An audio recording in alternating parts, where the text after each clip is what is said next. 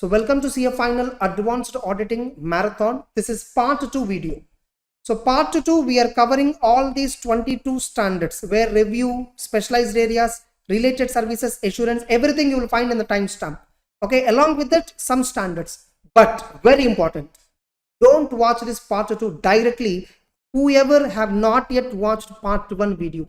Part 1 we have already uploaded 12 hours. I think you will find caramharsha CA Final Audit Marathon. You just type in the YouTube.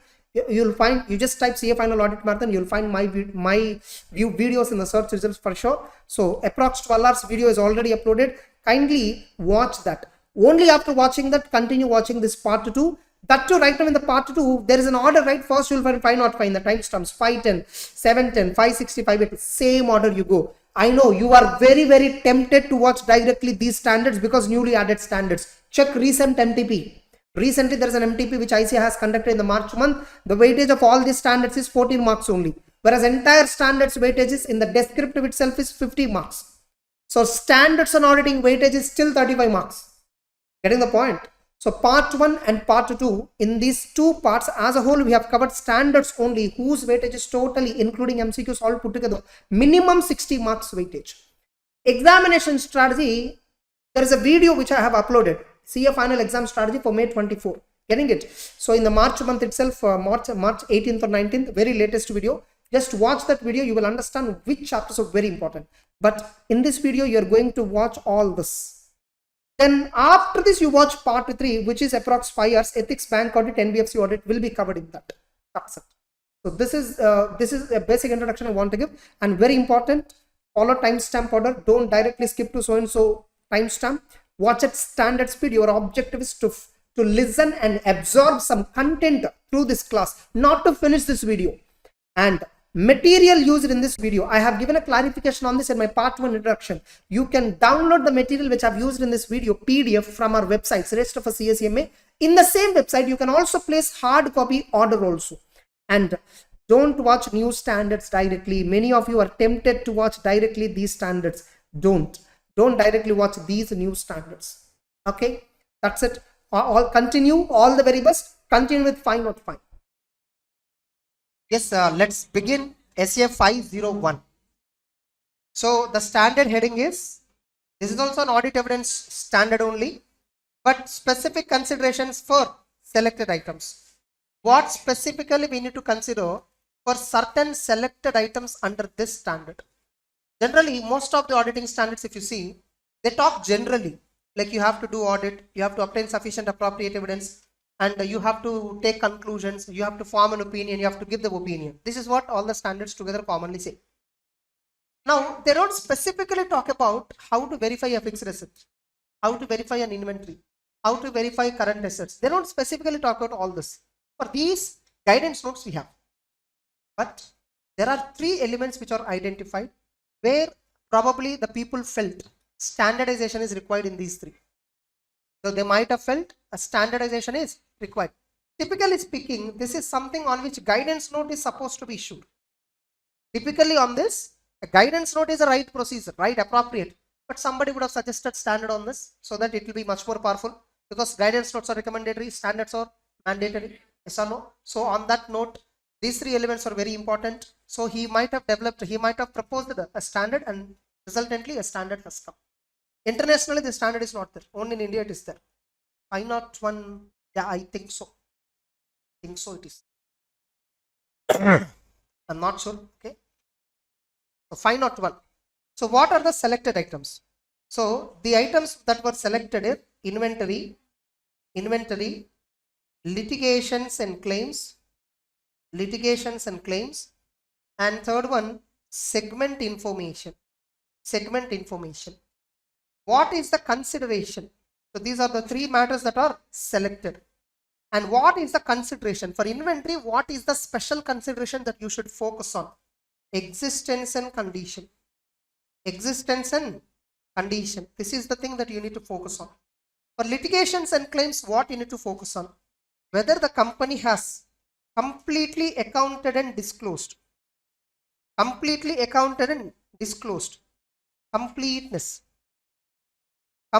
of accounting and disclosure of impact of pending litigations and claims involving the entity. This is the actual thing. For segment information, presentation and disclosure as per applicable financial reporting framework.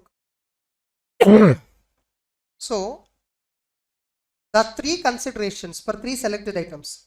For inventory, auditor has to specifically consider existence and condition. Of course, anyhow, you take care of valuation part as part of accounting standard. You have to check whether company has complied with accounting standards, right? Accounting standard is mainly dealing with what? Valuation. Now, whether in order, before you go for valuation, first you must establish evidence regarding whether inventory is in existence. If so, in what condition it is. That you need to establish. Then only you will apply accounting standard. So this standard is specifically dealing with existence and condition of inventory. Getting the point? It is not dealing with valuation. MCQ might come. In CA Inter it is there. In MTP or RTP somewhere it has been asked. When auditor is attending physical inventory counting, what are the attributes the auditor is concerned with? Option A, existence of inventory and condition of inventory. Option B, existence and valuation of inventory. Option C, condition and valuation of inventory. Option D, all of the above. Most of the students select all of the above if they never observe this. Getting it? Only the standard when we are verifying physically, when we are verifying physical verification, the main reason for physical verification is what? To value inventory, to know whether inventory is in existence. If so, in what condition it is? Obsolete, good, bad, what? Getting it? Then litigations and claims. Auditor has to check whether all the litigations and claims are properly accounted and disclosed in the financial statements as per respective framework. Whether segment information is presented and disclosed as per applicable framework. Now let's look at the litigations and claims first. So what auditor has to do? You must perform audit procedures to identify litigations and claims involving the entity which may give rise to risk of MMS. Nothing but there may be some litigations which company did not account, which company did not disclose, resulting in a material misstatement. So you have to do certain procedures to identify litigations. How do you identify? Ask the company first. Inquire the management and those charged with governance. What are the litigations that are there in the entity? 2. Review minutes of the meetings of top management, shareholders meetings, all that, whether any litigation related information discussed. See legal expenses account. Review the legal expenses account to know for what purposes the fees has been paid, whether is there any pending litigation behind that which is not disclosed to you. And if possible, you have to get a confirmation from external legal counsel. May 22 attempt or November 22 attempt, I'm not sure exactly, but in one of these attempts this was asked. Under what circumstances auditors should get a confirmation from external legal counsel? A direct question. Able to understand? So you need to get external, you need to get a confirmation from external legal counsel. Remember, this is a confirmation from external legal counsel. Getting it? Under 3 circumstances, if you think there is a risk of MS regarding litigation and claim, company just disclosed, where company has to recognize it as a provision. For example, when audit procedures indicate that some other litigations exist, when you are checking legal expenses account, you found many bills where some case related information is there which is not disclosed to you. You may want to ask external lawyers to get a more clear understanding of existing litigations and claims. To get a more clear understanding of existing litigations and claims. Under these 3 circumstances, auditor generally communicates with the external legal counsel. Of course, internal legal counsel you will anyhow ask. Inquiry of management and in-house legal counsel, you will ask them. But in addition to that, with external legal counsel, when you will ask, they will ask a straight question. And how do you get this confirmation? Through a letter of inquiry. This letter of inquiry in CA Inter it is even discussed much more in depth. This letter of inquiry is 2 types. Letter of general inquiry, letter of specific inquiry. Letter of general inquiry, letter of specific inquiry. Some lawyers know they might be having a prohibition not to respond on letter of general inquiries. Like suppose you mentioned you sent a letter to the auditor, confirmation letter with all management permission. So we are the auditors. Can you please give us the list of pending proceedings that you are dealing with the entity? This is a general inquiry. where the lawyer has to sit and list out and then send it to you. Letter of specific inquiry. As a part of our audit, we have found the following issues that pending litigations that you are dealing with. You are dealing on behalf of the entity. And this is the status of the case as of now, as informed to us. These are the amounts involved. That is what intimated to us by the entity. Dear Mr. Lawyer, can you please confirm to this specific inquiry? Are you getting the point? This is a specific inquiry asking you, please give me a list of pending cases that you are dealing. That's a general inquiry. I will list all the pending cases. You just confirm enough whether they are correct or not. So that's a specific inquiry. So for general inquiry, if lawyers are not permitted, then you have to do a specific inquiry. Clear? In addition to this, there are certain circumstances where you may have to directly meet the external legal counsel. Remember, direct communication with external legal counsel is different. Meeting the external legal counsel is different. Under what circumstances you have to meet the external legal counsel? CA inter only, it is covered in depth. See, actually 505 content is not given for you. It is given just as a diagram. Getting it? So there are certain circumstances under which you have to meet external legal counsel. If you think management has omitted some pending litigations, or they gave wrong accounting treatment for certain pending litigations. So in these cases, to get a better picture, you can directly meet external legal counsel. Suppose meeting with external legal counsel is not permitted by management. Communication with external legal counsel is not permitted by management. Management is permitting, but they are not responding. You need to obtain evidence through alternative procedures. If you are unable to obtain evidence through alternative procedures also, where ultimately you reach the conclusion that no evidence is available on certain pending litigations. Getting the point? Absence of evidence. Consider its impact on audit report. That's what they say. Nothing but you may have to give a qualified opinion or a disclaimer of opinion because you are not getting information regarding litigations. Clear? So if management refuses to give permission to communicate or meet with the external legal counsel, or the entity's external legal counsel refuse to respond appropriately for the letter of inquiry or is prohibited from responding, the auditor is unable to obtain sufficient of evidence by alternative procedures, then the auditor shall modify the opinion, qualified opinion or disclaimer of opinion. So this is a basic audit procedure that you have to do. And above all that, get a declaration from the company also, one formal written representation that what are all the pending litigations company is dealing with. All the pending litigations are disclosed to you. Everything is disclosed in the financial statements also. Everything is accounted properly in the financial statements also. Like that, management, board of directors and audit committee people, internal audit department, so they have to give a declaration to you. Mainly board of directors. So board of directors, especially who are dealing with financial reporting process, they have to give a declaration to you that everything is disclosed, everything is accounted, everything is disclosed in the financials also properly. So auditor has to request representation from top management to provide representation that all known, actual or possible litigations and claims whose effect should be considered have been disclosed to the auditor. Not only disclosure to auditor, they were appropriately accounted and disclosed in financial statements also. They need to give a declaration like this. That's it. Pending litigations over. Clear all of you? Then segment information. Another selected item is segment information, where you have to get sufficient appropriate evidence regarding presentation and disclosure of segment information. Now, so where you have to evaluate methods. So like when segment information is presented, what are the reportable segments? For that, accounting standard has given certain methods. Management will apply those methods and identify what are the reportable segments.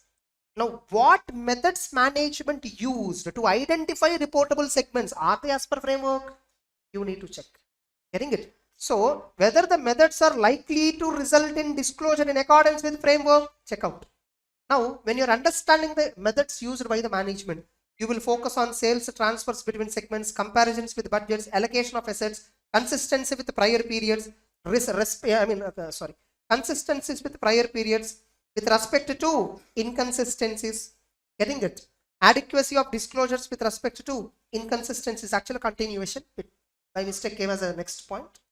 And where appropriate, whatever methods used by the management, you also recalculate, you also apply, you also test those methods. That's called reperformance. Getting it? And analytical process also you perform. Last year how many segments were there? This year how many segments were there? Getting it? Look at what are the businesses company discontinued, what are the new products company has launched, whether a launch of new product should it be shown as a separate segment, discontinuance of product, whether segment information for that is removed, whether AS24 discontinuing operations, some standards will be there. Okay, whether they're all satisfied or not. Under Ind AS, I think segment information discontinuing both are together, right?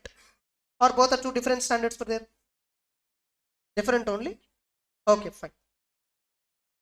So next, that's regarding segment information. Clear? So now they'll ask you questions regarding litigations. Okay, fine, come back. So litigations and claims involving the entity. What are the audit procedures you will do? You have to write main points any 4. Sometimes I'll ask a straight question on the sub point. Under what circumstances auditor will communicate with the external lawyer, external legal counsel? And what is the responsibility of auditor in relation to segment information under standards on auditing? That's one way. Next, now coming to inventory. By the way, the objective of standard is what? The objective of standard is regarding you obtain sufficient appropriate evidence regarding existence and condition of inventory, completeness of litigations and claims, presentation and disclosure of segment information in accordance with applicable financial reporting. Directly objective can be asked as a 4 marks question. What is the objective of auditor under SA 701? Then existence and condition of inventory. 501. Existence and condition of inventory. I'm just testing whether you're alert or not. Okay. Existence and condition of inventory. So first thing, auditor has to attend management inventory counting. Okay, especially when he should attend at the year end. As on 31st March, you should plan to attend entities inventory counting. So the auditor shall obtain sufficient appropriate evidence regarding existence and condition of inventory as at year end. For that, what you have to do? Attend physical inventory counting performed by management. Okay, by attending, what you will do? Observe how they are counting. You also inspect the inventory. Do test counting. Like so and so rack, they said, 75 items. You go and see whether 75 items are there or not. Observe count procedures means what? Some 4 or 5 staff members of the company, they are counting, somebody is recording, somebody is checking report, all that. So you also go and check whether whatever they are discussing is correct or not. And see what instructions management gave, what procedures they are following for entities physical inventory counting, what procedures they are counting. Remember, inventory counting, first you should count physically everything, then compare with the records.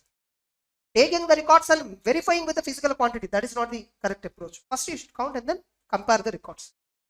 And okay, so they counted, count procedures and all you observed. Now you have to reconcile the count with the records, right? Yes or no? See that whether they are reconciling records or not. If any counting is carried at other than balance sheet date, suppose if at all company is not counting on balance sheet date because they are having so many go downs, some go downs they carried on balance sheet date, some go downs they are carrying after balance sheet date. If so, what are the changes occurred between balance sheet date and count date? Generally, what changes could be there? Purchases and sales, stock transfers. So see whether proper documentation is there or not, genuine or not, check out. Okay, if at all you are unable to attend physical inventory counting, which is performed by management on balance sheet date or even an alternative date, you are unable to attend. Impracticable. Impracticable is different from, you are unable to attend is different from impracticable. Both are different. Due to some unforeseen circumstance, then you attend physical counting on some other date and perform procedures on intervening transactions. Suppose if on 31st March you are unable to attend, plan on May 1st. Example, within this 1 month, what transactions happen? So May 1st, if physical inventory is matching with records, backward, you sales add back, purchases you reduce, you will get 31st March. Now, whatever the sales you added back and purchases you reduce, right? For that, look at the documentation and cut off. You will understand 31st March whether inventory is correct or not. Able to understand? Suppose if physical inspection of inventory is impracticable, means you cannot verify physically at all. In such a case, you need to get alternative, you need to perform alternative procedures and get evidence regarding existence and condition of inventory. Alternative procedures means what? Suppose I could not attend inventory counting at all. But from that particular location, which is there in some hill area where right now some restrictions are there because of some farmer strike and all happening, example, but sales are happening, outflows were there. The fact that outflow is there from the godown subsequently indicates that stock is there inside the godown, right? Only when I have money in my pocket I can pay. I'm paying means, what does it mean? I'm having money in my pocket. That's what subsequent evidence. So subsequent dispersals of inventory from that particular warehouse indicates that inventory is there inside the warehouse.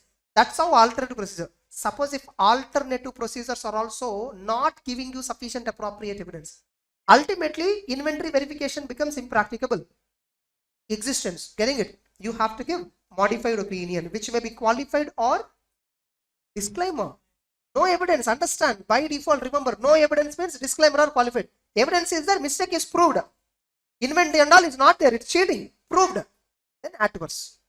Getting it? They'll ask you this question. What is the audit procedure if inventory is in the custody of third party? Getting it? If the inventory is in the custody of third party, you can get confirmation from third party regarding quantities and condition of inventory held on behalf of the entity. Suppose if you have a doubt as to reliability of confirmation provided by third party gave a confirmation, but you are having some doubts. Getting it? The auditor may perform below audit procedures. Then the auditor may perform below audit procedures. What? You may attend directly the third party physical verification process, or arrange another auditor so that he will attend. Get another auditor report on adequacy of third party count procedures. Inspecting documentation regarding inventory held by third party, and requesting from other parties where inventory is pledged as collateral, if at all. Getting it? That's it. I have seen one MCQ on this. I don't know. This is an institute website only. That way MCQ. Somebody have shared me the image. What is it like? When the inventory is in custody and control of third party, what are the other audit procedures auditor has to apply? That's what they said. Question is. And they selected the answer, this one. I think what this point is selected. Inspecting documentation regarding inventory held by third party. This answer is selected. I think that guy who designed this question, he didn't understood the standard clearly. Actually, here they said below word, right? In the standard, probably they might have used other audit procedures. What is other audit procedure? One is confirmation. If confirmation is not reliable, you will perform other audit procedures. What are other audit procedures? He is asking. What are other audit procedures? He is asking, and 3 to 4 options he gave, and he selected this option: inspecting documentation regarding inventory held by third party. Sometimes questions, the person who is drafting his question, he should understand whatever he understands by reading is different from how people understand. So when I'm designing a question, we should design in such a way that people also understand the same way. So they just design, if they understood, that's enough for them. And they recommend it to the institute. Institute also what? Lack of MCQs, they will approve it. Getting it? So there should be one proper expert must be there to evaluate each and every question, whether the question is properly conveying or not. Is there any ambiguity involved? So I'm just telling you, these kinds of MCQs also might come. Clear? Next. You see, like here the word we have used is the below word, but probably in standard there might be the word other. Better I'll see enter material, in that it is accurately given.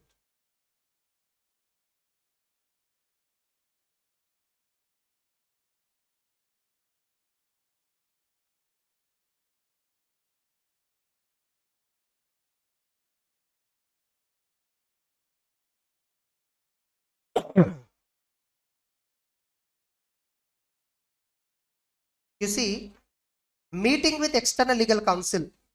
If auditor determine that matter is a significant risk, or if the matter is complex, or if external legal counsel and management are disagreeing on a if external legal counsel and management, they both are disagreeing on a particular matter.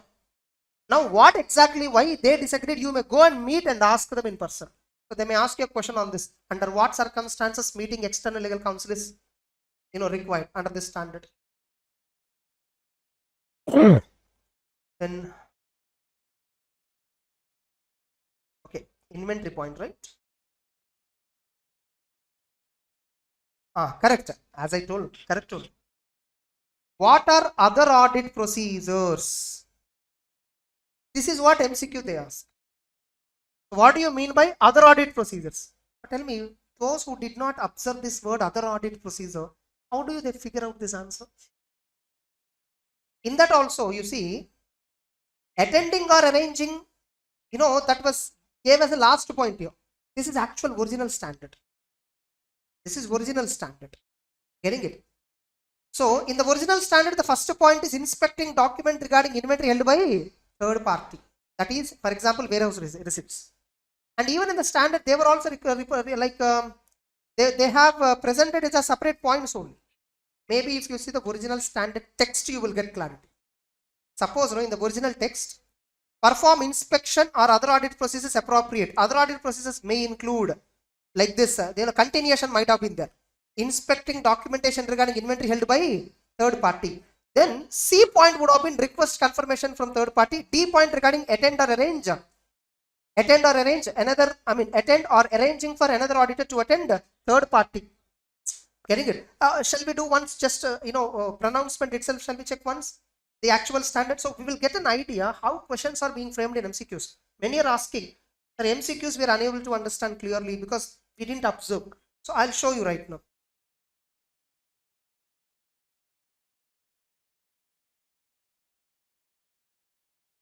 If at all that is the case, then I need to make entire my book as per pronouncement. See, I see exam oriented means not teaching concept. That's what many people think. Exam oriented means what? What exactly institute is expecting and what we are discussing in class. If both are not matching, how it is exam oriented? I think mine is probably exam oriented, 100%. Today exam oriented means 100% discussion. There is no such shortcut. Once upon a time when we were studying, if we study 5 chapters, that's enough.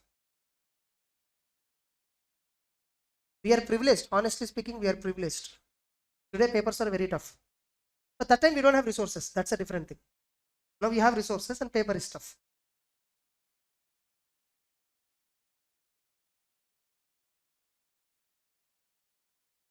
Yes. So SA 501.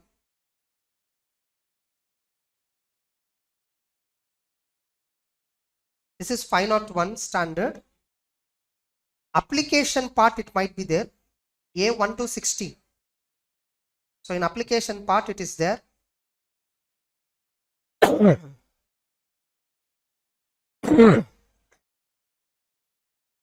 No, correct only. The way we presented in our book is correct only.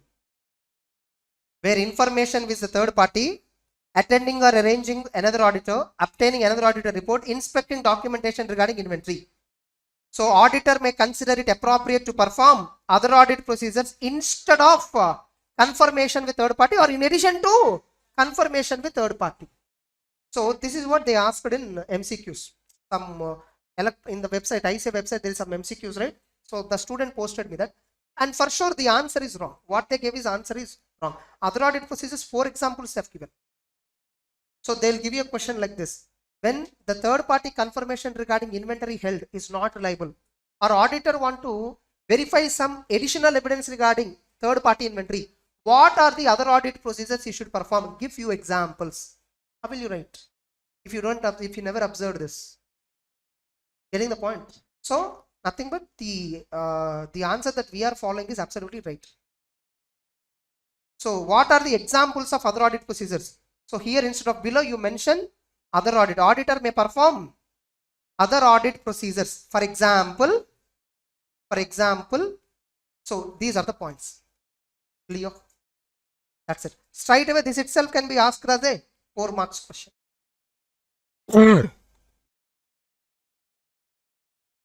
So over SA 501. Clear?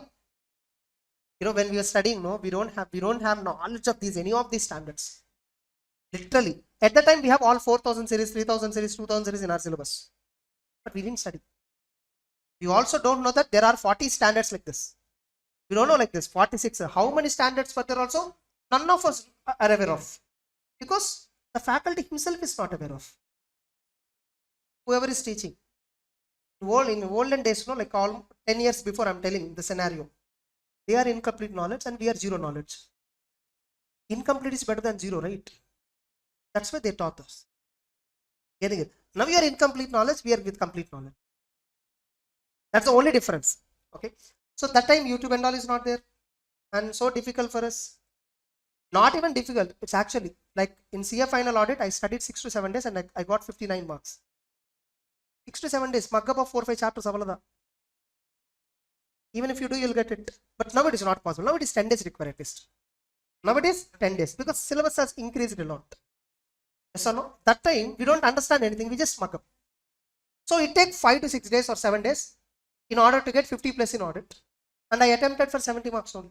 And I got 59. Because that time paper is also only one paper. Audit paper means one paper, 2 sides only.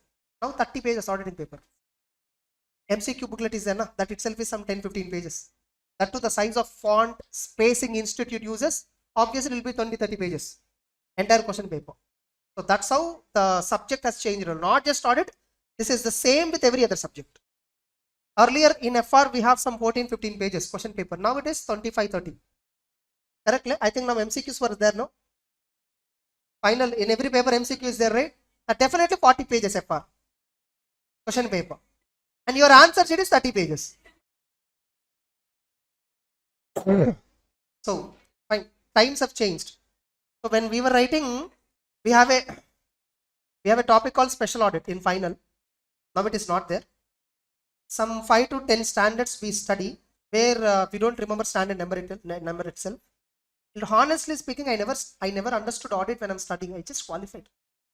I don't know anything about audit. Only when I started teaching audit, I learned. Actually, I did practically all these works. At that time, I don't know that they were there in the book. I used to think book is different, reality is different. Then when I started reading the pronouncement book, then I realized that whatever is there in the book only there in the reality. Today, whatever the real audit procedures in Big Four, if at all any of you have worked, where they'll have an electronic documentation completely, where they have checklist questionnaires and all, they are all derived from guidance note on IFC.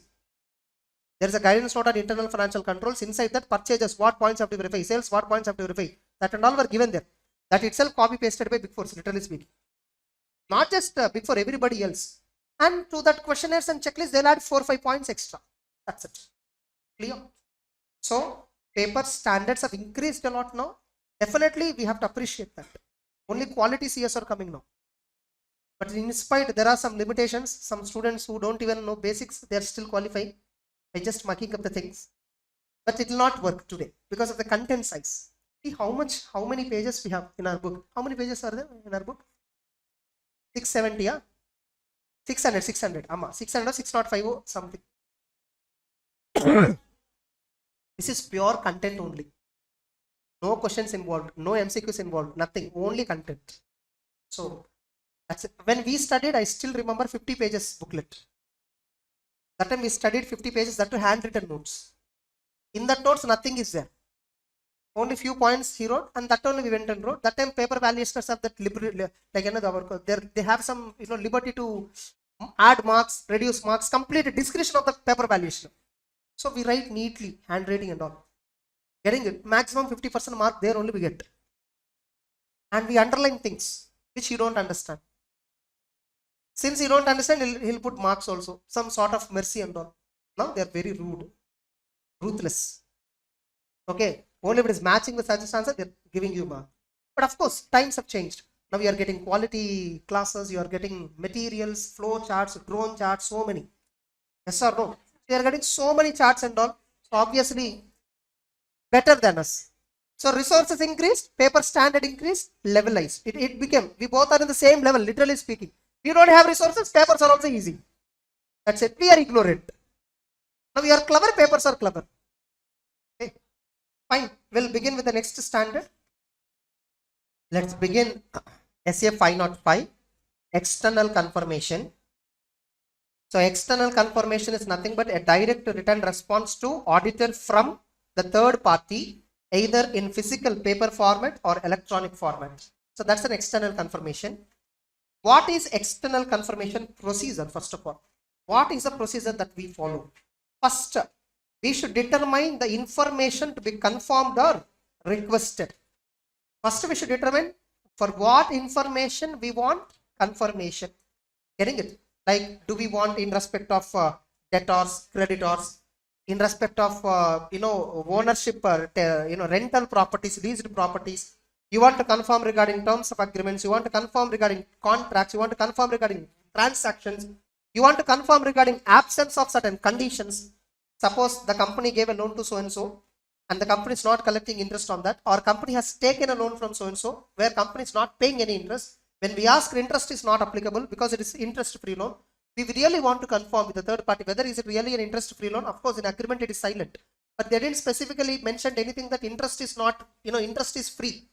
They didn't mention anything. So is it really absent or by mistake it is missed? So we want to know that. And amount due to the lenders, creditors amount, property title deeds held by lawyers or financiers, okay, banks and all. Suppose company said so and so property we have taken a loan, the property deeds are with the bank. We want to verify title deeds of immovable property to report under CARO. So now company is not giving me title deeds because they are saying the title deeds are with the bank. So we sent a bank a confirmation. Can you confirm me title deeds are in whose name? So that we have to report under CARO. Getting it? Investments held by third parties, demat, depositories, all that. So for various things you can ask for confirmation. So first you should determine for what information you want confirmation. Determine the information. Then selecting the appropriate confirming party. Who is a confirming party? Suppose I've selected State Bank of India, with whom the company has kept immovable property title deeds as security, mortgage. So original title deeds are with the State Bank of India, and we have got some loan for different purposes. Now title deeds are in the name of the company or not, we want to get a confirmation with the banker. Company saying it is in our names and don't worry, look at the Xerox. No, I don't believe in Xerox copy, I want original copy. So original copy is with the bank. So now to bank, we should send this confirmation, right? To get this information. So to whom we should send this? In the bank, probably the bank manager. So bank manager is called as appropriate confirming party.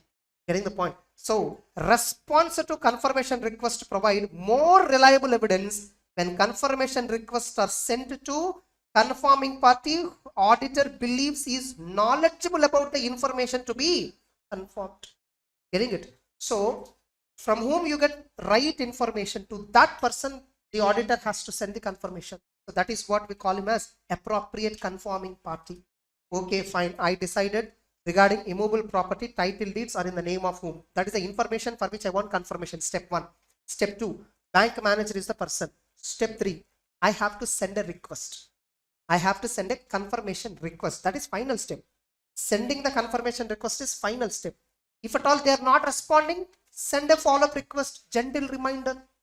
Getting the point? So send a follow-up request. Now, before you send the request, first you should design the request right. Design the confirmation request right. Now, SAF 505 says there are two ways of designing confirmation request. One, positive confirmation request. Another, negative confirmation request. Positive confirmation request means what? The confirming party, where they will respond with the information you provided in the confirmation request. Look, information requested, confirmation request, both are same. Both are different. Through the confirmation request, we are asking the third party an information. Understand? That's how the terminology. So, whatever information requested by the auditor from the third party through confirmation request, that's how the phrases come. Getting it? Observe. Positive, where the third party confirms whether he agreed to the information or disagreed to the information requested by the auditor. Getting it? So, confirming party respond directly to the auditor, indicating whether the confirming party agrees or disagrees with what? Information in the request. Or you can write alternatively as information requested by the auditor. Getting the point? Or providing requested information. Able to understand the phrases? Getting it? What is the negative? He will respond only if confirming party disagrees with the information provided in the confirmation request. Getting the point? So only third party has a duty to respond only if it disagrees. Like we will send a mail like this to the banker. We, the auditors of so and so company, who have a current account with your bank, the company has taken a loan for so and so purpose by mortgage of so and so immovable property. We are supposed to report on the ownership of the title deeds of the immovable property as a part of our audit. In our examination of records, we found that the immovable property which are mortgaged with you or in the name of the company Messrs. ABC Private Limited Company. Getting it? So having corporate identification number so and so. Kindly please confirm whether in the original document title deeds that you are having, the same name is reflected or not. Kindly reply within 4 days, working days. Awaiting for your reply. You are sincerely auditor. Getting it? So you send this reply. You send a mail like this. Now here, the wordings are used by me in such a way that whether he agree, he has to reply. If he disagree, he has to reply. Now here I mentioned additionally, if at all in the title deed some other name is there, kindly mention in whose name the title deeds were there. So this is what we requested. Suppose within the 4 days, if at all he didn't reply, we will send a follow-up request once again. Getting the point? Even for the follow-up request also is not replying, we'll directly visit the bank and ask him. If at all he is not giving the reply at all, it's a limitation on the scope. Not created by management, but created by circumstances. Getting the point? Whatever it is, you did not get evidence. And if you think this is obstructing you from forming an opinion, you may either give a qualified opinion or you may give a disclaimer of opinion. Able to understand? Next. Suppose in the same confirmation request, I used the wordings like this. Kindly revert. If the title deeds held, original title deeds held with yourself does not contain the name of the company having corporate identification number like this, or reply. Ignore if at all the same name is reflected in the original title deeds. If at all you disagree, reply within 4 days. Otherwise, ignore. So we clearly mentioned ignore if it is matching. So in that case, if I do not get reply within 4 days, I assume that everything is conforming, like everything is in agreement. That's what I assume. Now tell me, positive confirmation or negative, which is best? Obviously, a communication is complete only when there is a reply from the other party. That's a normal business communication principle. Negative communication is not at all correct. It provides less persuasive evidence than positive confirmation request. What if I sent a mail, it went into bank's spam box? He didn't even see that. And that's why he did not reply. Are you getting it? So how do I know that? Are you getting the point? So non-reply to a negative confirmation request, non-reply to a negative confirmation request cannot be a persuasive audit evidence. Getting the point? This question is asked in May 23. Same question has been asked. I think for this, the matter is given in CA Interbook. I'll directly open and show you. In CA Interbook, it is there. In May 23, they asked for this. Okay. I'll show you just a minute what question they asked exactly.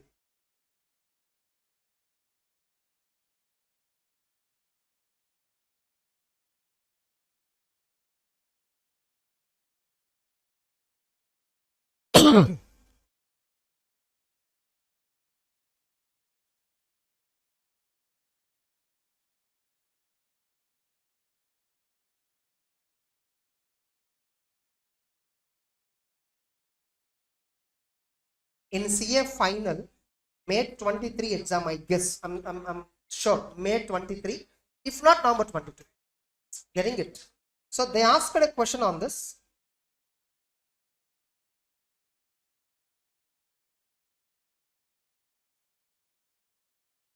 So what question they have asked is this one. This box is what they tested. Earlier, this and all is not there in CA Inter main book also, final main book also. It's there in pronouncement only. So students will only read main book, right? They'll not read pronouncement. Getting it? So this point is there in the pronouncement book. Okay. A failure to receive, like the question is like this. There is a debtor's outstanding amount so and so. This is outstanding from more than 1 year. And auditor has sent a negative confirmation request because the balance is immaterial. and the auditor did not get a response for the negative confirmation request he sent. What is your observations in this regard? Something like this is the question. So how they articulated, you see, failure to receive a response to negative confirmation request does not explicitly indicate receipt of the request by confirming party of the request or verification of the accuracy of the information contained in request. What it is saying, for a negative confirmation request, if you did not get reply, that doesn't mean third party confirmed it. That doesn't mean third party received it. Getting it? Accordingly, a failure of a confirming party to respond to a negative confirmation request provides a significantly less persuasive evidence than positive confirmation request. Generally, confirming parties are more likely to respond when they are disagreeing. They will not respond when the request is in their favor. Getting it? When the information when we request is, you see, generally they disagree when the information they requested is not in their favor. They disagree. However, they're likely to respond otherwise. What does it mean? If the information that we requested is in their favorable, they may likely to respond very less because it is favorable to them. Suppose we said, sir, as on 31st March in our company records, we have to pay 1 crore 5 lakh. Third party books shows 45 lakhs. Getting the point? And we are a liability to him. We are liable to him. Third party, why company itself is saying 1 crore 5 lakhs, why should I respond? Let it be okay. But otherwise, contrarily, suppose we have to pay 45, third party books are 1 crore 5. He will definitely respond, sir, what happened to you? Now 1 crore 5 lakhs is pending. Getting the point? These 3 points is what they're expecting you to write in that exam. May 23 CA final exam. This has been asked as a 4 marks question. Understood or not? You can check it out. This was there in MTPs, old MTPs. It was there in 2018 or 2019 MTP book. From that, it was tested. Clear, all of you? It's okay. That's why you read main books. You should also read question banks. If you blindly read only question banks now, you will not understand the question in exam because same question you will not find in exam. You will find completely different altogether. They are creating now the questions. Concept is same, but the way they are putting up the story is different. Where you, by reading the story, you confuse what they're asking. So understanding the actual standard and practicing questions, that is a right combination. Many students, they only practice questions. They message me, sir, if I practice past 10 attempts question bank, is it enough to pass? Enough to pass if at all everything is in your favorable. Only, which is a 10% possibility. 90% you are risking. So you should read the actual standard, understand the structure of the standard. You should understand what they are covering, and finally you should decide. And question bank is a practice. Remember, question bank is for practice. To know how in different ways a question can come. Getting it? That's it. So a failure to receive response to negative confirmation request. The auditor have sent a negative confirmation request and he did not get a response. How do you evaluate? What procedures or what conclusions you will take in this regard? These conclusions I will take. These conclusions I will take in this regard. When I did not get a reply for a negative confirmation request, I generally take these 3 conclusions. Clear, all of you? I have covered this in CA Intermarathon. Don't worry. Next. Now, so okay, fine. We understood that negative confirmation request is less persuasive. So can we use this negative confirmation request in any situation? Yes, of course we can use. If all the following conditions are present, negative confirmation request can be absolutely used. Getting it? When risk of MMS is low and the population of items subject to negative confirmation comprises so many small homogeneous balances, transactions or conditions. For immaterial items, you can use negative confirmation request. Suppose a company has 10 creditors and out of the 2 creditors are only having material outstandings. Remaining 8 are very basic amounts, not even negligible. But still, why should we ignore? Let's send a confirmation to them. You can send negative so that you need not wait for them to reply, so that you can send a follow-up. Follow-up and all is not required. That's not that material. Getting it? And low exception rate is expected. What do you mean by exception? Exception also they have defined here. You see the definition, exception. What is an exception? See, you send a request to the third party, positive or negative or whatever, you send a request where third party has to confirm whether the outstanding balance is 1 crore 5 lakhs or not. Third party responded. He responded saying 85 lakhs. Now, there is a difference between the response given by the third party and the information you requested. By the way, you requested this information 1 crore 5 lakhs. Why you requested 1 crore 5 lakhs? Because that is what contained in entity records. So, a response indicates difference between what and what? Information requested to be confirmed or contained in entity records and information provided by confirming party. If there is a difference between what is there in our record only we requested and what is there in our record, what we requested and what third party replied, there is a difference. The response indicates difference. The difference is called as exception. They'll give you a true or false statement. A response indicating difference between information requested by the auditor or contained in entity records and information provided by third party is treated as a material misstatement. No, it's called as exception. How can you directly say material misstatement in financials? Maybe third party records only wrong. When exception is there, what you will do? You will investigate further. You will take his statement of accounts. You take our statement of accounts. Cross verify debit, credit, everything. Any unresolved items, you investigate whose mistake it is. Then if you conclude third party books only wrong, your books are right, document it. Though you found an exception, you document it. Are you getting the point? You remember SA 230, form, content and extent of documentation. What are the factors that affect form, content and extent of documentation? There they use the word extent of acceptance. I don't know how many of you remember this. Extent of exceptions. If you are identifying more exceptions in audit, like suppose in every case, purchase order is not matching with GRF, that's an exception. Purchase order is not matching with purchase invoice, that's an exception. Payment amount is not matching with purchase invoice, that's an exception. Exception means what? Unusual. Generally, invoice amount 10 lakhs is there, I will also pay 10 lakhs, that's usual.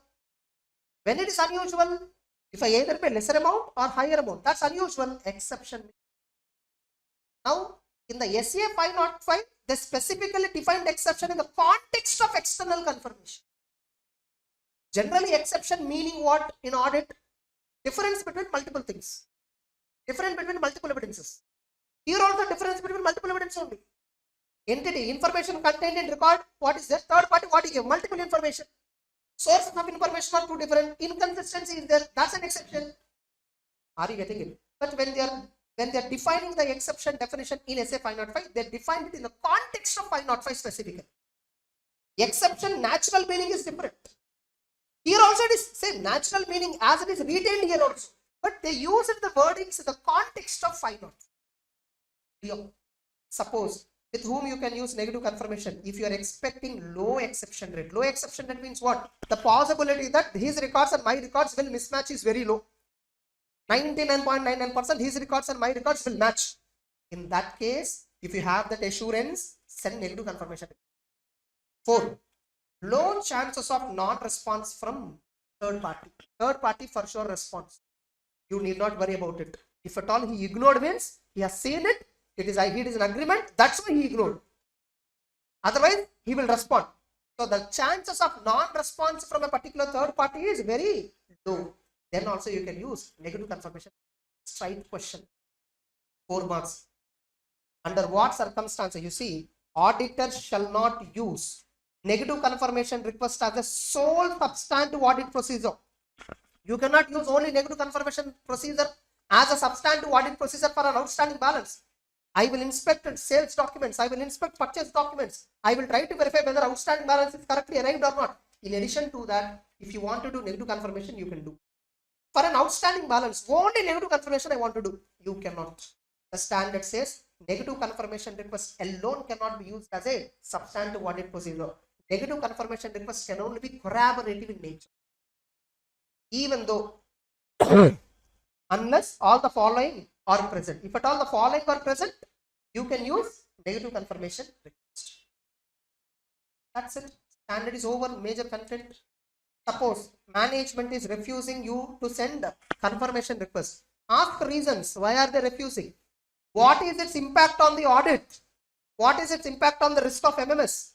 Perform alternative procedures and obtain evidences regarding whether outstanding balance is correct or not. Subsequently, payment is made. Subsequently, collection is made. That's an indication that outstanding balance is correct. If auditor concludes that management refusal is unreasonable, suppose management is refusing, which is unreasonable, there is no proper reason behind it, there is no concrete evidence to support the reason, or you are also unable to obtain evidence, communicate the issue with the top management. Significant difficulty. Yes or no? It's a significant difficulty. Communicate with those charged with governance and consider its impact in audit opinion. Consider its impact on audit opinion. You will give qualified or disclaimer of opinion. You will give qualified or disclaimer of opinion. Suppose you got confirmation request. Third party also responded, but you are having doubts on the third party reply. You felt that management has a control on the third party. In such a case, if auditor identified factors that give rise to doubts about reliability of response received, you shall obtain further audit evidence to resolve the doubt. A response to confirmation request, if at all you determine it is not reliable, evaluate the impact on risk, evaluate the impact on audit opinion, all that. See, unreliable response is equal to no response. Both the cases, qualified or disclaimer only we will give. In exam, they will ask you, what are the audit procedures if auditor has doubts about reliability of response provided by third party to a confirmation request? Straight question. Or they'll ask you, what is the audit procedure if management refuses to allow the auditor to send a confirmation request to third party? What is the external confirmation procedure? Briefly, step 1, step 2, step 3, step 4, only main steps you have to write. Determining information to be requested is one of the important steps in an external confirmation procedure. You have to write this much. When you are designing the confirmation request, you have to keep in mind certain factors. Positive format you want to send, or negative format you have to send, you have to keep in certain points. What is the assertion you are addressing? Through what method you are communicating? If you are communicating directly and visiting the third party, negative also you can do. If you are communicating through mail, okay, positive is better. Okay. How far management is authorizing, how far they are encouraging to send us confirmation request. Are they encouraging us to send negative request? Are they encouraging us to send positive request? And how far third party has ability to confirm. Whether third party has any restriction to confirm. Suppose SBI, I sent a mail, bank manager replied, sorry sir, we are not supposed to give that information. Getting the point? What is his ability to respond? So when you are designing confirmation request, design in such a way that by looking at that request, third party for sure reply if there is a disagreement. Getting the point? In such a way you disagree. And there is one true or false statement I've seen on this. Suppose you sent an external confirmation, in that you mentioned 1 crore 5 lakhs. Third party books of accounts shows 45 lakhs. It's a liability for us. Just because in the confirmation request we mentioned 105, are we contractually liable to pay 105? That true or false is what they asked. So through an external confirmation, auditor has requested 105. Third party is claiming that he has to receive 105 because it is there in the confirmation request. True or false statement? It is not a contractual obligation. It's just an audit procedure. Audit procedure is nowhere affecting actual contractual obligations between the client and the third party. That's it. SA 505 over all possibilities I discussed. Clear, confident. Remember, exception is not a misstatement. If you find an exception, investigate whether there is a misstatement. That's it. Okay, take break. Yes, SA 510. Initial audit engagements and opening balances. This standard has a direct connection with the 710 standard major segment. But of course, first we'll finish understanding this and then go to 710 and look at the interlink. Okay. So 510 standard says, in case of an initial audit engagement, the auditor must obtain sufficient and appropriate audit evidence regarding opening balances and accounting policies. These are the two elements which are mainly covered. And one more element which is covered in the standard is predecessor auditor's report. If at all you were appointed, of course, initial audit engagement itself means first time you were appointed for this entity. For the client, you were the auditor for the first time. You were the auditor for the first time. Maybe previous years, some other auditor would have been there. You are taking up the audit by replacing the previous auditor. So previous auditor is called as what? A predecessor auditor. They even have given definition for predecessor auditor. Predecessor auditor means not engagement partner changed. Auditor himself is changed. Auditor from a different audit firm who audited financials of the entity in prior period. Getting it? And who has been replaced by current auditor. Now, so what do you mean by opening balances? Look at the objective first. The standard starts with this sentence: in conducting an initial audit engagement, the objective of the auditor with respect to opening balance is to obtain sufficient appropriate evidence whether opening balances contains material misstatements that affect current period, whether accounting policies reflected in the opening balances were consistently applied in the current period. This is the object. And the standard says the objective applies only in case of initial audit engagement. Only when it is an initial audit engagement, this standard applies. Otherwise, we need not apply this standard. But as a customary, whenever we are doing audit of every year, opening balances verification procedures we perform. Even though we are the same auditor, recurring auditor, even though it is not an initial audit engagement for us, we still do opening balance verification. Clear? So first of all, what is an initial audit engagement? An engagement in which the financial statements of prior period were not audited at all, or prior period were audited by predecessor auditor. Either the prior period financials were unaudited, or prior period financials were not, audited by a different auditor, whatever it is. Now you were appointed. Getting it? This is the first financial year for you in that entity for audit of financial statements. That's an initial audit engagement. Since previously somebody has audited, or previously no audit happened, how do we trust the opening balances? So the standard says you must obtain sufficient appropriate evidence whether the opening balances are correct or not, because most of the entities opening balances are material to the financials unless it's a newly started business. Last year business and all doesn't happen much. No business, that much business and all, not at all there. Hardly some 5 or 6 sale transactions, some 3 or 4 purchase transactions. All are cash sales and cash purchases. No much other affairs in the business. In that case, for the next year, this year closing balance, which is nothing but opening balance for the next year, may not be material. Getting the point? But if opening balances are material to financials, you must obtain sufficient and appropriate evidence that they are free from material misstatements. They are perfect. Now, how do you evaluate whether they are free from material misstatements? There are two ways. One, if at all previous financial statements were audited, look at the audited financial balance sheet and P&L. Take audited balance sheet and P&L. Compare it with the current year figures, opening trial balance. Getting the point? Current year opening trial balance. Compare it with that. So opening trial balance you generate. So that trial balance match it with the last year balance sheet only, in fact. Getting it? Just balance sheet matching, you just do trial balance. This is a specific audit procedure that we have to perform to evaluate opening balances. And see, is in the current year, you are doing some audit, right? In the current year, you're doing payments audit, receipts audit, transactions audit and all. In the current year, based on the current audit procedures, have you got evidence on opening balance? Check out. So what does it mean? Opening balance, some debtors were there. 10 lakhs one per customer, 4 lakhs another customer, 1 crore 5 lakhs another customer, 1 crore 10 lakhs another customer, 20 crores another customer, whatever it is. So opening balances were there. In the current year, in the May or June or July, some month, it is received by the company in the bank account. Those accounts which are outstanding at the beginning date were settled now. Settlement later on is an indication that there is an outstanding. So when you are verifying receipts audit from customers, the receipt that you verified from the customer is an evidence for opening balance. Getting it? So that's what they tell you here. So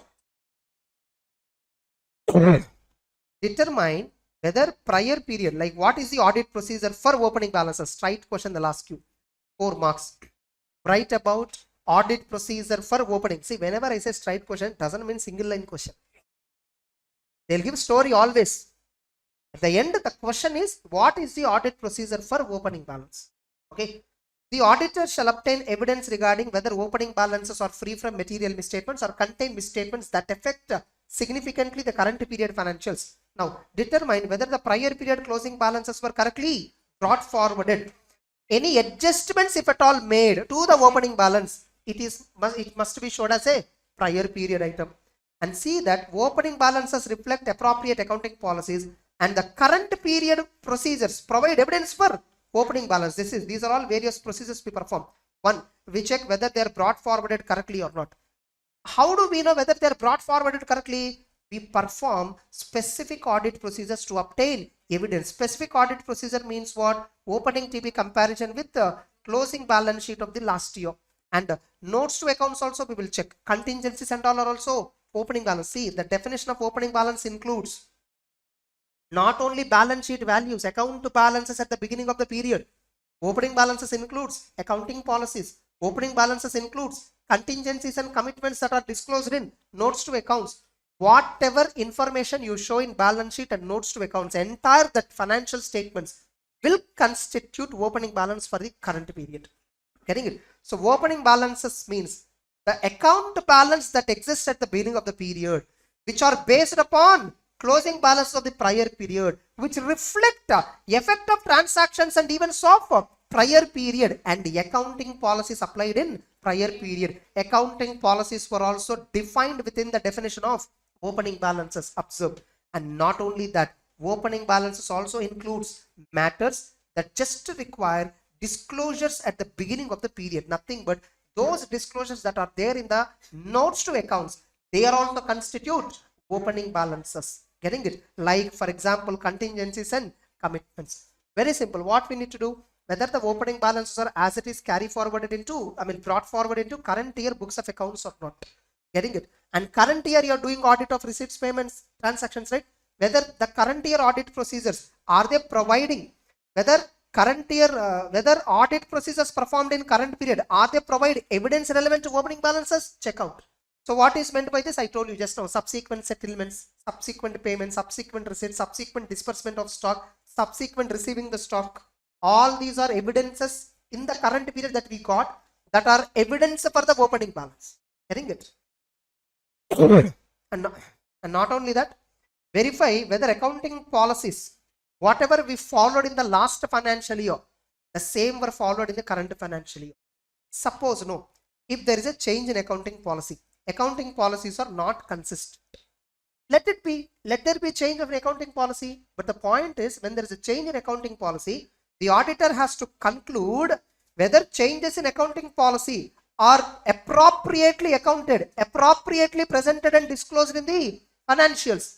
If at all they are not properly presented, if they are not adequately disclosed, auditor will express a qualified opinion or adverse opinion.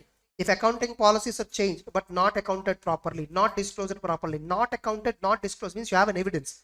You have an evidence that they are materially misstated. So you have to give which opinion? Qualified or adverse opinion. Suppose you verified opening balances and you concluded that opening balances contain misstatements. Like in the current year, there is an outstanding debtor balance in the opening date. Some 1 crore is there. Current year customer paid 75 lakhs only settlement and customer account got closed. No further transaction happened. When I further investigate with the management, why there is a 75 lakh settlement for 1 crore outstanding, when we investigate further, already company has collected in the last year itself some amount, but they did not pass that entry. Getting the point? They collected, they received a check. They received a check so and so on 31st March or before 31st March. They did not enter that check. They entered the check only after realizing it on April 1st or 2nd. Getting it? That's why a 31st March balance shows 1 crore. But customer gave 2 checks. One is 25 lakhs, that is on or before 31st March. Another check he gave on April ending. Getting it? This 25 lakhs worth of check related information as on 31st March, it was not updated. As per accounting principles that we generally follow, when we receive the check, we should account it immediately as a receipt. And in the bank reconciliation statement, we will show check collected but not yet settled. In the BRS, we will show that BRS adjustment and all they did not do. Now it's a material misstatement in the accounting process. Now they need to adjust it as a prior period item. Generally, these kinds of mistakes will be identified in subsequent event audit procedures. If at all it is not identified, then it will turn into a material misstatement in opening balance. So if auditor concludes that opening balances contain misstatement that materially affect current period and the effect of the misstatement is not properly accounted, not adequately disclosed, you must account and disclose it as a prior period item separately. If at all you did not do so, the auditor shall express a qualified or adverse. Suppose if at all you are unable to verify opening balances, you are unable to obtain sufficient appropriate evidence regarding opening balances whether they are free from material misstatement. For example, previous year financials were not audited. If previous year financials were not audited, how do I know opening balances are true and fair? I should sit and do the audit of the last year. When I want to do last year audit, that before last year also not audited. What should I do? Opening balances, we cannot obtain sufficient because they were unaudited figures. Because they were unaudited figures, because opening balances are unaudited figures, we cannot ascertain whether they are true and fair or not. And if the opening balances are substantial portion of the financial statements which are unaudited, you have to give a disclaimer of opinion. You have to give a disclaimer of opinion. If at all a client called you specifically, generally previous year financials not audited, this situation arises in non-corporate entities. A partnership firm appointed you as an auditor. In this partnership firm, every year they are preparing books of accounts, balance sheet, P&L. There is no formal audit. First time they appointed you as an auditor. Getting it? Now, last 3 years, almost 4 or 5 years onwards, they are doing business. 4 or 5 years onwards, they are maintaining accounts. Everything is perfect. But the point is, they didn't audit. They were not audited. Now, what you have to tell the partnership firm? First, we have to do audit of last 5 years, sir. Then we will get closing balances of the last year correctly, whether they are right or wrong. Then we can give opinion on the current year financial statements because opening balances will be fine. If at all you are not allowing me to do audit of last 4 years, no, I will not accept the audit. SEA 210, before accepting an audit engagement, getting it? Auditor has to check whether he can accept that engagement or not, whether the financials are prepared as per applicable framework. Here partnership firm, there is no specific framework. They will prepare as per gap. Getting it? But since they were not audited, their material, their substantial portion in the total financial statements, opening balances, I don't want to take risk. I will not accept the appointment. Nevertheless, suppose you accepted the appointment. Later on, company changes the terms of the engagement and you are unable to withdraw. Then you have to do what? Disclaimer for people. Got this context? Accept. Next step. So obviously, auditor has to get evidence regarding whether accounting policies reflected in opening balances have been consistently applied in current period and whether changes in accounting policies have been properly accounted and for adequately presented and disclosed as per applicable financial reporting framework. Clear? Suppose you found opening balances mistakes. Will you directly go and modify the opinion? No. First, we have to communicate with the management.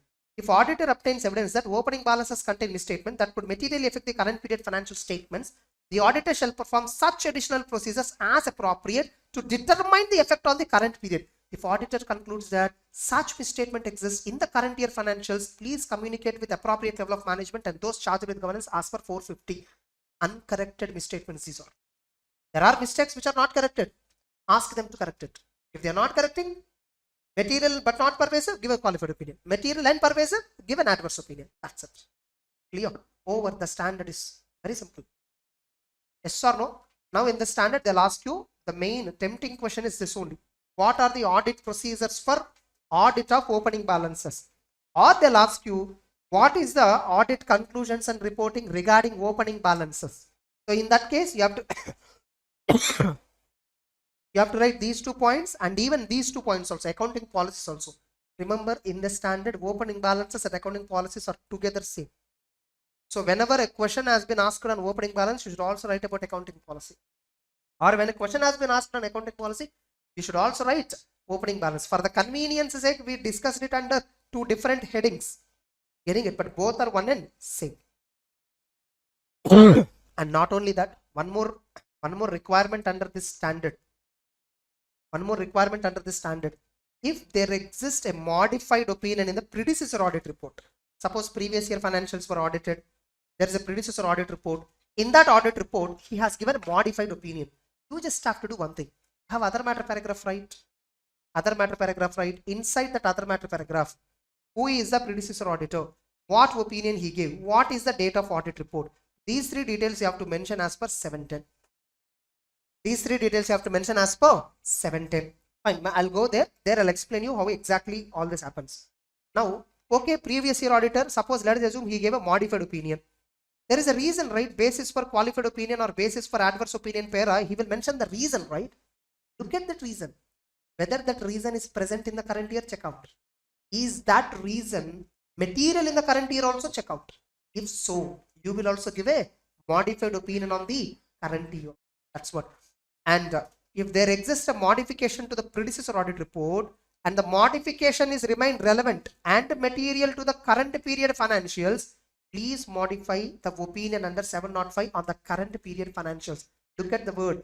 If it is remaining relevant and material in the current year only, you will modify. Suppose previous year there is a modified opinion and that modification reason is pertaining exclusively to last year. That is nowhere relevant in the current year and nowhere material in the current year. You will not modify. Now let's go to 710.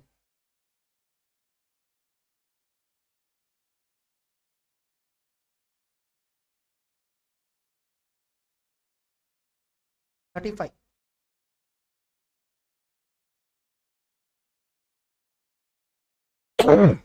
$35.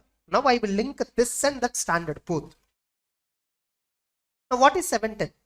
Comparative information, corresponding figures and comparative financial statements. Comparative, actually spelling mistake, comparative information, corresponding figures and comparative financial statements. Now for this I want to show one important evidence.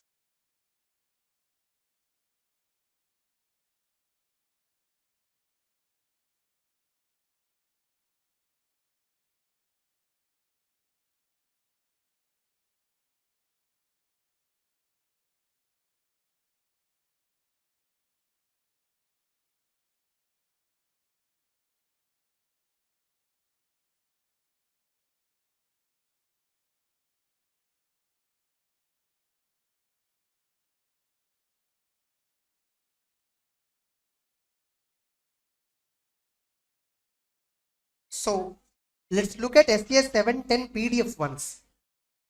I don't know how many of you have observed this. 710 PDF, if you open and see, here look at this. This fourth point you see, footnote in the 710 PDF. Typically, financial reporting frameworks in India uses corresponding figures approach for general purpose financial statements. Fine, make a note of this. Just, observe this. Okay.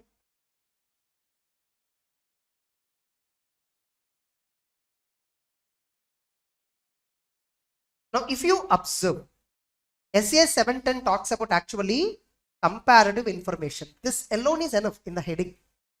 But the heading is extended with two different approaches. One, corresponding figures, which is one approach of comparative information. Two, comparative financial statements, which is another approach of presenting comparative financial information. They have used multiple words. Comparative information, nothing but comparative financial information.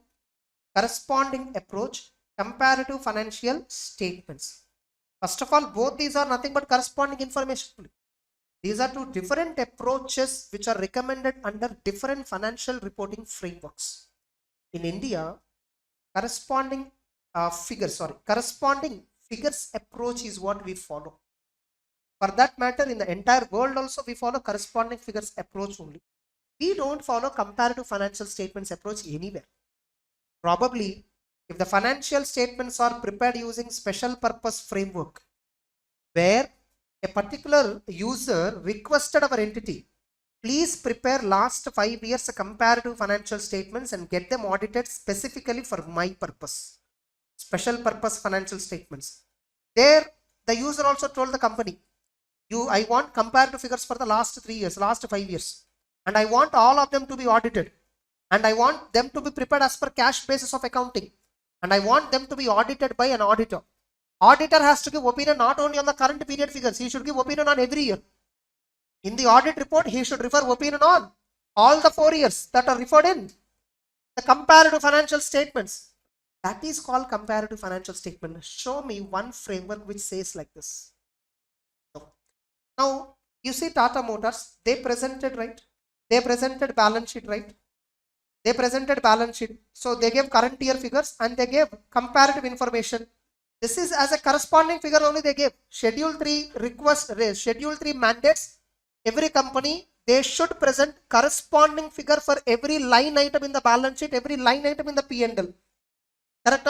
So it's a corresponding figure that we are presenting. It's not a comparative financial statement where auditor opinion only talks about current period. It only talks about what? Opinion paragraph talks about only the current year. It will not be considered. They will not talk about previous year.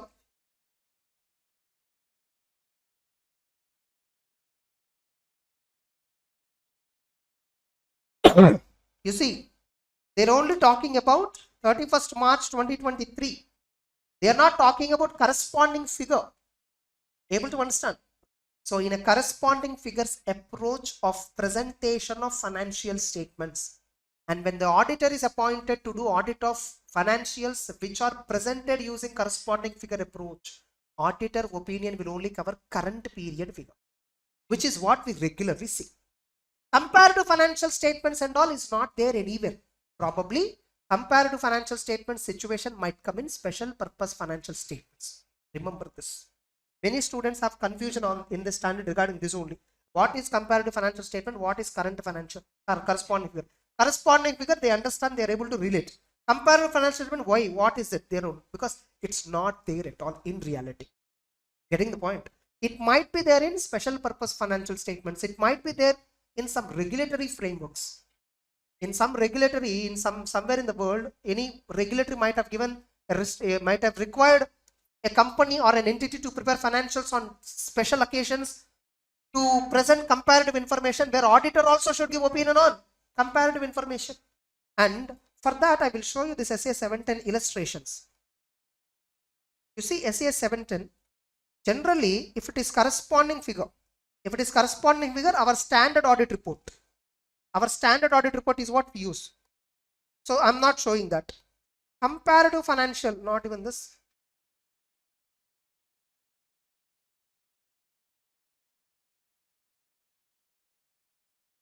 This is comparative financial statements. Auditor is required to report on both current period financial statements and prior period financial statements in connection with the current year audit. And you see here very clearly, the financial reporting framework used in preparing the financial is other than GAAP. Have you observed this? Other than, they're using it here. Other than accounting principles generally accepted in India. However, audit is conducted as per standards on auditing. Now tell me, only if the financials are prepared using GAAP, we call them as general purpose financials. If you're using some other framework other than GAAP, means what framework? Probably special purpose framework. Now you see the opinion paragraph. Report on the financial statements. We have audited balance sheet which comprises as a 31st March and previous year date also given. Have you observed this? Previous year date also they have given. So they have given current period and previous year. Getting it? And probably opinion, if you see.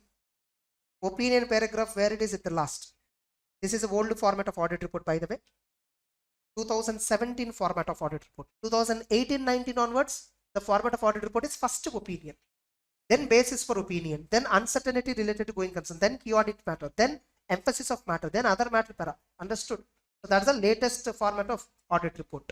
This is old format of audit report, which they have not updated. Now, qualified opinion. In our opinion, so they are referring about 2 periods you see here. Getting it? Got the clarity on comparative financial statements? So comparative financial statements are the one which are prepared other than GAAP. So they are some special purpose financials probably.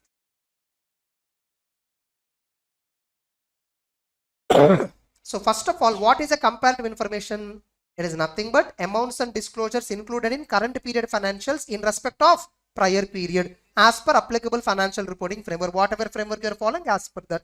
Corresponding figures where prior period figures are included as an integral part of the current period. You see on the face of balance sheet, right side itself, they presented last year figures, which are integral. Yes or no?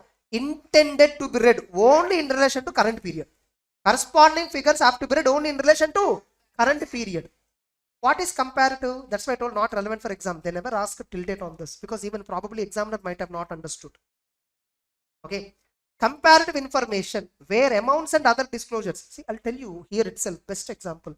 Everybody reads this and understand the definition, but they don't understand this itself is not there in India. I hope now you understood. One more example for conceptual understanding versus sentence understanding. Getting it? Fine. Comparative information where amounts and disclosures for prior period are included in comparison with financials of current period, but if audited, they are also referred in auditor's opinion. The level of information included in comparative financial statements is comparable with that of financial statements of the current period. How much comparative financial information is included? What is the level? How much in depth? As in depth as current period figures. Of course, corresponding figures also the same. You see, corresponding figures when we are presenting trade receivables schedule in the notes, whatever breakup we are showing, corresponding figure also to be mentioned, right? The level of corresponding figures presentation is primarily dictated by the level of detailedness of current period figures. Okay. Now, so how auditors opinion on comparative information? In case of corresponding figures, we refer only to current period. Whereas in comparative financial statements, the auditor opinion refers to each period. Whether it is corresponding figure, whether it is comparative financial statement, whatever approach, for a comparative information, what procedure you do? Nothing but opening balance procedure. Yes or no? What I will do? I will first see whether comparative information agree with amounts and disclosures presented in prior period. Compare current year balance sheet with last year balance sheet. Compare current year opening trial balance with the last year balance sheet. Whether the accounting policies applied are consistent. Whether any changes made are properly accounted and disclosed and presented. Same opening balance procedure, right? Yes or no? What is the audit procedure for comparative information? They will ask. Same opening balance procedure answer you can write. To best of my knowledge, if you write opening balance procedure answer, no, it looks similar to suggested answer these points. And examiner will not have that much skill valuation to understand this is from 710, that is from 510. First of all, you don't know both of this. Okay. If auditor identifies any possible misstatement in comparative information, nothing but possible misstatement in opening balances, yes or no, he should perform necessary procedures to obtain evidence. If at all the same auditor has audited prior period financials, he should follow 560. If the same auditor has audited previous year financials and in the previous year some mistake happened, that you are discovering now.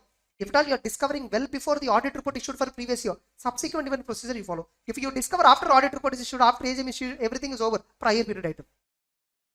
Correct?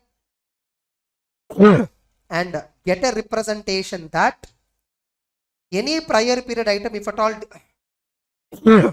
get a representation from the company that any misstatements in the opening balances were rectified and disclosed as a prior period item. All the misstatements which management is aware of in the comparative information, nothing but in opening balances, were rectified.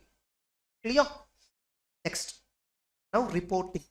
Now it comes to audit reporting. This has been asked for 4 marks many times in CA final. They'll give you a question like this. When comparative information is presented, namely under corresponding figures approach, auditor's opinion or auditor's report does not, auditor's report need not refer about corresponding figures. What are the exceptions? Generally, when auditor is giving an opinion in the audit report, you need not talk anything about corresponding figures. Is it necessary for us? No. However, there are certain circumstances where in the audit report, we talk about corresponding figures. Under what circumstances we talk about corresponding figures? 1. If auditor's report of the previous period contains modified opinion. Getting it? If auditor's report of the previous period contains modified opinion, what we will do? We will mention that financial statements of prior period were audited by predecessor auditor. And what opinion he expressed, we will mention. Date of that report also we will mention. Under which paragraph we will mention all this information? Other matter paragraph. Are you getting the point?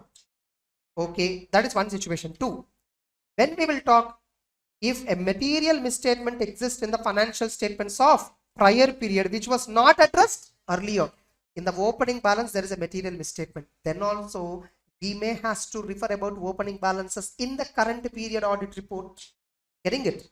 Or if the prior period financials were not audited, if the prior period financials were not audited, then auditor should obtain sufficient appropriate evidence that opening balances do not contain material misstatement.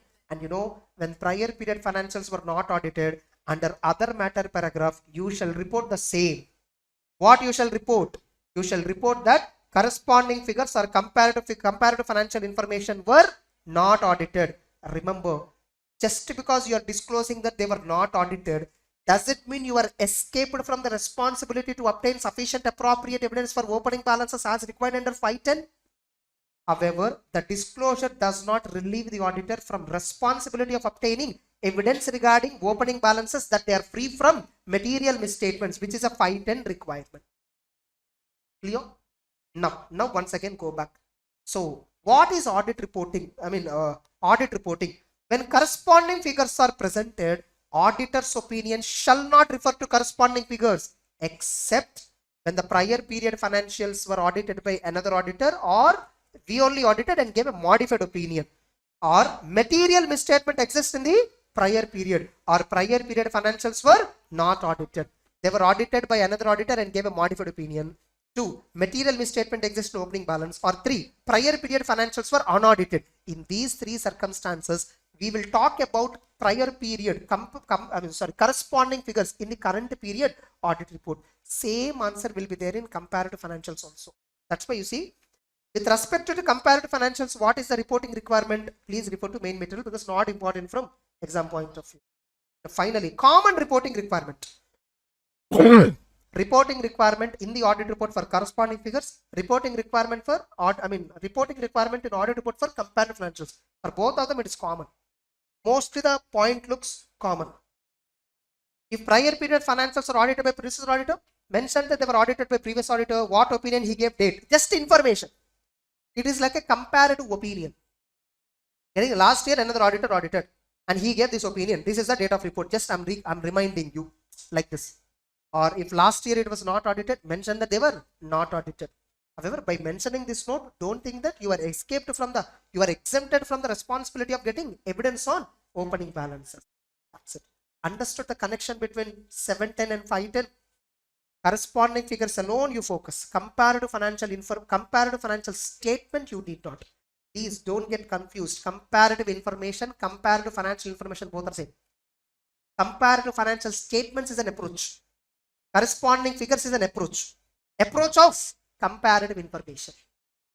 Corresponding figures approach is what is accepted generally in India or anywhere. It is gap principles. Comparative financial statements is not a gap principle. When I read this standard for the first time, I struggled like anything. Getting it? No, you both are saying same. What? When I opened up announcement, I read each and every line. Footnote I saw. Correct. My understanding is correct. Getting it? And how many students are blindly reading without understanding? Got clarity? Over. 710, 510 is over. Let's begin the next standard. That is 560, then 580. Then I'll go with 550 overview, 530 overview. Okay, in depth if you want, for 530 C8. Fine. 560, let's begin with 560 now.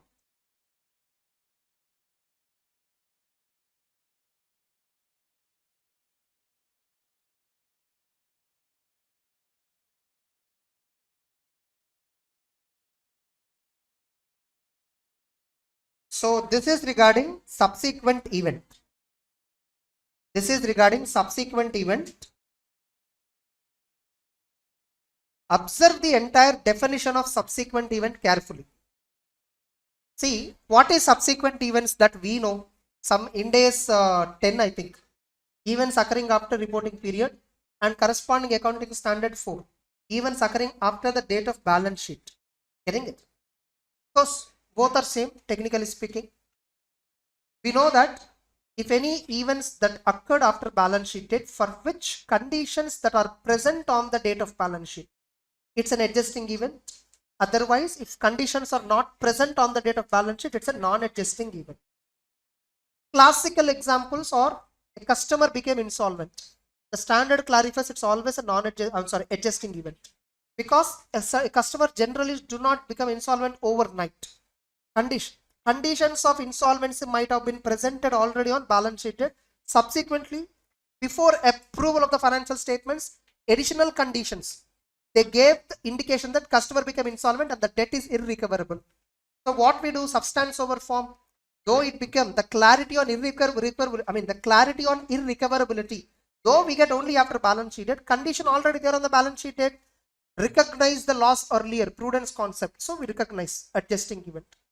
Any fire accident happened, natural calamity, some sort of loss has been arisen after the date of balance sheet, but before, before approval of the financials. That's generally a non-adjusting event. Non-adjusting event is an event that require no adjustments in the financial statements. Adjusting event means it requires adjustments in the financials and books of accounts. Getting it?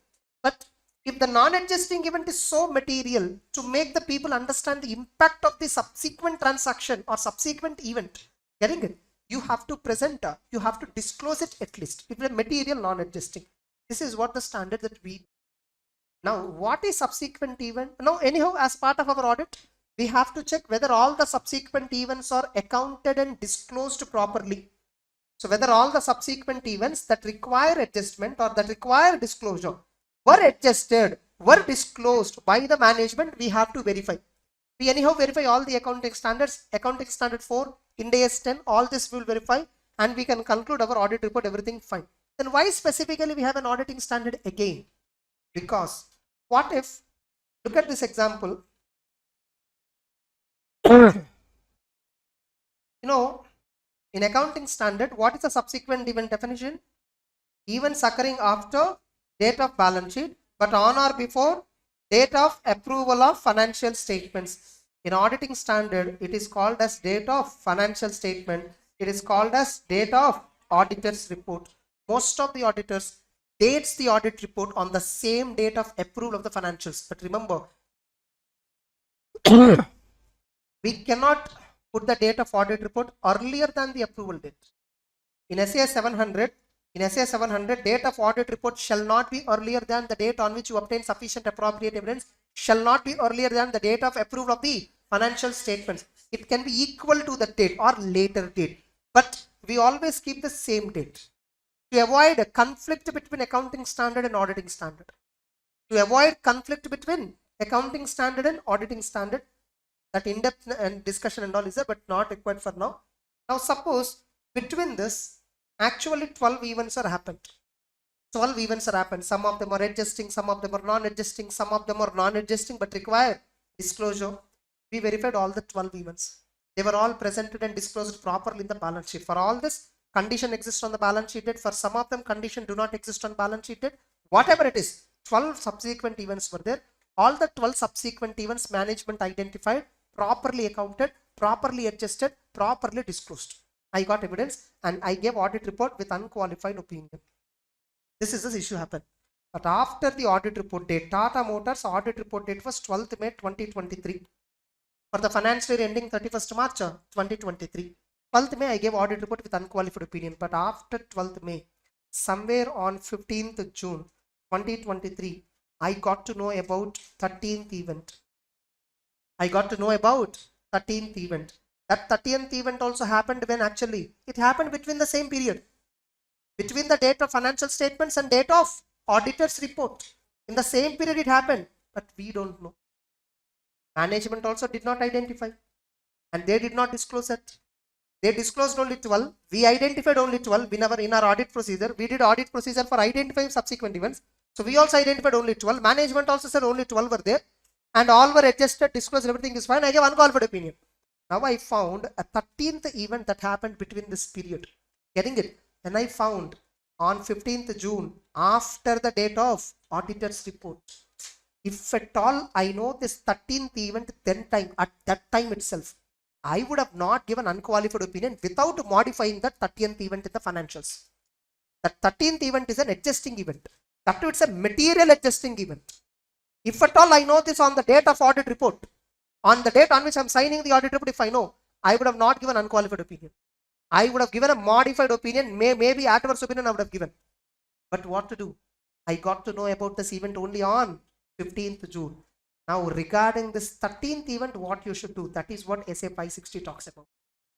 SA 560 do not talks about all the subsequent events. It only talks about those subsequent events that came to the knowledge of the auditor after the date of auditor's report. That's the definition. You see, events occurring between the date of financial statements and date of audit report, and the facts that became known to the auditor after the date of auditor's report. Fine, it's okay. At least after the date of audit report, you found out what you should do. You know, the company program is like this. Okay, so balance sheet date 31st March 2023. Financial statements were approved on 12th April 2023. On the same date, audit report is also given, and companies issuing notice for AGM on 15th June 2023. And the AGM is going to be conducted on 15th August or 14th August 2023. People will say Independence Day. Okay. So 14th August 2023. This is the schedule. Suppose 18th June, let's assume. So this is audit reported. This is notice. Notice nothing but annual report date. Yes or no? Annual report date. Whereas this is the AGM date. Getting it? Fine. Suppose if I know subsequent event, the 13th event, whatever the 13th event knowledge, suppose if I got to know on 15th June, what should I do? If at all I got to know about the subsequent event on 10th July, nothing but if I got to know the subsequent event information after the date of audit report, but before the financial statements are published, before the financial statements are issued, that's what actual standard uses the word, before the financial statements are issued. Or what is the audit procedure if subsequent event is identified after the date of audit report and that event also identified after the financial statements are issued? What if the auditor identified subsequent event after the AGM date? That is not this. Able to understand? So only two circumstances the standard is talking about. If subsequent event is identified by the auditor after the date of audit report, before the financials are issued, or after the financials are issued. Case 1, case 2. These two cases is what standard is mainly dealing with. Now look at the standard. This is the entire backdrop that you need to understand the standard. Now, so what is the date of financial statements? Date of financials is nothing but 31st March. What is date of approval of the financial statements? You know, those with recognized authority have accepted that they have taken responsibility. Okay, the CFO, managing director, one executive director, they have to approve, right? Minimum 2 directors have to approve the financial statements. 129. Yes or no? What is the date of audit report? It is the date the auditor takes the audit report. When date of financial statement issued means what? When they were made available to third parties. Date of financial statements issued means it is a date that auditor report and audited financial statements are made available to third parties. They'll give you like this MCQ. Date of financial statements issued refers to the date on which audit report is made available to third party. Option A. The date on which financial statements are made available to third party. Option B. The date on which audit report and financial statements are, or else they'll give you A or B, A and B. How will you? Unless you observe this, so no, you cannot figure out. Some students can't even figure out it is 560. That's a different story. Okay. Yes. Now, so what is the audit procedure for subsequent event generally? Generally, what will I do to identify subsequent, whether it is 12 or 13, forget. To identify subsequent events, I must do some audit procedure. What audit procedure? This itself can be asked as a 4 marks question. Remember, all these definitions are important for MCQs. All these definitions are important for MCQs. Subsequent event definition itself, they may ask you. Here no. Here no. One option. This word after, they'll replace it as before. One option is before. One option is after. Another option, it will not have this yellow content. Another option will have some different dates. Different names will be there. Instead of using date of financial statement, they use our date of balance sheet. Instead of using the word audit report, they use the word approval of the financial statements. What is subsequent event under SA 560? That's a question for the MCQ. So any possibility they can test. Now, what is the audit procedure? First, I will ask the actually main point. The auditor shall perform the procedures to identify subsequent event, which shall include the following. This is the first point. Okay, don't recorrect everything, just observe that. Now, first understand how management is identifying subsequent events. First of all, do they have the knowledge of subsequent events? Is there any formal approach that management identifies subsequent events? Inquire whether they identified any subsequent events. Specifically, have they entered into new commitments, new borrowings? Have they sold any assets? Have they any assets are under compulsory acquisition or destroyed? Are there any developments regarding contingencies? Any unusual accounting adjustments happened after balance sheet date? Check out. Some sales they will reverse, some purchases they will reverse. Getting it? See whether any such kind of unusual adjustments happened or not. Cut off and all you apply. Is there any event that brings into question appropriateness of accounting policies? Any accounting policies changed or not after the balance sheet date? Why they have changed? Is there any condition that is there on the balance sheet date? All the dimensions we need to verify. And read the minutes of the meetings, board of directors meetings, audit committee meetings, internal auditors meetings, shareholders meetings. Is there any information regarding new transactions that have happened, new issues that have arisen?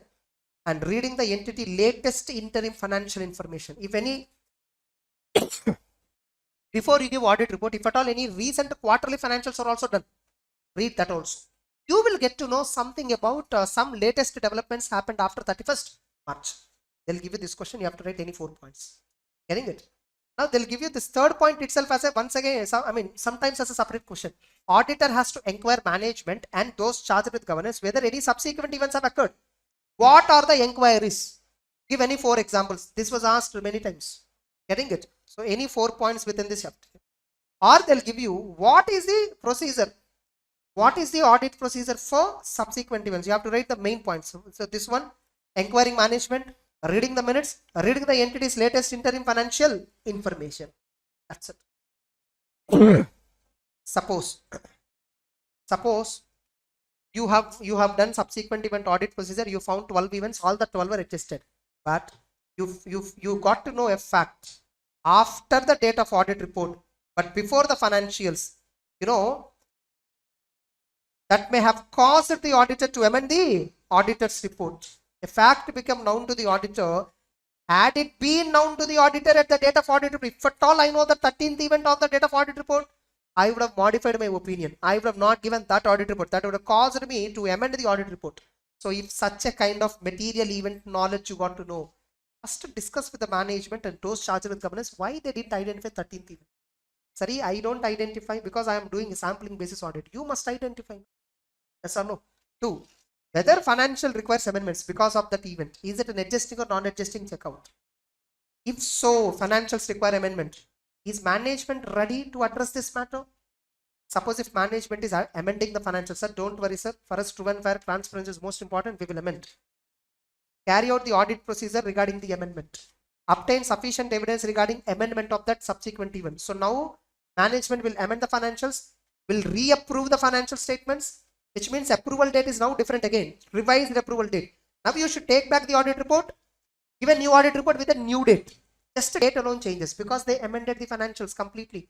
And now in the amended financials, if you want, you can highlight that point, whatever is amended, as an emphasis of matter paragraph. By the way, you need not mention in the audit report that financials and all were amended. That and all internal process. Now, why should we tell to the people? Before a final approval, original approval of financials were amended 10 times. Now it is 11th time it is amended. That's it.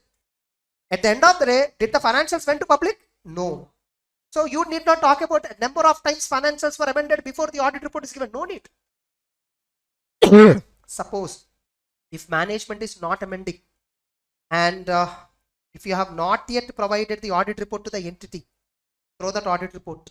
Prepare a new audit report with modified opinion that so and so item require amendment but they didn't amend. If audit report is already provided, please inform the management and top management not to issue the financial statements and audit report to third party before necessary amendments. If they didn't care about you, the financials are nevertheless issued without necessary amendments, you shall take legal action. You shall take appropriate action to seek prevent reliance on the financials, nothing but your audit report is already issued to the public. Financials are issued even without listening to you. You have right to attend AGM, right? You can talk in the AGM. That too, you take a legal advice and then react. Suppose, if at all I got to know about the subsequent event, 13th event, after financials are issued to the public, they are all planning to come AGM.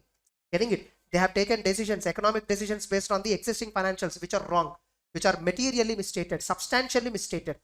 Profit, the existing financial shows some profit, actually it's a loss. So people are in wrong assumption to take economic decisions. Getting it? Now what should I do? Generally, auditor has no obligation to perform audit once the audit report is given. Getting it? After the financials were issued, you generally don't have any obligation to perform. Even after the audit report date issued itself, you don't have any obligation.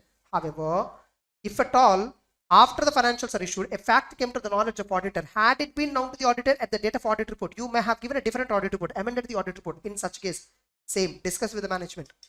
Whether financials require amendment.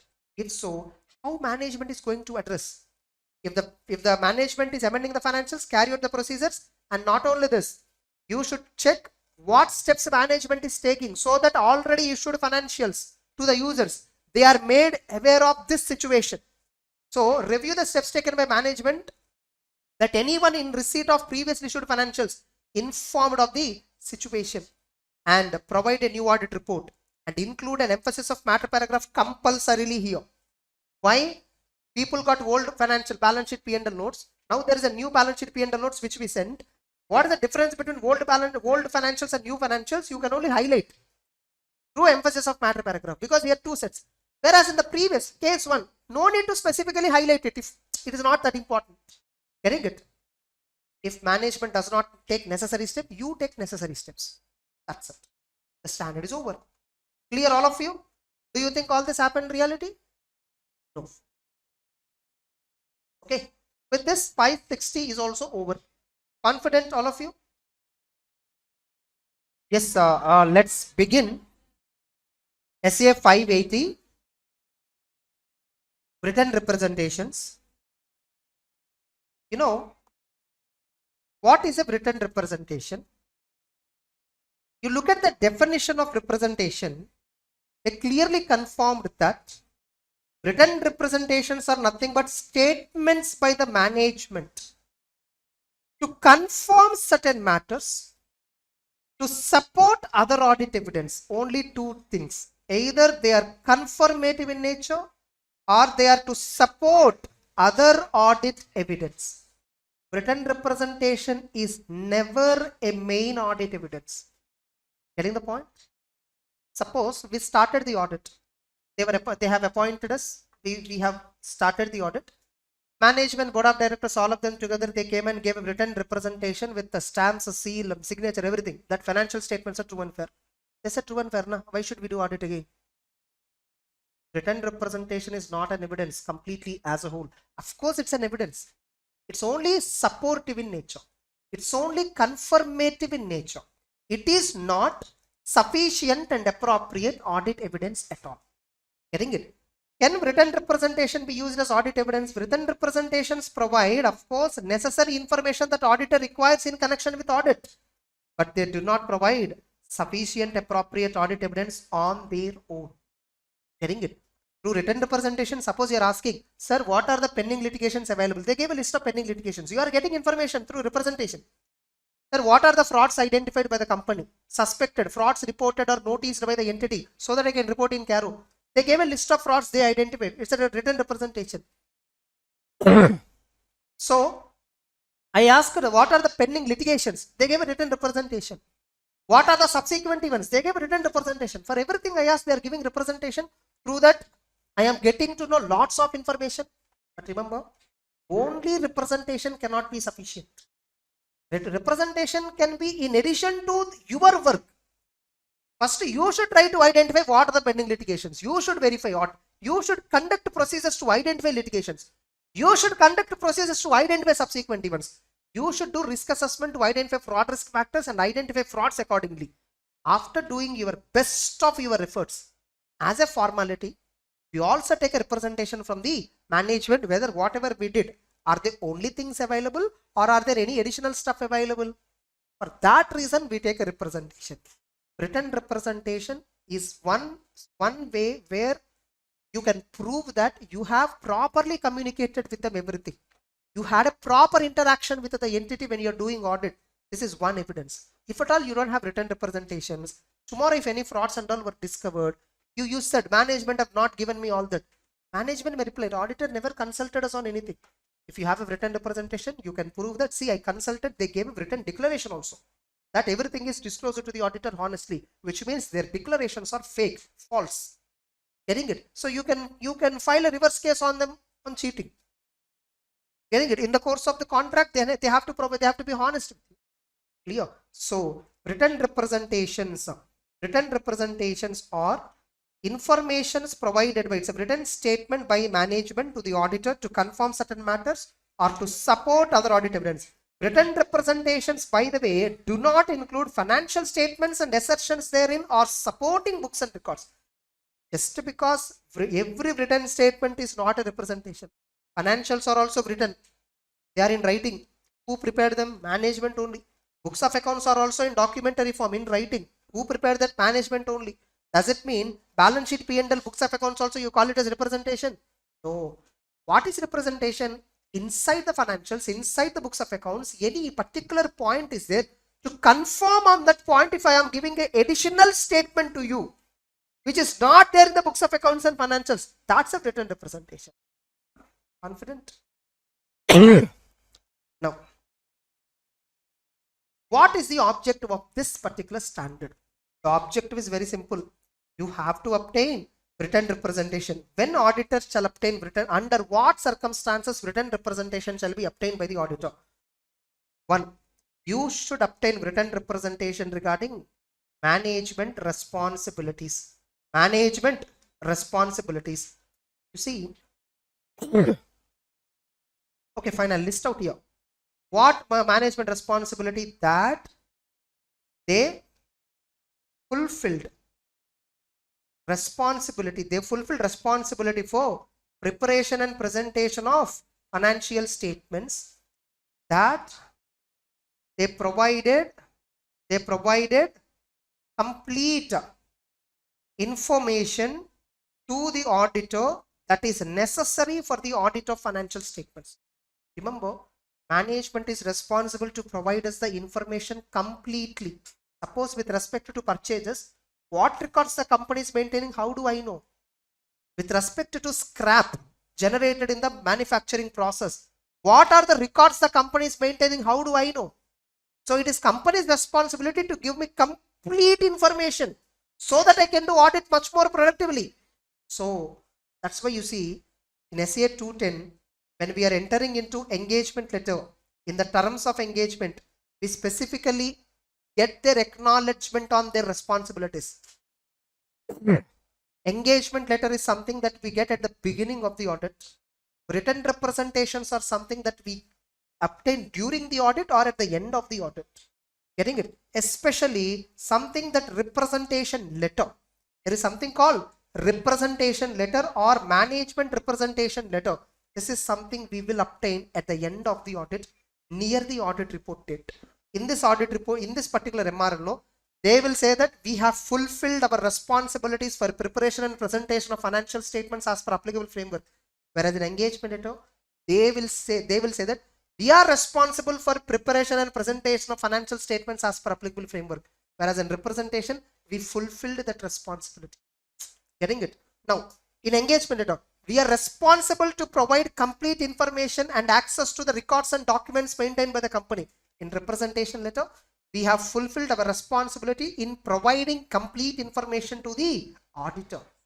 In representation letter, they talks about fulfillment of responsibilities, whereas in engagement letter, they talks about acceptance of their responsibilities. Both are different. Getting the point?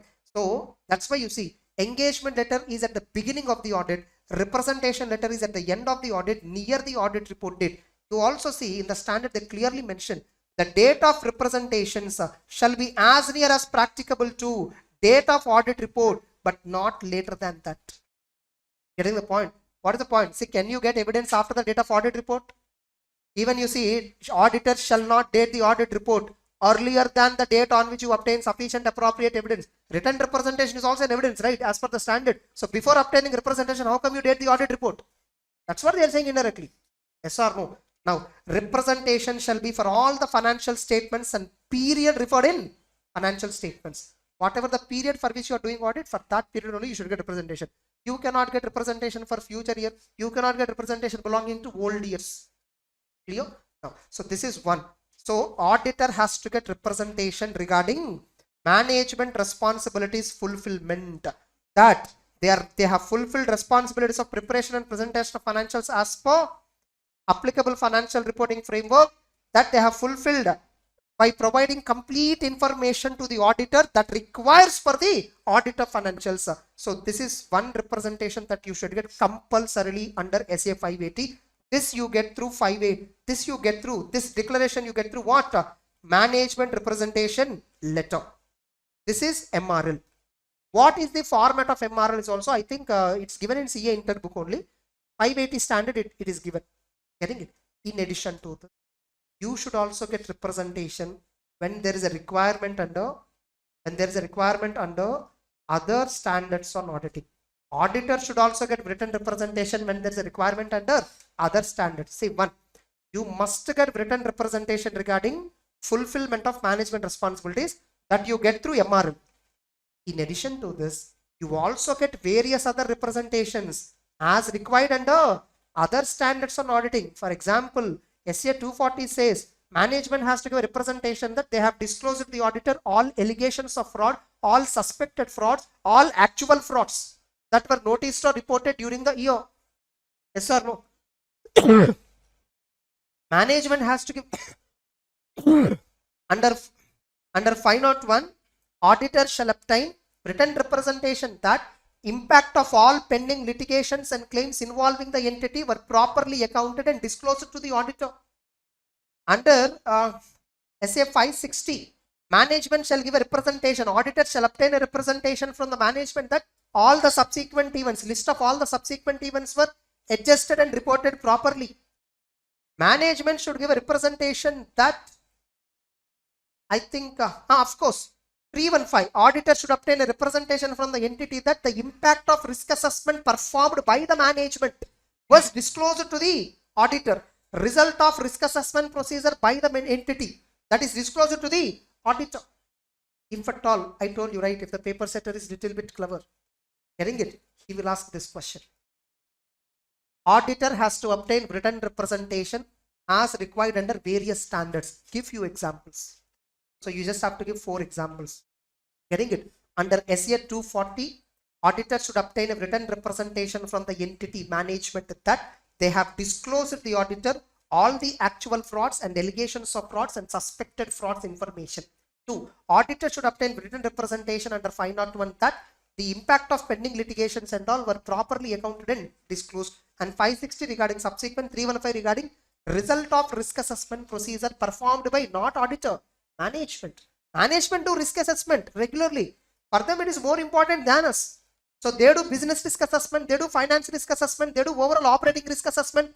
They have a risk management committee, they have a risk management team, they do all the risk assessment results and all, they will be disclosing to you. Few examples. Clear? Or third circumstance, otherwise, if at all auditor fails to get representation, otherwise, nothing but you felt representation at some other issue. 1. You get representation letter for responsibilities of management. 2. You must get representation for requirements under other standards. There you don't have an option. 3. If at all on any other issue you want to get a representation, get a representation. Confident? Suppose you want to get a representation on purchase process followed by the entity. You studied the entire purchase process. Just you want a formal representation letter from the entity, what purchase process they followed from their particular desk. So they gave a declaration.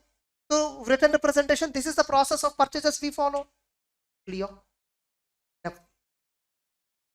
From whom you should get representation? We should get representation from management with appropriate responsibilities for the financials. You cannot go and ask the non-executive director who do not have responsibility for financials. And written representations are requested from those who are responsible for preparation and presentation of financials. This itself can be asked as a 4 marks question. The auditor is planning to obtain written representations regarding management responsibilities and regarding requirements under other standards. From whom the auditor can obtain this written representation? 4 marks question. Written representation, therefore, may be requested from the CEO, may be requested from the CFO, or maybe another equivalent person who do not use such titles, probably manager, general manager, managing director. In some companies, CEO won't be there, MD will be there. In some companies, MD won't be there, CEO will be there. Able to understand? In some circumstances, other parties such as top management are responsible for preparation of financials. Example, audit committee. Due to the responsibility for preparation and presentation of financials and responsibilities for conduct of business, management would be expected to have a sufficient knowledge of the process followed by the entity for preparation of financials. Because you are doing the business, because you are accounting everything, you must have basic knowledge of financial statements. This is a basic requirement from you. So no. In some cases, management may decide to make inquiries of others who participate in presentation of financials, including individuals who have specialized knowledge relating to matters about written representations that are requested. Such individuals may include an actuary, staff engineer, internal counsel. Actually, this matter is not given in our main material. It is not provided in our main material. Getting it? I only gave this matter in Smart Notes. Next. Some cases, management, no, they may use qualifying language in written representation. This is exactly CA Inter copy paste content. Getting the point? Because in CA Inter only it was discussed in depth. Fine. The written representation, sometimes they use qualifying language. Qualifying language means what? Management, when they are giving representation. See, in audit report, I can use to the best of our information and according to the explanation, because I didn't do audit 100%. Can management say when they are giving representation, do the best of our information? No. They are not supposed to. But if at all management uses such a kind of language, see, is it reasonable in that circumstance? Is it reasonable in that circumstance? And by the way, the person who is giving representation, is he a knowledgeable guy on this? Check out. So when management uses qualifying language, that to the best of their knowledge and belief like that. So auditor has to accept such wording. Only if auditor is satisfied that representation is made by responsible person having knowledge of the matter in the representations. Next, suppose if you have doubts on the reliability of representation, getting it? If auditor has concerns about competence, integrity of the management, determine the effect it will have on the overall representation and audit evidence in general. Suppose if written representations are not consistent with other audit evidence, perform procedures to resolve the matter. Suppose in written representation, they are giving some information that is not matching with your analytical procedures. Analytical, if you observe, you are feeling something else, some doubts you are getting. In representation, they are giving some information confidently, but you are not happy with that. Investigate. If at all auditor concludes representations are not at all reliable, auditor shall take appropriate action. Getting it? And determine possible effects. Since they use possible effect means what? Because evidence is not available. Evidence is not reliable. So you may have to give a disclaimer of opinion or qualified opinion if at all it is a material and not a pervasive matter. Able to understand? Suppose management is not at all providing. Same. Why are they not providing? Once again, check the integrity. One reason why management will not provide. I think I covered that in CA Intermarathon very clearly. Change of management. Very recently, at the time of concluding the audit, CFO has been replaced. And at the end of the audit only, I want representation letter, right? I formally went to the CFO, sir, please give me representation that you fulfilled all the responsibilities. CFO replied, sir, I am not there throughout the period. I have appointed, in fact, after the financial year is over. For that financial year, I am not involved in the affairs. How can I give? CFO, the management cannot say that reason. By your position, now we are approving the financial statements that whoever is the CFO at that time, CFO, he will only have to approve the financials. You cannot give that answer. Getting the point? Nevertheless, auditors should obtain representation from the CFO, whether the same management person present throughout the year or not, doesn't matter. They have to give representation. If at all he says, no, sir, I cannot give, then I'll tell him, take your time, sir, evaluate everything and then come back and give. Without you giving representation, I will not sign my audit report. Are you getting it? This much in depth is there in CA. Clear? That's it. The standard is over. Easy or not? All of you. Now look at this objective. This is what asked many times also. What is the Objective of SA 580. Objective is obtain representation from management regarding that they fulfilled their responsibility for preparation of financials and for completeness of information provided to auditor. This we will get through management representation letter. Or the objectives are obtain representation to support other audit evidence relevant to financial statements or specific assertions, in the financials by means of a representation as determined and necessary by the auditor or required by other SCs. That's what I told them. That's what I mentioned in this diagram. Yes or no? Get representation regarding fulfillment of responsibility for preparation, completeness of information. Get representation when there is a requirement under other standard. Get representation when it is determined and necessary by the auditor. That is what given in the standard.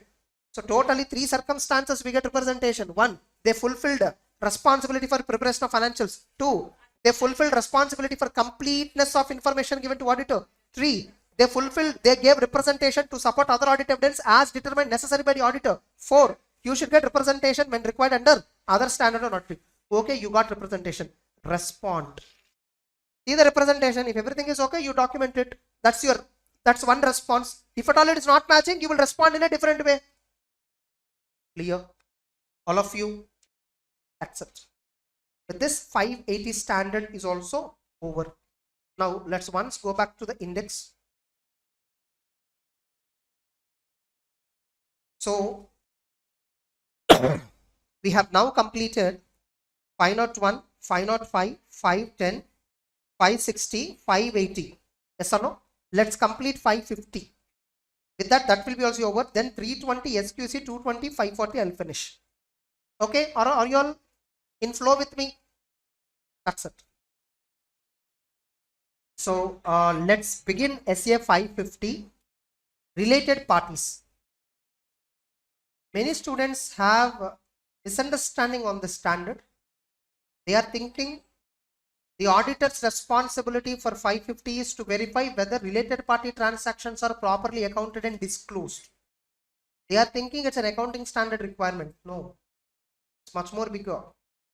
And to best of my knowledge, from these points only in exam they'll ask, if at all they ask 550. They will not go and test much in depth. So you see 550 what they covered is they spoke about scope, objective, what is the requirement. So what auditor has to do under 550? What if auditor has identified any related party relationships and transactions newly that are not identified by the entity previously? And if at all any related party transactions are happened outside the normal course of business, what auditor has to do? And getting representation and documentation. This is what the standard mainly deals with. Entire overview of the standard they have given clearly, neatly they are presented. Maybe if at all I told you 5 refer CA intro also, you may not refer, you can ignore that, not an issue. You can just stick to this. This is enough. Now you see scope, ignore that. Look at the objective. Look at the objective. The objective of related party relationship is, the objective of related parties under 550 is identify fraud risk factors. Identify fraud risk factors arising from such transactions. You need not highlight. It's already neat. Why again highlighting? I'm just highlighting because whatever I'm reading, it should be visible to you, right? I am highlighting for that reason. Are you thinking I'm highlighting because it's important? No. You see, every line I'll highlight. You should understand. See, so that you can be more connected. If I'm highlighting like this and reading, you'll be connected to me. For that reason, I'm highlighting. Some students highlight in such a way, whether they read highlighted portion or unhighlighted portion, I don't know. Highlight pannuva. Have you observed? One student notes I saw, like I got a mini heart attack. On the book letters, number of letters, and the number of letters he wrote more than the book content. Full observations. Some students, they write running notes in such a way, even if I cough also they'll write. Heights of stupidity. Because olden days, I'll tell you, in olden days, all my faculties, see, I have a respect on them because they're a teacher to me. But I'm not having respect on their stupid thoughts. If it is thought is stupid, obviously it's stupid thought. Write everything they'll tell. Because they don't have anything to tell. So they dictate notes in the class. Content what dictate in notes? Content speed discuss pandradha, it will be like almost 130 hours my audit class. Only discussion, no notes dictating and all. If I start dictating notes, it will be 400 hours. Obviously, because I need to cover 100%. Na? Some are so clever. They dictate notes and finish audit within 70 hours. So imagine what they are dictating, what they are covering, coverage. So they don't cover. Previously, when we were studying CA Foundation, they used to say running notes you have to maintain. Every word you would. There the students know, all of them like missions they'll be writing, whatever they say. They don't understand. They'll ask me doubt. I will tell them this is what like this. Because I focus on listening. I don't focus on writing notes. It's already there, na. Material is given why? Because it's there already. Why are you writing? Maybe you can write some examples which I use. That okay. That too when you should write, preferably speaking, you have to be very focused and listen attentively. Immediately, I'll give 2 minutes gap na. Instead of chit chatting, you should write. That is why, yes or no? 2 minutes is that is for my relaxation and that is for your notes taking. That's a time gap. You will not do that. Quality of listening will affect badly if you write notes simultaneously. I'm telling you, you just don't write notes, just focus on listening. And then you read once again, you see the level of clarity that you have. And the same you check with another concept while simultaneously writing notes. You focus half on writing the notes, half on listening the class. You don't process my information. Why you are listening is to process. So this, now observe this. So the objective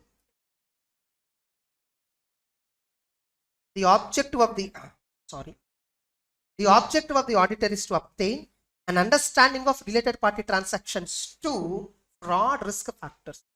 If you see fraud risk factors in that opportunities, one of the opportunity for committing fraudulent financial reporting, fraud risk factor is engaging in complex transactions with related party relationships and transactions. So through related parties, there is a high fraud risk factor is possible because an entity can manipulate its performance and position by related party transactions. Startups especially, they get huge valuation by related party transactions. Getting it? They sell goods to so and so entity, related party. Getting it? And they show higher profits and they get higher valuation. All this, Byju's, everything, they do these kinds of manipulations only. They go very aggressively. In business, I'll tell you one principle. Do organically. Never promote. Promotion you can do. Like, students' feedbacks, this and all you can promote. Getting it? But paid promotion if you go in business, where the promotion cost is, if it is more than 5 to 10% of your total business cost, your business continuity becomes very challenging in long run. Maybe in the initial 2-3 years, it can be there if at all. Initial few years. Or for expansion purpose, you can take. But you cannot spend more than 100 rupees than you are getting. All these entities did what? They did the same. So the moment they see 1 crore turnover, they spend 10 crores for marketing. And they're expecting 100 crores. And that next year turnover is 5 crores. And the third year, they're insolvent. This is what happened in most of the cases. We work, Byju's, Unacademy. Unacademy also uses they're struggling like anything. Yes or no? Because the moment they get little name and fame, they go for aggressive marketing, aggressive campaigning. That will not work. In education, what works is organic reach. Getting it? If there is an organic reach and adding to that, you're active on social media. That is also important. Organically, if it comes now, it will be very good. Physics, you see, they do organically. Almost in the initial entire, until they establish like a very big player, they did organic business. Thereafter, maybe for extra expansion and all, they went for marketing. Immediately, they again stopped. They realized within shortest time that paid marketing will not work. Getting it? Unacademy and all, they realized after burning everything. Getting it? So that's the difference. Any business for the matter today, Instagram is there. You use wisely. You see how many products we are buying just by watching reels. Indirectly, that itself is an indication that if you want to sell something, you have to make a reel. You have to make a reel, how to use it, how to, what is the advantages. Creatively, you should explain. Even if you don't have money, he will use credit card. That's how you should be. Getting it? Fine. And remember, only quality sustains in long run. Only if your product after using is satisfied, then only it will sustain. Otherwise, everybody will buy will see the reel one time, they'll buy and leave. Second time they'll not buy. They'll not even refer others also. So anyhow, so fraud risk factors. So that is one important thing when you are observing related parties. Then conclude, if you identify any fraud risk factor, conclude whether financial statements are affected by such transactions where fraud risk factors are there, and see whether financials are achieving true and fair presentation and are not misleading to the extent of related party transactions, and obtain sufficient appropriate evidence whether related party transactions are properly identified, properly accounted, properly disclosed in the financial statements. So whether related party transactions are accounted and disclosed is secondary objective in the standard. That is not the primary objective. The primary objective in the standard is recognize fraud risk factors based on the related party transactions and relationships. Related party relationships and transactions, that is the actual word they use. Now you see. So what the standard says, what is the requirement of the standard, what they are asking you to do. You have to do risk assessment procedure and related activities to related party relationships and transactions. What transactions, company, like who are the related parties, holding companies how many, subsidiary companies how many, associates how many, key managerial persons are how many, their relatives are what are the transactions that the company did with them, what is the business rationale, what is the necessity. Are you getting the point? And look at the prices at which the transactions are happening. Are they at the similar prices that we do with unrelated party? If not, why there is a price difference? You need to do all that risk assessment. First, in risk assessment we focus on whether company has a formal identification mechanism for related parties. So that we focus on. Understand entities, related party relationships and transactions. That's what I told. Maintain alertness for related party information when you are checking records and documents, when you're vouching, when you're inspecting, be alert. You may find any related party. You will find related parties by looking at investment register, by looking at share capital breakup. Getting the point? By looking at large loans and advances, by looking at significant suppliers and significant customers. So these are all people might come under related parties. Customers and suppliers, they are treated as related parties under income tax. In 92 transfer pricing, they are treated as associated enterprise, because if a significant supplier can influence you, a major supplier can influence you, a major customer can influence you, under accounting standard it is not. And by the way, for this standard, there is a definition for related party. So the definition of related party, it says, who is a related party? A related party is a party defined as per applicable framework. That is the main definition. Suppose if the applicable financial reporting framework does not contain related party related requirement, of course, in India or anywhere else in the world, most of the countries, whatever standards they follow, they have a specific requirement on related party. So applicable financial reporting framework is specifically spelling out about related parties. There is no framework that is silent on related parties. If at all framework is silent on related parties, or the framework contains only a minimal discussion on related party, then who is a related party? Auditing standard defines. Who is a related party? Follow the same definition given under accounting standard. That's what auditing standard says. If at all accounting standard is silent on related party, then auditing standard definition. Inside that, the one you are controlling, the one controlling you, the one along with you controlled by others. That is what common control. Nothing but the companies, the entities that you are controlling or significantly influencing, other entities that are controlling or significantly influencing the reporting entity, another entity which is along with reporting entity controlled by another entity. Getting the point? Nothing but sister concerns. These are all related parties. Now there is an exception below given.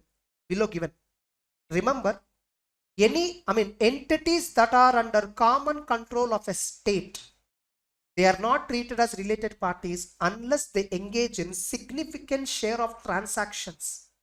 Getting it? What does it mean? Suppose central government is having ownership in 600 plus central public sector enterprises. IOCL, BPCL, HPCL, PDL, PHEL, BSNL, NL is something. Telecom Sanchar Nigam Limited, TSNL. Getting it? So many central government public owned companies were there. Now all these central government public companies are commonly controlled by central government. Can I say all of them are related parties to each other? That's what. So that's the exception. That's asked as a true or false statement in MCQ. So entities that are under common control by a state. State means dictionary meaning country or state government or local authority. Getting the point? State refers to government. Entities that are under common control of a government, just because they are under common control of a government, they are not treated as related party. Related party definition we generally apply for normal companies. We don't apply for government-owned entities. Suppose IOCL has a subsidiary company. They both are related parties. IOCL and BPCL are owned by government of India. They both cannot be treated as related parties to each other unless they engage in transactions. Clear? That's what the definition of related party, which is not given here. Okay. Next. No. So requirements. So you check documents, records, be alert. Whatever related party information you obtain, share it with the engagement team and identify and assess risk of MMS that is associated with the transactions and relationships with related parties. And if you identify and assess any risk, response to the risk of MMS, getting it, you will respond by performing further audit procedure. For example, if you identify significant related party transactions outside a normal course of business. What do you mean by normal course of business? Suppose I sell goods on credit generally for 60 days. That's my normal course of business. That's my general sales terms and conditions. But to one of my related party, I gave 300 days credit period. That's outside normal course of business. Generally what I do, that's ordinary course of business. Outside ordinary course of business means occasionally, unusually, exceptionally what I do. Getting it? If you identify any related party transaction outside normal business terms and conditions, what auditor has to do? Inspect the contract. Check what is the necessity for the transaction. Why are you giving 300 days credit? What is the rationale? Getting it? Whether terms of the transactions are consistent with the management explanation. You asked them, right? What is the rationale? They gave explanation. Look at the agreement. Are they consistent?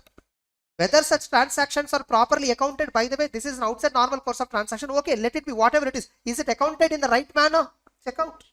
And get an evidence that these transactions are properly authorized and approved. Section 177 audit committee has to approve all the related party transactions. And related party transactions 188 section is also there. And in CARO also we need to report whether the related party transactions are in compliance with 177 and 188. Whether the accounting standard requirement for disclosure is satisfied or not, we should report in CARO also. Next. Suppose you did all this requirements, you are trying to identify risk assessment, you did risk assessment, you performed further audit procedure, you obtained information from the management, you got a representation also. The auditor shall obtain written representation. All the related party transactions have been disclosed to the auditor.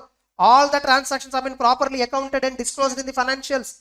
And auditor shall communicate during the audit in connection with related parties. Whatever observations you found in related parties, you have to communicate and document whatever you have communicated with management, whatever unusual things that you have identified, what response you did, getting it, what further audit procedure you did, all that. Suppose if you identify any related party transactions which are unidentified by the management, undisclosed by the management, you newly identified transactions, you identified some new transactions, new related party relationships, which is not in the list given to you. What auditor has to do? Ask management why they failed to give this. Getting it? Once again, see whether management is following a proper risk assessment related to related parties, whether they are maintaining a proper register, all that. Auditor shall determine whether underlying circumstances confirm existence of such transactions. Communicate within the team that you identified a new parties. Management, once again ask management, why are they failed to give? Once again tell them, identify all the transactions with the newly identified related parties. Perform more substantive procedures, means go in depth. Why they failed to identify? What could be the reason? Is that reason correct or not? You evaluate and reconsider the risk with respect to related parties. All these days you thought you have a knowledge of related parties properly, but you now got to know extra related party. Like this, how many were missing? Reconsider the risk assessment once again. If at all you think non-disclosure by the related party information appears intentional, evaluate the implications. If at all you feel intentional, 240 we have seen. If at all you identified any fraud, or if at all you identified anything that is intentionally suppressed by the management, you try to do further audit procedure, discuss with the next level management all that.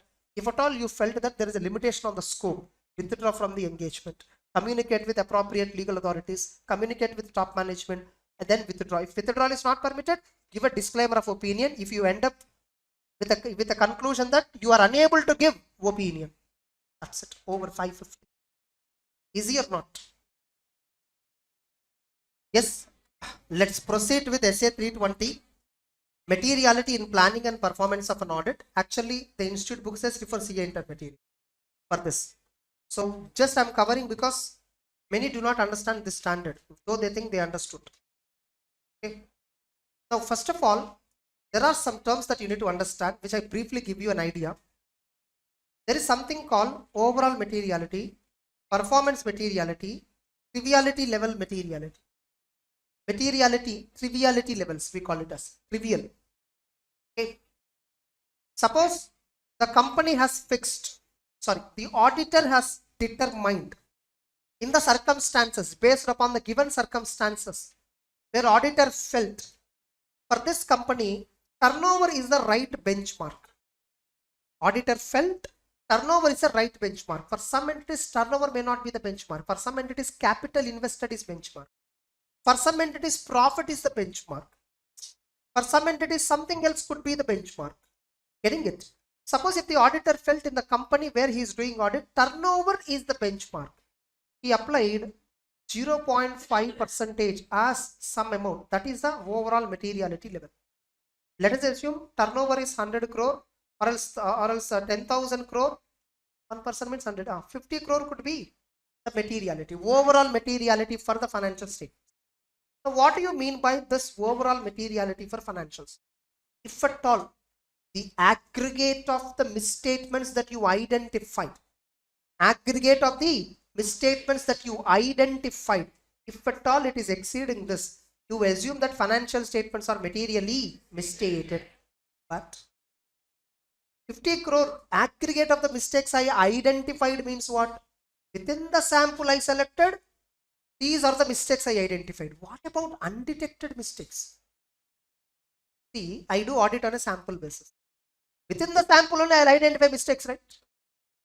Within the sampling only I will identify mistakes, right? So within the sample, the total of mistakes are crossing materiality level, overall materiality level for the financials.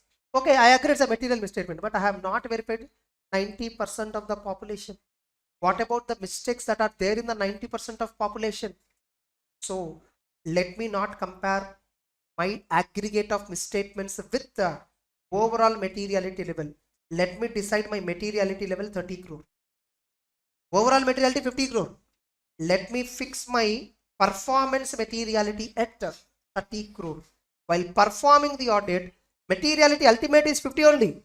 But I will not compare with the 50 every time. I will first compare with the 30. Now, whatever mistakes I am identifying, if at all the moment it crossed 30, definitely total misstatements in the entire population will cross more than 50. No doubt about it.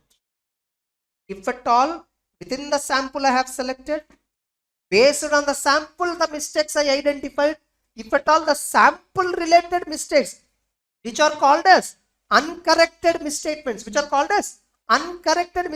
they themselves are exceeding 30 crore. What about undetected misstatements? Both put together will be definitely more than overall materiality. If at all the uncorrected misstatements cross performance materiality, I will stop doing audit. I will take more samples. I will once again do audit procedures on those samples also. Once again, I will re-evaluate. Are you getting it? Now, here, there is something called PMS, projection of misstatements. What is it? Projection of misstatement. PMS, tolerable misstatement. projected misstatement, tolerable misstatement, risk of material misstatement. Getting it? You need to understand sampling chapter for this. Okay. They'll give you a question on sampling like this. It is there in CA final RTP or MTP somewhere I've seen. Which of the following is not a factor for determining sample size for test of controls? Sorry, test of details. Which of the following is not a sample size for test of details? 1. Risk of material misstatement. 2. Expected material misstatement. 3. Projected material misstatement. 4. Tolerable material misstatement. Sorry, tolerable misstatement, projected misstatement, expected misstatement, risk of material misstatement. The answer is projected. The answer is projected. You should not guess without understanding the 4. That should be the correct answer. If I ask you what is the right answer, you should say something. You should not say something. You should say don't know. Getting it? So, projected misstatement. See, first of all, in sampling, what is the objective? Objective of audit sampling. Based on samples, you draw conclusion on population. Yes or no?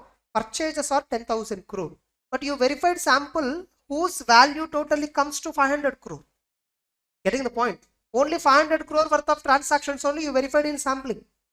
The total purchases are how many? 10,000 crore. Suppose within 500 crores worth of purchases, you found 2 crore worth of misstatement. Now, within 10,000 crore, how much? This activity is called as projection. Projected misstatement is nothing but uncorrected misstatement plus undetected mistake. Uncorrected means what? 2 crore worth of mistake I found. Yes or no? Within 500, 2 crore. Within 10,000 crore, some 20 crore. Let us assume, example sake. Getting it? Out of this uncorrected 2 crore. Undetected by me, 18 crore. 18 crore mistake is not detected. I just projected it based on this sample.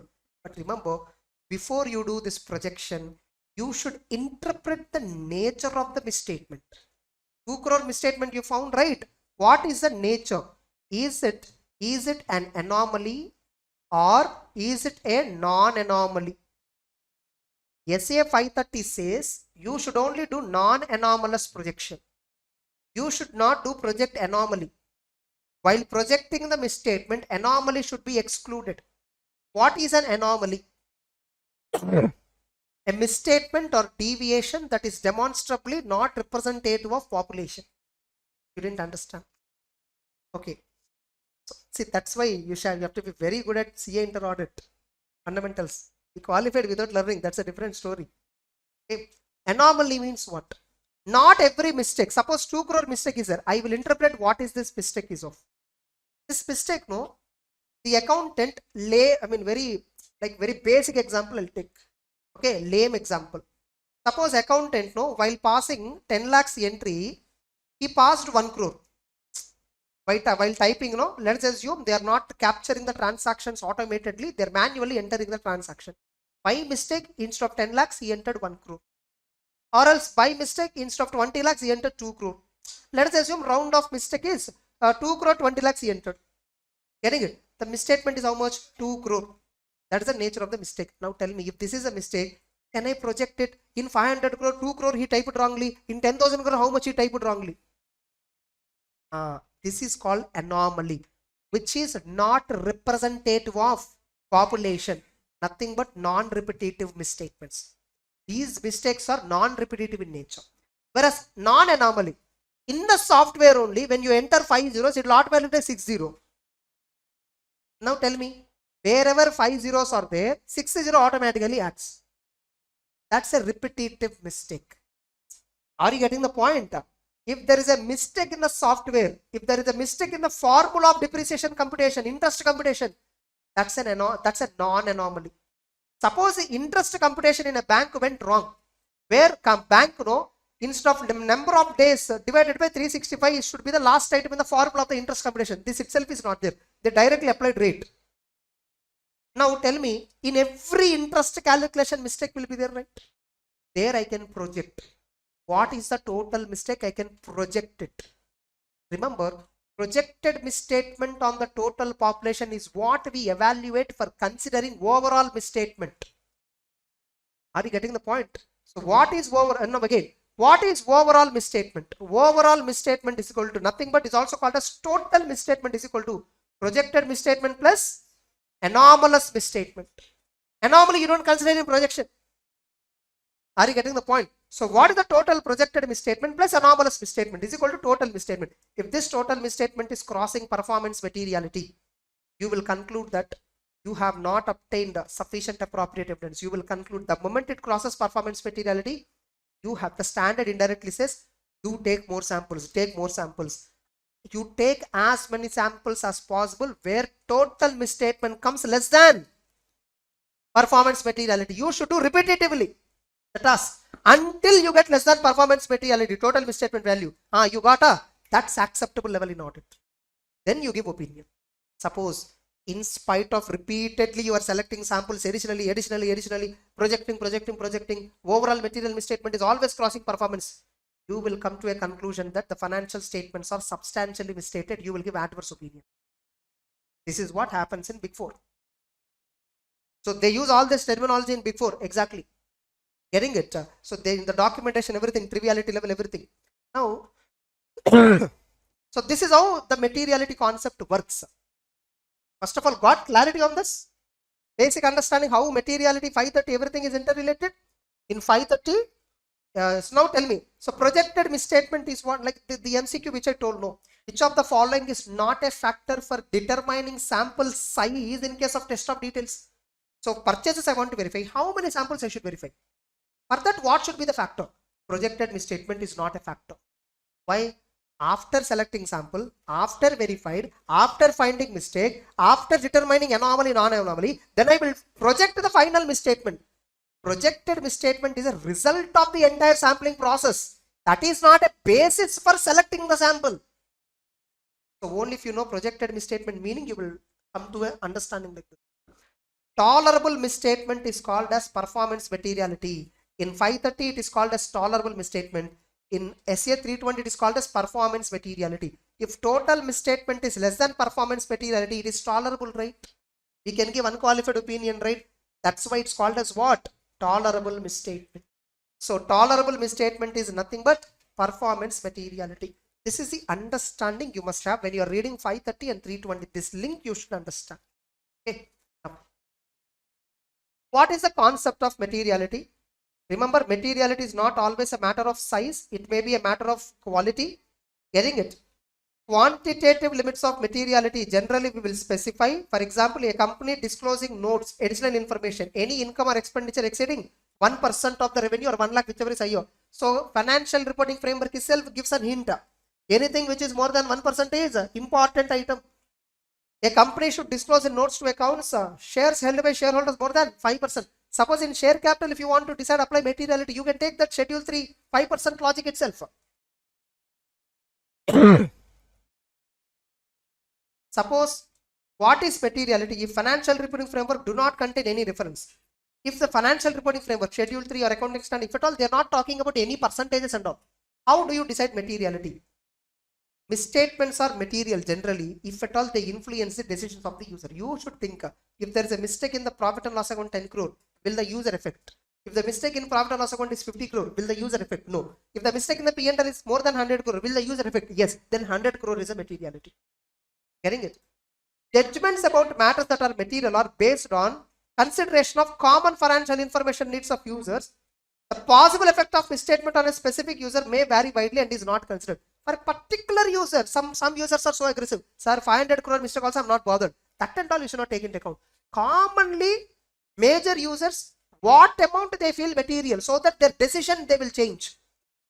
Okay. Now, ultimately, remember, determination of materiality is a matter of professional judgment. The auditor's determination of materiality is a matter of professional judgment and is affected by auditor's perception of financial information needs of the users. Having a reasonable knowledge of business and economic activities and a willingness to study the information in financial statement with reasonable diligence. By the way, In this context, it is reasonable for the auditor to assume that users have the knowledge. When you are taking assumptions regarding materiality, you take the following assumptions. Users know, they understand financial statements, they will read the financial statements. Taking those assumptions, you decide materiality. Don't think that users and all will not understand any materiality, all that, which is reality. Okay. Understand that financial statements are prepared and presented and audited to levels of materiality. We always should consider materiality when we are doing audit. Recognize uncertainties inherent in the measurement of amounts based on estimates, judgments, considerations, and future events. Many accounting estimates will be used by the management. For sure, they may not turn into reality. There will be uncertainty. Keep that in mind when you are fixing materiality. Make reasonable economic decisions on the basis of information in financials. Users should be able to make reasonable economic decisions. So, in order to take a reasonable economic decisions, what amounts they consider, how much amount if there is a mistake, their decision making process will influence. You should check. Generally, this much effort and all is not required because mostly applicable frameworks itself gave 0.5% of turnover, 1% of turnover, schedule 3 and all they gave clearly. Yes or no? In part 2 something 0.5%, in part 1 I think 1%, some value depends. Getting it? So schedule 3 itself gave what is materiality, that itself you can happily consider. Clear?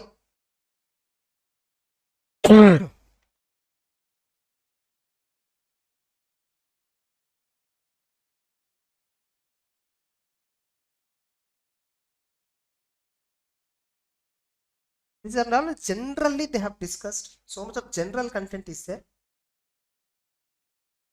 Performance materiality, this will check. What is the performance materiality? Performance materiality means the amount set by auditor at less than materiality for financials as a whole. I told you 50 crore is overall materiality, 30 crore. To reduce to an appropriately low level the probability that aggregate of uncorrected and undetected misstatements exceed materiality for the financials as a whole. So, in order to reduce, see that's why we will keep a gap of 20 crore. We will keep a gap of how much? 20 crore. If the gap between overall materiality and performance materiality is very high, you are expecting high risk there. If the gap between overall materiality and performance materiality is very low, the gap is very low, which means your risk assessment gave a satisfaction that risk is less.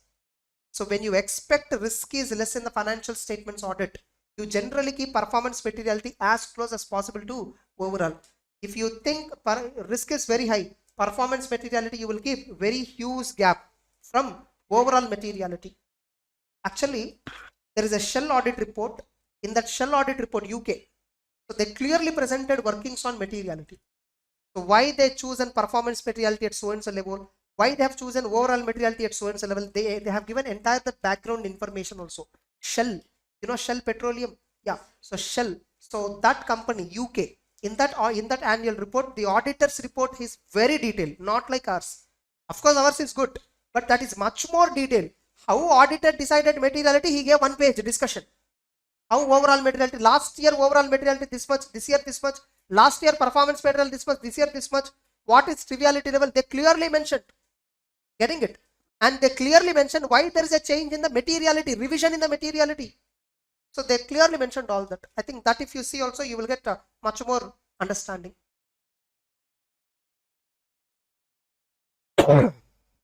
Sometimes performance materiality also refers to amount set by auditor less than materiality level for a particular class of transaction. Sometimes if you want, you can keep performance materiality for each class of transaction separately. This is what in reality happens. Overall materiality is same for everything.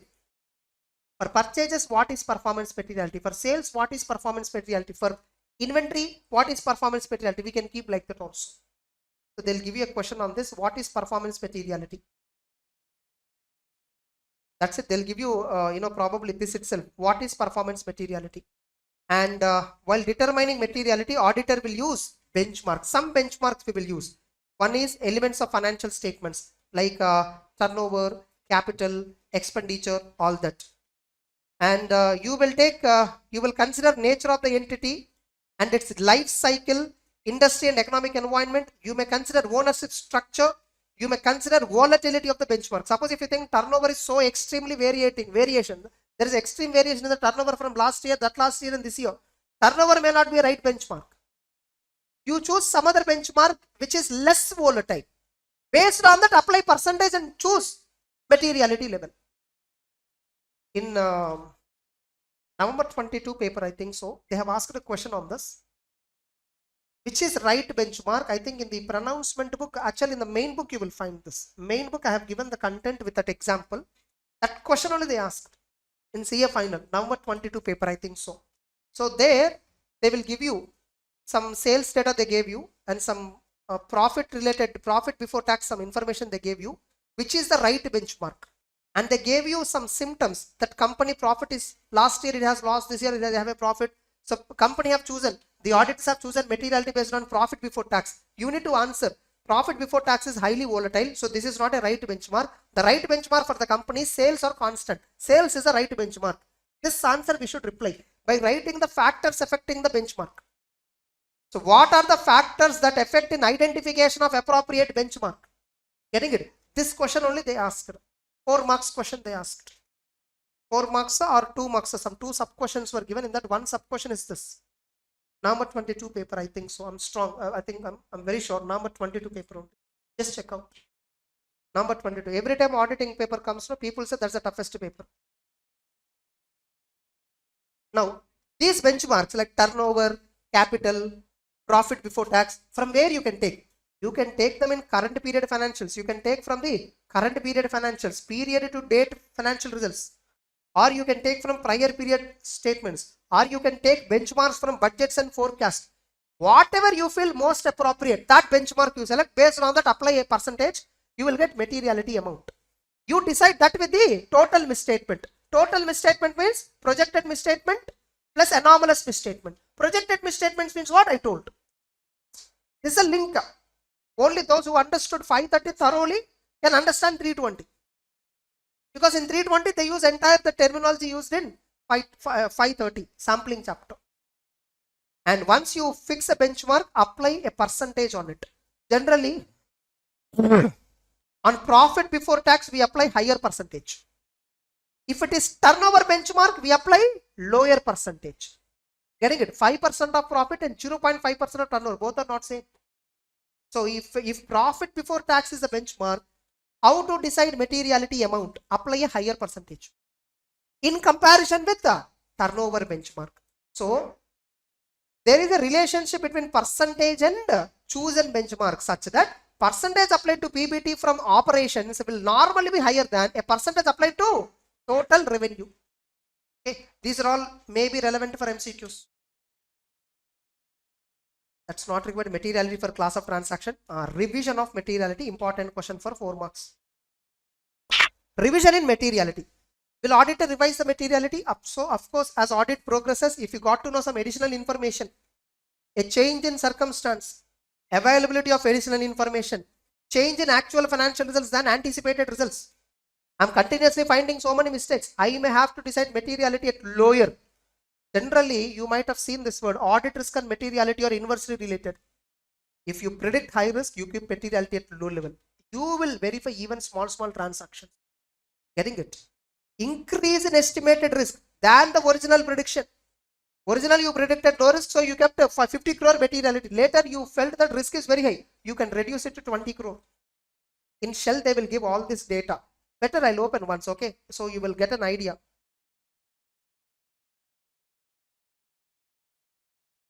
Just this alone we'll discuss and close, okay?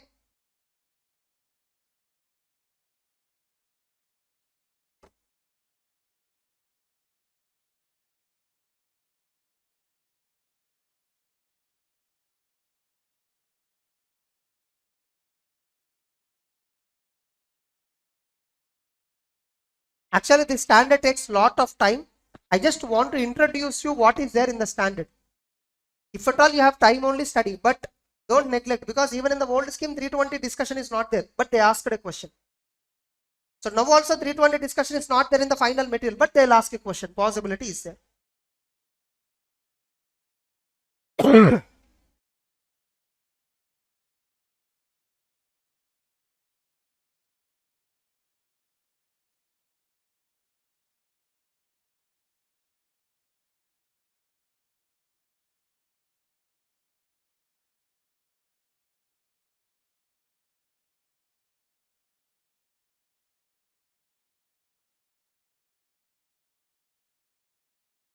2022.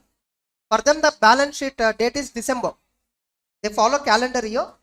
So that's the balance sheet date. Let me check once, is it there in my data or not?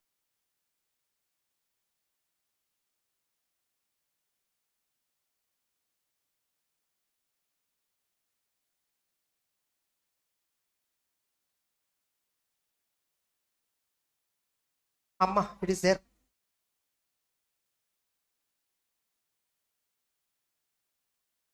See, this is auditor's report, independent auditors reports to members of Shell Public Limited Corporation, opinion paragraph, basis for opinion, conclusions related to going concern. It's not uncertainty and all, just the conclusions on going concern.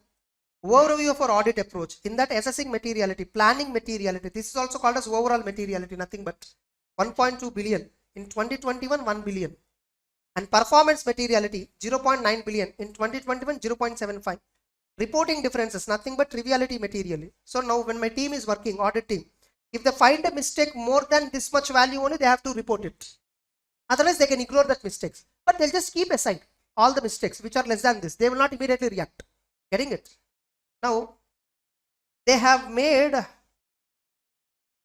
probably here, they might have given some, we based our materiality on normalized adjusted earnings on a pre-tax basis. So that's a benchmark. Pre-tax normalized earnings. This approach removes both effects. So they're giving reasons. We concluded that it's appropriate to set planning materiality at 1.2. We adopted the following materiality measures in 2022. I think 21 report has much more detail. In 21, no, they changed it. These are latest numbers, 22. In 21 Shell report, no, these numbers are different. At the time, they clearly mentioned because of COVID pandemic, all that, the risk has been increased a lot. So materiality, overall materiality, they changed it drastically. Performance materiality also, they changed it drastically. You see here, overall materiality 1.2 billion. Performance materiality 0.9, just a 25% variation only. Whereas in the 2021, overall materiality 1 billion, performance materiality 0.5 billion. The gap was very high because at that time, since because of COVID, fraud risk factors are very high, pressures are high. So they mentioned that reason. Now again, they revised it to 0.9 billion, which is nearer to planning materiality. Clear? Now you see, so auditor has to revise material. Under what circumstances auditor will revise the material? This can be one question. Remember, benchmarks related is very important because they will give you some benchmarks. Which benchmark you will choose for deciding materiality? They'll give you characteristics of each benchmark and company, that which is volatile, which is not volatile. Generally, we take that benchmark which is standard, which is not that volatile. Getting it? And documentation of materiality. What is the materiality for financials as a whole? That is called as actually planning materiality. In our standard on audit 320, we call it as overall materiality. In international standard auditing, they call it as planning. In fact, this is heading of the standard. Materiality in planning and performance of audit. Same names they use. Planning materiality, performance materiality. Materiality levels for particular transaction. Have you set any specific performance materiality levels? That one. General performance materiality document. Revision of the materiality document. They may give you a straight question on documentation of materiality. Clear? I know I have not given depth information like other standards, but I'm telling you, if I go in depth, it will take lots of time because this is linked with others. I just want to bring you out that fact. Okay, that's it. So just look at number 22 paper or May 23 paper. This question is there. Just go through it once. If that in both it is not there, May 22 it would be. Okay, for sure in these three only, I'm sure. So there is a question on benchmarks. They specifically tested on that. Okay, and only those who understood this discussion right now, whatever I said thoroughly, can answer that question. Very practical question. Clear, all of you? Yeah, bye. So I don't know how many of you have gone through mock test papers. The CA inter and final, both the mock test papers are completely like, for me it is very predictable. For many it is unpredictable. Like some students have attended sitting here. So don't expect, of course, it's not something new. From the past 5-6 attempt itself onwards, they are testing truly the concepts. Like whatever the questions I tell you right in the class, like this can be asked as a question, that line can be tested as a question, and this is the expected answer. Beyond that, now they are testing. Yeah. Now whatever the concept that you are studying, that they are that they are translating it into reality, designing a case study on that, and you need to sync that particular situation to the concept, and accordingly you need to pick out the answer. Getting it? So even in CA Inter also, the mock test papers were, the case studies were very lengthy. Forget about it is lengthy. Only those who understand the subject thoroughly, like the manner which I tell you in the class, only they can answer. Others cannot. And of course, that's a proposition, right? For the new scheme itself, institute want to change the dynamics of the way we study. Like just like that, mugging up the content, remembering the content, short notes, chart notes, and going exam, it will not work. Best of my knowledge, I'm sure May exam is going to be a very, it changes the industry norm. Complete coaching norm itself will be changed. And just like how like 3 years ago, 2020, the kind of revolution we got, where many people started coming online, and only then people are able to discover. Getting it? Another kind of thing might come in another 4 or 5 months, the results of May 24 exam, because people realizes. So already in the past 4 or 5 attempts itself, a very big realization. Like earlier, no, entering into CA final coaching and even online coaching was a very big challenge. People don't get your courses. It will be a very big survival issue. Of course, I started in 2020. Getting it? But from the beginning, I worked on content only. From day one, I decided, though I should not go with any other traditional approaches. Nothing, no mug-up, nothing. Let's decide one agenda. So what institute wants? They want proper content, solid candidate. Let's make it through the class itself. So this is what I decided. You see, I will not sell fast track courses. You'll not find my fast track course anywhere. You will not find my courses in any website also. Franchises, so many were there, right? Like pen drive selling sites. I'll not give them. And I'll not have a crash course. And I'll have a revision course which I'll upload it free of cost on the YouTube. Getting it? Whatever the fees that we collect is only to recover the administrative cost. It will not even come to my hotel expenditure also. Honestly speaking, I come for passion. That's it. Once in a year, I'll take at one location, one batch. Only yearly once I take revision. I'm actually planning to relocate to Chennai. Of course, I'll have my office and home at my native place, and here also I'll be having one. There we have some staff members, and also that as it is will continue, and of course we need that. So the next 20 years, next 10-15 years, what even the institute president is saying is we need 30 lakhs years. And honestly, it is true. You are not finding, see, everyone after qualifying, they want to just go and join in Big Four. Obviously, how many Big Four will recruit? And when they could not find a job in Big Four, they are disappointing that there is no jobs. But the fact that he only tried 4 or 5 companies, he didn't understand that. Look at audit firms. To my every friend, say you are a faculty, right? You have so many students, right? You post. And I allowed, I in fact made some of my friends as a members in our Telegram groups. You post whenever you want. And on an average in a week, they post one requirement post for CS or whatever. Nobody joins. Nobody even call back. Audit firms are having lots of vacancies for CS. The point is, people like qualified, after qualified, why should I work in audit firm? Obviously, I'm telling you honestly, if at all I'm not in this field, I would have been in audit firm only. Either I'll be doing in my own firm. Of course, I'm having 9th year COP. Okay. Or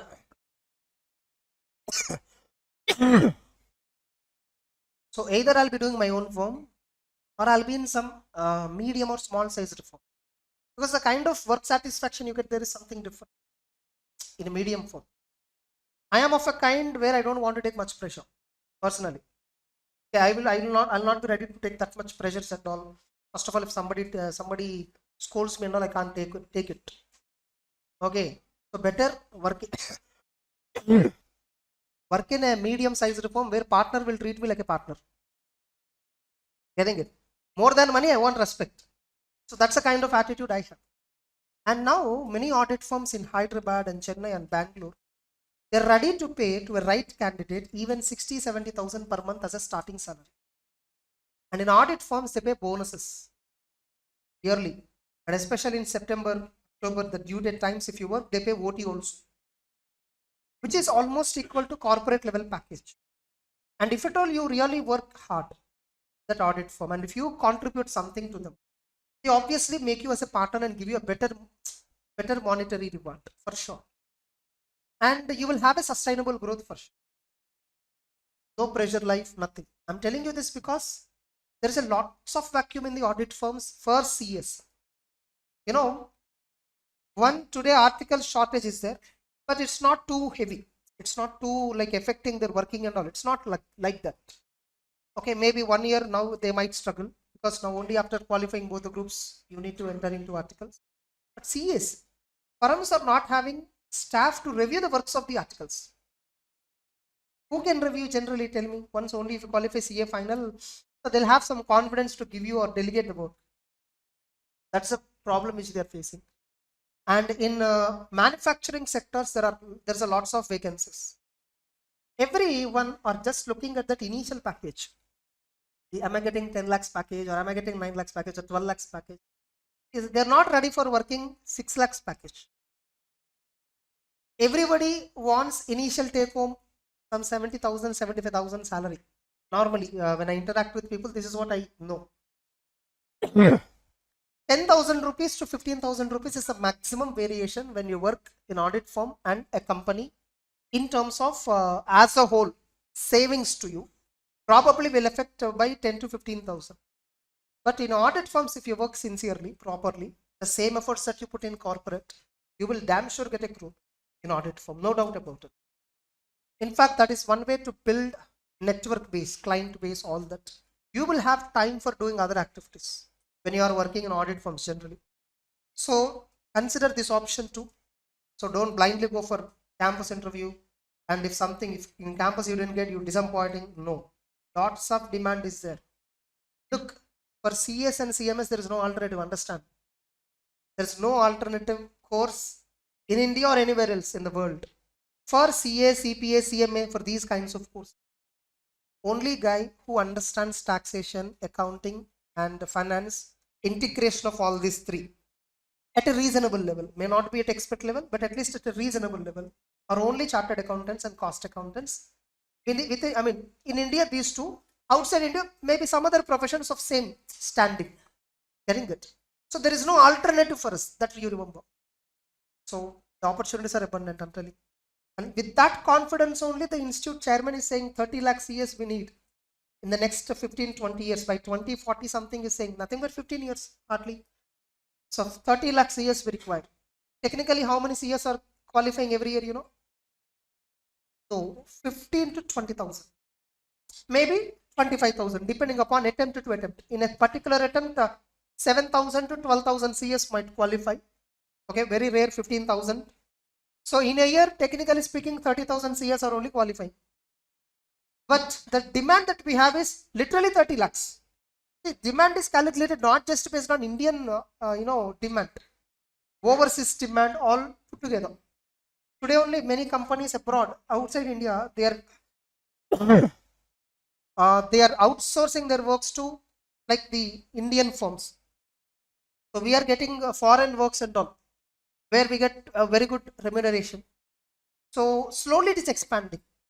We are going to, of course, not anytime soon, but it takes time. But we will replace China very soon. Soon, matlab maybe 15-20 years it might be. In terms of finance, I'm telling you, China is good for manufacturing. I don't know about finance. I don't know about the financial status. Finance related economics. But in India is a very good and strong supplier of finance graduates. Getting it? We become one of the major finance graduate supplier. So obviously for the entire world, we will be the solution with respect to finance related jobs. So you have so many opportunities. Okay? Be aspirational, as I always tell. So look for not only Big Four, look for anything else. Initial the 10, 15, 20,000, you have to compromise. But I'm telling you, corporate job, whatever it is, whether it is an initial package, rank, your academic score, everything is only an entry. Thereafter, how you grow is your skill set. It is primarily decided by your skill set and how you are working. Having skills alone is not enough. You should work hard, obviously. You should dedicatedly work. So entry level package and all is not the criteria to decide your career. Getting it? After you enter into that profession, what contribution that you're adding, that is important. That's it. Sorry? Okay, so Amma, yes, exactly. Correct, correct.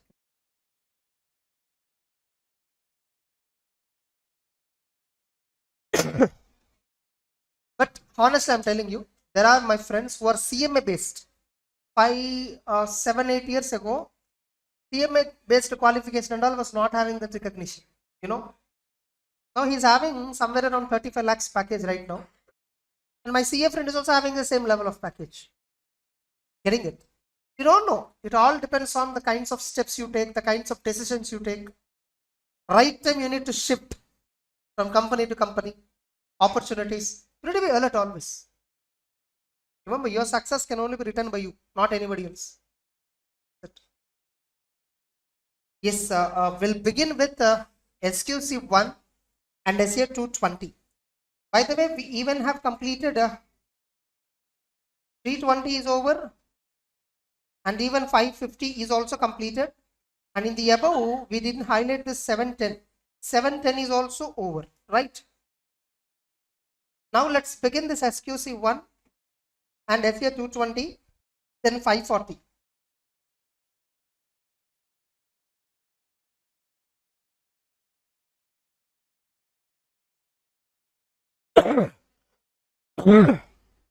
So, SQC1, quality control for firms that performs audit, review of historical financial information and other assurance and related services. Nothing but whatever these 4 category of services that you are providing. It may be an audit service, or it may be a review service, or it may be an assurance, or it may be a related service. Your firm is subjected to some quality control norms. What is a quality control norm? Very simple. Why the standard is very simple. A layman example will take. You take a chain of restaurant like Domino's. Wherever you go, a Domino's pizza, wherever the location you go and try to have, 95% the taste is same. It may not be 100% accurate, but 90 to 95% the same variety of pizza at whatever the location you have it, anywhere in India or outside India. The same variety is being sold across the world. Anywhere you taste it, 90-95% is the same.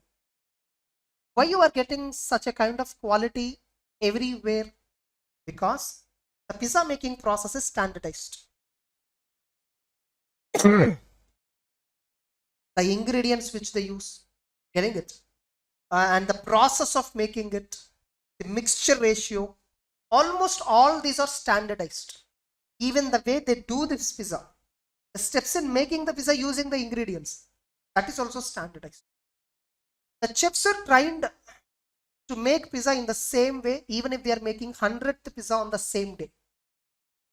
Getting the point? How they make the first pizza on the same day, with what kind of process they follow, the same process they follow even for making the 100th pizza. Now, they have a series of checklist which is given to them. They just have to follow the checklist.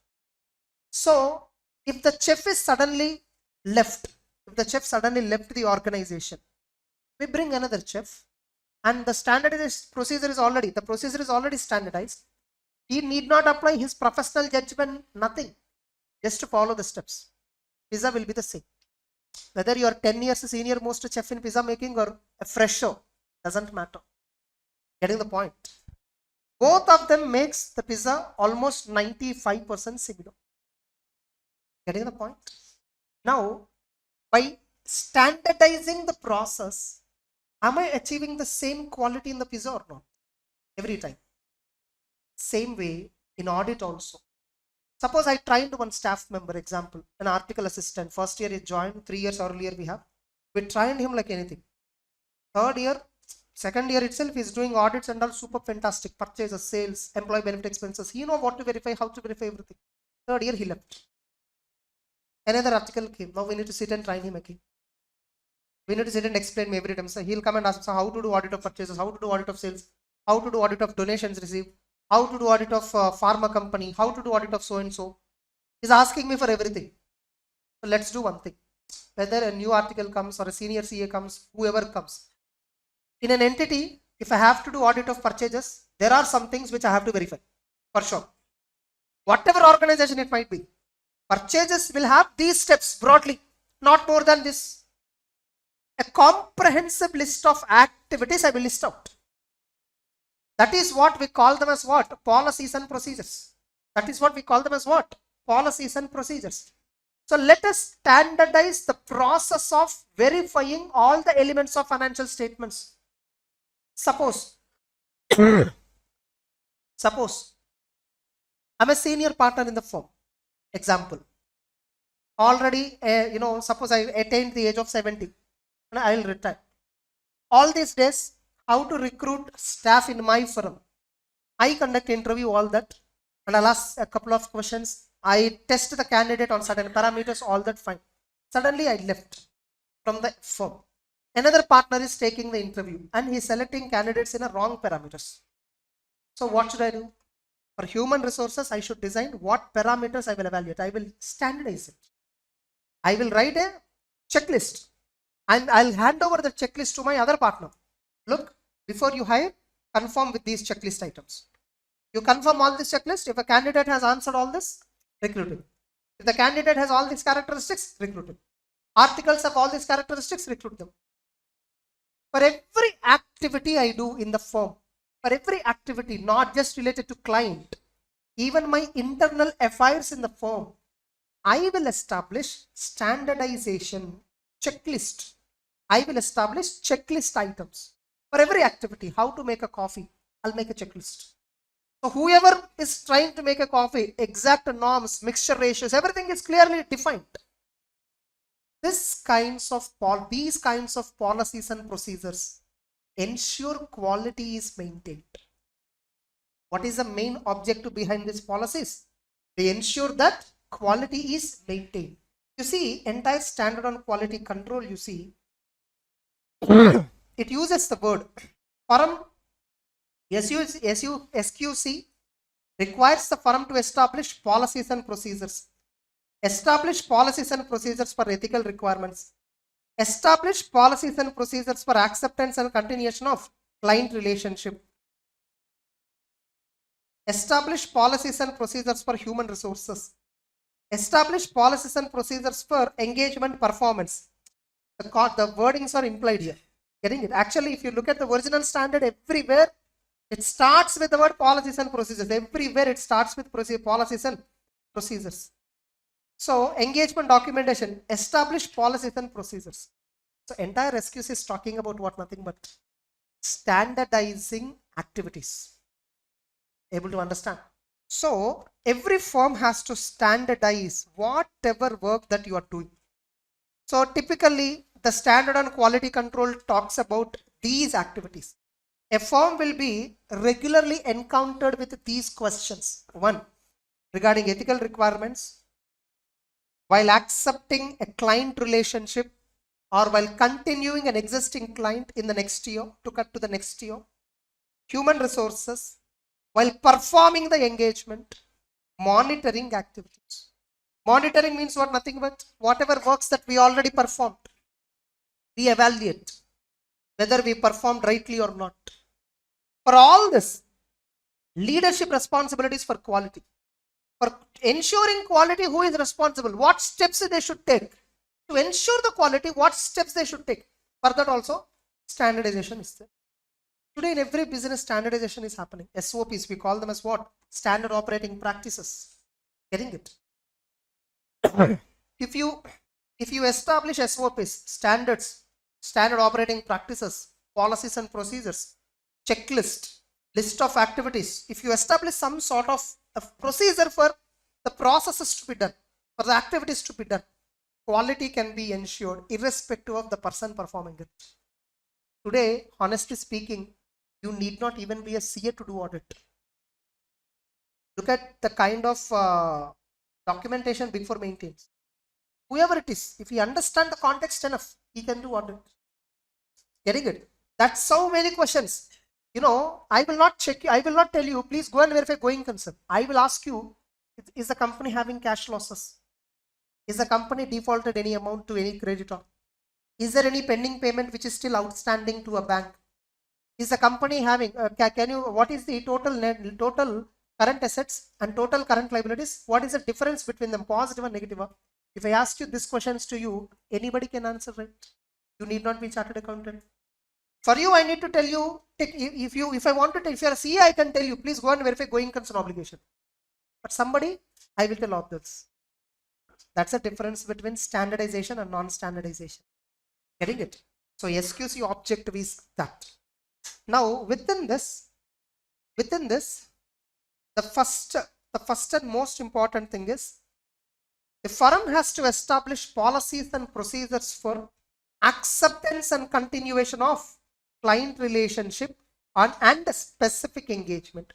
Here they use the word acceptance and continuation of client relationship. I'm accepting a new client, nothing but new engagement, or accepting new engagement from existing client. Are you getting the point? Or existing client is there, we are continuing engagement. Which engagement? Existing engagement with the existing client.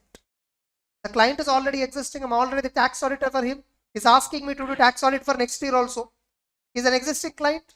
The work I'm doing is already an existing work, existing engagement, continuing it. What points I should consider? While accepting a new engagement from my existing client. He's my existing client, for him I'm performing tax audit. Now he's asking me to do stat audit for his company. He's asking me to do some internal audit for the company. Whether it is permitted or not, that's a secondary task. But he's asking me what points I should check before I accept a new relationship, before I accept a relationship with a new client, or deciding to continue an existing engagement with existing client, what points I should consider. That is what this particular this point says. This entire standard is redrafted like anything. Earlier, the same question, if you see the main book, in the old scheme, you have only these 4 points. Integrity of a client, promoter, managerial person. You should check that. Competence and to perform the engagement. Do you have that enough competence to perform the work? Firm should obtain information as it considered necessary. Compliance with the ethical requirements.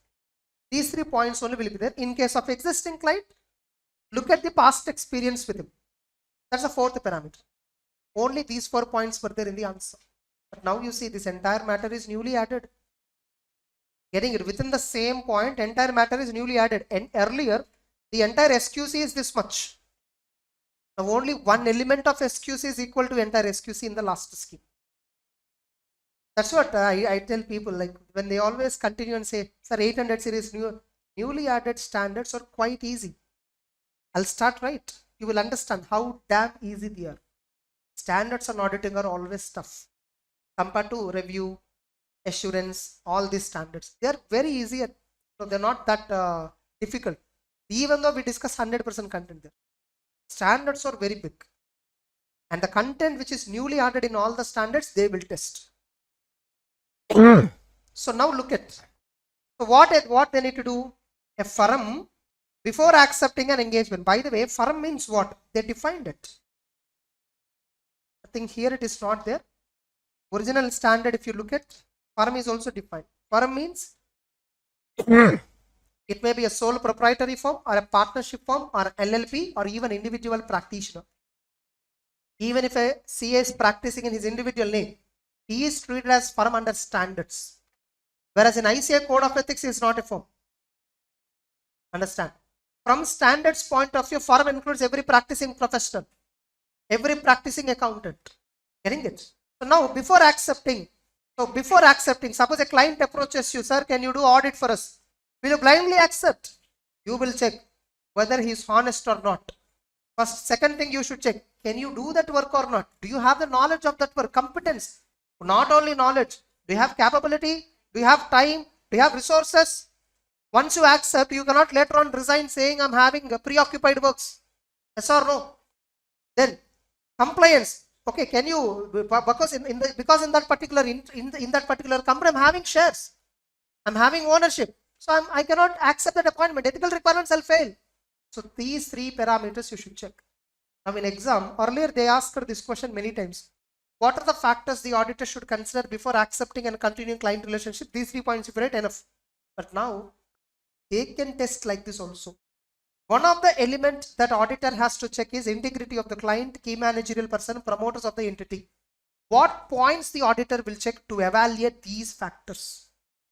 So the auditor will see what is the reputation of the client, who are the owners, what are the client operations, what are the business practices, the attitude of client's principal owners, whether client is aggressively concerned with maintaining the firm's fee as low as possible, like is he want to pay lesser fee to us, what is his thought process, whether there is any limitation on the scope, whether client has involved in any money laundering, and why previous audit firm, whoever is there, were not reappointed, and why are they looking, why are they appointing me? So when you're evaluating integrity, all these points you should write any 4.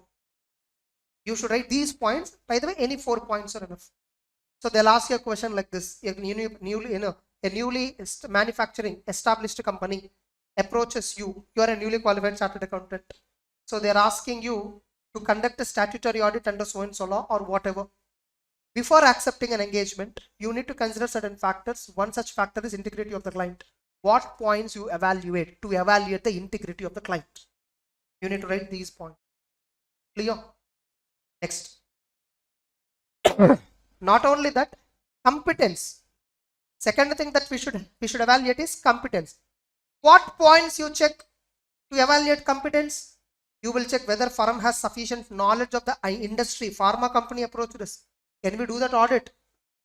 Whether the firm's staff member have experience with relevant regulatory. Suppose a petroleum company approached us. You know, there is a petroleum board that is there. So it has so many restrictions on the petroleum companies. So understanding of the regulatory framework is very important. So do we have that knowledge? Whether firm personnel have capabilities and competence to handle this audit. If at all, this is a petroleum company, no doubt we need experts. Are experts available with us? Or can we find an expert so that we can do this audit properly? Are you getting the point? And meeting, so individuals meeting the criteria and eligible requirement to perform quality control review. Generally, this is important in case of listed entities. I'll come to that next point.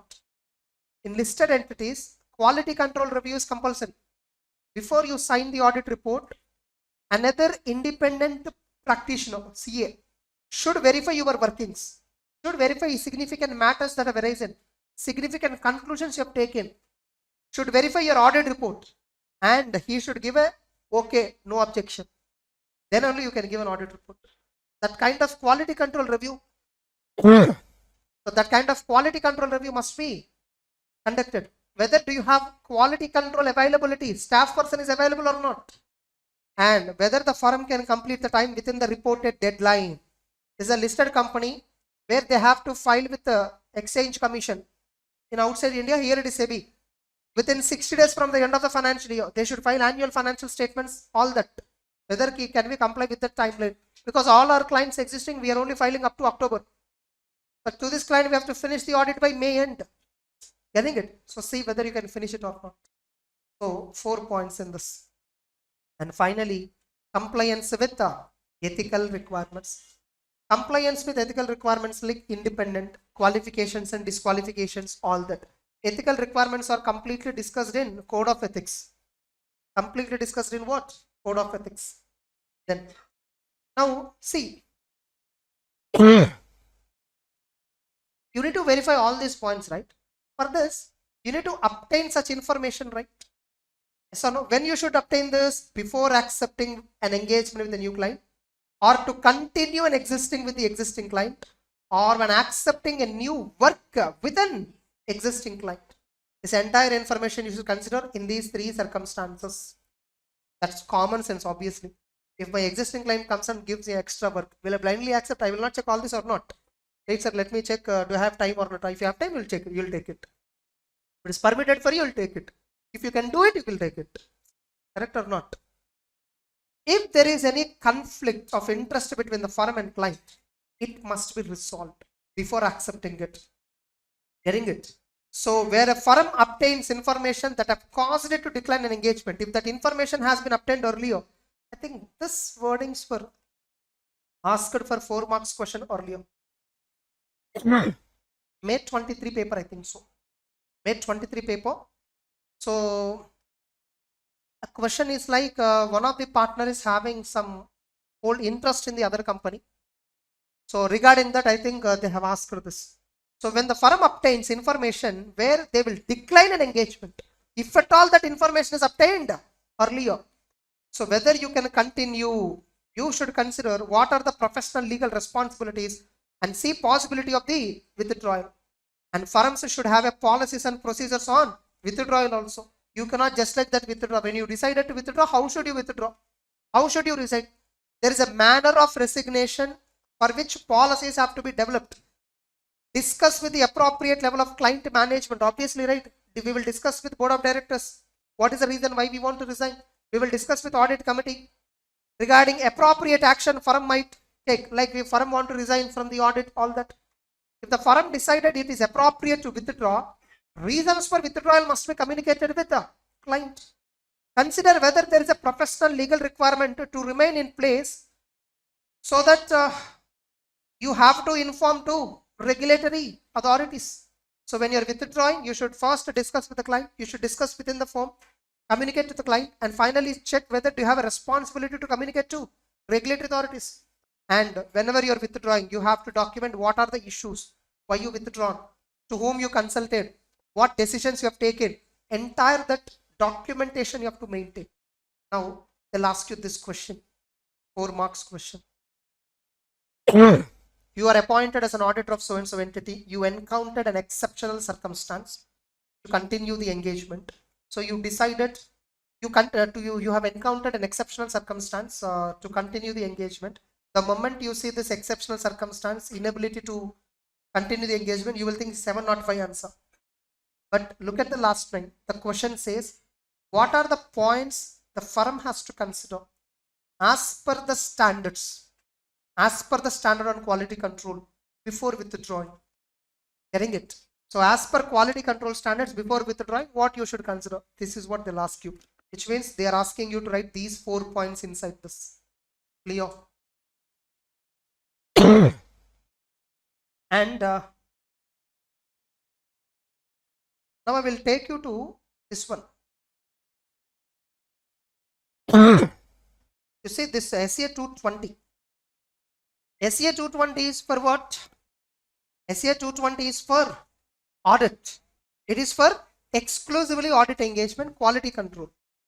Now, for every engagement that you perform, you have to ensure quality. And for that, you need to decide, you need to establish policies and procedures. That is what explained under SQC 1. SCA 220 says, dear engagement partner, follow with SQC 1. SCA 220 is complementary to SQC. SQC 1 defines all the policies. SQC 1 says how you have to work on. SCA 220 says, when you are doing audit of financials of an entity, dear engagement partner, please follow SQC. That is what SCA 220 exactly says. That's why you see in SCA 220, same points will be there. Leadership responsibility, ethical requirements, acceptance continuation, assignment of engagement, nothing but HR management. Engagement performance monitoring. Same 6 elements were there in SQC also. Except that here instead of assignment of engagement, they use the word human resources. Getting it? Now you see leadership. You see not leadership, relevant, not this acceptance and continuation. So before you accepted, Audit engagement. Before accepting an audit engagement with a new client, or before deciding to continue an existing engagement, or when you're accepting a new engagement with an existing client, you need to consider integrity of the principal owners, you need to check competence, you need to check ethical requirements, you need to check if at all it's a continuation of audit engagement. Significant matters arising in the previous engagement and conclusions reached regarding the previous engagements. So with the same client I am working from last 3-4 years. He is asking me to continue or he's giving me new work. Should I accept or not? Look at the past experience with the client. That's the fourth parameter. Be able to understand. Same answer.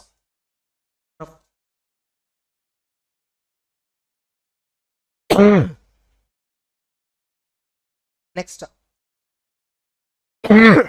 So that's about acceptance and continuation of client relationship.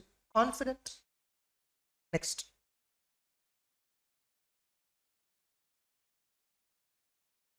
Now, second important parameter in this quality control standard is engagement performance.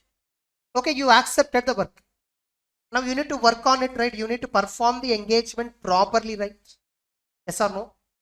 When you are performing the engagement, if article assistants and all, whoever is doing vouching, reconciliations, scrutinies, whatever they are doing, if they get a doubt, what they should do? They should consult the partner or they should consult the audit manager. You have to make arrangements for proper consultation, right? That's what. Consistency and quality of engagement performance is achieved by briefing engagement teams, their objectives, processes for complying with engagement standards, all that.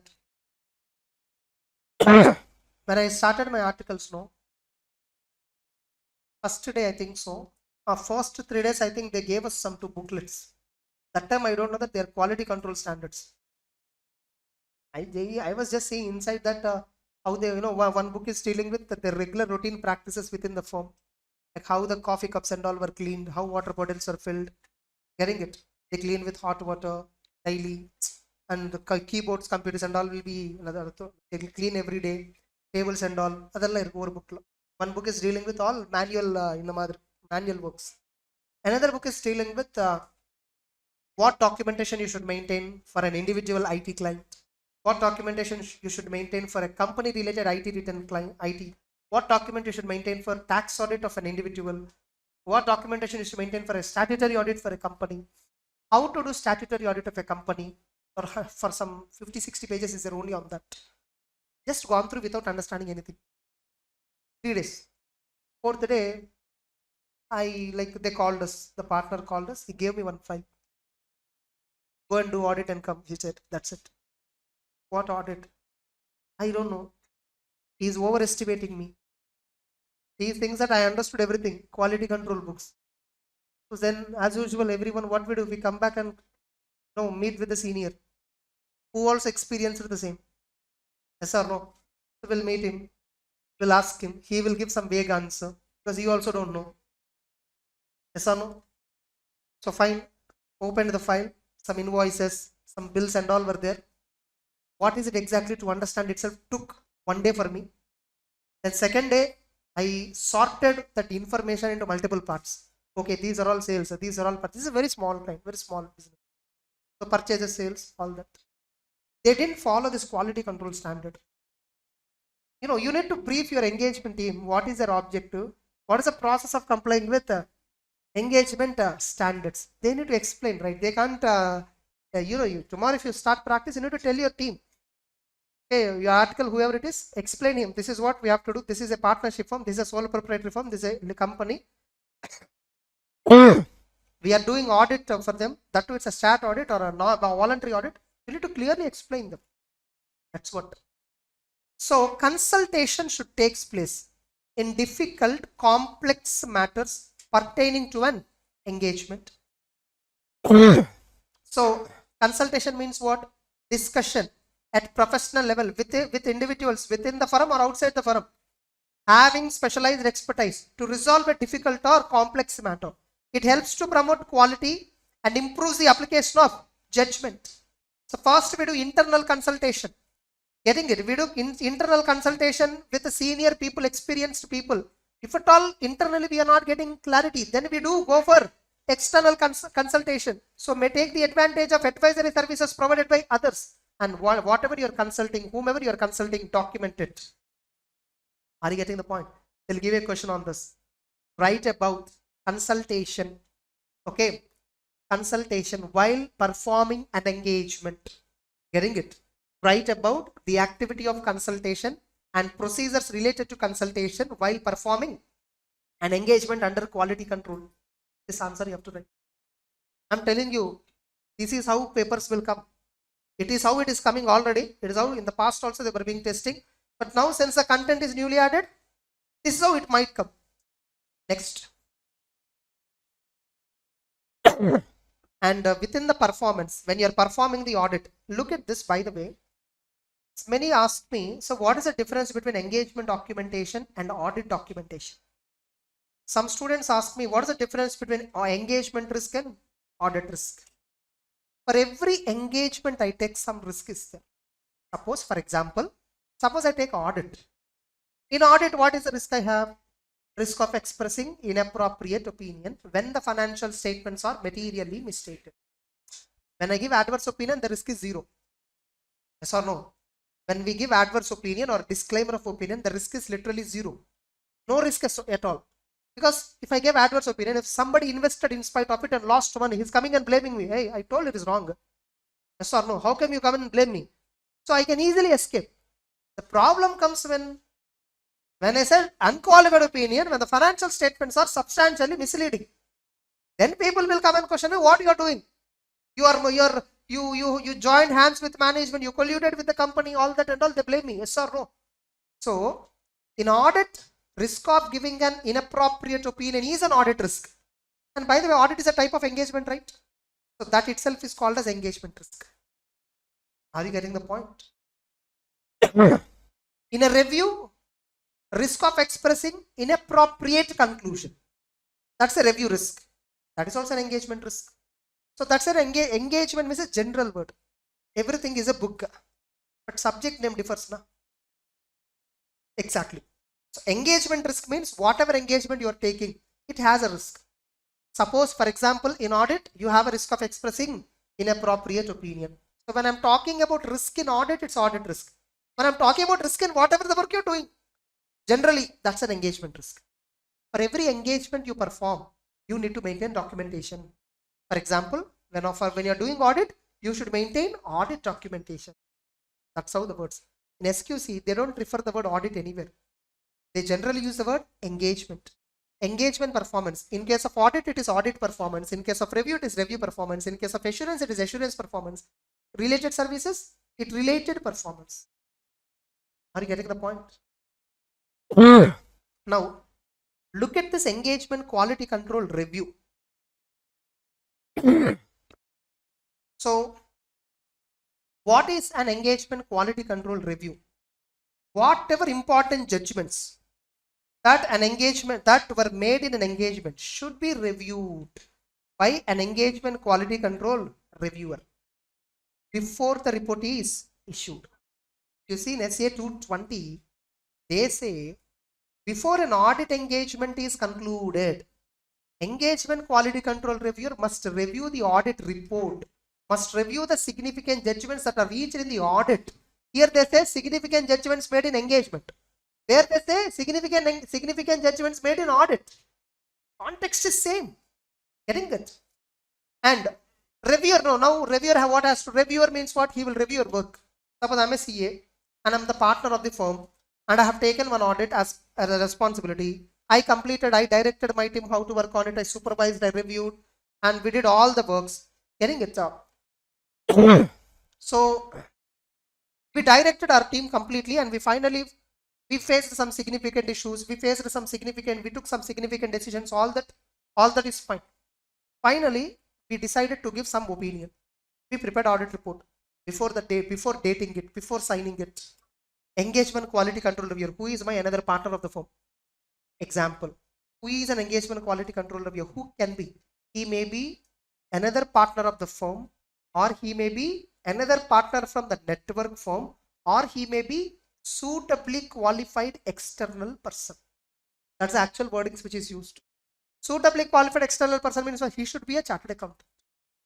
He should also be a chartered accountant who can understand the audit processes, financial reporting frameworks, auditing standards, getting it, and who can, by looking at the client business, understands the client business and evaluates your documentation and gives you an opinion whether you did audit properly or not. This is like a second opinion. Like when we go to a doctor, we take second opinion, right? Exactly. Sir, I decided to give so-and-so opinion. Can I proceed with? Wait, let me check entire your work. If I also feel the same, you proceed with. Suppose if engagement quality control reviewer has given a different conclusion on the engagement from the engagement partner. Now the firm quality control practices what it says. If the quality control practice of the firm, the quality control standard says partner decision will ultimately prevailing. Partner decision will prevail. If both of them decision is not prevailing, they need to consult third person. Then the third person we will consult and then take his opinion. Finally, we'll go with it. So that's how, like you have, I don't know, have you seen this point? If there is a difference of opinion between engagement quality control reviewer and engagement partner, it should be resolved by the firm quality control practices. Whose decision will prevail? Not both of them. What quality control policy says, that will prevail. So engagement quality control review is especially mandatory for all listed entities audit. For other engagements, firm may establish a criteria whether engagement quality control review is compulsory or not, which means the standard recommends quality control review for all the engagements, but technically it is mandatory for listed entities as per SQC SA 220, which means when I'm performing a review work or assurance work or related services, quality control review is not necessary. What is a quality control review? The reviewer will see what are our policies and have you worked on, whether you worked as per our firm policies or not. That is what in review happens. Are you getting the point? Then now the engagement quality control review for audit of financial statements of listed entities, he will consider the following. By the way, engagement quality control review question was asked in November 23 also. In November 23 also it was asked. May 23 or November 22. Almost every time a question will come on this. So what engagement quality control reviewer should check? He should first check whether the engagement team is independent or not. This is very important, right? In SA 260, communicating independence, especially in a case of listed entities, is more compulsory. So the engagement quality control reviewer first checks whether the firm is complying with the independence requirements, and engagement quality control reviewer will check what are the significant risks identified in the audit and how our engagement team responded, and what are the judgments with respect to significant risks. If there is a difference of opinion on complex or difficult matter, whether appropriate consultation taken place. So engagement quality control reviewer sees whether articles and all, when they're having doubts, they're able to consult a partner. Then what is the significance of uncorrected misstatements or corrected misstatements? How mistakes were corrected? If any mistakes were uncorrected, if they are immaterial, how do the auditor treat it as immaterial? And what are the matters to be communicated to top management are communicated properly or not? He will check whether working papers reflect the work performed in relation to significant judgments, and finally whether the report issued is appropriate. You see, SQC objective of the SQC is very simple: whether the firm is complying with all quality control policies and procedures. 2, whether the reports issued by the firm on various engagements are appropriate. Reports issued appropriate means what? We should write opinion, we should write conclusion, we discharge the client work properly. In SA 220, what it says in objective, whether quality is achieved, maintained in the audit, whether the audit report issued is appropriate. You see, SQC objective, SA 220 objective, both look similar. In SQC, they talk engagement generally, whereas in SA 220, they talk about audit specifically. Clear? Next, this is engagement performance. Now, who is an engagement quality control reviewer? EQCR is a partner of the firm or another person in the firm But remember, he must be a member. Or suitably qualified external person or reviewer can be an organization, nothing but team of individuals. If at all a reviewer is an organization, that team of individuals must be headed by a member of the institute. That's a requirement. Getting it? Suitably qualified external person means what? An individual outside the firm who has capability and competence to act as an engagement partner. So he is having all the skill set to act as an engagement partner, but he's not our partner. He's only for review. Getting it? For example, a partner or an employee of the another firm. That's what I told, right? Yes or no? Another firm might be a network firm, or it might be outside your network also. Next.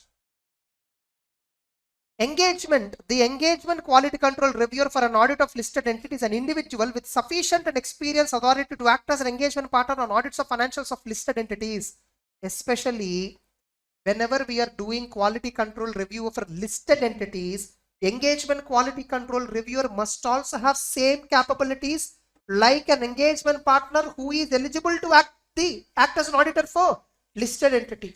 Best example to describe. I don't know. Bank audit, statutory central auditors. There is a criteria for that. The firm should be having an experience of minimum 10-15 years. One of the partners should have an experience of 10 plus or 15 plus years. And that partner should be the engagement partner for the bank audit. Now, suppose if I am doing an audit of State Bank of India, which is a listed entity, I am the engagement partner having 15 plus years experience. Only because I satisfied with this experience criteria given by RBI, I was appointed as an auditor for State Bank of India. Now my engagement quality control reviewer should not be newly qualified CA. He should also be same like me. What criteria RBI advised for the statutory central auditor engagement partner, same criteria he should have. That's what the sentence meaning. Getting it? And remember, engagement quality control reviewer should maintain objectivity. He should not work in your audit. He should not be part of your team. First of all, understand. He is not your team member. Getting it? So, maximum, if at all consultation comes, suppose in your firm only 2 partners were there. One partner is acting as an auditor, engagement partner for one work, and other partner will act as a quality control reviewer. For his works, this fellow will act as a quality control reviewer. This is how the firm is working. Now, we know consultations. If at all we have any doubt, first we can consult within the team. If at all it is not resolved, we'll consult another partner. So we are consulting with another partner where he is giving us decision making. He is only tomorrow also doing review. First understand. So same person can I consult where he is going to do quality control review tomorrow for me. You can consult, but make sure that decisions are not driven by him. Getting the point? So it is necessary to maintain objectivity of that reviewer. Participation in engagement or making decisions of the team shall be avoided. Care is taken by both the team and the reviewer to maintain reviewer's objectivity. Where it is not possible to maintain this care, where reviewer cannot maintain that unbiased attitude towards that work, better go for outside person. Don't appoint. Because for every work you are calling him, because your partner is somewhere in the vacation. You are calling the other partner continuously for every consultation. He cannot come and do review because he is the one who gave every judgment about your doubts. So entire audit he knows. How come he come and review? Maker and checker should be different. Review is nothing but for checking. You are the one who is making the audit. So in that case, firm's policy should also provide replacement option. In the policies itself, replacement option should also be given. Suppose if there is a difference of opinion within the engagement team between those who consulted and the partner and the quality control reviewer. So between the team and the reviewer, if there is if there is a difference of opinion, report, it may be audit report or any report, shall be issued only after resolution. Okay, only after resolving the differences. If at all the recommendations of quality control reviewer are not accepted by engagement partner and the matter is not resolved to the reviewer's satisfaction, he is resolved by established procedures of the firm, like consulting another practitioner, third party, and then resolve it. Clear? Now let's look at SA 220. In SA 220, you don't feel like everything is a repetition. Everything is a repetition, you feel like. Here you see, what is an engagement quality control review? See that quality control review is appointed. Discuss significant matters arising in audit. Not date the audit report until completion of quality control review. Engagement control, quality control reviewer shall perform an objective evaluation of significant judgments made by engagement team and what decisions engagement team has taken. All that engagement quality control reviewer should verify, right? Like what he will evaluate? He will evaluate discussion on significant matters. He will review the financials and proposed audit report. He will review the selected documentation. He will evaluate the conclusions reached, especially in case of audit of financials of listed entities. This question was tested many times.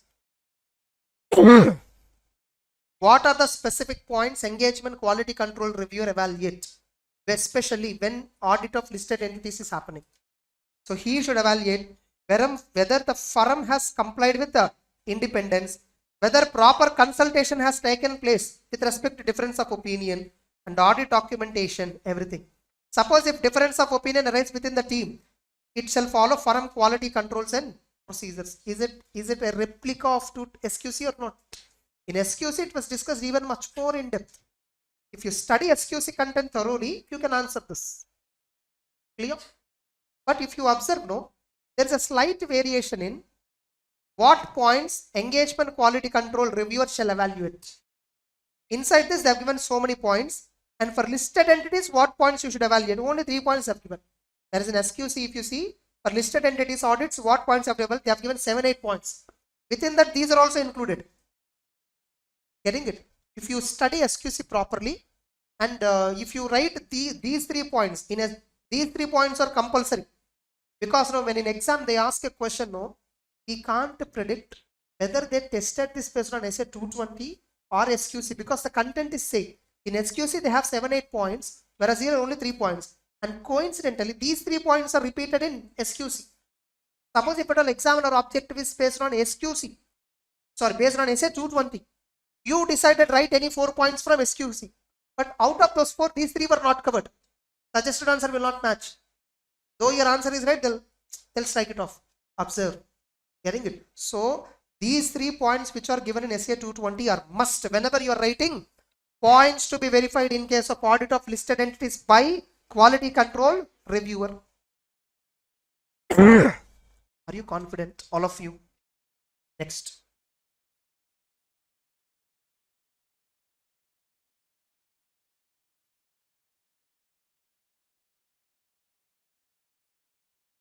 Then finally, engagement documentation. Another important aspect. Remaining you study on your own. With this, I'll close. Engagement documentation I'll discuss. Audit documentation I'll discuss. Getting it? Key elements I covered. Getting it? Engagement documentation. What is engagement documentation? Firm should establish policies and procedures to complete a final engagement file. In audit, we call it as final audit file. Getting the point? On a timely basis after the reports have been finalized. Remember, assembly process can be after, but preparation of documentation shall be simultaneously along with the engagement. Nothing but audit. Engagement file should be completed not more than 60 days after the date of audit report in case of audit engagements. What about other cases? Firm decides the limits, time limits. So SQC only talks about audit with respect to assembly of documentation. You might have seen in CA Intro, a firm should complete assembly of final audit file within 60 days after the date of auditor's report. And the firm should retain the documentation for a period of 7 years from the date of auditor report or group auditor's report, whichever is later. These points are given under SQC.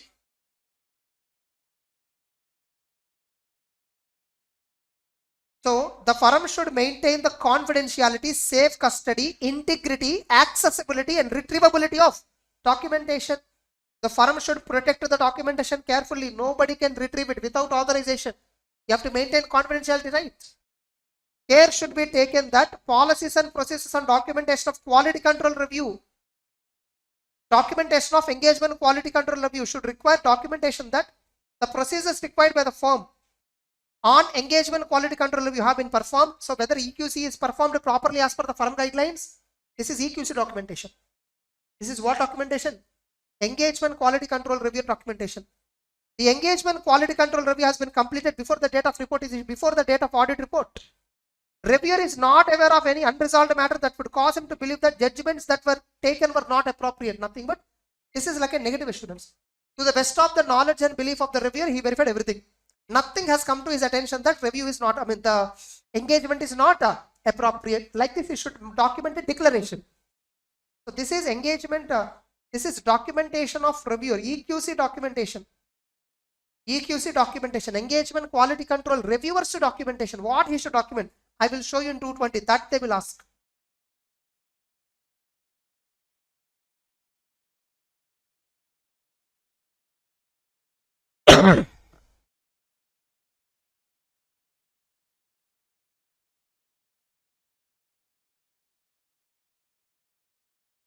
So documentation by EQC reviewer. They'll ask you this question straight away for 4 marks. Getting it? What should be the documentation of engagement quality control reviewer? So the engagement quality control reviewer shall document procedures required by the firm policies on quality control review. Whatever the quality control review procedures the firm has told, have we performed? In audit, no, we document whatever procedures for audit, whatever we perform, we document. Now reviewer will perform, reviewer will document whatever procedures for review he performed, that he will document as per the policy, as per the firm quality control policies. And see that engagement quality control review is completed on or before date of audit report. That fact should also be documented. This can be documented by these papers, by these documents, by these communications, like when the review happened, on which date this happened, communication, correspondence, proof, all that. And documenting a statement that reviewer is not aware of any unresolved matters that would cause the reviewer to believe that judgments the engagement he made and conclusions they reached were not, whatever decisions taken by the firm, whatever decisions taken by the engagement team, they were not appropriate. Like that, I did not get any information. That is a document specifically. This is like a negative assurance. What is it actually called as? Negative assurance. This is what in review we give. Negative assurance mode only we give. Getting it? Like what is the difference between audit and review? In audit we say it is good or bad. In review we say it's not bad. As simple as such. Getting the point? Fine. Anyhow, when I started that review, I'll discuss that. Now, this diagram, this comparison table is newly added. Directly it can be asked as a 4 marks question. What are the key differences between SQC and SA 220? SQC apply to entire firm, and the firm responds, and the firm is responsible, especially the main CEO or managing partner. They are responsible for quality control policies and procedure. Whereas SA 220 apply to particular audit engagement and it fixes responsibility on engagement partner. It is applicable to audit, review, assurance related services, whereas 220 applies to audit. SQC talks about setting up of quality control system consisting policies, whereas SA 220 says responsibilities of team to implement the policies. I told you SQC is about establishing policy, SA 220 is about following that SQC, implementing. It pertains to establishing a system of quality control to provide the firm with a reasonable assurance that a firm and its personnel comply with the standards so that reports issued by them are appropriate. It is premised on the basis that the firm is subject to SQC1. Therefore, SQC1 is in addition to SA 220, or SA 220 complements SQC1. That's what it's meaning. Latin, English, Latin. It is within overall context of firm's quality control engagement team to implement the quality control process applicable to audit engagement. So this answer you have to write. They'll give you this probably for 6 marks. Differences, or maybe for 4 marks. Are you clear, all of you? That's it. I think major content I have covered.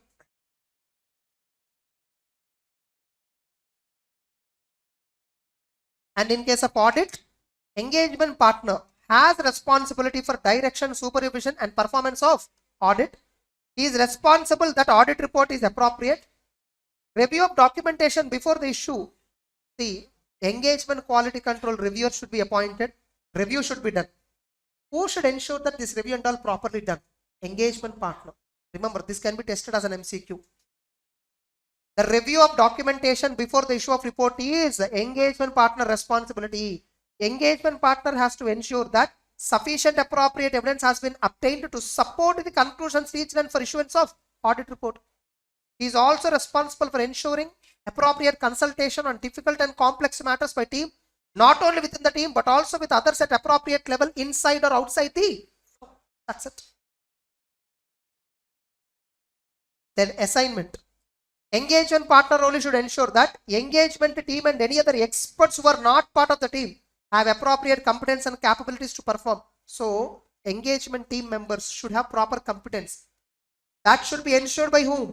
Engagement partner in case of audit. That is what HR point also in case of SQC. I think all the elements I spoke except two more elements, ethical requirements and leadership responsibilities and monitoring. So now, in SQC, monitoring is important. In SQC, monitoring is important.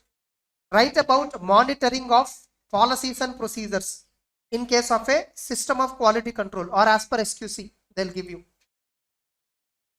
The firm should ensure that policies, procedures related to quality control are relevant, adequate, operating effectively and complied in practice. Nothing but firm should ensure, okay, you designed so many systems, you design policies, you design procedures, you established SOPs, you established checklists. You should check whether everything is followed or not. You should check back. You completed all the audits, you completed various works. Once in a year, please check back your already completed engagements, whether you are meeting with quality control policies or not.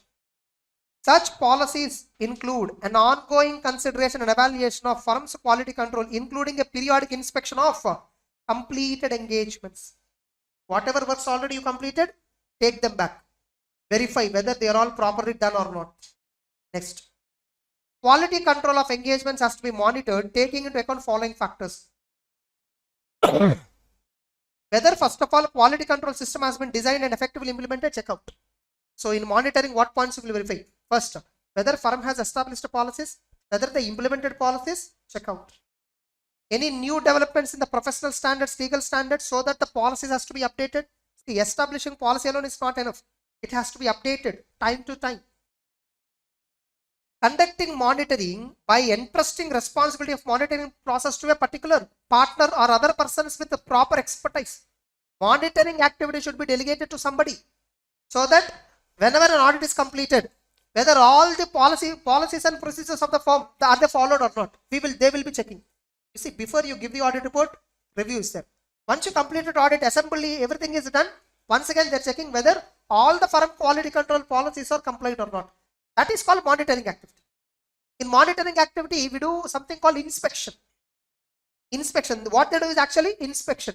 Inspection refers to review of completed audit engagement or completed documentation. Getting it? An engagement documentation which is already completed, that they will be reviewing to see whether the engagement has been performed in compliance with the firm's system of quality control and see whether the reports issued are appropriate. Able to understand?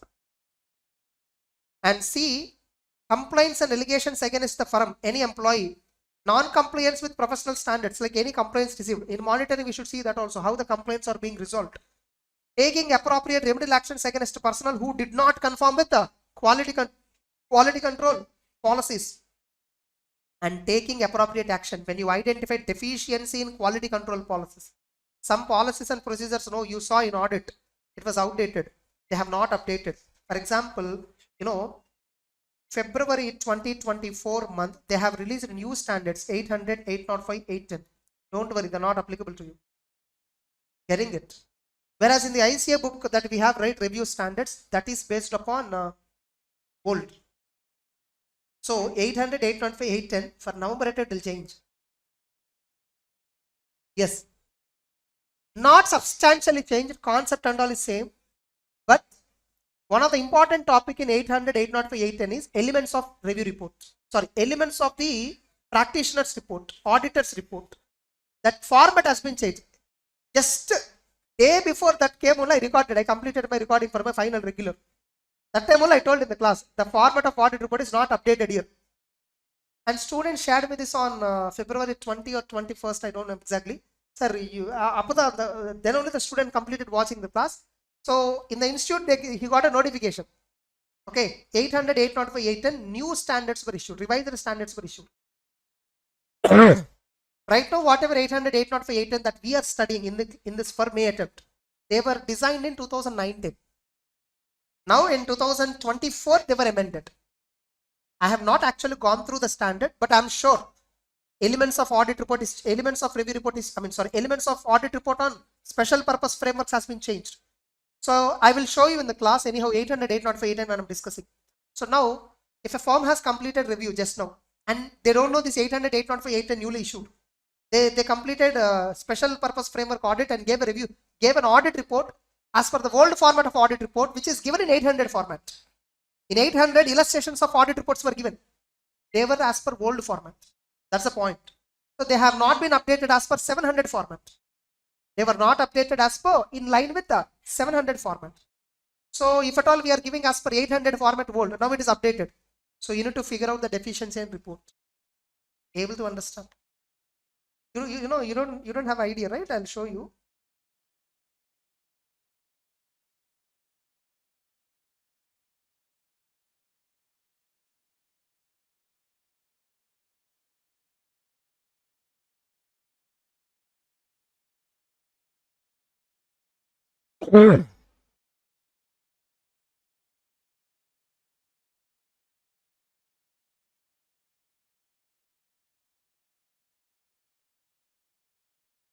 Let me right now see just briefly. I also didn't see, right? I'll see once.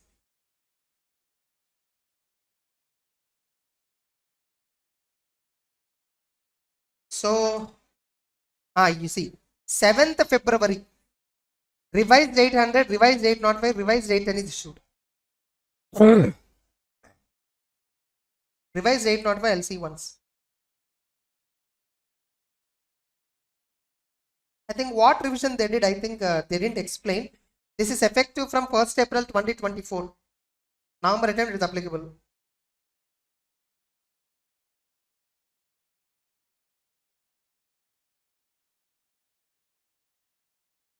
The content is almost similar. Probably the content is almost similar.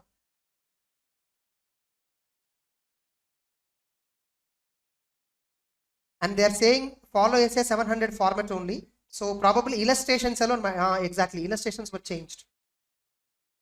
Illustrations were changed so that the audit report exactly looks like SA 700 audit report. Here it is audit report on special purpose financial statements. Earlier old illustrations, no, it will not be in this format. Earlier old illustrations, first introduction will be there, management responsibility, auditor responsibility, then basis for opinion, then opinion. That's the old format of audit report. You see, let's say 800, that is what the elements of audit report. 800, 805, 810, somewhere it is there. So, this is 805 and this is 810. Special considerations, audit of single financials and summary financials, anyhow. So, I'm just telling you, the members may note that 800, 805 will continue to apply till the audits are engagements for financial year 23-24. So, 23-24, whatever old 800, 805, 810 were there, no, as this will they will apply. 800 revised, 805 revised, 810 revised. They will apply from 1st April 2024 onwards, accounting periods. Getting it? That's it. Yes, clear.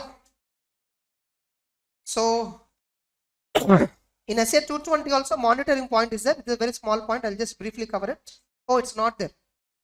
It's there. So, an effective system of quality control includes monitoring process designed to provide the firm with reasonable assurance that their policies and procedures are relevant, adequate, operating effectively. Relevant and adequate means updated. The firm quality control policies are updated.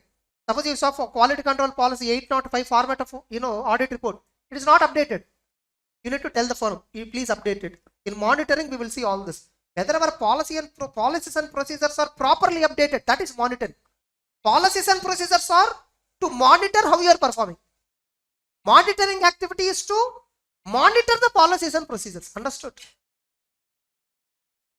The engagement partner shall consider the results of the monitoring process as evidenced in the latest information circulated by the firm, and deficiencies noted that information that which may affect the audit engagement. So you need to change at least in the next upcoming audits, whatever the updates that were there based on the quality control. All of you. Now here itself I'll finish one more small topic. Other review mechanisms. What are they? Sorry, one more. No, somebody saying something. That no, nothing. Fine. So other review mechanisms. So peer review. I heard like audit matter because of this mic. Fine. So other review mechanisms. We still have other review mechanisms like peer review board and quality review board, and of course NFRA. So earlier we have a separate chapter like peer review and quality review, useless chapters. Now they removed it. So because no, quality review we don't do. They are chartered accountants only. They are technical reviewers empaneled with the quality review board. Okay.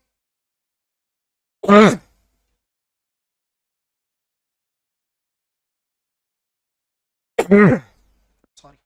Yeah. You see, you know, like have you heard of accounting standard board, auditing standard board, all that? They are all non-standing committees of ICI.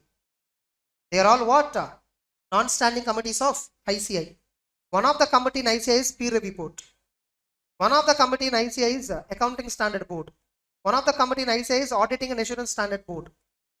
They are all nothing but committees. Now, this ICI, they are having council. You might have seen the word council many times. ICI is having 40 council members, out of which 8 were nominated by Government of India. 32 were elected. 32 council members were elected. These are like board of directors. These are like board of directors in case of a company. Now, obviously, every council member will not involve in every activity of the institute, right? So, in companies, directors divide themselves the duties like risk management committee, audit committee, remuneration and nomination committee, HR committee, CSR committee. Same way, institute council members also divided duties among themselves through various committees. In all these committees, who are there heading? Council members only are the head, council members only are heading it. Suppose you see Sanjeev Kumar Singhal, he is some NIRC member or WIRC council member. Getting the point. So he is the chairman of Auditing and Assurance Standards Board. And you see here, they have given who are the members of this Auditing and Assurance Standard Board. Some ex officio by default, president and vice president of the institute, or by default members of Auditing and Assurance Standard Board. Ex officio we call them as. Now these are committees of ICI. Understand that peer review board is a committee within the ICI. So the ICI itself is conducting peer review through a committee called peer review board. So what is a peer review? Peer means colleague. So whatever you are working, now you see before you have audit report, there is an engagement quality control review. Once you completed audit engagement, within your firm itself, there is something called monitoring. Outside the firm, peer review is there. Quality review is there. NFRA review is there. Tax audit quality review board is there. Financial reporting review board is there. Multiple boards. Financial reporting review board, tax audit quality review board, peer review board. All these 3 are ICI controlled. Quality review board, ICI has influence in that. Because in quality review board, 10 members will be there. 5 members belongs to ICI. 5 members belongs to government, central government nominated. Now, until 2019, all entity audits, it may be listed, unlisted, whatever it is, up to 2018 ending, 31st March 2018, 31st March 2019, up to 18-19 financial year, all entities audits are within the purview of quality review board, whether the auditors are performing audit qualitatively or not. The only external body that has power to review is quality review board, which is controlled by ICI. Because 50% of the members are ICI members, council members. So ICI don't have a problem. The moment NFRA came, listed entities, significant public limited companies, those audit quality reviews were delegated to NFRA. In NFRA, only one person from ICI is representing, that is president, which is an ex officio post. Whoever is president is a member of NFRA. Remaining 10 to 12 members of NFRA were completely government nominated. That's where the problem comes for the institute. Because in quality control review, council members, technical reviewers, all of them are performing reviews who are chartered accountants. But in NFRA, who will come and do review of audit quality, whether you did audit properly? No doubt, he's completely external guy who do not understand the CA industry practices. Getting it? So what he will do, how he will check? He will check exactly standard and he'll check your documentation. If it's not matching, he'll disqualify you. NFRA is taking so many cases. Every year they're passing so many judgments on CS. You can find NFRA annual report and all. So this is QRB. QRB annual report is there.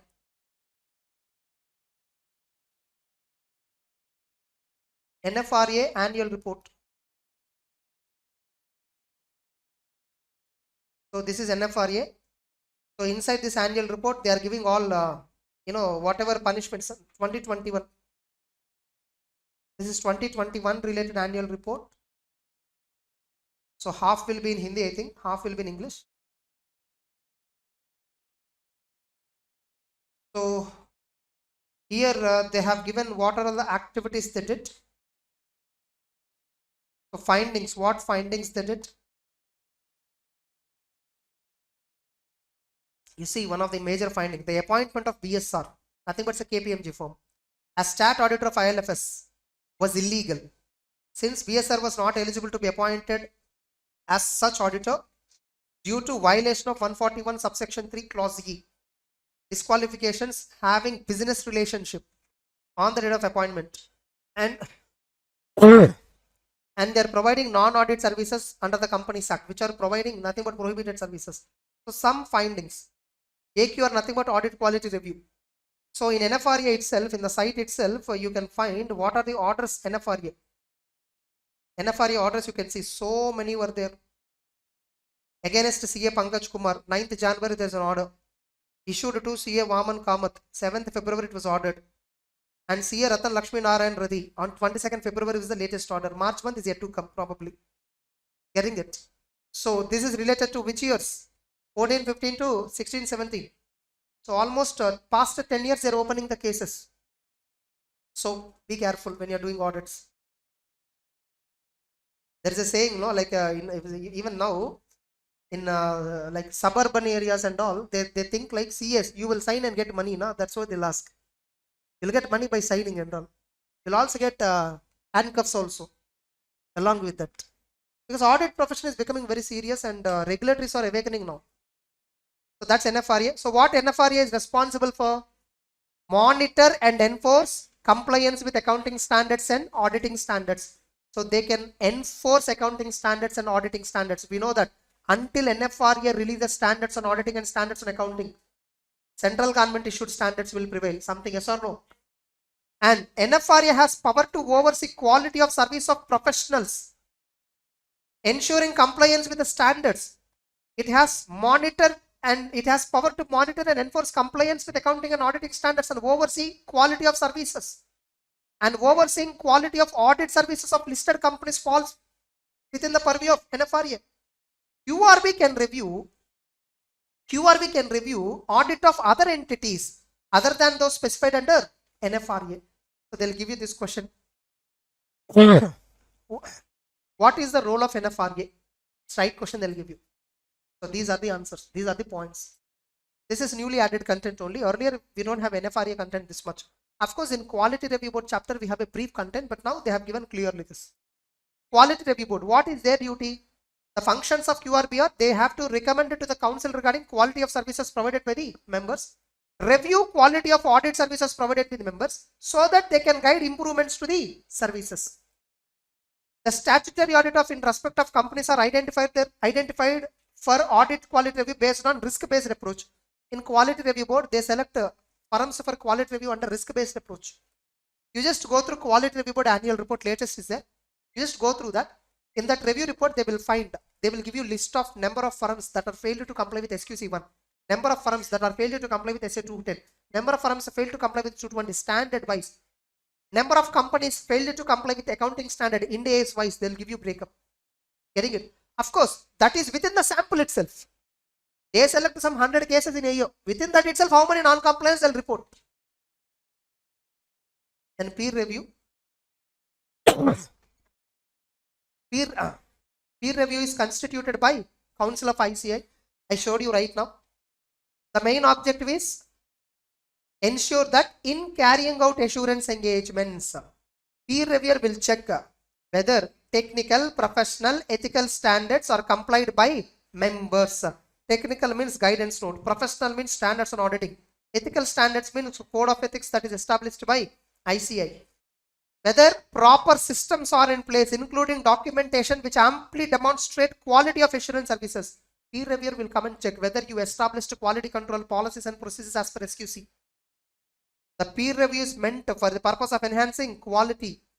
Peer review means an examination and review of systems and procedures to determine whether they were put in place by practicing unit.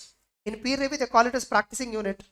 And in quality review, we call it as audit firm under review. In peer review, it's simply called as peer review. In quality review board, it's called as quality review. Whereas in NFRE, it's called as audit quality review. At the end of the day, concept is same. Once a practitioner is subject to peer review, all their assurance engagements, they will be reviewed during the peer review period.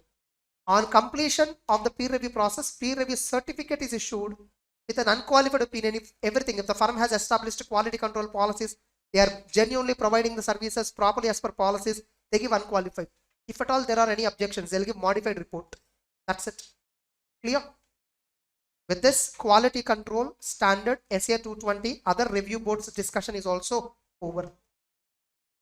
So we'll take break. So we'll begin SA 540, auditing accounting estimates, including fair value accounting estimates and related disclosures. So we are verifying what? Accounting estimates. And it may also include fair value accounting estimates and related disclosures. Some assets and liabilities might be valued at fair values. Fair value itself is an estimate, right? It is not an actual transaction, right? Fair value means what generally? If at all we sell a product, how much we get? How much we get, if at all? If the word associated is if, then we call it as what? Fair value. Suppose if you sold it and get the money, that's a realized value. That's a different story. Fair value is nothing but something similar to market value. Something similar to market value. So fair values are also accounting estimates. So simply speaking, accounting estimates. How to audit accounting estimates and disclosures related to accounting estimates. So what is an accounting estimates? Obviously, estimate is an approximation of monetary amount. It's an approximation. That's why it's called as estimate. In absence of precise means of measurement, that's why it's again called as estimate, because precise means is not available. Estimate is not 100% accurate. It's only an approximation. Now, what auditor has to verify in this standard is the management of the entity, while preparing and presenting financial statements, chooses various estimates. They take various assumptions, they take various judgments, and they apply various accounting estimates. Whether those estimates are reasonable or not, this is the objective. Our only objective in the standard is what? Mainly speaking, whether the estimates are reasonable or not. Because some estimates are based on hypothetical assumptions, where they will be having high uncertainty.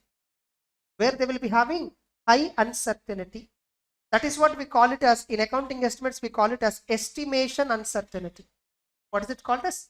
Estimation uncertainty. For every accounting estimate, there will be some uncertainty, for sure.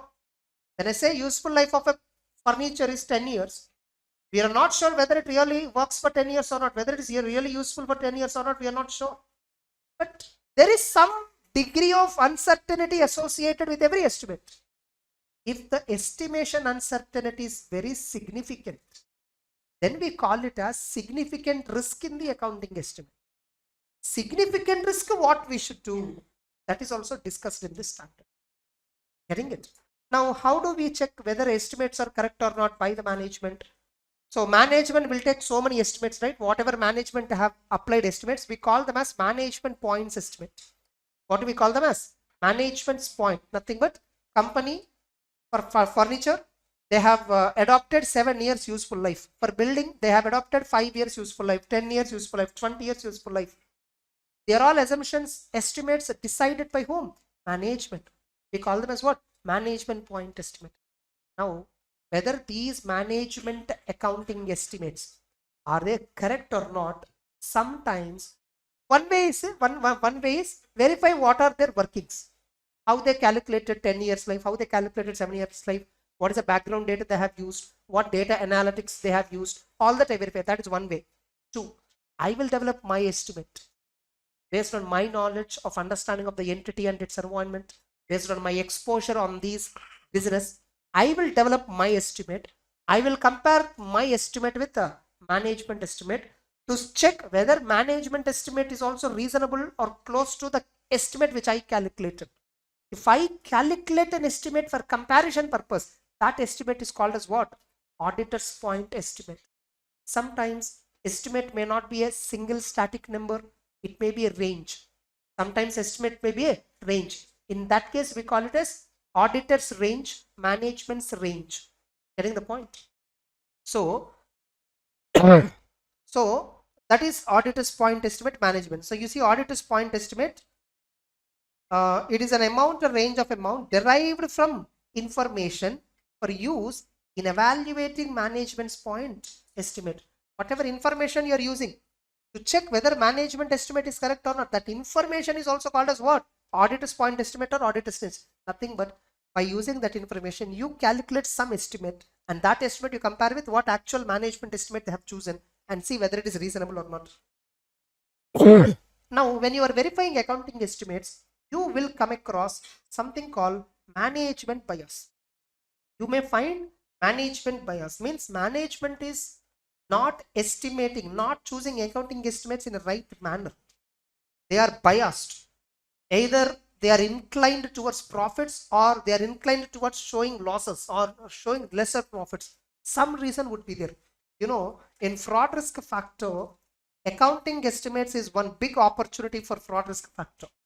In fraud risk factors for opportunities, one of the main factor is significant accounting elements involving significant judgments and accounting estimates.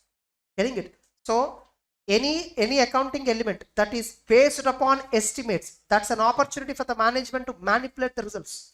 Suppose Reliance Industries, their plant and machinery useful life is 30 years. They have revised it to 50. Look at this. 30 years itself means plant and machinery we cannot even substantiate. Now they revised it to 50 years later on. On what basis they revised it? You must have a proper understanding of the business and its environment, everything. Next. And obviously, since it's an estimate, there will be something called uncertainty. What is estimation uncertainty? It is a possibility that an accounting estimate and related disclosures, to an inherent lack of precision in its measurement. Obviously, since there is no precise measurement, it will always have some uncertainty that this estimate may not turn into reality. And that uncertainty is something inherent. It is not something we can avoid. Inherent means what? Unavoidable. And depreciation amount is there. That is an outcome of an accounting estimate. Net realizable value is an outcome of an accounting estimate. Provision for bad and doubtful debts, monetary amount, it's an outcome of an accounting estimate. So outcome of an accounting estimate means what? It is actual monetary amount that is recognized or disclosed in the financial statements, yes or no, which results from resolution of underlying transactions or events which are addressed by accounting estimates. Getting it? That's it. Outcome of an accounting estimate means nothing but ultimate monetary amount that is reflected in financial statements or notes to accounts.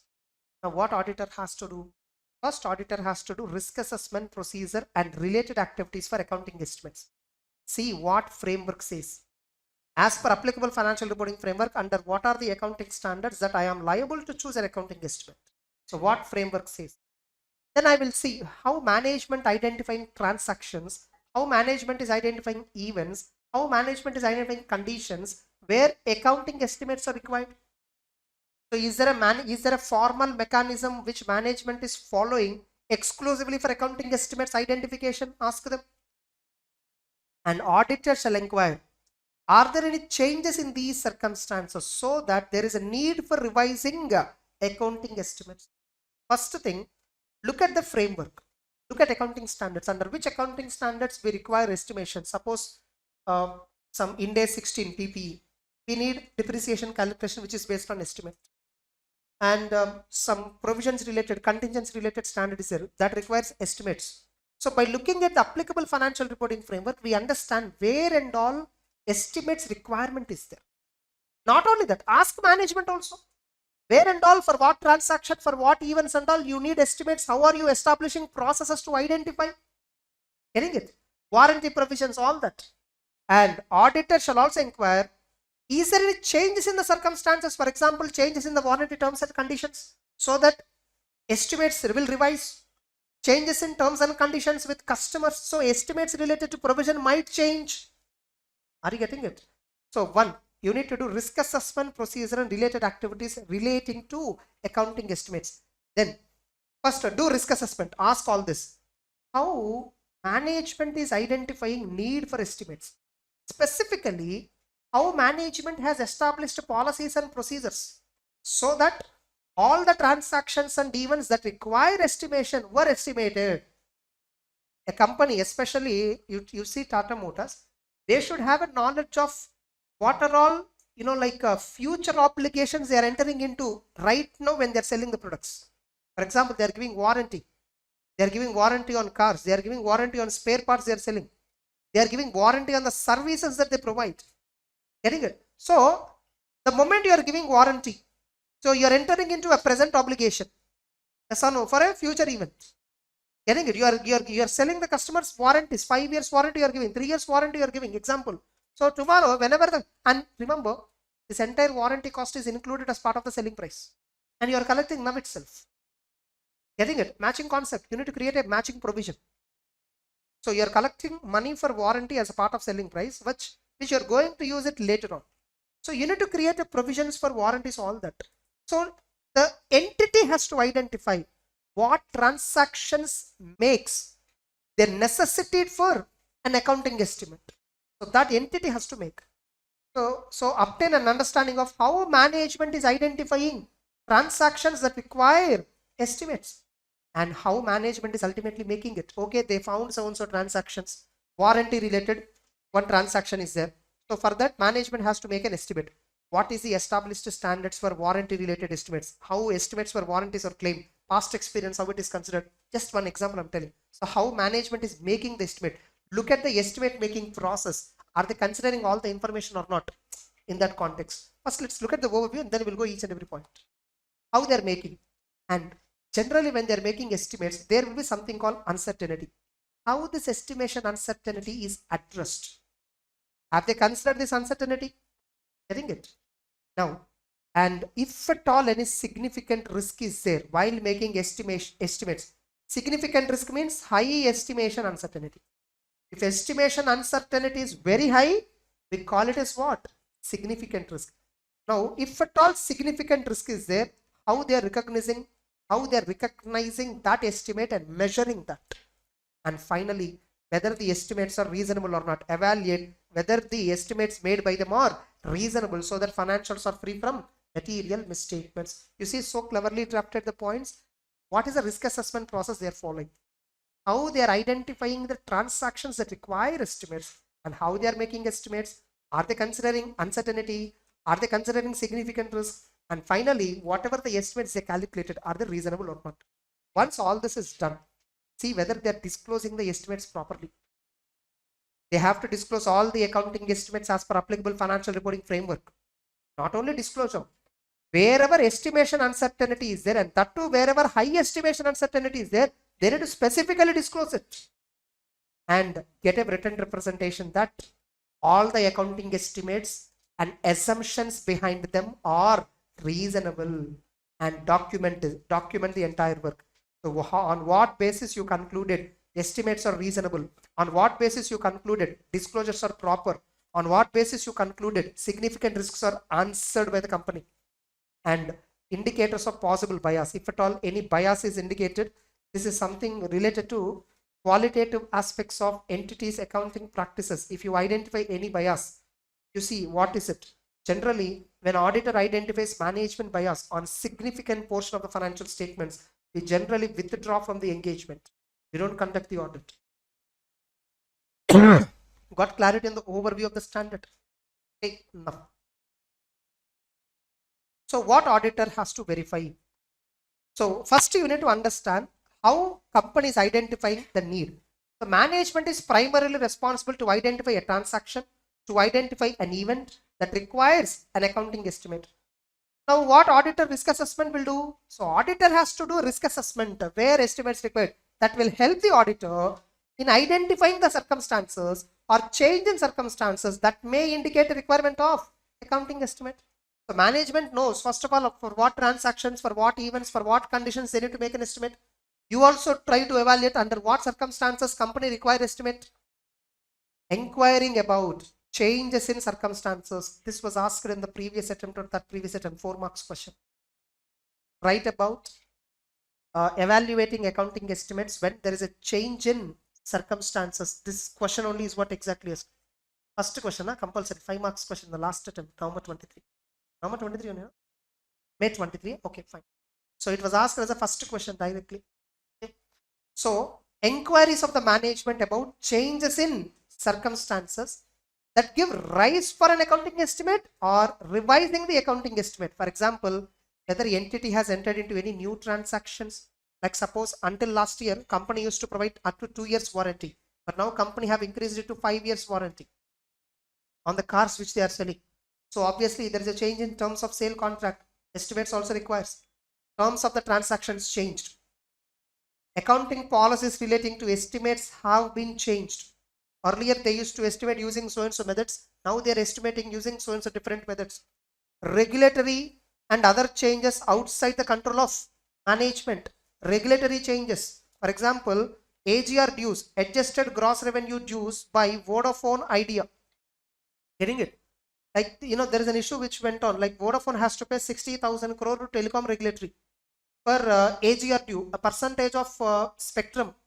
Getting it? Some revenue, as a percentage of revenue, they need to pay as a spectrum license charges, which Vodafone has not created, provision.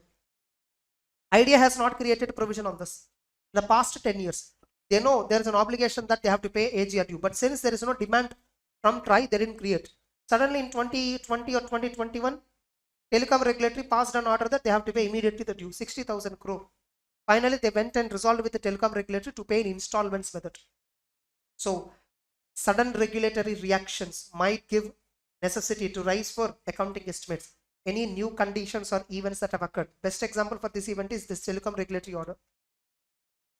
Suppose in the process of checking, you identified, management failed to identify an estimate. So auditor may identify transactions where need of an accounting estimates that management failed to identify. Auditor shall determine, is it because of a significant deficiency in internal control? How come a management failed to identify an estimate? Getting it? Whenever any transaction, any product they are launching, they need to look at it. They must have a research team. In that research team, all people will be involved from all professions. They must have a proper team where accounting related issues, one member will be completely looking into. So they should always see, that's why they take a legal opinions on all this. Big enterprises and all, whenever they launch a new product, when they are changing terms and conditions, they take consultation of all the experts in every domain so that they establish all this. Now, if at all they fail to identify an accounting estimate for a particular transaction, that indicates a significant deficiency in internal control. Check, is it a significant deficiency? If so, communicate it as per 265 in letter of weakness. Getting the point? If it is a significant deficiency in internal control, you have to communicate. And okay, you understood how management is identifying the transactions, events, conditions so that accounting estimates necessity is found. You identify. Now finally, after they identify circumstances and all, wherever accounting estimates are required, how are they making it now? So how are they making it now? What methods they are using? What controls for our policies and processes? Who are making this? Whether they are using an expert? What assumptions they are using? Are there any changes in these methods? And how management is addressing estimation uncertainty. So how management makes estimates? It is also asked. To best of my knowledge, in the past 4 attempts, I think 3 times it was asked on SA 540. Every attempt there is a question on SA 540. Getting it? Maybe in one or two attempts only, in the past 4 or 5 it is not there, but all the time SA 541 question is there. One time what they asked is, the auditor has to verify how the management makes accounting estimates. What points the auditor consider? Okay, 4 marks question, any 4 points. Clear? Then for accounting estimates that give rise to high estimation uncertainty. Suppose we constructed a manufacturing plant for manufacture and assemble of cars. That manufacturing plant useful life is 20 years to 30 years. Now, will it exactly come for 20 years or 30 years? We are also not sure. This is an estimate involving high uncertainty. I'll show you most of the companies know when they are communicating key audit matter, they choose accounting estimates related thing. They choose accounting estimates related thing where there is a high uncertainty. I'll show you Tata Motors old audit report, I think 2021-22 audit report. So inside this they spoke about, I guess so.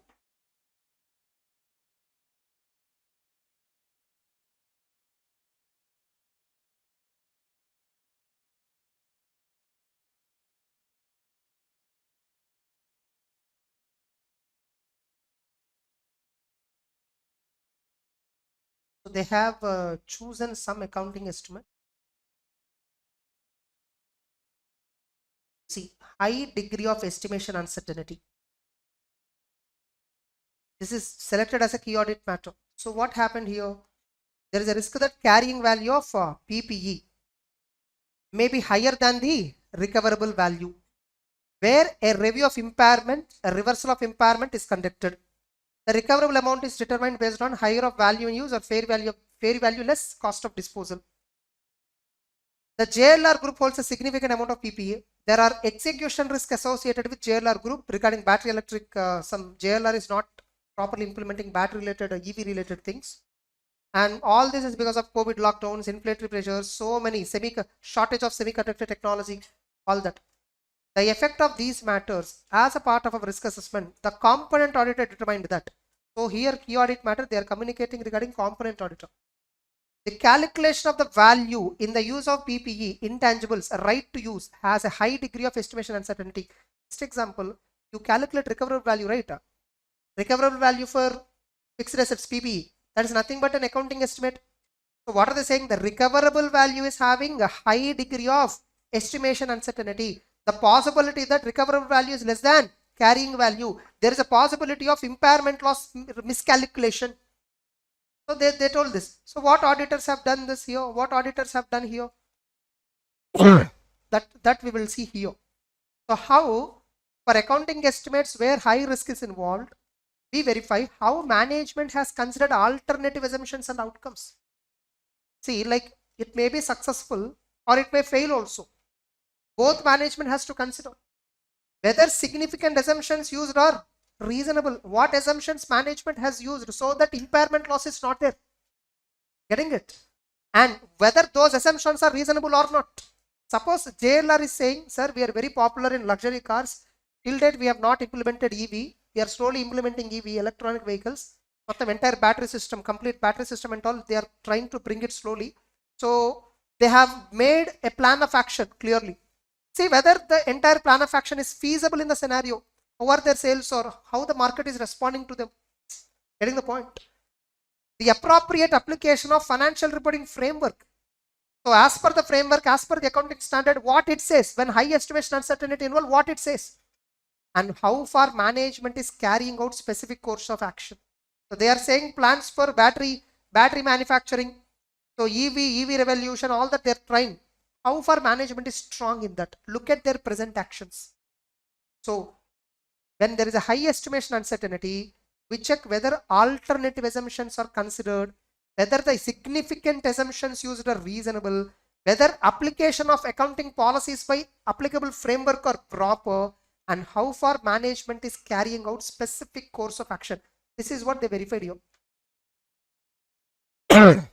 Assessed the appropriateness of key assumptions. That's what, right? You need to check whether significant assumptions used, yes or no. Assess the appropriateness of estimated value in use of amount by comparing through so and so various actual. They performed sensitivity analysis on key assumptions. and they reconciled between estimated market capitalization by reference to overall market capitalization and assessed whether reversal has been properly done and see whether they are transparently disclosed or not. All that. The same thing, similar points only they covered. But there it is reality. Now here it is conceptual part. This itself can be asked as a 4 marks question. So what auditor has to evaluate for accounting estimates that give rise to high estimation uncertainty or that give rise to significant risk? What auditor has to evaluate? They'll give you this question. It was asked. It was also asked. You take past 10 attempts, you will find all these questions. Whatever I'm saying, you will find all these questions. Next. Suppose if you think there is a high estimation uncertainty, but company did not address it. The management did not address the high estimation uncertainty. If in the auditor's judgment, management not adequately addressed the effect of estimation uncertainty, the auditor shall develop a range to evaluate the reasonableness of the accounting estimate. You calculate now the range considering all possibilities. Getting it? They are saying plantain visitor is useful for 30 years. You calculate a range. According to you got it is 20 to 40. Where within the range, management calculated amount is so extreme. Getting the point? So the range is so extreme. So you felt the accounting estimate is not that reasonable. So you may have to give a modified opinion. Next. And how management is ultimately recognizing and measuring, getting it, the accounting estimate, how they're recognizing it in the books. How they made the estimate, we saw. Getting it? How they have they considered estimation uncertainty, we saw. Now recognizing and measuring. What is the decision to recognize or not to recognize the estimate in the financials? Look at the management's decisions of what they recognized, what they did not recognize, and see the measurement basis for the accounting estimate. On what basis they measured? 30 years they measured, 40 years they measured. On what basis? How they measured it?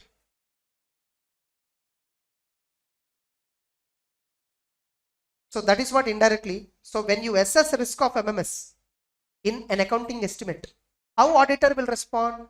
Whether management properly applied framework requirements, accounting standard, what methods they have used, are they properly applied and are consistently applied? If there is a change in accounting estimate, are the changes properly recorded appropriately in the circumstances? The auditor shall undertake one or more. Suppose previous years onwards they are making so many estimates, right? Whether the estimates turned into reality currently. So subsequent evidence. Test check the data used by the management for making accounting estimate. Testing the extent to which data and assumption, is it based on complete and relevant data? What is the background data they use? Is it relevant and complete and relevant data? Completely like proper data to determine accounting estimate? And from where they are getting the data? How far external data which they got is reliable? You recalculate the accounting estimate and test check the effectiveness of controls together with the substantive procedures. So the auditor shall also consider when you are responding to assessed risk of material misstatement in accounting estimate, you felt some uncertainty is there, high degree of uncertainty. Now you have to verify all this. You need to think about whether specialized skill or knowledge is required so that an expert assistance is needed. So these are the responses to assessed risk of MMS. This itself can be asked as a question. What are the audit procedures? Write about audit procedures as a response to assessed risk of material misstatement in an accounting estimate. You need to write this second point. The second point you need to write for 4 marks. So any 4 points you write enough. Okay, 3 only were there. Sorry? This question, good. Okay, this one is asked as a 4 marks question only, of course. So this was asked in number 22. Somebody confirmed. 23, okay, well, latest attempt. Getting it? See, I remember all the questions which are asked in exam, but I have a phobia of forgetting which attempt. Because I don't focus. When I'm seeing the question paper, I will not focus on the attempt. I'll focus on how they're asking. Getting it? So,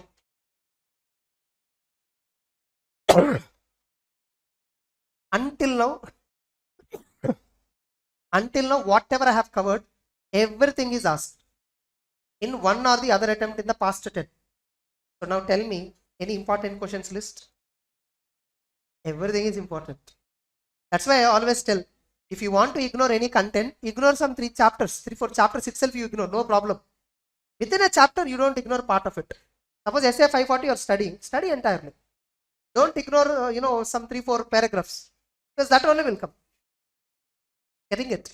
So if you want to ignore, you ignore some 2-3 chapters, like digital audit you want to ignore, investigation you want to ignore. Investigation is so lengthy, boring topic also. Yes or no? Investigation is very plain, self-reading topic. But remembering is a bit difficult because all the points look similar. In an investigation, all the points look similar. You want to study PSU audit. Suppose PSU audit, you feel like first 3 pages reading itself, you will understand, you will not understand.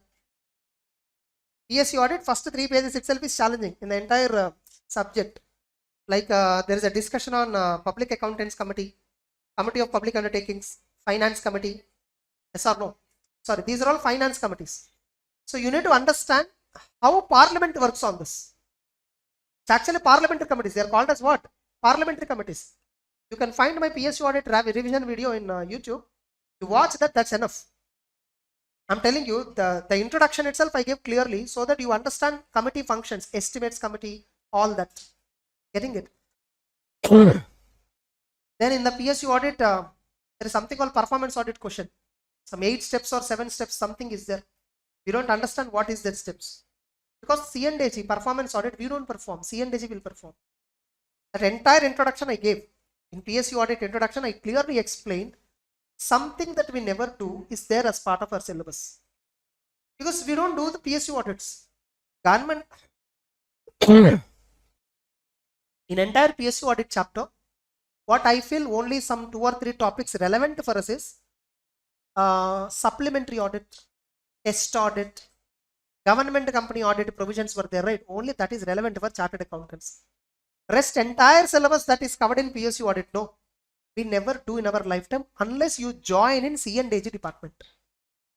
If you got a job in C&AG department, which you will not get in campus selection, some group exams and all you have to write, government exams you have to write and then get a posting. For that reservations and all is there. So much is their work.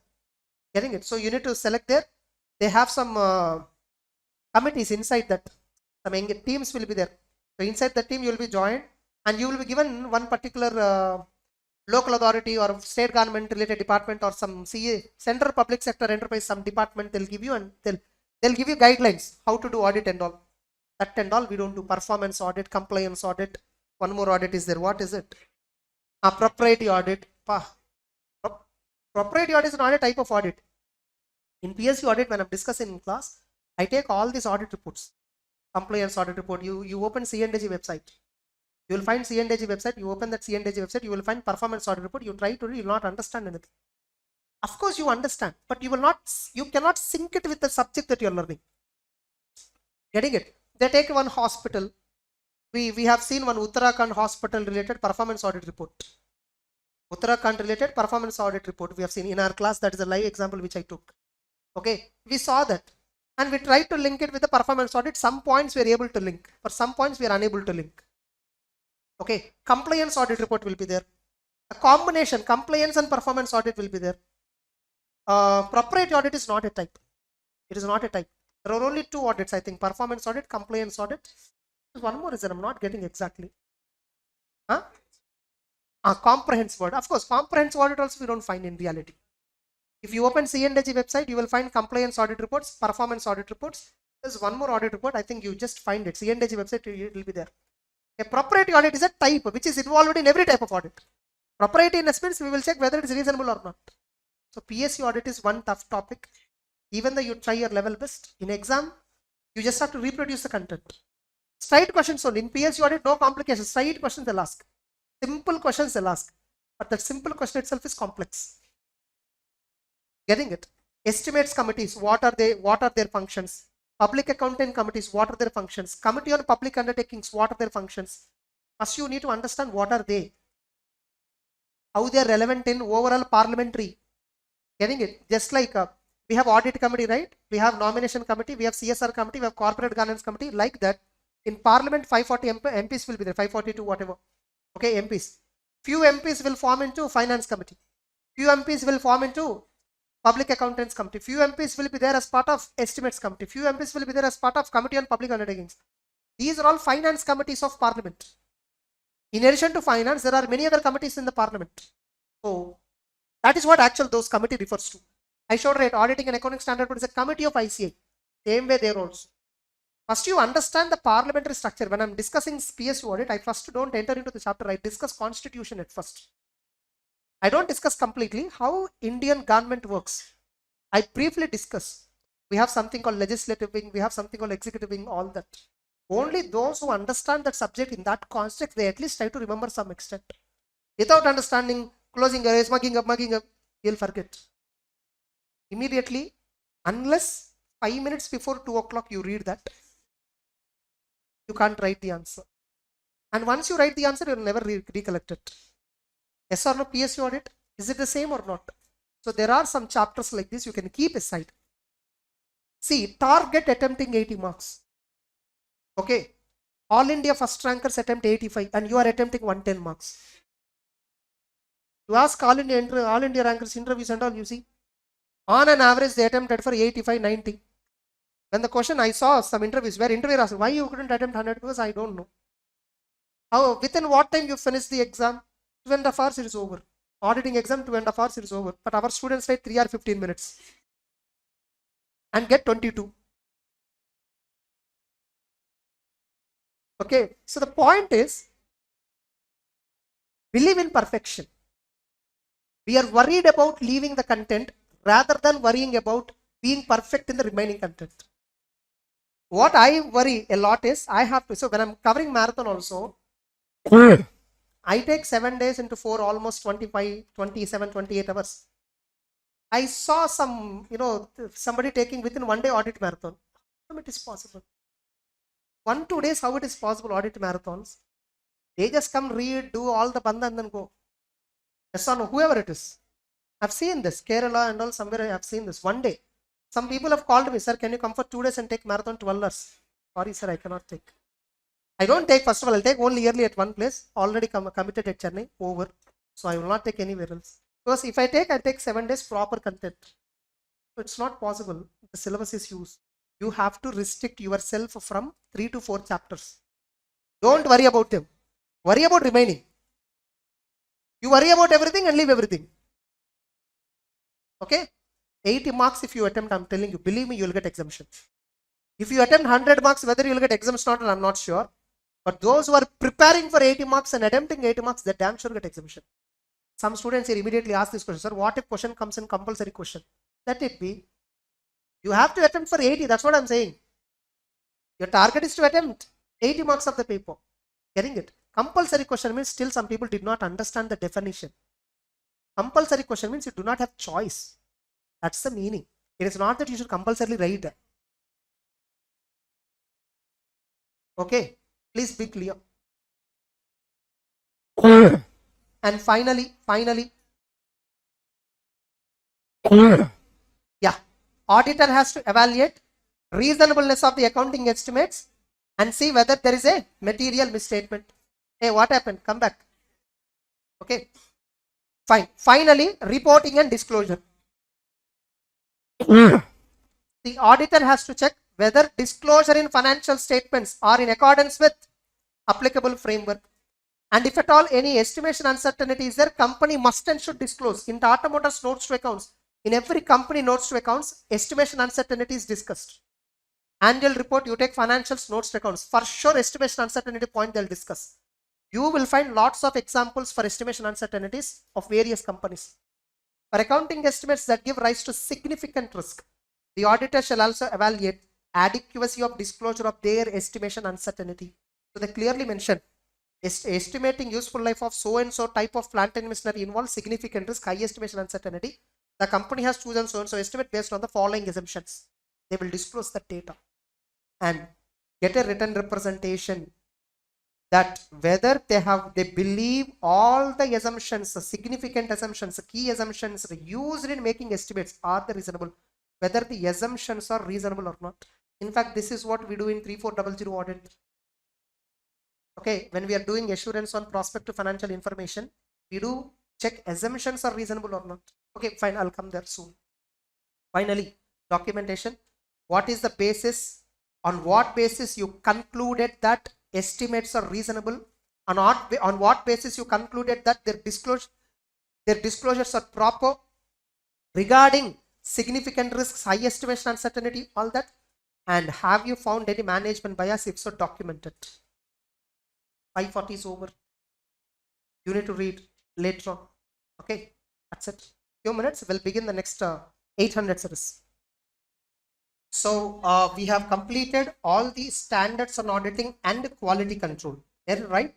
So we have completed all the standards. Probably risk assessment chapter and the strategy alone is pending. That will cover in the next class.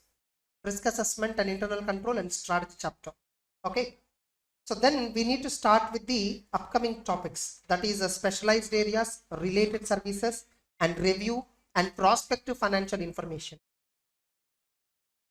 So the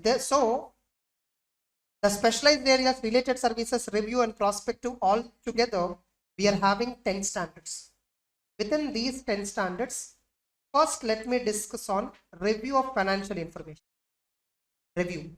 Because review is closely similar to standards on auditing. Because in audit, we perform the audit of we generally discussed until now in the context of general purpose financial statements audit, where we give reasonable assurance. Whereas in review also, we do verify historical financial information only, but we provide limited assurance. That's the only difference between audit and review. The procedures are almost similar. In review, we just do two activities. One is inquiry and analytical procedure. Whereas in audit, we do inspection, observation, recalculation, reperformance, physical verification. So many things we do along with inquiry and analytical procedure. Getting it? So in audit, the level at which we go verify the transactions is in depth than in review. Getting it? So review, you see, 2400, there is a standard. Engagements to review historical financial information by an external auditor, who is not the auditor of the entity. Who is not the auditor of the entity. There I'll discuss on that little more in depth. 2410 is dealing with review of interim financial information performed by same auditor of the entity, independent auditor of the entity. If at all financial information, historical financial information is performed by an outside auditor who is not the auditor of general purpose financials, who is not our regular auditor, if he is performing a review, 2400 is applicable. If at all our independent auditor himself is performing review, tell me, when audit is happening, why for the same period again review is required? Obviously not. This is for interim period. For interim period, we will not have an audit report. So for interim period, we will at least have a review report. So anyhow, audit is conducted for the full year as a whole by auditor, where he is giving reasonable assurance, all that. For the same full year, review is not there. If at all for the same year, review is also conducted because of some other reason, then 2400 is applicable. So in 2400, review is generally, this entire standard is generally discussed in the context of full year. It is discussed in the context of full year. Whereas in 2410, that standard itself is discussed in the context of interim period. For example, quarterly financial statements. Now, 2400 first we'll understand. So the standard specifically says, by the way, standard is engagement to review historical financial statements. Getting it? The practitioner responsibilities. What are the practitioner's responsibilities when he is engaged to perform a review of historical financial statements, when he is not the auditor of the entity's financial statements? Once he completed the review, what is the form in which the review report shall be given? What should be the content of the review report? It's also called as practitioner's report. Able to understand? Now, by the way, here the practitioner can be a chartered accountant or can be others also. But if at all chartered accountant is providing, he must comply with 2400 ICI things. Getting it? So 2400 deals with the practitioner's responsibilities performing a review when he is not the auditor. Where here practitioner expresses conclusion, like in audit we express what? Opinion, and we get reasonable assurance. and we have unqualified opinion, qualified opinion, adverse opinion, disclaimer of opinion, whereas here it is called as conclusion, and which is a limited assurance, unqualified conclusion, qualified conclusion, adverse conclusion, disclaimer of conclusion. This is the parallel wordings that are there in auditing and review standards. Getting it? Now the financial statements that we are reviewing in this standard, they may be general purpose or they may be special purpose. Generally, review of general purpose financial is not that popular for full year, because for full year generally most of the entities will have a audit. Okay, so that is what. So the financial statements may be prepared using general purpose or special purpose. Here, practitioner is giving a conclusion based on limited assurance. Getting it? And so in the report, he will specifically mention the nature of review engagement. So for that, I will open this document. So review, so 2400. So we'll go to review illustrations.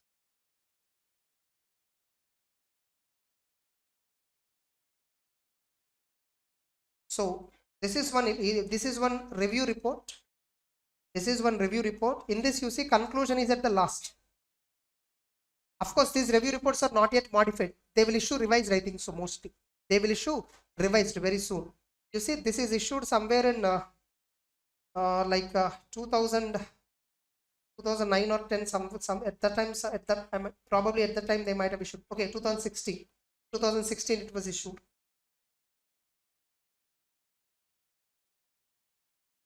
So now you see, let us look at the review report first. Heading is like, you see, independent practitioners review report. You are not auditor, you are a reviewer. So instead of calling as a reviewer, we are calling him as practitioner. We have reviewed the accompanying financial statements of the company comprising balance sheet, cash flow, statement of changes in equity, whatever. Management is responsible for preparation of financials that give true and fair view in accordance with accounting standard and GAAP in India, and such internal control whatever it decides necessary so that financials are free from fraud and error. Our responsibility is to express a conclusion on accompanying financial statements.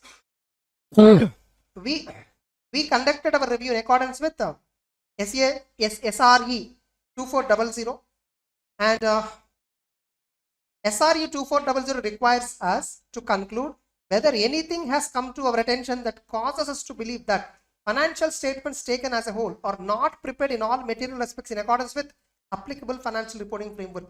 This is called negative method of assurance. So what I will like here, what kind of opinion we give here is, as I already told, in a simplest way, in audit, we need to tell whether financial statements are good or bad. Whereas in review, you just have to tell, are they not bad, or you cannot tell. Are you getting the point? Not bad versus bad. It's like, but all you felt the financial statements are not as per framework, you say that financial, you will give adverse conclusion. If at all financial statements are prepared as per the framework, you will say that they are not bad. The sense, nothing has come to my attention that causes me to believe that the financial statements are not true and fair. Financial statements are not true and fair, such that I did not get any information to my knowledge. Indirectly, what am I saying? I'm not saying financial statements are true and fair. I am saying, to say that the financial statements are not true and fair, I don't have any information. Are you getting it? It is like not bad. Are you getting the point? A review of financial statements is a limited assurance engagement. This is what the standard says. Auditor must state that, the practitioner must state that, reviewer in the practitioner report, he must state that it's a limited assurance, and you must expressly disclaim the opinion on these financials. We have to disclaim the opinion. Why we are disclaiming the opinion? Because we are giving conclusion, not opinion. So in a review report, we should express disclaimer of opinion. Understand the context. We are not liable to give opinion, right? In the review, are we liable to give opinion? No. We should disclaim the opinion. We should clearly mention the people that the procedures performed in a review are substantially less in comparison to audit. Accordingly, we do not express an opinion on the financials. So we disclaim opinion on the review financial statements where we did review. Why we are disclaiming? Because we are giving a conclusion. Because we are giving a conclusion. Conclusion is a limited assurance. Opinion is a reasonable assurance. We are not giving opinion. We are giving conclusion. That's fact you are saying. So based on our review, nothing has come to our attention that causes us to believe that financial statements do not give true and fair view. Getting it? The financial position of so and so, indirectly they gave unqualified conclusion. What they gave? Unqualified conclusion. Suppose, now you see, for unqualified conclusion, basis for conclusion is not there. Suppose if you are giving qualified conclusion, before conclusion para, basis for qualified conclusion para will come. Able to understand? Generally, our audit report format is what? First opinion, then basis for opinion. Qualified opinion, basis for qualified opinion. But old format of audit report, you know, first introduction, management responsibility, auditor responsibility, opinion. If the opinion is qualified or adverse or disclaimer, then above opinion para, basis for opinion para will come. Now the format is different. Now this review, whatever illustration they have given is as per the old format. You see, this is applicable from 2016 onwards. Auditing standards 700 and all were revised in 1890. That's why there is no corresponding revision in this. Technically speaking, if at all we have to give a review report now, you can deviate from this format and give as per the latest format of audit report, same review report. Able to understand? That is much more better, right? Because here the person who is using this report will get to know about what is auditor's conclusion here only. At the first itself, he is getting to know. It is better, right? Now report on other legal and regulatory requirements and all this. So we will just mention. Able to understand? Place of signature and date. Same way, suppose you see here, based on the review, there is a misstatement which is material but not pervasive. Now which opinion he has to give? Qualified conclusion. You see here, basis for qualified conclusion. Why are you qualifying? Explain the reason. Then you explain the qualified conclusion. How they expressed, you see, how they expressed the qualified conclusion. Based on our review, nothing has come to our attention that causes us to believe that financials are not prepared in accordance with the framework. Getting it? This is actually a compliance framework related conclusion. This is in regard to compliance. You see here, true and fair word is not used in the conclusion para. If at all the review of the financial statements, if the financials are prepared under fair presentation framework, in the review conclusion paragraph also true and fair wordings will come. Otherwise, true and fair will not come. So you see, in the illustration beginning also they have given. In the illustration beginning also they have given. The financial statements are prepared for a general purpose by management in accordance with the DEF law. This is a financial reporting framework covering law and regulation. So this is not a fair presentation framework. What is this? This is a compliance framework. When you are appointed as an auditor or a reviewer in a compliance framework, your duty is to just inform people whether financials are as per the framework or not. Since it's a limited assurance engagement, you say that nothing has come to my attention that causes me to believe that the financial statements are not true and fair in case of fair presentation. In case of compliance, the financial statements do not comply with the applicable framework. So like that, I did not get anything except the same, except for the effect of matter described in basis for qualified conclusion para. So in basis for qualified conclusion para, same inventory example they took, where they quantified. The reporting requirement is same like audit. You have to quantify, you have to qualify and quantify wherever practicable. If you are unable to quantify, you should say that it is you are unable to quantify. Suppose in the financial statements, misstatement is by way of non-disclosure, you should disclose it in basis for qualified opinion, basis for adverse opinion, if disclosure is practicable. If not, say that it is not practicable. Same. What are the requirements of basis for modified opinion paragraph? In case of modified opinion, whatever requirements are there, same will be there here also. Clear? Now you see, next in a review, same adverse conclusion, basis for adverse. This is regarding fair presentation. This is probably fair presentation. Yeah, do not present fairly. So they gave qualified opinion, qualified conclusion related illustration, one for compliance framework, one for fair presentation. In our book, all this matter is there. I'll show you. Then here the effect on the financial statements is not determined. Non-consolidation of subsidiary. Non-consolidation of subsidiary means what? It's material and pervasive. Effect is not determined. Same illustration which is there in 705. So here what he gave, adverse conclusion and basis for adverse. Now you see here the wordings are same. Based on our review, here it is not except and all. Due to significance of matter described in basis for adverse conclusion section of our report, paragraph. The consolidated financials do not give true and fair view of the affairs of the entity. Here you need not say nothing has to come to my attention and all, nothing. You will straight away say they are not true and fair. If at all you are giving a unqualified conclusion or qualified conclusion, you will give negative assurance wording. Nothing has come to my attention that they are bad or they are wrong. They are not true and fair. Getting it?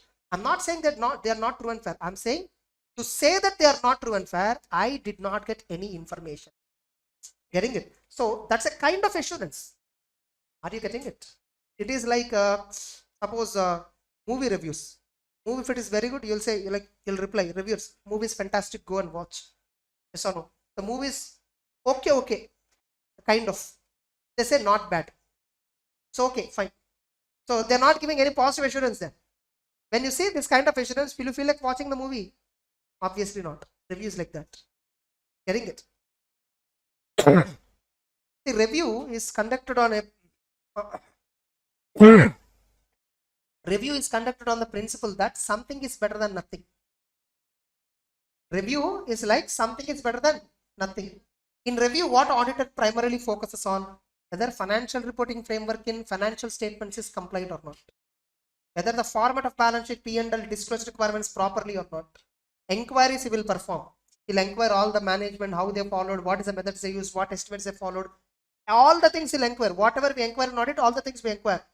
And we do analytical procedure. We logically see their answers. We logically see the data. If nothing is suspicious, we will straight away give up a report. Something is suspicious, only we investigate further for discovering material misstatement. If nothing is suspicious, we will proceed further. We will not check underlying transactions. We will not do test of details. We will not do vouching. Whether everything is correct or not, we will not do vouching. And logically, if it appears fine, okay. Sales increase, purchase increase this year. Fine, logically, everything is fine. Companies also, based on my understanding, everything is good, fairly it appears, everything is fine. I'll give review report. At least I'm doing some verification and then giving a report. Without verification, directly, blindly believing the financials is much more dangerous, right? At least some sort of verification is there, right? That's the objective of review. And here it is disclaimer of conclusion, basis for disclaimer of conclusion and disclaimer of conclusion. Directly you see, due to significance of matter described in so and so, we do not express conclusion. And basis for disclaimer, they mentioned clearly the reason. Practitioner's responsibility. Our responsibility is to express a conclusion on accompanying financial statements. Because of the matter described in so and so, we are not able to obtain sufficient evidence as a basis for expressing conclusion. Just a minute. Yes. So now let's go to the actual review standard. 2400, if you understood thoroughly, 2410 is dead easy.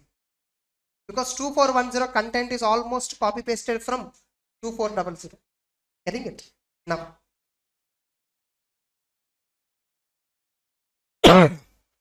So what is the objective of the practitioner in case of a review engagement? Obtain limited assurance. Primarily by making inquiries and performing analytical procedures, whether financial statements are free from material misstatements, as so that it will enable the practitioner to express a conclusion whether anything has come to his attention that causes him to believe that the financials are not prepared in accordance with the applicable framework. Report on financials as a whole and communicate. Suppose if at all you are unable to get limited assurance, you did not get that assurance. If a limited assurance cannot be obtained and a modified conclusion para is insufficient, nothing but a qualified conclusion is not proper, you cannot give. In such a case, disclaim a conclusion, or if it is possible, withdraw from the engagement. This is the objective. This objective itself can be tested as a 4 marks question. Actually, this syllabus is there before 2018 in CA final. Up to 2017 November attempt, getting it up. This syllabus is there. That time it is old of the old speed. Now you are calling the latest whatever November 23 is old scheme, right? Before this scheme, there is another scheme. Okay, at that time we have all these standards in the syllabus. Probably 2017 or 18 attempt, up to 2018 attempt, you may find question papers. In that you will find questions on this. But again, don't run behind it. Just I'm dictating that, I'm teaching right in the class how it can be asked. That itself is enough. Next. So what are the objective we understood? Next. You know, there are some circumstances where you cannot accept a review engagement. One, there is no rationale or review engagement is not appropriate. So where a client approached you for conducting review, there is no logic behind that review. The client told me, sir, banker asked me financial statements, audit and all. So you just come and do basic work and then give me report. No, sir, banker requirement is audit there. I will only do audit. If you want, I will do audit. I will not give review report to you. Requirement of the user. On what is the requirement of the user, end user? What is he expecting? If at all he is expecting an audit kind of, assurance, their review is not suitable. I will not do that. So the practitioner, if it is not satisfied that there is a rational purpose for the engagement, assurance engagement may be accepted only when the engagement exhibits certain characteristics that are conducive to achieving some objectives. Only when there is a necessity, you will do a review or audit, whatever. Getting it? If there is no necessity at all, why will you do? If you don't know who are the users, why will you do? Oh, no, sir, you just come and do, sign and go. I will not do. Standard says that you should not do without there is a rationale. So suppose when an engagement is intended to meet compliance requirements of a law, getting it? And such law requires financial statements to be audited, there is no rational purpose for such a review. So if at all, when anybody approaches you, sir, can you do a review of financials? Just a basic review of financials. See what is their necessity. Is there any requirement under any law, or is there any requirement from a third party? What? Just like that, you cannot review. You have to understand. Certain cases, review engagement is not appropriate. Suppose the company approached you, sir, we are preparing financial statements, sir. You just come and check whether we are preparing in the right manner or not. That is a compilation engagement, not a review engagement. So they may not aware of. They are asking me to do a review where my nature of work is something like a compilation. You see, compilation engagement definition: application of financial reporting expertise by the practitioner in assisting the management in preparation and presentation of financial statements. That's called compilation engagement, where we use our financial reporting expertise. Getting it? To help them in preparing financial statements. That's it. Or suppose review is, remember review is something like audit. Independence is by default an expectation. An expectation of independence is required. If you think you are not complying with ethical requirements, don't accept. If you think in a review they are not providing information properly, you felt at the beginning discussion itself, somehow information I'm not getting. They directly brought me balance sheet P&L, sir, give me a review report on that. How can I give? Show me some background data. I want to inquire certain things. No, sir, we don't have time. 2 days time only. Then give me review report. Obviously, non-availability of information. If you have doubts about integrity of the management, if there is a limitation on scope by management, so if there is a limitation on the scope of the practitioner work, where practitioner believes that limitation will result in disclaiming a conclusion, in all these circumstances, practitioner shall not accept a review engagement. Direct 4 marks question. Under what circumstances practitioner shall not accept a review engagement? Any 4 points. First one, no rationale. Only this point itself. This itself is 1 point. Or review engagement is not appropriate. This itself is another point. This is 3rd point, 4th point, 5th point, and 6th point. So any 4 points you write. You can write limitation on scope, doubts about integrity, non-availability, non-compliance with ethical. Remember, out of these 3 points are similar to SQC. Integrity of the management, ethical requirements, and limitation on the scope, availability of information, all that. So what are the preconditions? That means in order to accept a review engagement, what are the preconditions? What should be there? If what conditions exist, you will accept a review. 1. Financial reporting framework that is applied in preparation of financial statement is acceptable. What framework they used? That should be an acceptable framework. It may be a special purpose financials or general purpose financials. I'm not bothered. Whatever framework they prepared. See, if it's a special purpose framework, we will see what is the requirement of the user. Maybe because of a contractual obligation, they are preparing some special purpose financials for which the user is asking a review report. So whether as per the user requirement, company prepare the financials or not, I will see. If they prepare the financials as per the requirement of the user, financial reporting framework is acceptable in the light of the circumstances, I will accept. 2. Agreement of management in acknowledging and understanding this responsibility. Management should agree to their responsibilities. Management should provide access to all information, whatever practitioner needs necessary. So they'll give a straight question. What are the preconditions for review engagement? 4 marks. Remember, preconditions to an audit, preconditions to a review, both are different. And the points are almost the same. In preconditions to audit, we discussed the preconditions little more in depth. First point in preconditions to audit in SA 210 is also same, exactly. Acceptability of financial reporting framework by the management for preparation and presentation of financials. 2. For design and implementation of internal control systems so that the financials are free from material misstatement. 3. Provide access to information, access to persons, access to additional information, all that. These are all preconditions to audit. Same only covered here, but here briefly they covered. Have you all seen this, by the way? No, have not seen, but able to understand? Yes or no? This is similar to audit. The standard is almost similar to audit. So indirectly, what points we have to consider prior to accepting a review engagement? Here they did a mistake. Preconditions to audit. This is there in the main content of the standard, original standard. Further detailed explanation is given in the explanatory material. So no, detailed explanation. They gave both of them as a 2 different topics. Actually, what are the points to be considered before accepting a review engagement? What are the preconditions? When auditor shall not accept, all the 3 are same, right? Yes or no? So the person who drafted the CA final material copy pasted main material and explanatory material without thinking that explanatory material is an explanation of main material.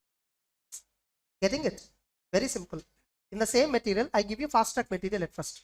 Then immediately after fast track concept is over, main material I have given. When I say 2 or 2 different concepts, will you agree? This is a summary and that's an in-depth explanation. That's what they did here. Fine. So in exam, no, what are the points to be considered before accepting a review? 1, I feel like this answer I will feel to write. So maybe anyhow, since I have used the word preconditions, at least some sort of variation is there.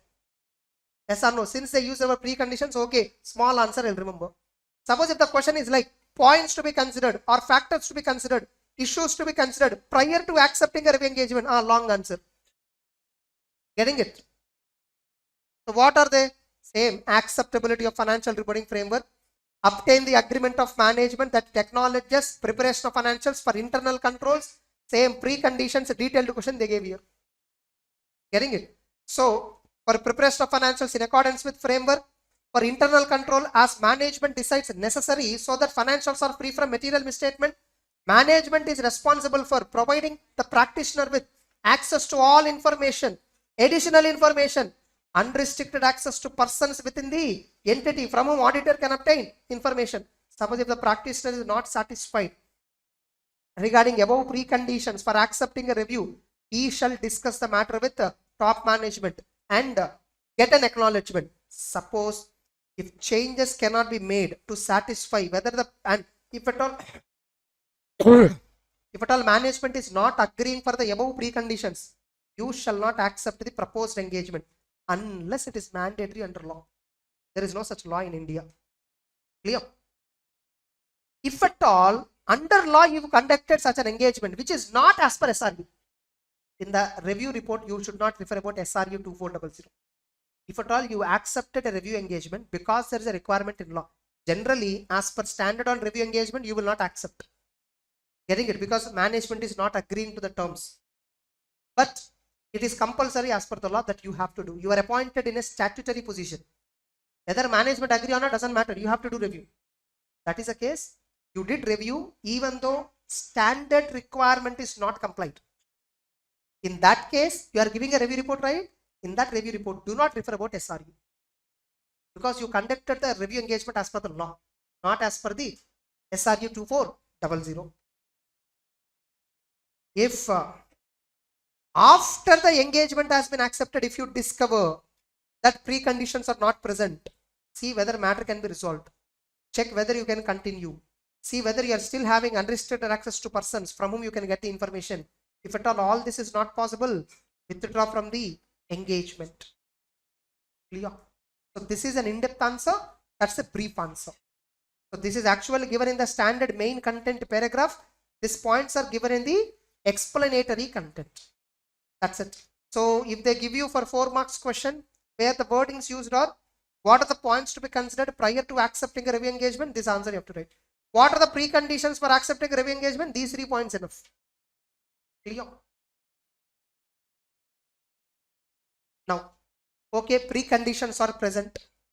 You decided to accept the engagement. Now what you have to do? First you should issue a engagement letter, right?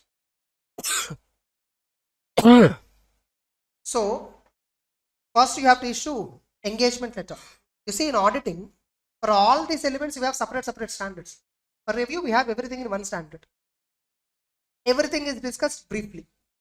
So prior to performing the engagement, you must agree to the terms of engagement with management prior to performing the engagement.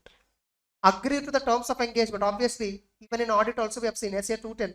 We must establish terms of engagement before starting the audit.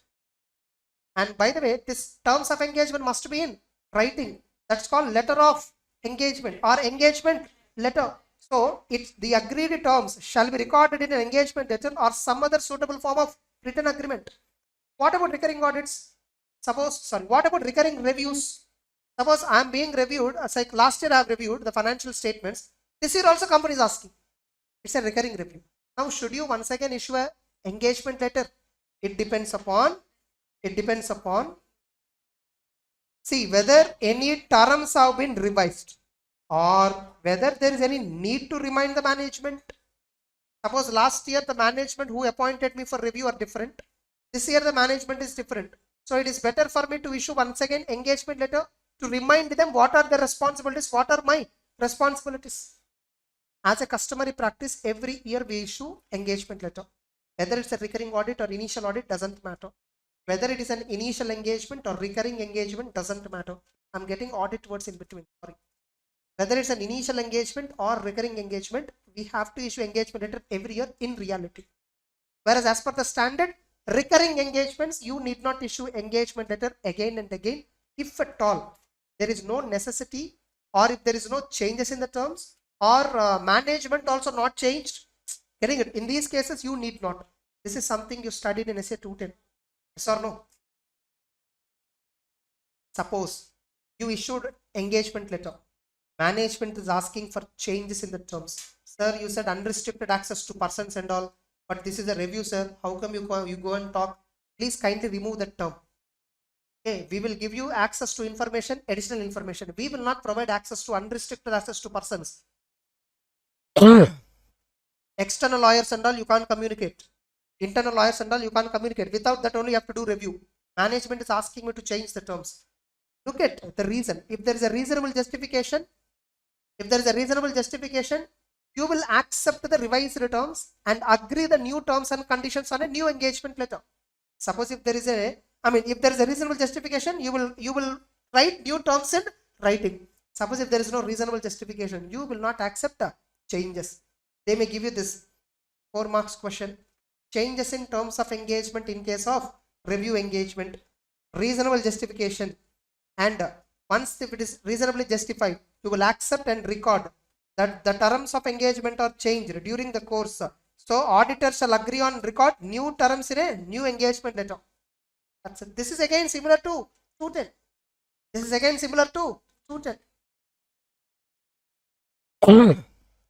So what will I perform in a review engagement?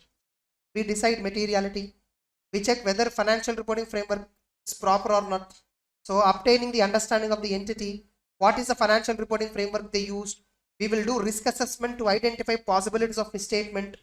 We will perform inquiry and analytical procedures, and we will address any specific issues that are getting and perform any other procedures if necessary. Now you see materiality. So one of the important element in review is first you should decide materiality. For audit, what is the materiality percentages that you apply? For review also it is same. Just that assurance level is different.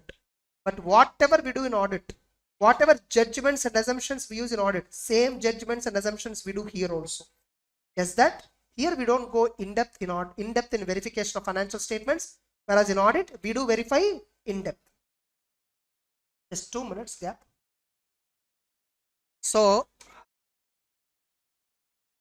you know, like a student is showing me MTP paper, where in the MTP only 14 marks came from all these 10 standards. This was an MTP conducted day before. Yeah. And you recollected, first day I told you, not more than 20 marks. And you will ignore all the standards on auditing and only study this. I told you how stupid students are. They don't understand how the exam pattern is going to be. Getting it?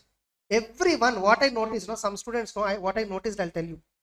They directly started watching my review videos. I can see encrypted key and open, right? So I just saw just randomly how the students are watching the class.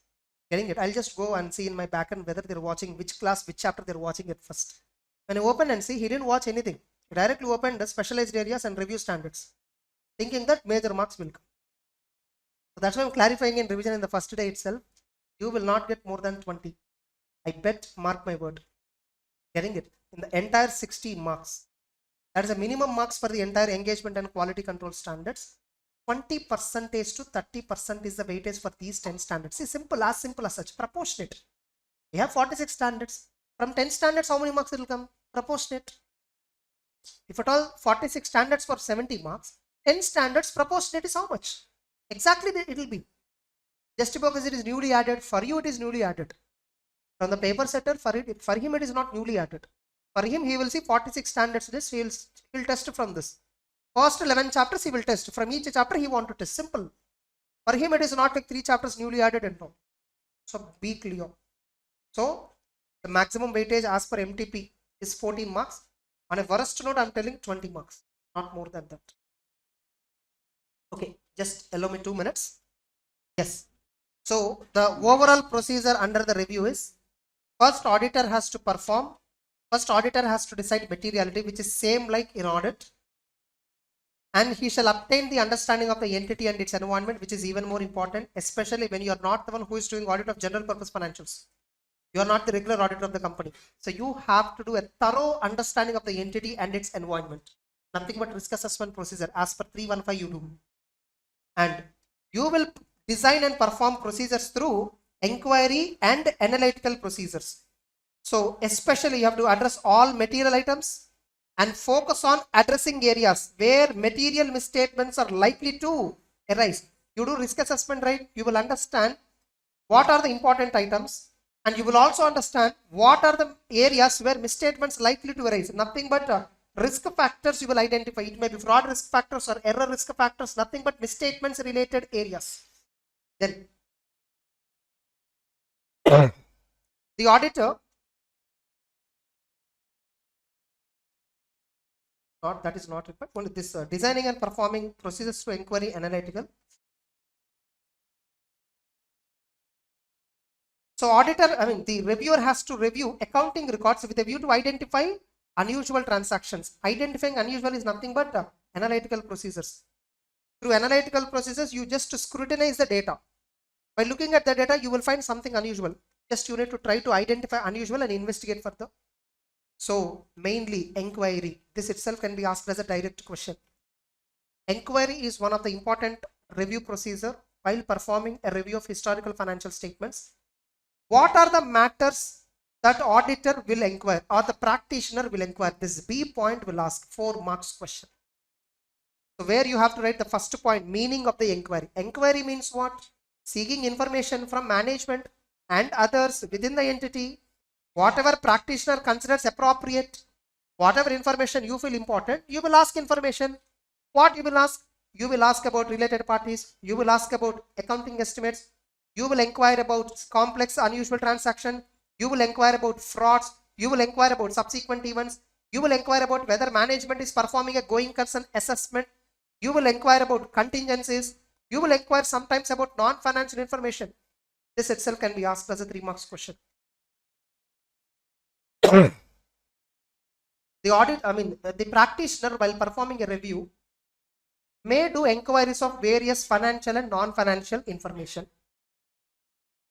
Yeah. So the practitioner can also inquire non-financial information. What are they?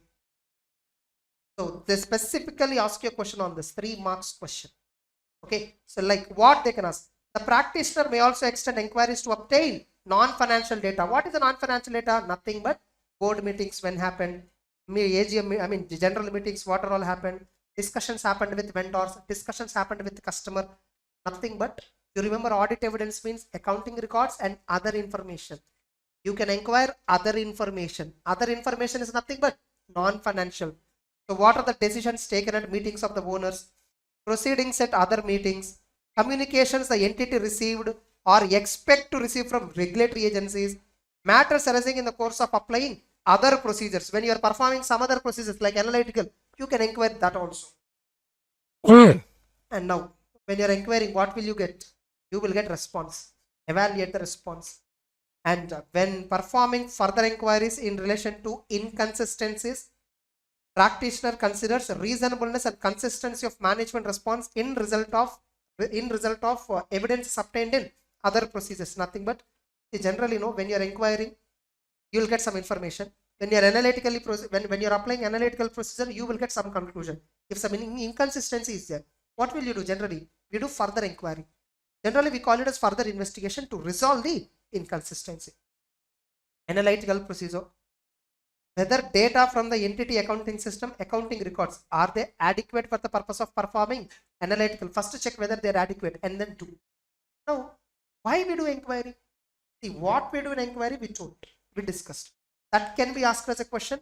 Why inquiry can be asked as a question? This is there in test your knowledge question. In ICA book itself, test your knowledge question. Why inquiry? That question is also there. Evidence obtained through inquiry is often principal source of evidence, especially management intentions. Management might choose various intentions. Suppose when they purchased a land and building, they might have chosen as investment property and they classified as investment property. When you went physically there and checked, for example, you found the land was empty as of now. How do you know whether they will use it for investment purpose or whether they will start constructing factory after a year? Right now, okay, they classified as an investment, but how do you know that? Getting the point? They may intentionally classify it as an investment in order to show a better fixed asset turnover ratio. So how do you get evidence for management intention? Look at their past history of intentions. In the past also they have said many times various intentions and accordingly they have chosen a particular course of accounting treatment. Whether that intention is turned into reality or not, check out. Whether they violated their intention. So understand management's past history of carrying out its stated intention. Management's reasons for choosing a particular, why you have chosen as an investment, why not a fixed asset, specifically look at the reason, whether for that reason any evidence is there. Management's ability to pursue a specific course of action may provide relevant information to corroborate the evidence obtained through inquiry. How far company will retain that land as it is without using it for business? How far management can pursue their decision, intention? Check all this. This itself can be asked as a 4 marks question. Generally, information available to support management intention is limited. So the information to prove the intention of the management, the information, evidence is very limited. Okay. In that case, what auditor has to do? Understand, in the past also they have said so many intentions, whether they turn into reality. And 2, what is the reason for particular course of action? Why they have taken that decision? And how far they can pursue that action which they thought? How far the intention turn into reality? Based on these 2, you will understand whether intention turns into reality or not. This itself can be asked as a 4 marks question. Getting it? So the information available for management intention is generally limited. What auditor has to do? 4 marks question they make. The auditor has to inquire about all this. And remember, whatever response you are getting, be skeptical, be alert for finding inconsistencies. And performing inquiry will help the auditor in understanding and updating understanding of the entity and its environment. So only by inquiry, only by doing inquiry, you will understand about the business, what is happening. Without inquiry, how will you? Can auditor be quiet and do the audit or review? No. Same way, why analytical procedures? They'll give you an exam, why inquiry, why analytical procedure. You have to write this answer, this entire answer full. Getting it? Why inquiry? If they ask you this full answer. Getting it? This full answer you have to write. In the test your knowledge question, it is there. Next, why analytical procedure? Obtaining or updating practitioner understanding of entity, including to be able to identify areas where material misstatement likely to arise. Through analytical procedure, you will get to know where mistakes can happen. Suppose look at Tata Motors, very simple. They have given equity, balance sheet last year value, the current year value they have given. There is an increase in 8 lakhs. There is an increase in 8 lakhs. One possibility. Now, when I see that there is a change in share capital, I understand that there is an allotment of share capital happened during the year for which company has received any cash. Getting the point? Now, when I analyze the data only, I will get so many conclusions. So, suppose no, one conclusion is either they have allotted shares or by mistakes they printed instead of 0 they typed 8 by mistake. That could also be the reason. Able to understand?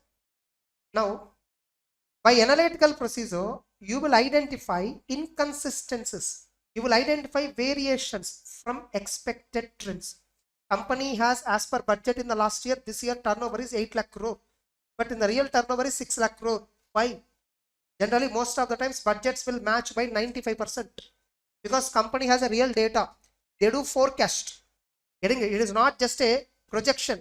They do a forecast, which is a best accounting estimate, best estimate. Getting it? So why there is a huge difference between what the company has budgeted and how much company has really spent or really achieved? So by analytical procedure, they provide corroborative evidence in relation to inquiries and other analytical processes already performed. Suppose you inquired sales and all, company saying, sir, we are growing, sir, our business has increased, all that they showed in the understanding. When you are understanding the entity and environment, you got to know that company business has increased. What is when business increased, sales increased. But when you see the balance sheet P&L, sales have decreased. Able to understand? So analytical procedure serves as an additional procedure where you may identify material misstatements. Like you may use various methods. Various methods you may use as to simple comparisons of last year figures and current year figures to performing complex analysis. So apply analytical procedure to evaluate financial information, underline the statements and assessments of the results.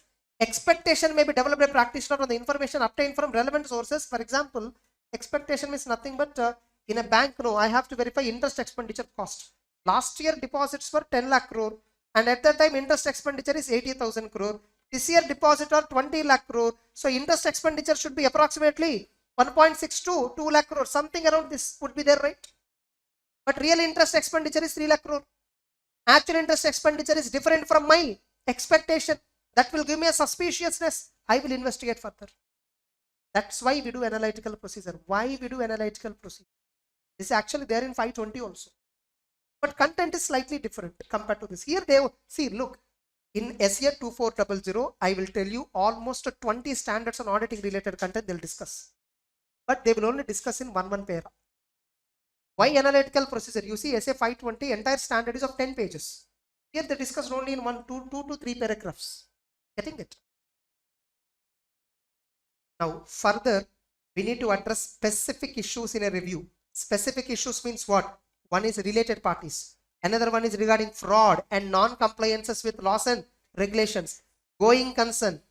Use of work performed by component reviewers. Others. It may be internal auditors or whatever. And review of group financial information. Suppose you may be doing review of consolidated financials. Getting it? So, Actually, if I read, no, you will feel like I'm repeating the same auditing standard. You feel like repetition of standard on audit. So, in related parties, practitioners shall remain alert, be skeptical for existence of related party relationships that are not previously identified or disclosed. Have you seen this or not in SF 550? If the practitioner identified significant transactions outside the normal course, what is the business rationale you should evaluate? This is what there in 550 also. Now, fraud. When there is an indication that fraud or non-compliance with laws and regulations has occurred, the practitioner shall communicate to senior management or top management and request them assessment of the effects on the financials. I'm suspecting so and so fraud. I detected so and so non-compliance. What is the effect on financials? Please decide. The practitioner has to consider the effect on his conclusion on the financial statements and on his report and determine whether there is a responsibility to report the occurrence to any party outside the entity. See whether in the engagement do you have a responsibility to report the fraud or non-compliance to any outsiders? You check out. Under no clarity is there, but it is applicable only for audit of listed entities, not review. Understand? Auditor has to review going concern. Suppose if auditor becomes aware of events or conditions that may cast a significant doubt about the entity's ability to continue as a going concern, inquire management plans for future actions, whether management believes that these plans situation will improve, evaluate results of those inquiries, continue whether the companies continue to presenting the financials on going concern basis if applicable, see whether they are materially misstated or misleading. Consider, look at the management's response in light of all the information that you have. Use of work performed by others. By the way, here they may give you a question like this. You are appointed to conduct review of historical financial information prepared in accordance with so-and-so framework by so-and-so entity. As a part of the review procedures, you have to review or you have to address specific circumstances in case of a review. Give examples. So you have to write this first point. This one, the auditor has to address related parties. The auditor has to address when there is an, remember these side headings and all were added by me. It is not there in the institute book. In institute book you will find like raw data. The side headings I have added. Getting it? So you need to check regarding going concern. So technically when they ask the entire question, they are expecting you to write the initial point at least. The first point. Getting the point. In related parties also first point. Getting it? They are expecting you to write at least that first point. Then sometimes it may be necessary for a practitioner to use work performed by other practitioners or an expert who is expert in any field other than accounting or assurance. If the practitioner uses work performed by another practitioner or expert, practitioner shall take appropriate steps that work performed is adequate. Now you see they have used the word other practitioners. What is other practitioners? Maybe a component auditor, maybe internal auditor, whatever it is. You can use internal auditors reports also, for which 610 guidelines and all you can follow. Next. Then finally, review of group. So when a practitioner is engaged to review financial information of a group of entities, nothing but consolidated, the nature, timing, extent of procedures for review are directed at achieving the practitioner objective for review in accordance with the standard, but in the context of group. Same standard will apply. But you like what? You tune all these responsibilities in the context of group financial statements. You are still connected, all of you? You feel like a revision of the revision.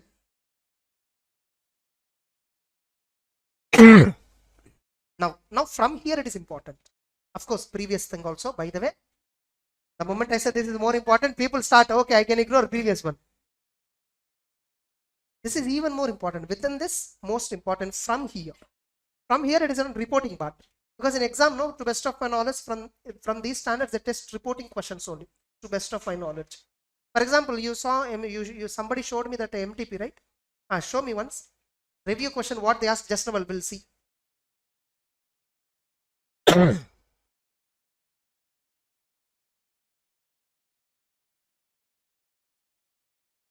What is the question here?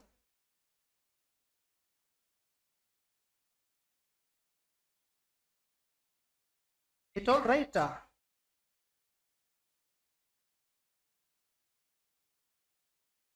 is a 5 marks question.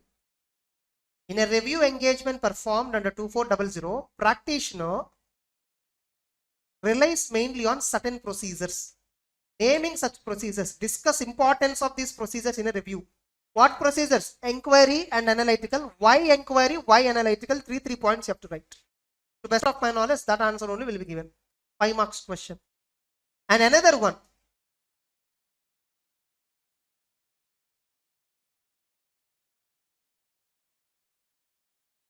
Practitioner's report containing outcome of review engagement in the form of a conclusion also contains a description of review of financial statements and limitation.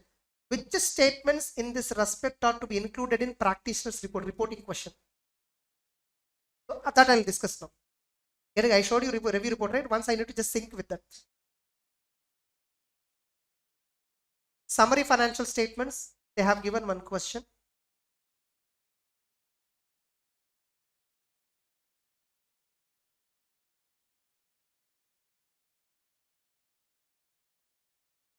Yeah, very dynamic papers.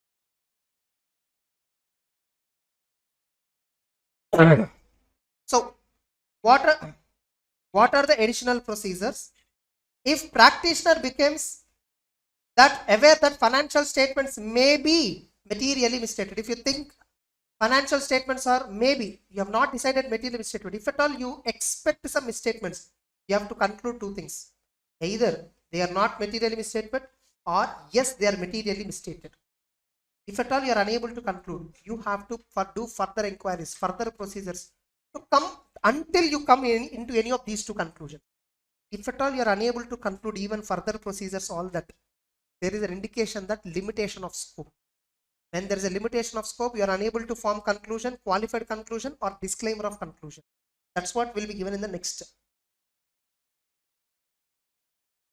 So here, practitioner will undertake additional procedure where he has cause to believe financial statements may be materially misstated depending upon the circumstances. And how much procedures he will perform, it's a matter of professional judgment.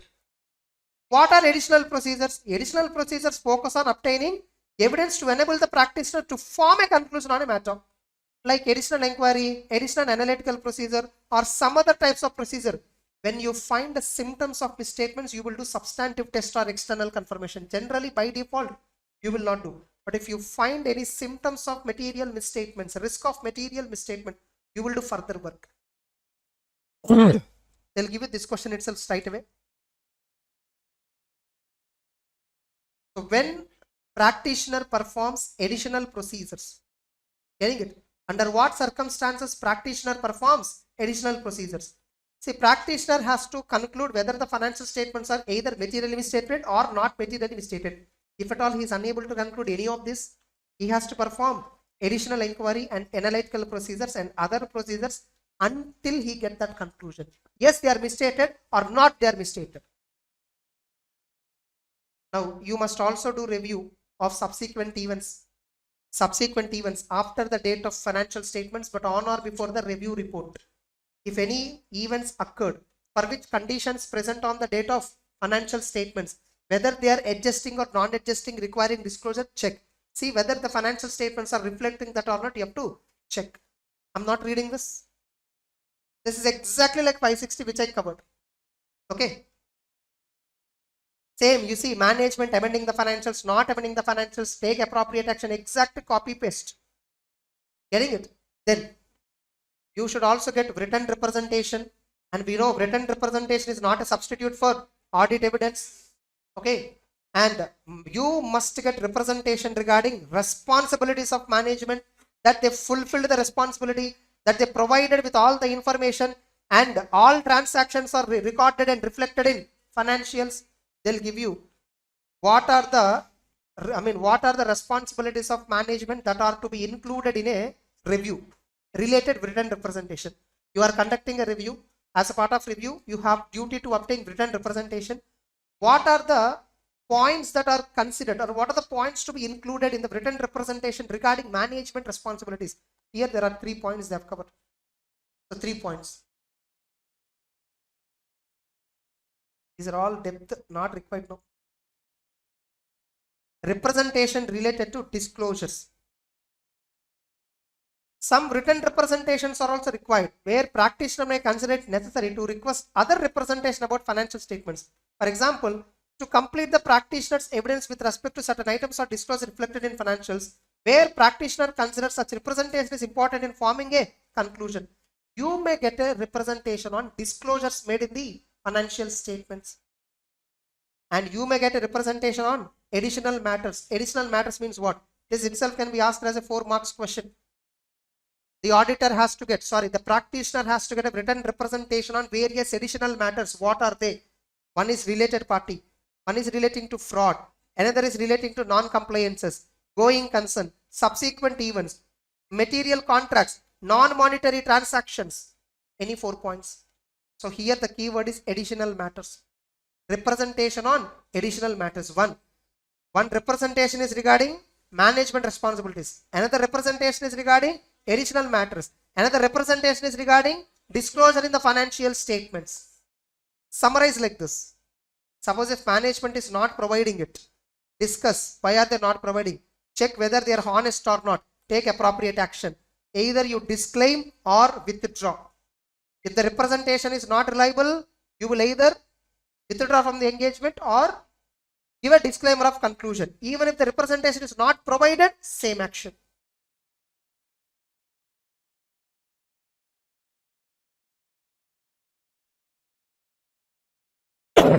Fine. So you got all the evidences. You performed a review. You inquired. You did analytical procedure. You obtained representation, all that. Now you have to evaluate the evidence. What you have to evaluate the evidence? The auditor shall evaluate whether sufficient and appropriate evidence is obtained. If not, practitioner shall perform other procedures so that you will be able to form a conclusion. In some circumstances, practitioner may not have obtained the evidence that had expected to obtain through preliminary inquiry and analytical. Now, in these circumstances, practitioner considers that evidence obtained is not sufficient to form a conclusion. Now, if the evidence is not sufficient so that you are not able to form conclusion, extend the work. Perform other procedures as you may decide.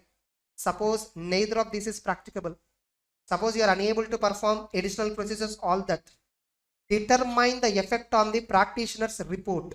Suppose if the practitioner is ultimately unable to obtain evidence, discuss with management what is the effect on the scope of the review. Now that you need to decide all that, and if there is a limitation on the scope imposed by management, all that, you will give a disclaimer of conclusion. Now here they have given one clarification. Just because you are unable to perform a specific procedure does not constitute limitation. If you are unable to do, that doesn't mean it's a limitation. Limitation means what? They are not cooperating you. That's it. Now, forming practitioner's conclusion on financial statements in case of review engagement. Forming the conclusion. Now, when you're forming the conclusion, you have to consider uncorrected misstatements which you have identified, qualitative aspects of entities accounting practices. Suppose if at all the financials are prepared using financial reporting, fair presentation, you will check overall presentation, structure and content. See whether the financial statements including notes, are they describing underlying transactions in a fair manner? The practitioner's conclusion on the financials, it may be unmodified or modified, shall be expressed in appropriate form. How you should express? Now we are coming to reporting. So unmodified conclusion in the practitioner's report in case of a review report. The practitioner shall express an unmodified conclusion, when the practitioner has obtained limited assurance to be able to conclude nothing has come to the attention that causes him to believe that the financials are not prepared in accordance with the applicable framework. Suppose if it is fair presentation framework, do not give true and fair view or not, you need to write. So based on our review, nothing has come to our attention that the financial statements do not give true and fair. In case of compliance framework, based on our review, nothing has come to our attention that causes us to believe that financials are not prepared in accordance with the framework. Their true and fair will not come. Suppose the practitioner shall express modified conclusion if the practitioner decides based on the procedures performed and evidence obtained, financial statements are materially misstated. Getting it? Then you will give which conclusion? Modified conclusion. One situation. Another situation is what? You are unable to obtain sufficient appropriate evidence regarding one or more items of the financials. One or more items of financials, you are unable to get evidence. One, you got evidence, you concluded that they are misstated. That time you give modified conclusion. When you are not able to get the information also, you will decide to give modified conclusion. Suppose you will give a qualified conclusion when the misstatements are material but not pervasive, and if they both are material and pervasive, you give a adverse conclusion. Accordingly, when you are giving the conclusion para headings have to be modified. Qualified conclusion, adverse conclusion, and description of matter. Why you are giving qualified conclusion, you should tell. That you should tell in basis for qualified conclusion, basis for adverse conclusion, basis for disclaimer in a separate paragraph immediately before the conclusion para. I showed you in the report, yes or no? Are you getting it? But maybe later on 2400 they will modify. At that time, immediately after the conclusion para they will add. But now it is before. Clear? Wordings. What are the wordings of conclusion para? We have seen this already. Yes or no? I showed directly in the illustrations itself. Based on our review. If it is a qualified conclusion para, except for the effect of matter described in basis for qualified conclusion para, nothing has come to our attention that causes us to believe that financials do not give true and fair. Here it is, nothing has come to our attention that causes us to believe that financials are not as per the framework, except for the effect of the matter described in so and so. Adverse. In case of adverse, what we will tell? Based on our review, due to, yes or no, significance of matter, the aforesaid financial statements do not present fairly. Whereas compliance framework, based on our review, due to the significance of matter described in basis for adverse conclusion para, the aforesaid financials are not as per applicable framework. Now, in the basis for conclusion para, you should describe the qualification, you should quantify. And if the misstatement is regarding a disclosure, how disclosures are misstated, you should qualify. If at all misstatement is like a omitted information, you shall include the omitted information wherever practicable. Suppose if the misstatement in financial is like they omitted some data, they didn't disclose some information, you disclose it in the basis for qualified conclusion or basis for adverse conclusion wherever possible. This is also something like same in audit report we have seen. Same, yes or no? How basis for modified opinion paragraph will change. Various types of misstatements. Same exactly it is. What is the meaning of, remember in the standard itself they didn't discuss in depth. The only reason is because it is already covered in standards on auditing. So the ICI, when they are drafting 2400, they drafted in such a way that those who read standards on auditing properly only can understand review standard. Directly if you start review, you can't understand. Getting it? Now, if the disclosure is in the form of narrative, we include it. What is the disclosure they made? What disclosures they omitted? What is the narrative disclosure? Narrative disclosures are integral part of financial reporting package. They are deemed to provide a view of the company through eyes of the management. The narrative represents management's constitutional or corporate events and are largely discretionary. Simple. They disclose it in the form of paragraphs and all, right? What accounting policies they followed, all that. They are all narrative disclosures. We call them as. Next. Suppose, what is the practitioner's conclusion in case of inability to obtain sufficient appropriate evidence? Express a qualified conclusion if the item is not pervasive. If it is pervasive, disclaim a conclusion. You are unable to obtain evidence. Not able to obtain evidence means either qualified or disclaimer. Suppose if at all a situation comes where you have to give a disclaimer, first withdraw from the engagement if possible. If a withdrawal is not possible, disclaim the conclusion. Now when you are disclaiming or qualifying conclusion because of inability to obtain evidence, how the qualified conclusion para looks like, how disclaimer of conclusion para looks like, they have given. If at all you are qualifying or giving an adverse conclusion because of a material misstatement, how the wordings will be, they have given in the previous paragraphs, previous topics. Getting it? And in basis for conclusion para, you shall describe all this. Finally, elements of practitioner report. There must be title, addressee, introduction para. In introduction, we will identify the financials are reviewed. We will state that they have been reviewed. Getting it? And we will mention management responsibilities and we will mention practitioner responsibilities. In this paragraph, we will mention that what are our obligations under this standard. So that we will mention the date of report and we mention these statements. A description of review and its limitations. They'll give you a question on this. The practitioner has to report in the review report what is the nature of the review and its limitations. What is the limitation? It's a limited assurance engagement. It primarily consists of inquiries and others. And the procedures performed in review are substantially less than those performed in audit. Accordingly, practitioner will not express an opinion on the financial statements. So they'll give you an MCQ. In case of a review report, the practitioner expressly disclaims an opinion. Because we are disclaiming the opinion. Why are we disclaiming the opinion? Because we are not giving the opinion. We are giving a conclusion. So specifically he has to mention that he disclaims the opinion. So I think this and all I showed. And the date of practitioner's report. In TYK there is a question on this. Test your knowledge. What is the significance of date of practitioner's report? You need to write what date you must use, and you should also mention regarding subsequent events a point. You should also mention regarding subsequent events. Up to the date of practitioner's report, whatever events happened after the date of financials were considered. Getting it? That is the date of practitioner's report significance. And the date of practitioner report shall not be earlier than the date on which you obtain sufficient appropriate evidence, shall not be earlier than the approval of the financials. You see, the practitioner shall date the report not earlier than sufficient appropriate evidence and whether applicable framework is followed, and those who have authority have approved it. And signature, place of signature, now you didn't, all that will come. That's it. And in review report, if you want, you can include emphasis of matter, other matter paragraph, same. Only when there is no material misstatement, you can highlight that point, yes or no.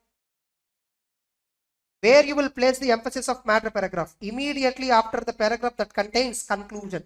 After conclusion para, you should write emphasis of matter para. Other matter paragraph. That is also same. After emphasis of matter, other matter paragraph will come.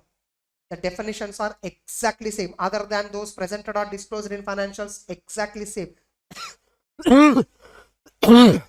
Now, other matter paragraph is what? Other than those presented or disclosed in financials, that in practitioner's judgment, relevant for users' understanding of, instead of audit, review. Auditor responsible instead of that, practitioner responsibility. Auditor report instead of that, practitioner's report. So independent practitioner's report on review of financial statements is a heading of the review report. And any other reporting responsibilities. For example, if any legal and regulatory requirement is there, suppose if you are doing review as per any SEBI guidelines, if at all SEBI has given any reporting requirements, that reporting requirements you must include in review report. As of now, there are no guidelines in this regard. Clear? Finally, the practitioner has to document. What he has to document? Nature, timing and extent of procedures performed. Nothing but a review plan will be there, right? You document who performed the work, what is the date, who reviewed the work, what are the evidences you obtained, what are the significant matters arisen, what discussions you have made with the top management, and if any information is inconsistent, inconsistencies you identified, how inconsistency is addressed, document that. Over. Appa, 1 or 15 minutes almost. That too a quick revision. Correct? But I think at least now you must understand that you have to be extreme strong in auditing standards so that review standards appears dead easy. Damn sure 5 marks question on 2400 and 2410. But you know what? In reality 2410 is popular, not 2400. But major content is discussed in 2400. So in exam, there is a high possibility that 2400 questions will be asked. Whatever it is, the answer looks same. Just that instead of historical financial statements, use the word historical financial information. Sorry, interim financial information. Got it? Okay, fine. Just give me 2 minutes. So let's continue with the 2410.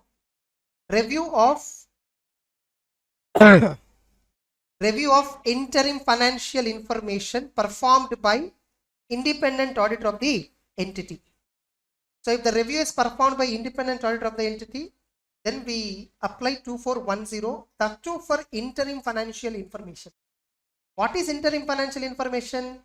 It is a condensed set of financial statements or a complete set of the financials, whatever it is, but for a period that is shorter than entity's financial year. Getting it? But remember, This interim financial information is also prepared and presented in accordance with the applicable framework. Means Schedule 3, Part 1, Part 2, that only followed. But it is presented either in a complete format or a condensed format. But it is prepared for which period? Shorter than financial year. So that is called as interim financial information. The objective is very simple here. It is to enable the auditor to express a conclusion. You see here they are using the word auditor again.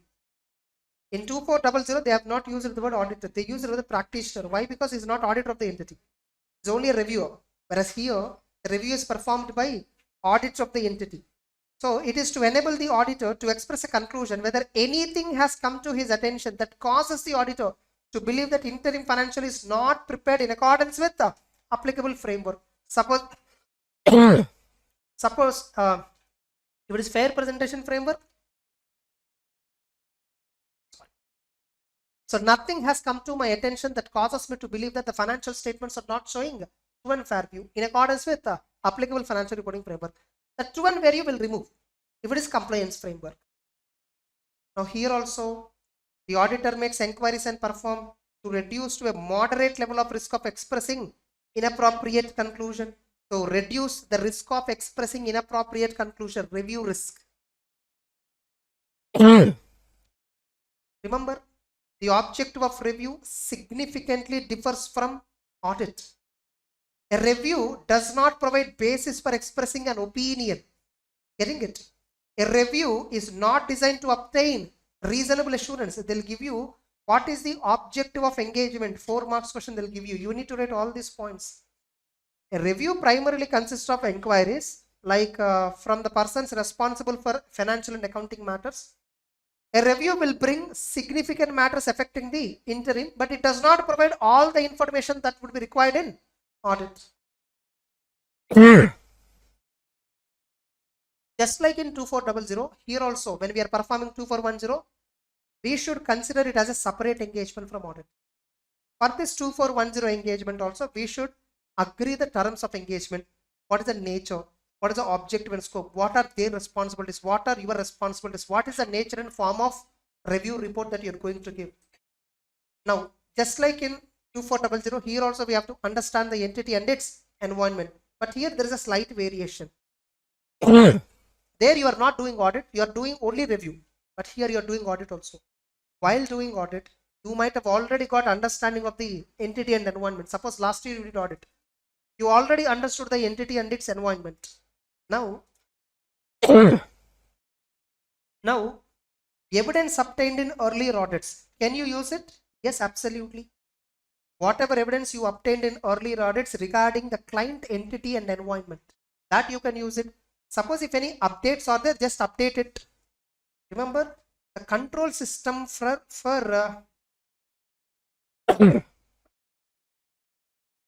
the control systems for annual financial statements audit and the control systems that are implemented for interim financial might be different. So observe that difference. If you recollect 143 subsection 3 clause 8, sorry, clause I, the auditor has to talk about operating effectiveness of internal financial controls. There they specifically tell you it is in the context of annual financials. That reporting will not apply for other financial reportings. Getting it? And the controls which company generally implements for preparation of annual financial statements may be different from the controls that they are implementing for interim financial information. So you recognize that fact.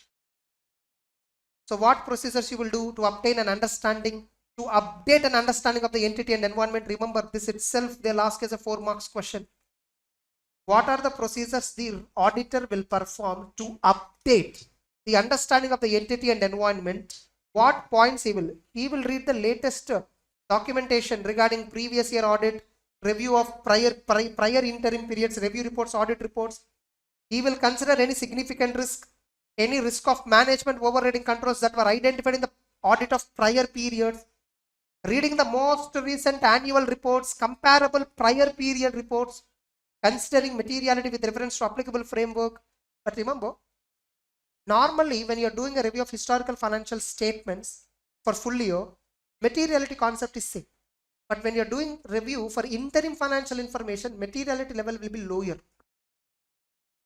So consider materiality with reference to applicable framework as related to interim financial information in assisting and evaluating potential misstatements. Considering the nature of any corrected material misstatements, any identified uncorrected misstatements in prior period. So previous year, when you're doing audits, you found so many mistakes which are corrected by the management, some are not corrected. So whether similar kind of mistakes happened in the current year or not also, you have to check. Consider significant financial accounting and reporting matters that may be continuing significance, such as material weaknesses in internal control. What are the reporting requirements in last year? Simple. Here you see, you are not obtaining understanding, you are updating the understanding. Updating means what? You are already an existing auditor. You are the auditor who did audit of last year also. So this year, when you are performing review of interim financial information, what are the changes happened? You just have to update. So what are the changes that you have to update is what this point is. Considering results of any audit processes performed with respect to current period. Suppose I am doing Q3 review. Before I started this Q3, Q4 review, I am already doing audit also. So while doing audit, I got some evidence. That also I will use. Getting it? Considering result of any internal audit performed. So I will take the help of internal auditors. I will see the results of management's risk assessment process relating to fraud. And I will inquire management about changes in business activities, any significant changes in internal control, and what is the impact of those changes on the interim financial information. What is the process by which interim financial is prepared and the reliability of underlying records? So what systems they implemented for preparing interim financial information? Generally, SAP, all these softwares have the feature to generate balance sheet P&L as per Schedule 3 format. Same way for interim financial information preparation also, do they have any software? Whether the software which they are using, does it have an ability to generate interim financial information and see whether it is as per applicable framework or not? Suppose if at all a newly appointed auditor, if at all you are a recently appointed auditor who has not yet performed the audit, you have to understand the entity and its environment as it relates to preparation of both annual and interim. Since you are newly appointed as an auditor, if you don't have this understanding, do a fresh understanding. If at all you are already an existing auditor, you have to update the understanding. So this question is there in the test your knowledge questions. In test your knowledge question, it is there. What are the procedures the auditor will perform to update the understanding of the entity and its environment? They'll give a story like this. You are auditor for this entity from so and so year. This year you are doing review. So what points you consider, what procedures you perform to update that knowledge? Getting the point? So 4 marks question they'll ask you. You just have to read any 4 points. Any 4 points. Now, obviously, you will do what procedures? You will perform inquiry, you will perform analytical, and if any other procedure is necessary, you will perform other procedures also. So what ordinarily you perform? You will perform like reading the minutes. You will see what are the unadjusted items in the previous year. Suppose if at all you are the auditor of the previous year, if you find any unadjusted, uncorrected items or material misstatements, see whether they are there. You will communicate with other auditors and you will inquire with management. What matters you will inquire? Especially whether the interim financial has been prepared as per framework. Any changes in accounting principles happened. Whether any new transactions, new accounting principles followed. Whether any interim financials contains known uncorrected misstatements. Whether management ever have any mistakes in interim financials, you will ask. You will ask them what are the unusual complex transactions that are all happened. Example, business combinations and all. You will ask a company what are the significant assumptions regarding fair value measurement. You will ask related party transaction. You will inquire significant changes in contingencies, commitments. You will ask them whether management is complying with the debt terms and conditions, covenant means terms and conditions. And significant transactions happened during the last several days of interim period. That is called cutoff procedure. You will inquire whether management has knowledge of any fraud or suspected fraud. You will inquire whether management has allegations of fraud. You will ask non-compliances. You will apply analytical procedure. You will read the interim information. You will see whether anything is not true and fair. You will just see whether anything else is not true and fair. So this itself they'll ask you what matters the auditor has to inquire. I think same common answer you can write for SRE 2400 and 2410. In SRE 2400 also what points you inquire, same points were there. Yes or no? Especially related parties, going concern, all these points are exactly same. Subsequent events, written representations, yes or no? Now, you can conduct a review along with the preparation of financial information. When the interim financial information is being prepared, when the entity is preparing interim financials, simultaneously itself you can start review, or before also you can start review. Early days of interim, if at all you do reviews at the early days of preparation of interim itself, you may discover some mistakes. So that mistakes will not appear in the final interim financial information. And you may do review along with your audit itself, so that you can minimize the total work burden. Whatever audit procedures, evidences that you are gathering, you may use it for review. And this is what popular. Most of the auditors, they don't separately do for review. They just do audit and give a review report. For quarterly, they're giving review report, right? They don't do anything specifically for review. They just give audit report. They just give review report. Review report is just a formality in 2410. In reality, listed companies, listed companies have to prepare quarterly results. They need to file with SEBI, and those quarter results must be reviewed by independent auditor. So do you think auditor will separately conduct a review? No. He will just do the audit and give a review reports each quarter. Whenever time comes, he'll just give a review report. For every quarter, within 45 days, review report has to be submitted from the end of the quarter to the SEBI. And litigations and claims, you will check litigations and claims. If at all you are not having clarity, you communicate directly with the entity's lawyers, where auditor believes that entity lawyers will have some pertinent information. You will do reconciliation with accounting records. These are all the activities that you do in review.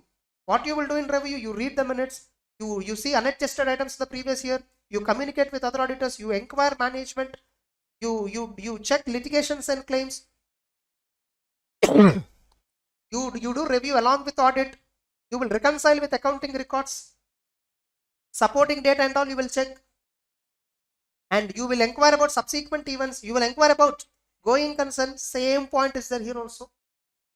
We discussed in depth in going concern in SA 570. Okay. And additional inquiries.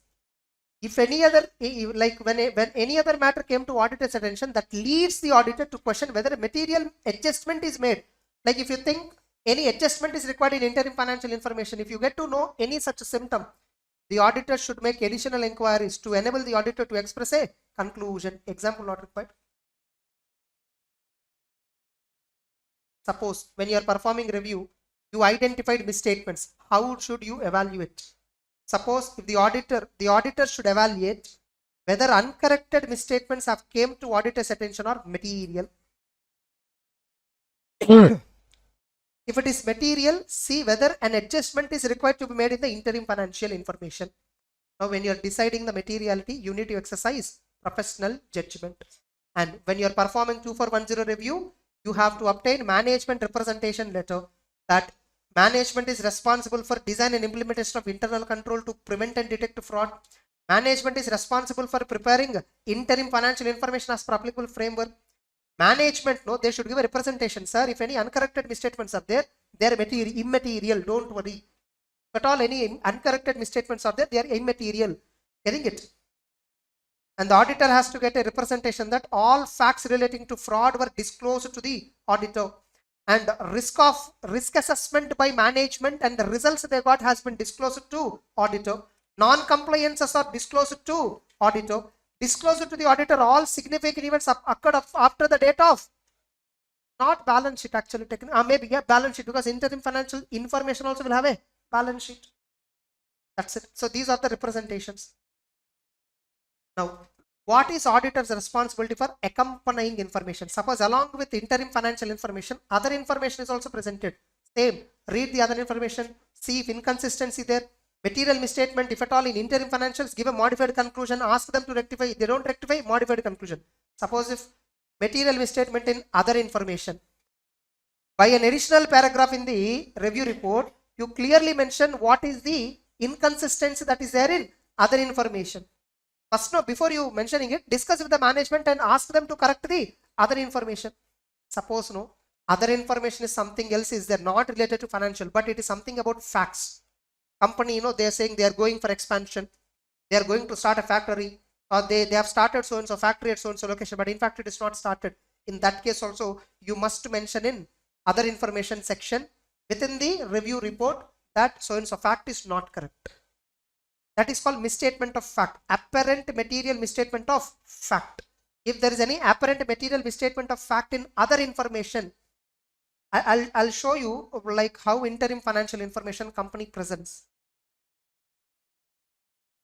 This is Reliance Industries Limited interim financial information for the quarter ended. You see, they show for 3 quarters comparative information. So the one highlighted is the latest quarter, and they even show 9 months cumulative picture. Since it is a Q3, they show 9 months cumulative, and last year figures also they will show, just for a comparison. This is unaudited standalone financial results for the quarter or 9 months period ended 31st December. This is the latest thing which is available. You see, so much of other information is also companies presenting. So much of other information companies presenting. I discuss so in depth in all regular class, okay? Revision, and that's why I use the same documents. Why should I download again and again for revision? Same documents I'll show. You see, they show so much. This is the quarterly result filed with the SEBI. This I downloaded from BSE website. Got it? So this is something filed with SEBI. And here the company also comments that the above information is reviewed. They will not give, they didn't publish review report, but they just mentioned that they are reviewed. You see here, the statutory auditors of the company have carried out a limited review of the aforesaid results. They didn't give the review report to look into, so to show it to you. Like Tata Motors audit report we have, Reliance audit report we have, but we don't have review report. They just mentioned that the statutory auditors of the company carried a review. Probably in MCA you can download. In MCA website you can open and download the historical results of the company. So in that review report will be there. Signed original review report will be there. Scanned copy will be there. Next. Suppose if you identify any matters that are necessary to make adjustments to interim financials, please communicate it to appropriate level. Suppose if management is not responding, communicate to top management. How you have to communicate? Look at the nature of the matter. Is it, if it's so severe, you have to communicate in writing. Sensitivity of the matter, timing of communication. If the information is communicated orally, please document that communication. Suppose if top management also not responded, where interim financial information requires an adjustment, material adjustment, modify the report, or if possible withdraw, or resigning if possible withdraw. Getting it? Withdraw or resignation. And see if there is any fraud. Whether you have to communicate the fraud to any outside authority also check out. And any governance issues, communicate it with the top management. Now what are the elements of interim financial information related report? It is same like 2400 format, same like 2400. Same. We will mention that it is substantially less in scope than an audit. Accordingly, we do not express opinion on the interim financial information. Conclusion para. Date, place, signature, FRN. UDIN is also to be added. Clear? Suppose if the interim financial information is presented by deviating from applicable framework, you should give a modified conclusion. The auditor should express a qualified or adverse conclusion when matter has come to knowledge of the auditor that causes him to believe that a material adjustment should be made. You see here they are not using the word material misstatement. Everywhere in entire SA 2410 they are using the word whether it requires material adjustment. Nothing but indirectly what? Financials require modification, but they are not modifying. If matter have come to auditor's knowledge, auditor's attention that the interim financial information is materially affected by a departure from framework and management is not correcting the framework, then also auditor will modify the opinion. Sorry, conclusion. Two situations the auditor will modify the conclusion. One, when material adjustment is required in the interim financial information prepared by the management. Two, if the interim financial information is not prepared as per applicable framework. In both the cases, we communicate them to modify, to change. If they are not responding, we give modified conclusion. Manner of modification is exactly same. Adverse conclusion is exactly same like 2400. Suppose if there is a limitation on the scope, please do not accept. Suppose you accept it, then the limitation is created. Ask them to remove. If management is refusing to do so, communicate to top management. Even then, if there is ultimately no response, withdraw from the engagement or provide a review report with a disclaimer of conclusion.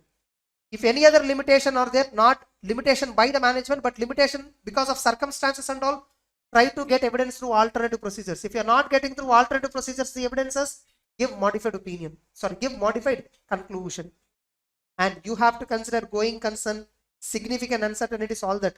Emphasis of matter paragraph, uncertainty in prior period. Suppose the auditor may have modified a prior period review report by adding an emphasis of matter paragraph or highlighted a material uncertainty related to going concern.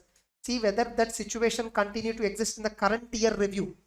If so, if the material uncertainty still exists and adequate disclosure is made, the auditor modifies the review report. Remember, here he is modifying the report, not modifying the conclusion.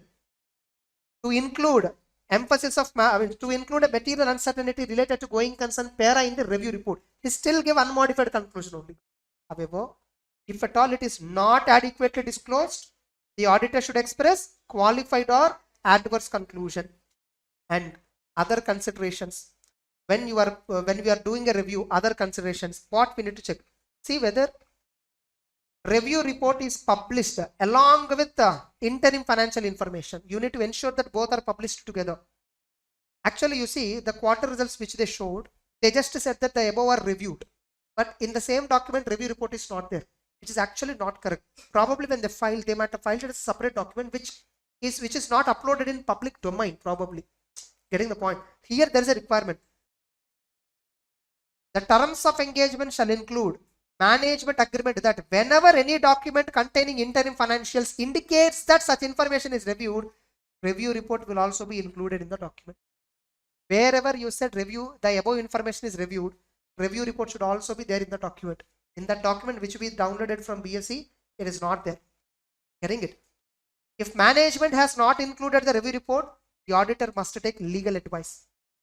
Suppose especially you have given a modified review report where you include an emphasis of matter or uncertainty related to going concern or a modified conclusion, and there management like if the auditor has issued a modified review report and management issues interim without this review report which contains modifications, the auditor takes legal advice, if possible resign from the appointment.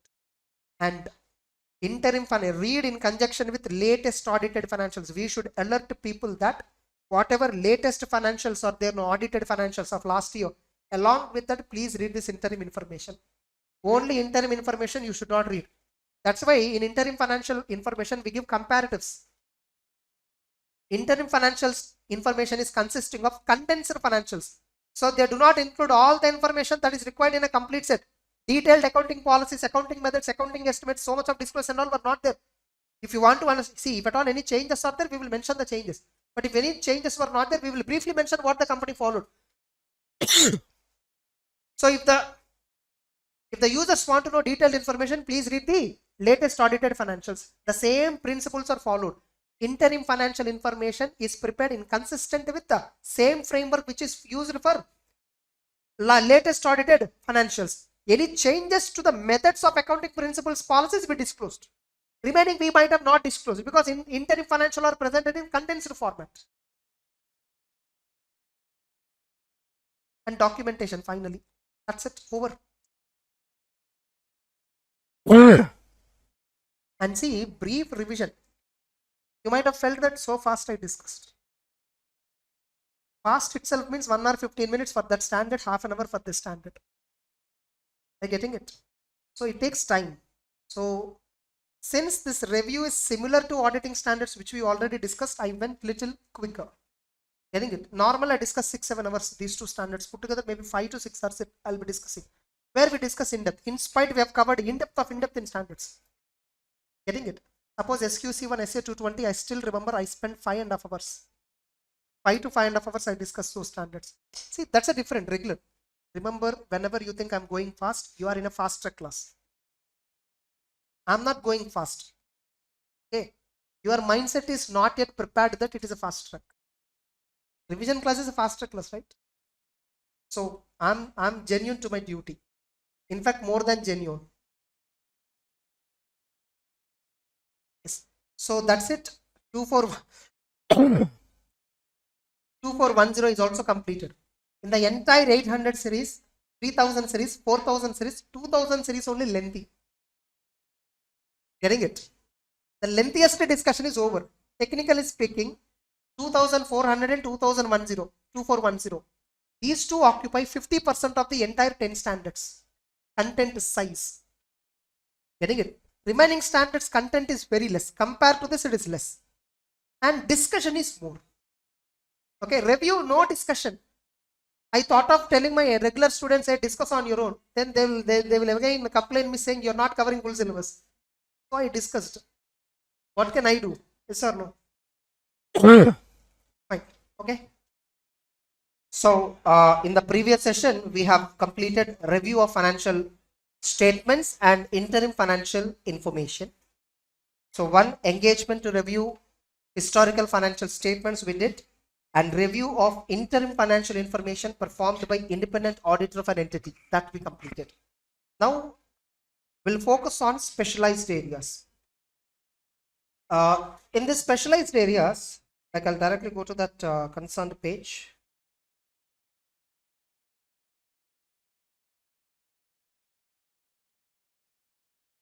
See, if you observe, there are 3 standards that were incorporated as part of this chapter. So SA 800, 805, 810.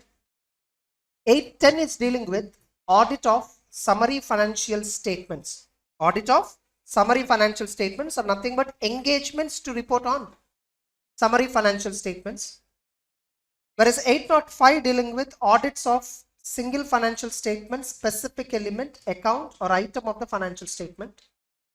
And special purpose framework related financial statements, if at all we are doing audit, 800 will apply. And if at all, if the single financial statement, specific element, account item or the financial statement or the summary financial statement, if at all they are prepared using special purpose framework, then 800 also we apply there. Getting it? Now these summary financial statements may be prepared using a general purpose framework, or understand this summary means it is not the main financial. Summary financial statements will have same characteristics like the main financial. If main financial statements, actually in main financial statement is called as, I think, audited financial statements. They refer the word as what? Audited financial statements. If audited financial statements are general purpose, then summary financials are also obviously general purpose. And if they are special purpose, same way, special purpose, summary financials also. Now, these 3 standards collectively talk about, if at all we were approached by anybody not to audit complete set of the financial statements, not to audit general purpose financial statements of complete set, what are the special considerations we should take into account? So that is what in these 3 standards they are answering specifically. Getting it?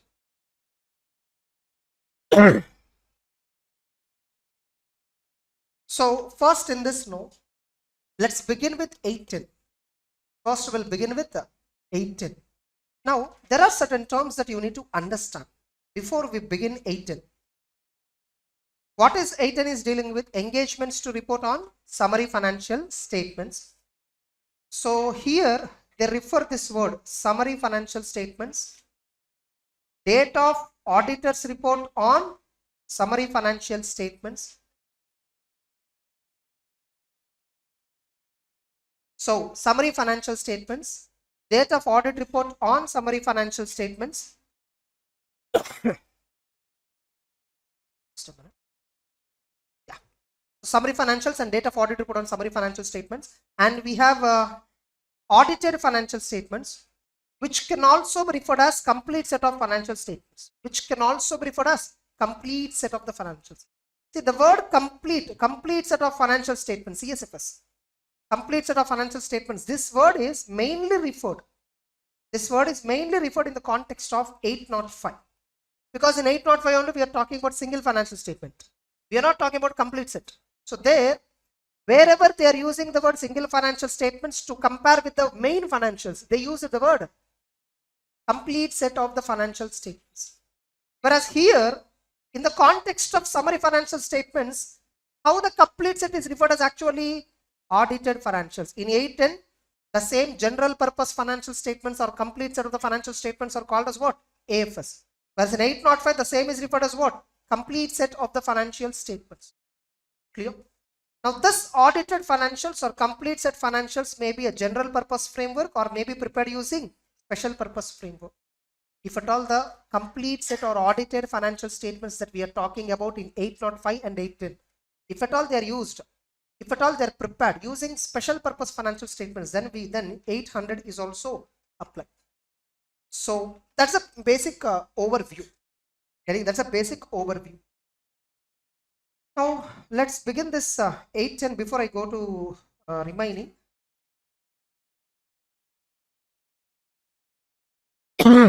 So when we can accept an engagement to report on summary financial statements. First of all, the name itself says it's not complete set, it's only a summary. We also call them as sometimes condensed financial statements. We also call them as abridged financial statements. Or we can also call them as financial summary. Some cases. But financial summary is not a financial statement. If the summary is presented in the form of a financial statement, getting it, then we call it as summary financial statement. The financial statement will have same format like Schedule 3, all the same. If a bank is preparing in the same format, it will be there. Just that summary financial statements will not contain as many details as the audited financial statements. Here it is referred as what? Audited financial statements. In 810, popularly referred as audited financials. Now in this, the challenging thing is what? It's about the opinion. First you need to understand how the opinion on the summary financial statements we give. Like how we give the opinion on summary financial statements. Fine, I'll open that, I have made a diagram. So earlier itself, so which I have used in regular class, a small diagram just to, so just to give a comparison sake, I have made it.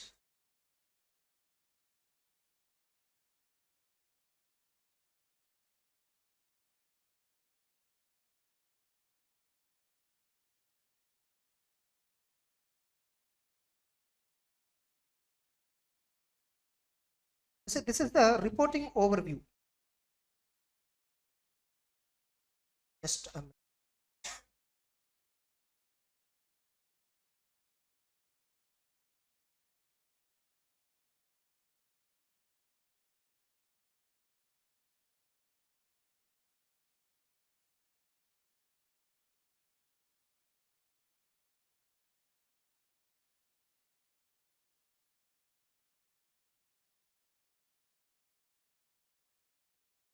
I saved in review, it's okay.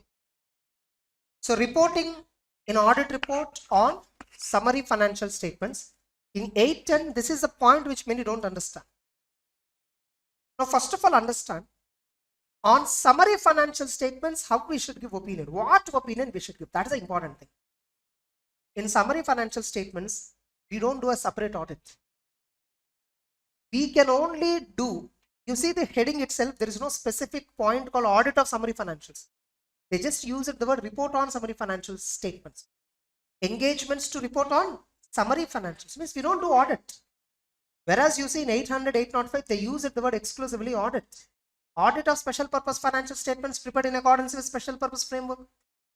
Audit of single financial statement, specific element or item or account of the financial statement, they use the word audit. Whereas in 810, they didn't use the word audit because we don't do audit separately on summary financials. We just verify whether the so-called summary financial statements are they true summary of main financial statements. Suppose I prepared a main book. You want some running short notes or chart book something. It is only a summary from the main book, right?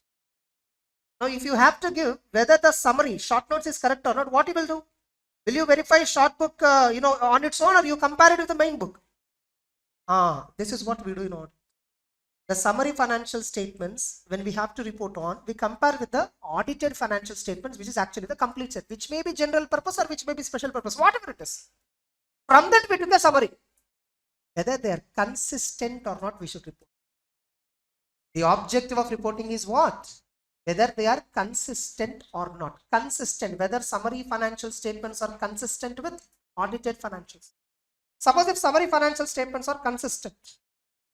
Now what should I give? In the report I'm giving, right, in 810, what should I mention? Suppose In the audited financial statements, we gave unmodified opinion. On summary financial statements also we give which opinion? Unmodified opinion. These are illustration numbers which are given in 810 pronouncement. In 810 original PDF, these are the illustrations which are given for these scenarios. You can look into that later. Just observe this. This is more than enough. Maybe I'll show one illustration. That's enough. Suppose you verified summary financial statements, you compared with audited financial statements, and you concluded they are not consistent. You concluded that they are not consistent.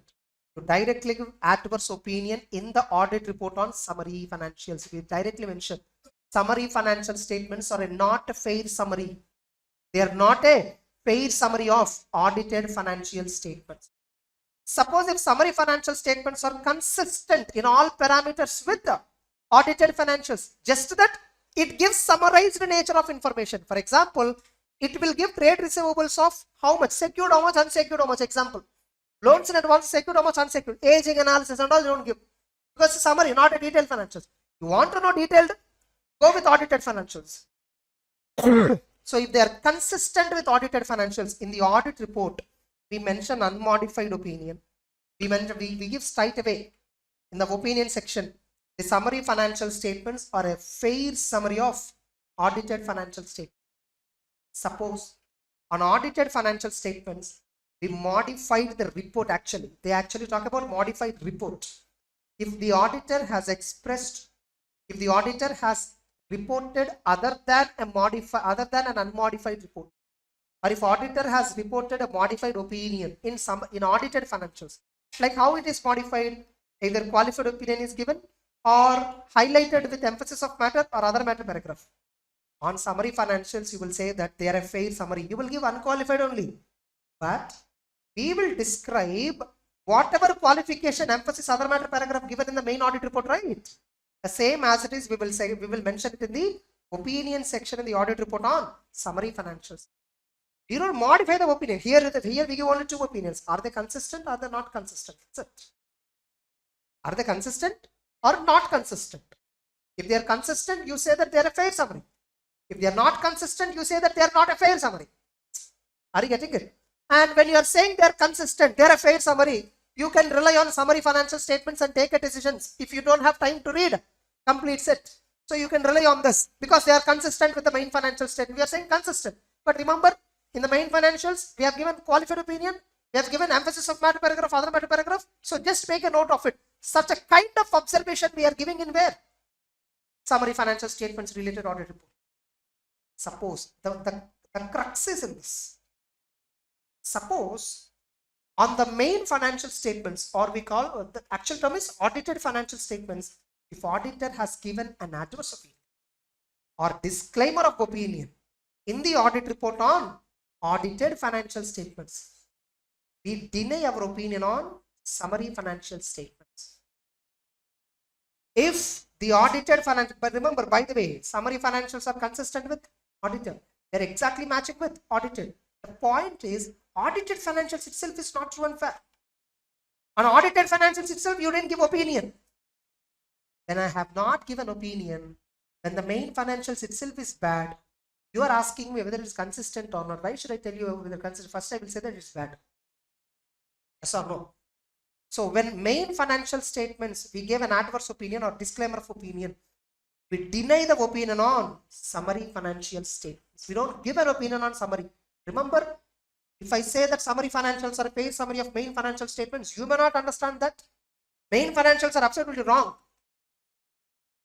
Main financials are absolutely wrong. See, if I say main financials are audited, summary financials are also, they're derived from that. Whereas main financials are not at all true and fair. But here the standard is asking whether it's consistent or not. If I say consistent, you may skip main financials. You only believe you only take decisions based on summary financials. Of course, in the summary financial statements, opinion section, inside that I will talk about that adverse opinion, disclaimer, fine. The point is, how do I know that you'll read it? See, if at all on the audited financials, qualified opinion is given, okay, fine, I understand. Qualified is not a big deal because positive opinion at the end of it is a positive opinion with an exception. I will say they both are matching, consistent, but remember this observation is there. But what is the point? I mean, what is the guarantee that people will read that observation? They only see two lines, consistent, okay, they take a decision. So if audited financials on which we have given an adverse opinion, or we could not give an opinion on summary financial statements, we will not give an opinion for a safer decision making of the user of the summary financials. Because you have not given an opinion, you have said everything is bad in the main financials, and even you have not given an opinion on the audited financials. Don't give opinion on the summary financials, because if you give an opinion on the summary financials which are derived from the audited financials, which are not true and fair, or on which you have not given opinion, people may just read a few lines of the audit report on the summary financial statement and may conclude that they both are matching, so they take a decision, ignoring the fact that the audited financials are not at all true and fair, ignoring the fact that we didn't audit the audited financials. So the standard initial construction is logical, very good. So how to report on summary? Are they consistent or not? You have to report, that's it. But when in audited financials we have given an adverse opinion or disclaimer of opinion, better not to give an opinion. Understand the logic behind this? That's it. If you understand this, standard is over more than 50%. Getting it? Now let's look at, so what is there what is there within this?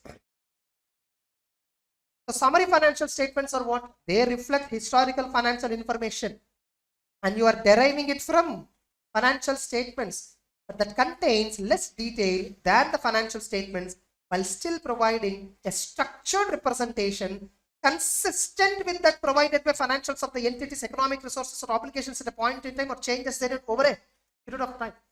Actually, financial statements definition I gave in the first chapter. There itself I have covered.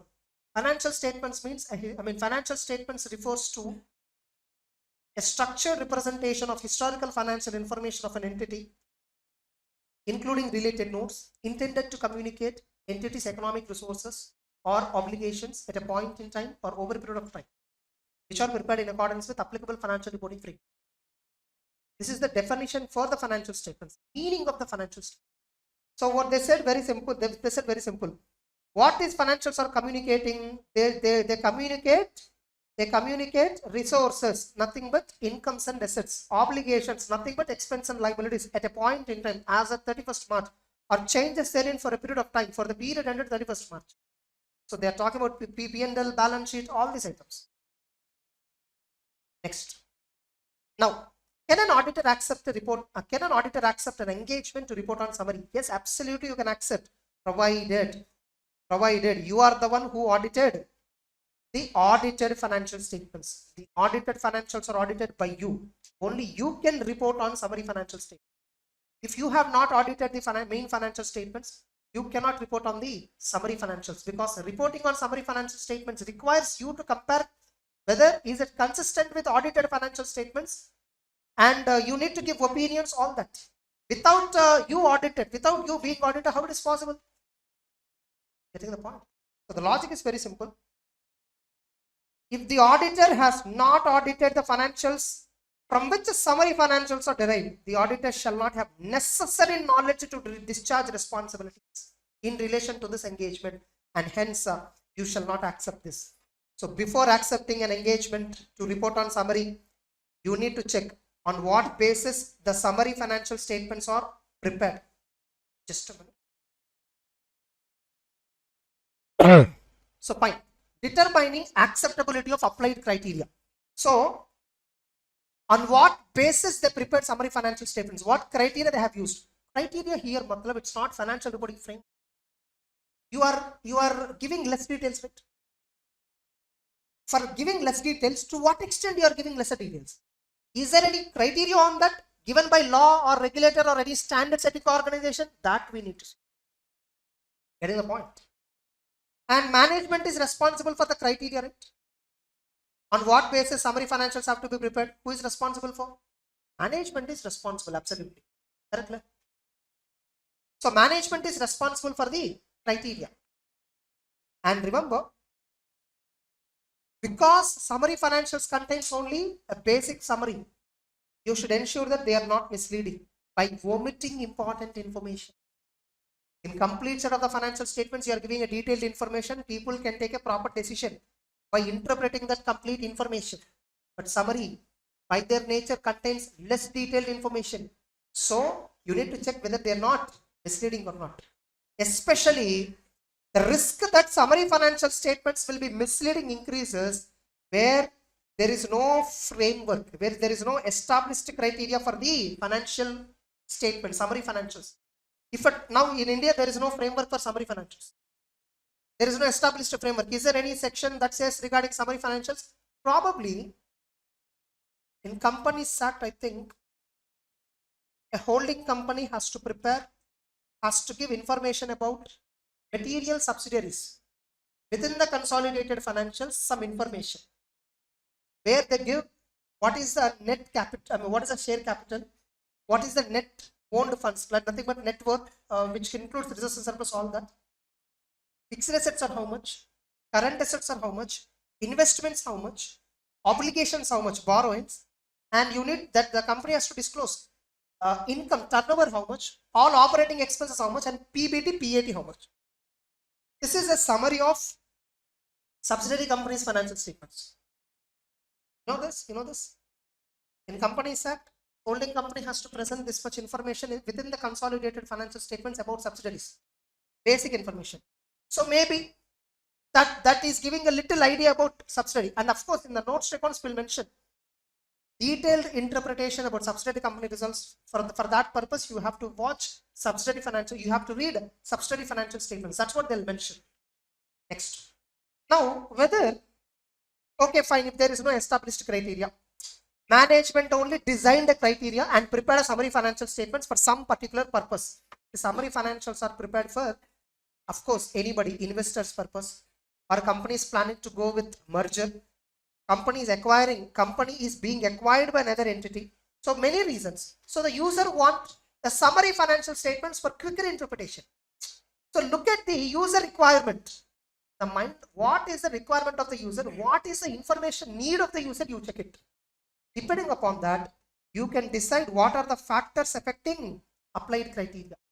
So whether the criteria used by the management, is it acceptable in the context of summary? Here criteria means what? Once again I'm telling you, what to be included in summary. For that, what is the basis? Summary means fine, you will include lesser information. Fine, which information you will include? For that, if there is any guiding rule, any established standard, happy. Because it's an established protocol, established standard, everybody follows the same. So there's a general expectation that people will understand. What if there is no established criteria for summary? In that case, whether the summary financial statements are prepared using some logic criteria, whether that logic or criteria is tenable, acceptable, depends upon nature of the entity. Depends upon why are they preparing summary financials, for whose purpose. Information needs of the intended users. So what is the user's requirement? And whether applied criteria will result in summary financial statements that are not misleading. Straight question, 4 marks. What are the factors affecting? And I'm telling you, this is an important question. What are the factors? Because this is something like very important in the entire standard. This and reporting, whatever I told, the diagram. That diagram, don't remember as a diagram, but understand that. Okay. So what are the factors affecting determination of summary financials? Nature of the entity, purpose, information needs of the users, and whether they are misleading or not. That you need to check. Next. And most of the times, the criteria must be, it is not maybe, it is must be similar to the criteria that is established for main financials, nothing but applicable financial reporting framework used for audited financials. The criteria of summary sometimes may be established by an authorized or recognized standard setting organization. For example, we have received a grant from the government and ours is an NPO. The government has given certain conditions in the contract for spending the grant. So we need to spend the grant amount as per the conditions given in the grant agreement. Now, government want to know whether we spent the grant properly or not. They asked us to prepare financial statements as per rules given in the grant letter. That's a special purpose financials. And as per that grant letter, I prepared the big financial statements. It comes so bulky, 50, 60 pages, it financials. After we submitted that, the same government official asked, sir, can you make a summary on it? And for that also he has given a summary rules, which must be included, what not to be included. So he has given a rules also. And here, the requirement of the user is clearly visible. Getting the point? Or he has told me, sir, you prepare financial statements on grant spending as per standards applicable to NPO. For example, for NGOs and NPOs, some standards were established by an NPO related accounting standards body. There's a separate accounting standards body for NPO. Example I'm telling you. It can be there. So follow that standard, sir, and prepare financial statements. That is called a standard. That is called recognized standard setting organization. Suppose for general purpose financial statements, standard setting organization which is recognized as accounting standards board. So the auditor may presume that such a criteria is acceptable. If at all there is an established criteria from standard setting organization, we by default assume that it is acceptable because it is coming from a valid source. Where established criteria do not exceed, management will develop the criteria, telling it based on a practice in a particular industry. Suppose if summary financial statements are prepared using unacceptable criteria, you felt it is not at all acceptable in light of information needs of the users. You know what is a user requirement, but I know very well that summary financials will not give the user that information what they want. So the criteria using which summary is prepared is not useful for users of the financial statements. I will not accept, auditors shall not accept the engagement unless it is mandatory. Suppose, because it is mandatory under a law, because it is mandatory under a regulation, if at all you are doing in accordance with that law, which do not comply with this SA, getting it? Which do not comply with this SA, getting it? Accordingly, summary financial statements related audit report shall not indicate that engagement was conducted in accordance with this SA, because you are doing engagement there in accordance with the law, even though the criteria is not acceptable. Remember, SA 810 permits auditor to audit as per SA 810 only if the criteria using which the summary financials are prepared is acceptable in view of the nature of the entity, requirements, information needs of the users, criteria, all that. Clear? The auditor shall include appropriate reference to this fact also, that you did audit as per the law, even though the criteria is not acceptable. And adequate, you must use a proper heading also. When you are preparing, when you are giving a report on summary financials, your heading in the audit report should reflect this. Engagements to report on, or report on summary financial statements or by independent auditor of the entity. Likewise, like we have some standards on this, like we have taken certain examples. So 810. So you see this illustration 1, 810. Report of the independent auditor on summary financial statements. You see how they are giving the opinion. The accompanying financials which comprise summary, all this, getting it derived from audited financial statements for the year ended. So you must state that you are doing an audit of summary financial statements and also state that it is derived from audited financials. We expressed an unmodified opinion on the financial statements in our report, so and so audited financials.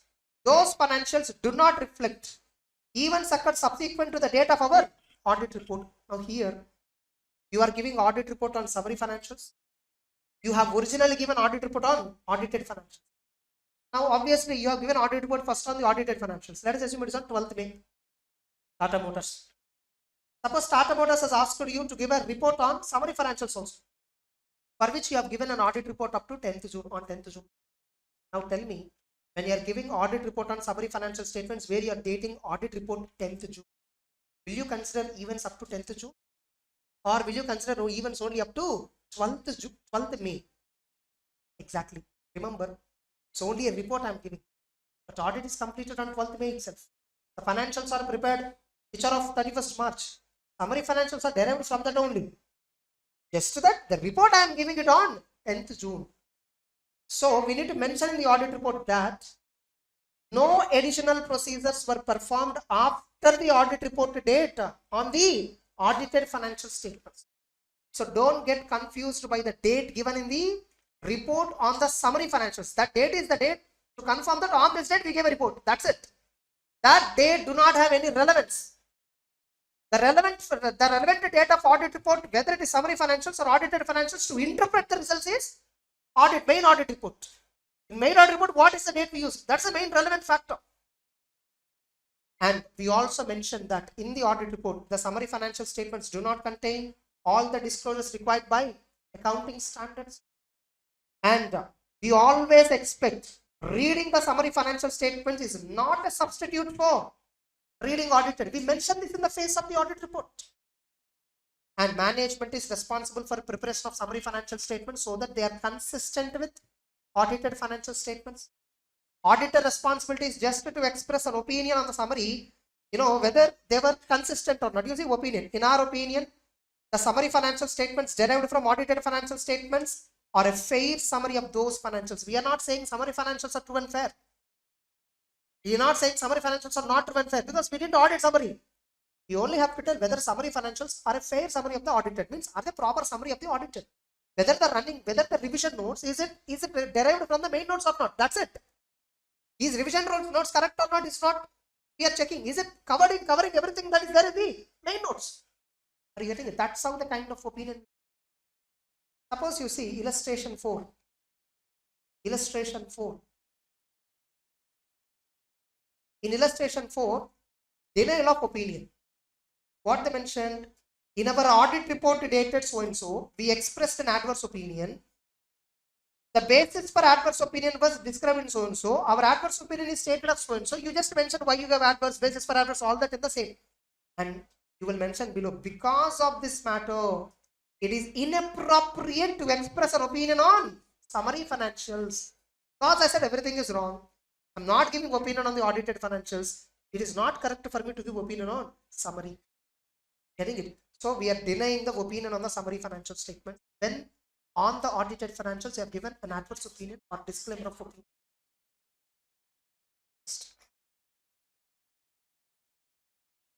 Now, you should, before you do audit, before you accept the engagement, you should obtain agreement from the management regarding responsibilities. Management is responsible for preparation of financial statements, summary financials. Management is responsible to make audited financial statements available to the users without undue difficulty. So users of the summary financial statements must have access to audited financials. If at all it is not there, we will not accept that audit. Getting it? Now here, this question can be asked.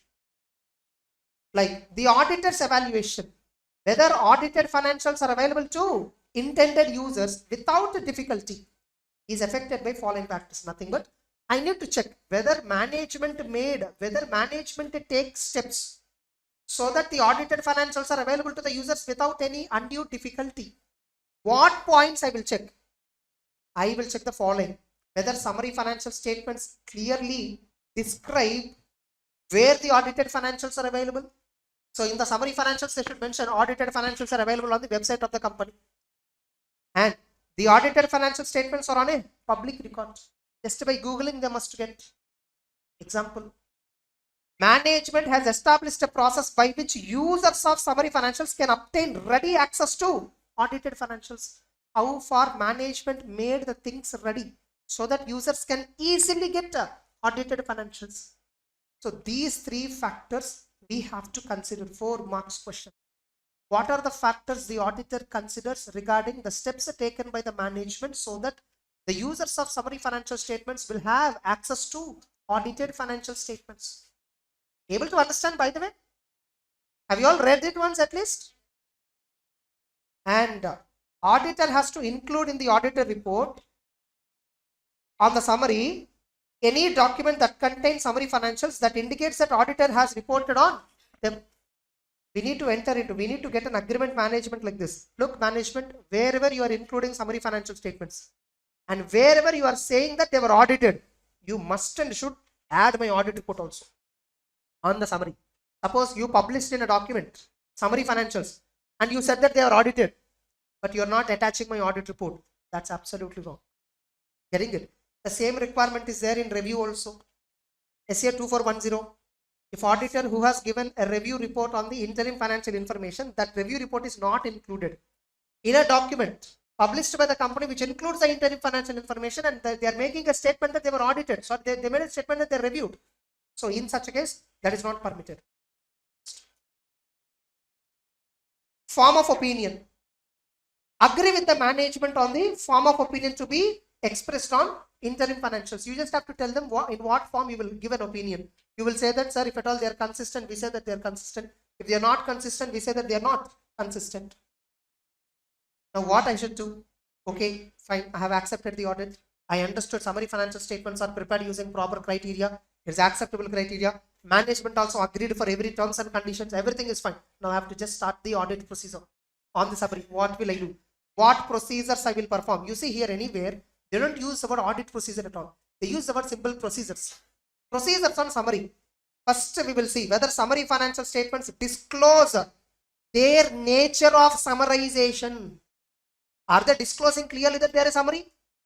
And when summary financials are not accompanied with audited, whether they are describing clearly from where audited financials are available, or if the law regulations specify that audited financials need not be available to the users, of the summary financials, and establishes the criteria for preparation of financial statement, that this fact you need to mention. If at all you are preparing summary financial statements because of a law, and the law says users and all not require main financials, it's okay. The fact you have to mention. That fact has to be mentioned in the summary financial statements, in the notes to accounts. Getting it? So you need to check whether summary financial statements in the notes are they describing from where we can get main financial statements. Able to understand? Next, see for summary, one example which I found is financial summary will be published by many public sector companies. Whenever their financial year is completed, audit and all were completed, they present financial statements in newspapers and all. Newspapers and all, they'll give you. Yes. This you see, for example, this is Union Bank. This is Union Bank. So Union Bank has published in all the leading newspapers, business magazines and all their summary financial statements. They are reviewed financial results. They are reviewed financial results. But this is probably full year. Sorry, this is for quarter ended and year ended, both. You see here, they have mentioned like a summary. They have mentioned only few points. And you see here, they have mentioned that the above is an extract from detailed yearly financial results filed with the stock exchange. And what they mentioned, the full format of the annual financials are available on the websites of stock exchanges. Are you getting it? So this is something similar to summary financial statements reporting or not? This is not summary financials as per HA 8, by the way. But is it in line with summary? So in the face of the newspaper where they presented itself, below they are mentioning they are extracted from so and so. Full financials are available in so and so. Such a kind of fact must be mentioned in the summary financials, and auditor has to check whether company presented like that or not. Getting it? Next. And whether summary financials are prepared and presented, are they disclosing the criteria? Obviously, even in the normal financials also, on what basis you prepare, you should disclose, right? In the summary financials also, on what basis it is prepared, it has to be disclosed. Okay, fine. I saw summary financials, they are disclosing all this. Now, I will compare summary financials with the audited financials. Then, whatever necessary information I want, so that it is not misleading, I will just check whether summary financials are presenting necessary information which is required for the user's understanding, so that it is not misleading. And see that audited financial statements are genuinely made available to the users of the financial statements, summary financial statements, without undue difficulty. These procedures I perform. Straight away this question can be asked. Straight away this question can be asked. 4 marks question. And yesterday, like the student has shared me the how many marks it has come, all that. Yeah, share. Name another.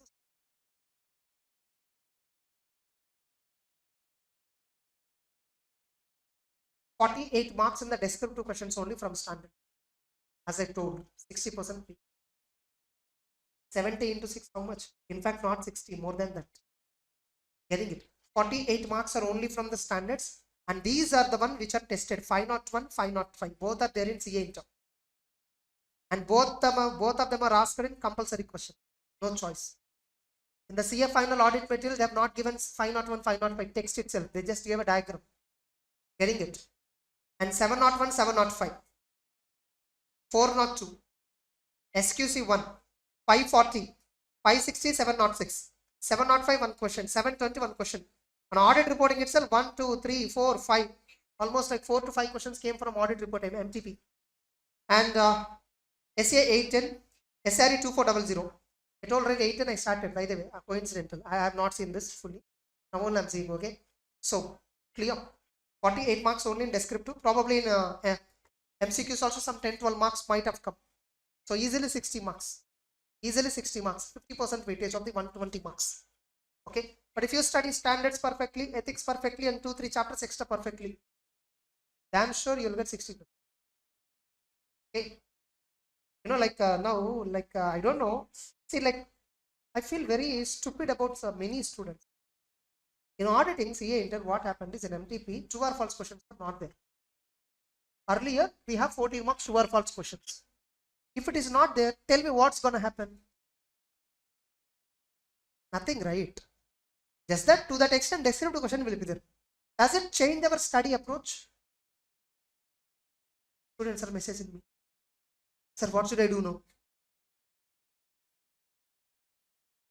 I feel like go and die. I feel like replying like this. What happens? And I'm seeing in Instagram all the posts. Now start writing more, practice more. Stupids. They don't know. You should tell them read number of times, more number of times, not writing. If you write notes, it will eat so much amount of your time. You read 10 times. That's best. Writing is equal to 10 times reading. Never. You read 10 times, you see the impact. Necessary information. So is it showing or not? We should check. And audited financials are available to the user or not? We do check. So this question can be asked as a 4 marks question. What is the form of opinion in the summary financials? So we just mentioned whether summary financials are consistent in all material respects with applied criteria, or we just mentioned that summary financial statements are a fair summary or not. If law is not containing any words, suppose if the law is saying any words, same procedures you apply, whether summary financials are consistent with audited financials, above procedures. So we read summary financials all that and see whether users of summary financials might misunderstand the opinion on the summary. If so, any additional explanation is required, because no, you are not giving opinion as per standard wordings. Standard wordings are cleverly designed, keeping in view everybody's needs. But lawmaker, when they are presenting law, they may not consider like this. So see whether any additional explanation you have to give in the audit report on the summary financials, so that you can mitigate the risk of misinterpretation. If at all you feel you cannot misinterpret, I mean you cannot reduce that, you cannot mitigate that, don't accept that engagement. Suppose if the acceptance of audit of summary financials is compulsory, then you don't refer about standard on auditing. Standard says very simple, touch me not. If at all you are not following my rules, if you follow law, go and follow that only. Don't touch about, don't give any reference to my name. If at all the law requirements are not matching with my requirements. Getting the point? Next. What are the elements of summary financials? We have seen the report itself. There will be a title, there will be an addressee, there will be an introduction para, where in the introduction you will refer to each summary item, and you also refers to where it is derived from audited. You also mentioned that you have given an audit report on audited financial statements, and you need to mention the fact whether what opinion you express. If it is unmodified, unmodified, qualified opinion, qualified, emphasis of matter paragraph, other matter paragraph. Suppose adverse opinion is given on the audited financials, disclaimer is given, then we deny the opinion. And date of summary financial statements, and obviously it is different from audited. The date of auditor's report on summary is obviously later than the date of audit report on audited. And remember, because it is later, people may think that up to the date of audit report on summary financials, auditor considered effect of all the events and all. No. They do not reflect events that occurred subsequent to the date of audit report on audited financials. Understand, observe. Okay, next. And we need to mention the fact that summary financial statements is not a substitute for audited. Have you seen the same thing in the report or not? Illustration. And we need to mention who are responsible, what are the responsibilities of management, what are the responsibilities of auditor, and opinion bearer. If they are consistent, they are consistent. And you need to mention what opinion you gave in the audited financials, if it is qualified or unqualified or emphasis or other paragraph. If it is other opinions, adverse disclaimer, we don't give the opinion. And date of the audit report.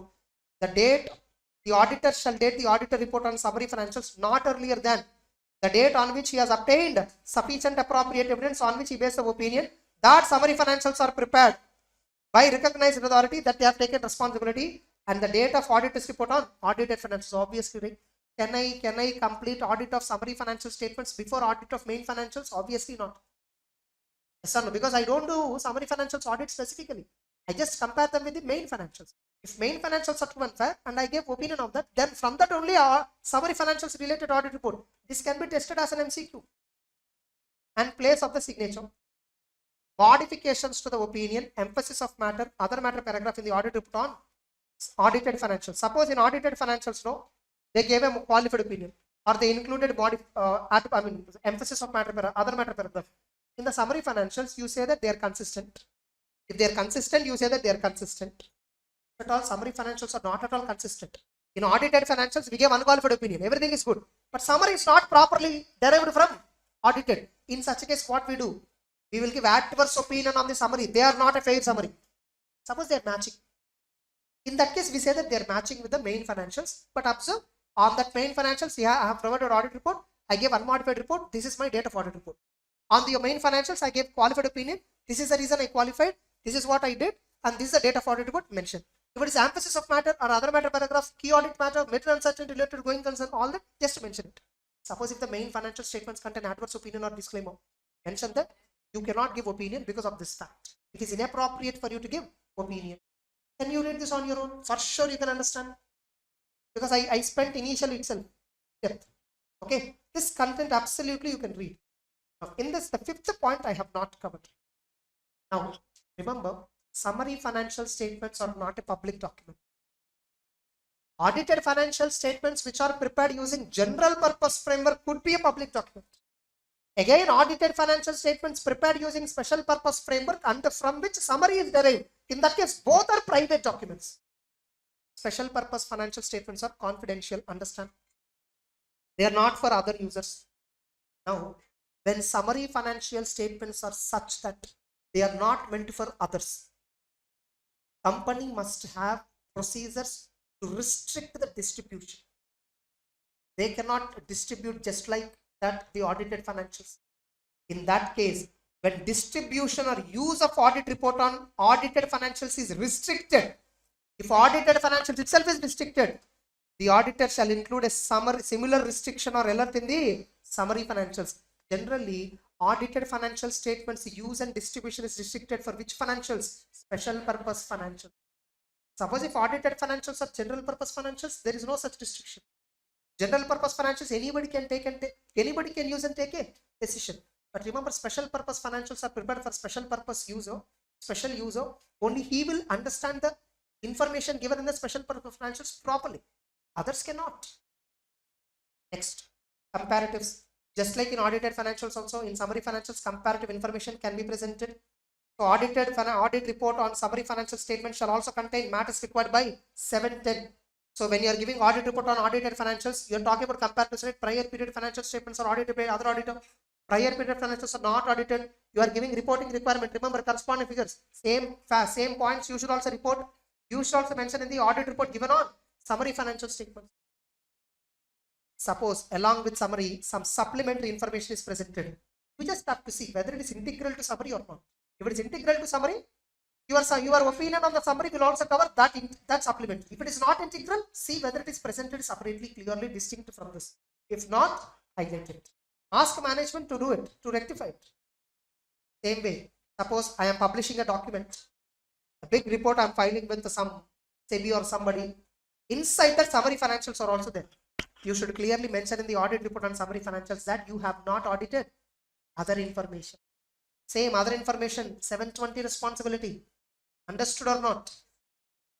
Next, auditor's response. If entity is not including, this can be asked as a 4 marks question. Of course, see, previously also they can, but this is something which you will not observe.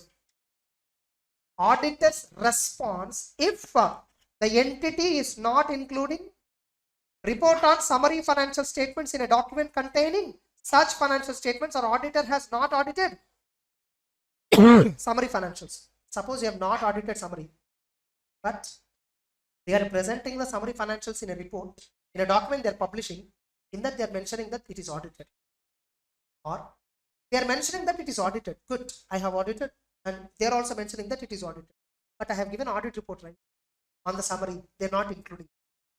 What should I respond? If auditor becomes aware that entity plans to state that the auditor has reported on summary in a document containing summary, but does not plan to include the related audit report, request the management to include the audit report. Sir, you said, yeah, I have audited. Give my report also. Why are you publishing only summary financials and say that this is audited? Give my report. My report contains much more valuable information. If management is not doing so, auditor shall carry out other procedures, take a legal advice, all that. Sometimes no, you are engaged to report on the financial statements of the entity, main financials, but you are not engaged to report on summary. That case, the auditor came to know that entity plans to make a statement in a document that refers to auditor and refer the fact that summary financials are derived from main financials, which is audited by the auditor. Suppose they are saying they are publishing main financials audit report, they are publishing summary, and they are mentioning that summary financials are derived from main financials which are audited by so-and-so auditor. It is confusing to the reader, right? Reader might think what summary is also verified by. In such a case, the reference to the auditor is made in the context of audit report on audited financials. Get a clarity on this. Whether clearly the reference is given. The statement does not give an impression that auditor has reported on summary. If any of these two statements are not there clearly, the auditors will request management to change the statement so that people will not have an impression that I have audited on summary financials. Management does not change the statement. Please advise the management and disagree with the reference in the auditor and carry out any other appropriate action so that you can prevent reliance of the people. Then what about subsequent events? All that generally we need not obtain evidence after the date of audit report on audited financials. But if any facts came to the knowledge of auditor after the date of audit report, which for which the event is happened before the date of audit report, but fact came to the knowledge of audit report, but if had it been known to him at the time of the audit report, would have caused him to amend the audit report, SA 560 procedure. That's it. Standard is over. Easy or not? All of you?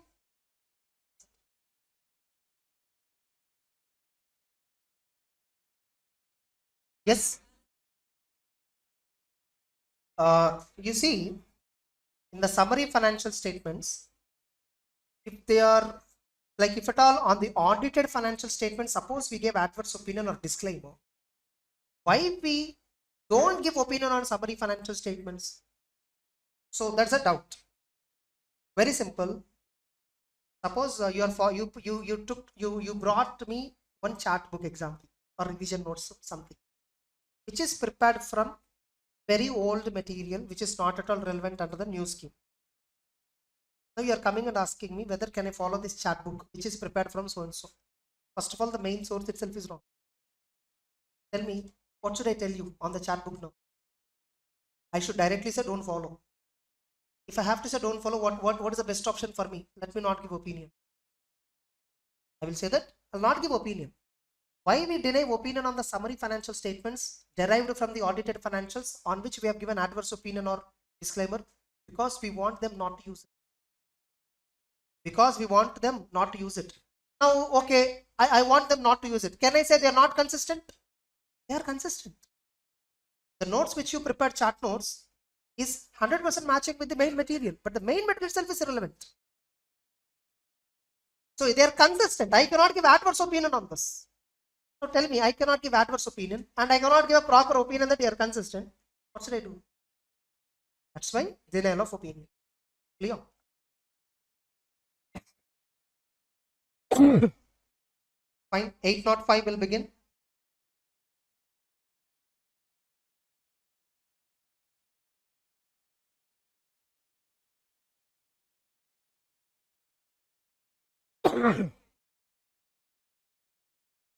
So, what are the special considerations?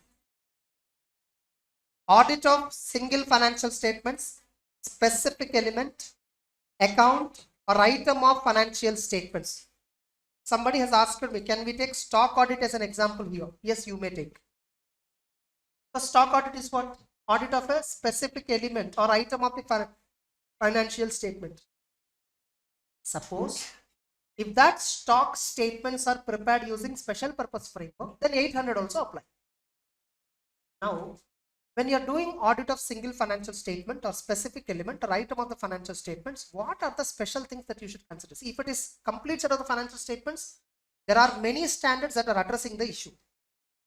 So no special thing that you need to consider. But you're doing audit of a single financial statement or a specific element or an item or an account of the financial statement. What specifically you should look into here? So first of all, this is not something a statutory engagement. An audit of single financial statement or a specific element might be performed. First of all, why the entity prepared that specific element separately? Why the entity prepared single financial statement separately? First of all, what is the reason? There must be somebody, a specific user. Getting the point? And this single financial statement, suppose if it is prepared using established framework, general purpose framework, then it's a general purpose single financial statement. So I can comfortably do audit of that and then give opinion easily. But if the financial statement is prepared based on a specific user requirement, that single financial statement, only cash flow statement is asking, not anything else. Only cash flow statement is asking. An investor wants to invest in our entity. You don't want to see what is the profit as per profit and loss account. He wants to see cash flow from operating activities. How much is the cash that you generated from operating activities he wants to see. So he wants to see the net results. Only in the cash results he wants to see. So this is a user requirement. For that reason, we are doing audit of. For that reason, entity prepared a cash flow statement, separate cash flow statement for the user requirement. On that, they're asking me to give an opinion. Are you getting it? So can I give an opinion on this? First of all, it depends upon various factors. Depends upon various factors. And remember, by the way, in 800, 805, 810, in all these cases, they're all dealing with historical financial information. They're not dealing with prospective. The moment it comes to prospective, 3000 series. It is not going for 800. So, the single financial statements may be prepared in accordance with a general framework or special framework. If at all prepared in accordance with special purpose framework, 800 is also applicable. But remember, 805 does not apply to a report of a component auditor issued as a result of work performed on the financial information of component at the request of the group engagement team for the purpose of audit of group financial statements. This is not dealing with, don't confuse between a single financial statement and component financial statements. That's what they're trying to do. If at all, in the consolidated financials, component related financial information is included, which is audited by another auditor. 805 is not dealing with that. Able to understand? Now, the standard is talking about when you can accept this, how to plan and perform this, how to form an opinion. But remember, this is not dealing with internal controls. This 805 do not have any objective for you to express opinion on the operating effectiveness of internal controls. Now, what is a single financial statement? A single financial statement is obviously different from complete set. You see here they are not using the word audited financials. Actually they can use, not wrong. But since you are using single, the contrary word is what? Better word to comparison, complete. Okay, and includes related notes ordinarily comprising significant accounting policies, expert information relevant for the financials, single financials. For single financial statement also we give notes to account. In that notes we mention how the single financial statement or element is prepared. We mention our accounting policy, what we used. Suppose somebody has asked me creditors information, only creditors data, creditors aging analysis, complete report they asked me. A banker has asked me, you show me creditors reconciliation, how you paid, when you purchased, all that, a separate element. And I gave creditors detailed summary. Then I gave notes to accounts in-depth summary, in-depth information I've given. On this, banker has asked me to give an audit report also. Fine. So whatever the specific element or item the entity is preparing, whatever single financial statement the entity is preparing, for that also it has notes. Remember, notes to accounts is nothing but explanation for whatever information I've included in main statements. Correct? So what is an element, by the way? Single financial statement and element. In this entire standard, they use the word single financial statement and element. They don't just use the word single financial statement, or they just don't use the word element on it. Because the standard is dealing with audit of single financial statement, element, item, or account. Whether you call it as element, whether you call it as item, whether you call it as account, both the same, all are synonymous. They can be used interchangeably. What is an element of financial statement? Inventory is an element. Or you can say inventory is an item. Inventory is an account. So no. These three are interchangeable depending on the context. Clear?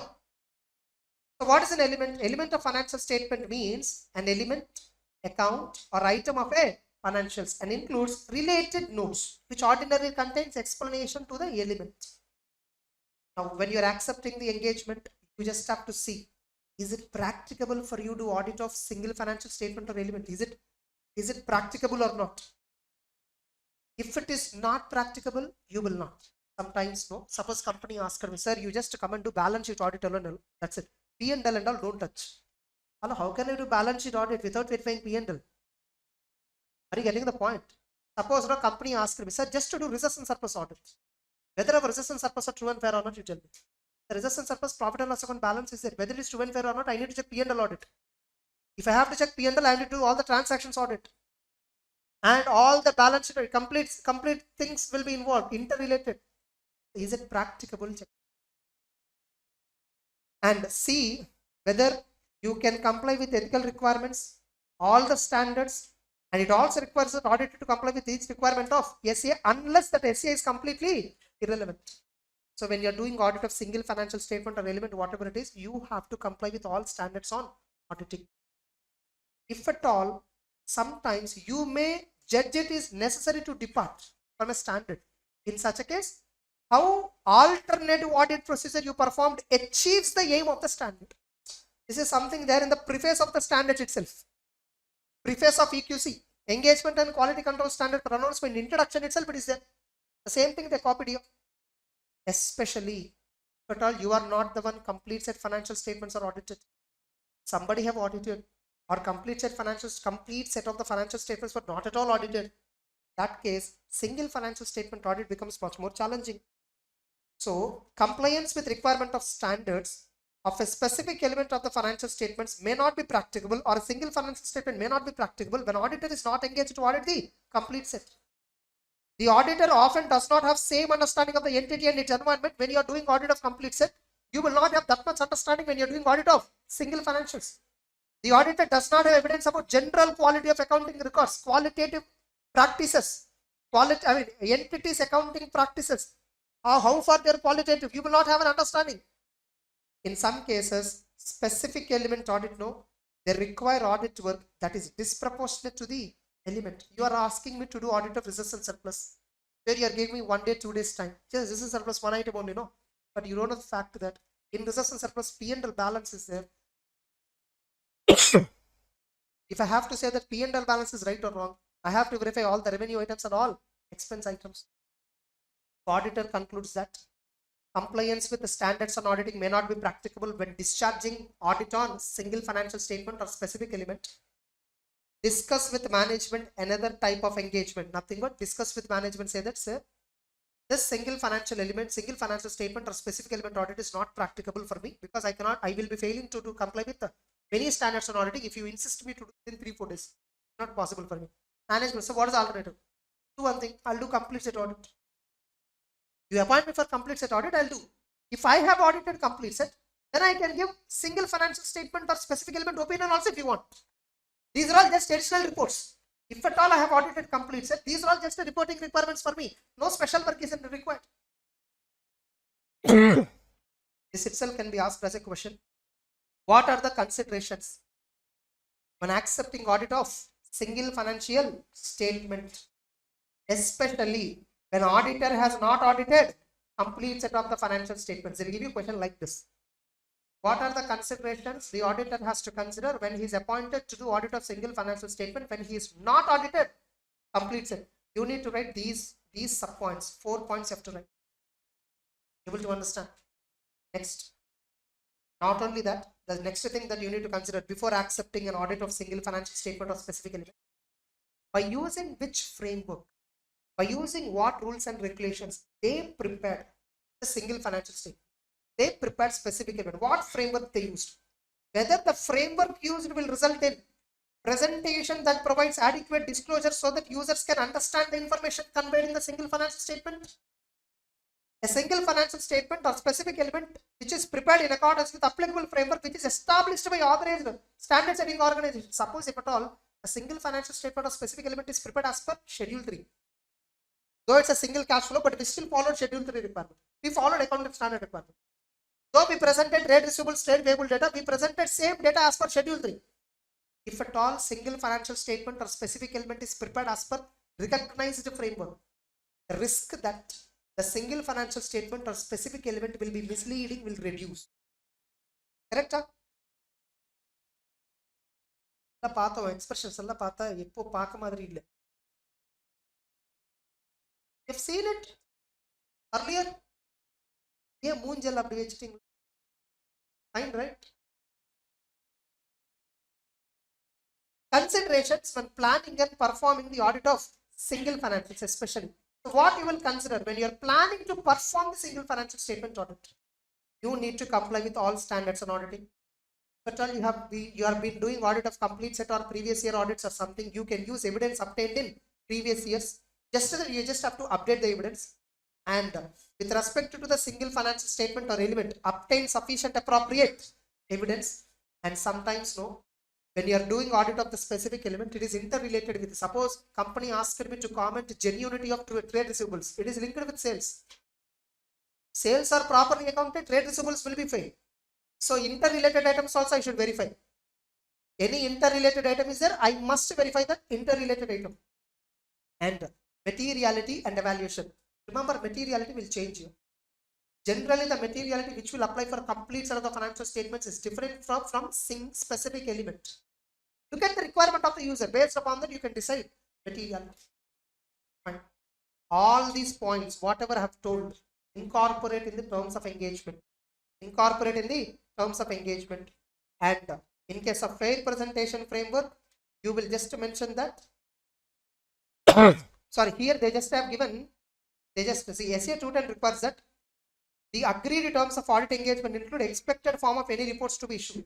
The auditor shall consider whether expected form of the report is opinion is appropriate in the circumstance.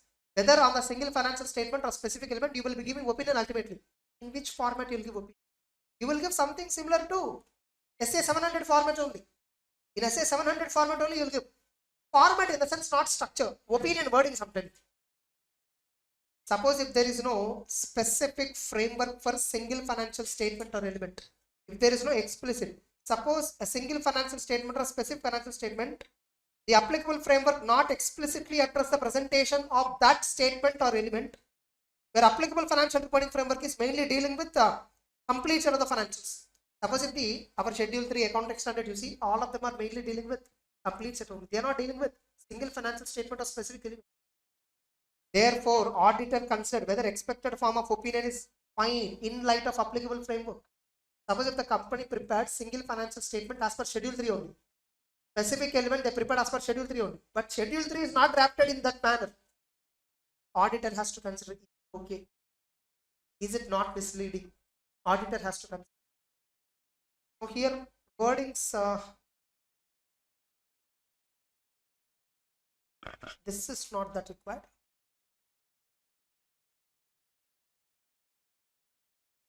Now you see, forming of an opinion and reporting for single financial statement or element. Same person, if at all audited, completes it.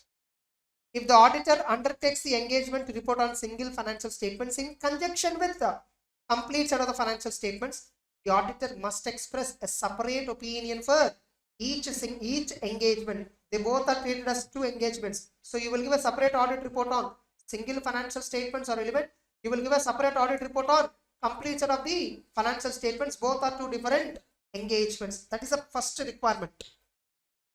And suppose if at all audited single financial statement element, audited complete set of the financial statements are published together. If they are published together, and if auditor concludes that presentation of single financial statement is not differentiated properly from complete set, if at all the single financial statement and complete set, they both are given to the user together, and user will feel like both are same. He will not feel that they both are two different documents. Please ask management to rectify that situation. The auditor shall also differentiate the opinion on single financial statement from the opinion given on complete set. You see, I'll show you in 805 how we mention all this.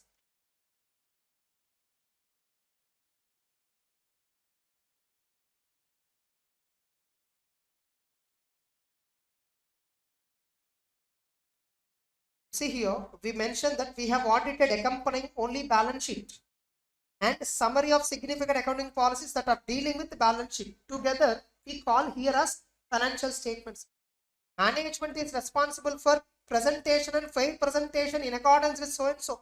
So here the balance sheet is prepared using regular framework. Our responsibility is to express opinion on the financials based on our audit. We conduct our audit in accordance with standards issued by ACA. Those standards require all the so and so. And you mentioned that an audit involves performing procedures to get evidence on these amounts. The procedures depends upon risk assessment of the auditor. The auditor considers if the internal control, their appropriate in circumstance, all that. Opinion. In our opinion, the financial statements present true and fair view in accordance with so and so, all that. See, sometimes no, the single financial statement is restricted from distribution. Now, if at all the single financial statement is presented not as per regular framework, but as per some other framework designed by management, and of course in that single financial statement which they prepared, they will present what method they followed, that we need to highlight. How we will highlight here? Not emphasis of matter paragraph. We will use a separate paragraph called basis for accounting paragraph. Without modifying our opinion. I'm not modifying my objection. I'm not having any objection. We draw your attention to note number 10 to the financial statement. Which financial statement is complete or a single financial? No, single financial. Okay. Which describes the basis of accounting. On what basis this single element, this single financial statement or specific element, on what basis it is prepared. So the basis is given in so and so. You see here we will say, we will inform that in our opinion the financial statement present true and fair view in accordance with the cash receipts and disbursement basis of accounting described in note number 2. As per the method of as per the basis of accounting described in single financial statement or element, this single financial statement is prepared and it is true and fair. On what basis it is prepared? Not general purpose framework, not Companies Act or Schedule 3. There is a separate rules which the company followed. Where are they? Note number so and so.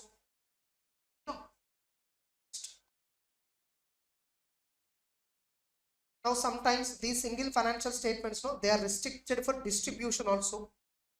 If at all they are restricted for distribution, we should mention the fact clearly that it should not be distributed to parties other than ABC Insurance or regulator purpose. Getting it? Our report may not be suitable for another purpose. So we will just have to highlight on what basis we prepare and for whom it is useful. If at all the single financial statement or specific element is prepared for a particular user and it is not useful for others and it is restricted for distribution, we must mention this.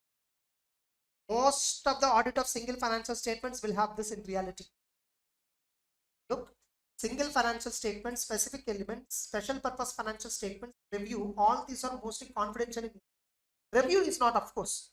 Getting it? Review of SCA 2400 is confidential again. 2410 is not. Because 2410 is interim financials which is filed with SEBI. That is a public document. 2400 review of historical financial statements. Getting it? That may be a special purpose which may be confidential. ACA 800, 805, 8 and all are confidential engagements. They are not public engagements. Next. This is the complicated part. Not complicated, confusing part. I don't know how many of you have understood this. Suppose on the complete set of the financial statements, auditor has given a modified opinion, or auditor has given emphasis of matter paragraph or other matter paragraph. So what should I do on the single financial statement? If the opinion in auditor's report on the complete set is modified, which includes an emphasis of matter paragraph or other matter paragraph, or maybe a modified opinion, what is its effect on the auditor's report on the single financial statements? You check. If it is appropriate, please modify the opinion on single financial statements and include an emphasis of matter paragraph also, or other matter paragraph in the audit report on single financials. By what reason in the complete set of the financial statements audit report is given?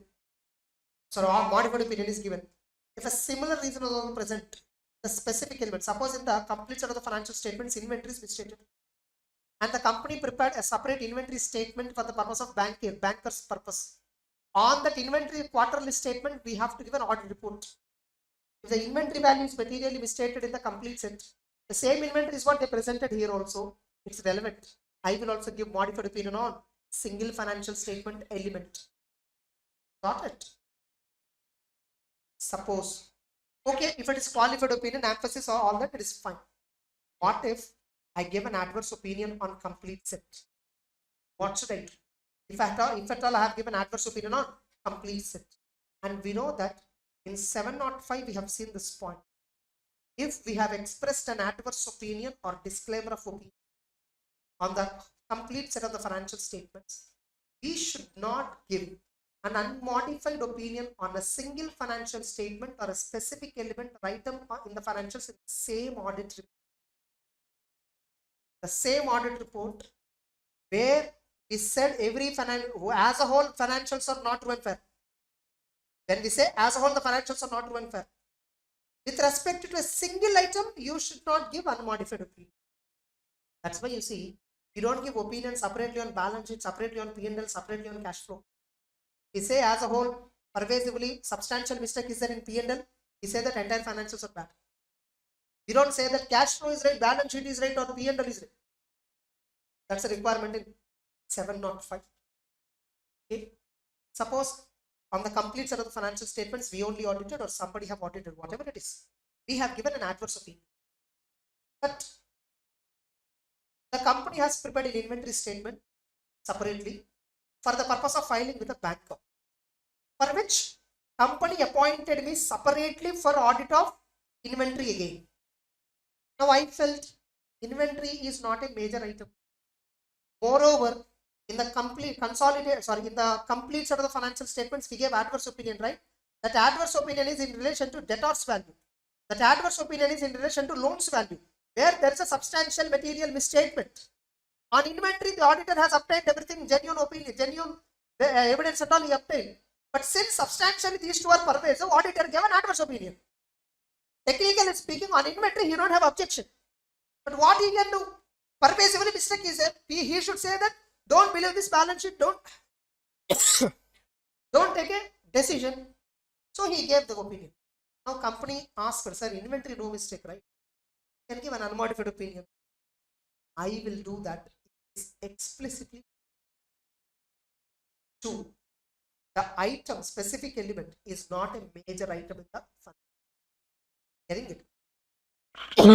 If these two conditions are mainly satisfied in a separate audit report, that to remember, that specific element I am doing as a separate audit, in a separate audit report given on inventory, okay, which is not a major item in the financials and which is also compulsory for me. It is permitted under the law. It is permitted under the regulation.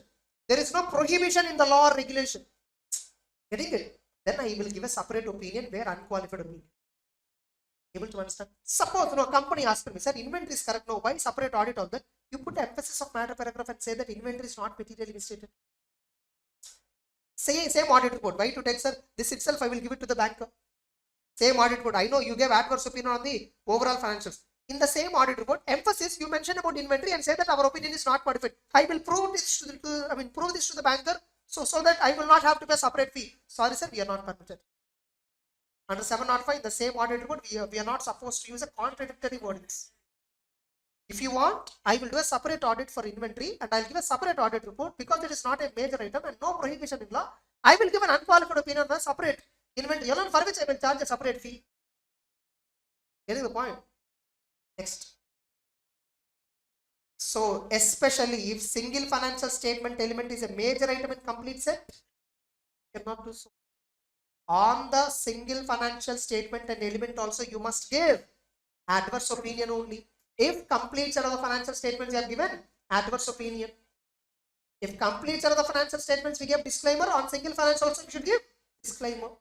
However, suppose in complete set of the financial statements we gave modified, nothing but adverse opinion or disclaimer. But on single financial statements we can give unmodified. If that single financial statement is not a major item. Now, first of all, there is no prohibition in law like this. Yes, on complete set adverse opinion is there. On single financial I can give unmodified opinion. Like that, there is no prohibition in law. You see, in the same audit report, there is a prohibition from the standard. But in different audit report, it is not talking. So, technically speaking, there is no prohibition in law. Not only that, the opinion expressed in the audit report is not published together with audit report containing adverse. The inventory statement which I am giving, unqualified opinion, that and the overall financials where I said everything is bad, is not published together. And the specific element on which I wanted to give unqualified opinion does not constitute major portion. These three conditions are satisfied. Like giving an unqualified opinion in a separate report on the specific element is not prohibited. And the specific element or single financial statement is not published together with complete set on which we give an adverse opinion. And the specific element on which we want to give an unmodified opinion is not a major item. These three conditions are satisfied. On that single financial statement or element, auditor can still give unqualified opinion even though on the complete set there is an adverse opinion. But clarity? This question can be asked. Sometimes I will be forgetting while teaching in the class that how it will be asked, but you remember. I hope you got the pulse of asking. You understood the pulse, how they test. Next. Finally, in the single financial statement, we should check adequacy of presentation and disclosure. If at all presentation and disclosure is not adequate in single financial statement, we give modified opinion on the single financial statement.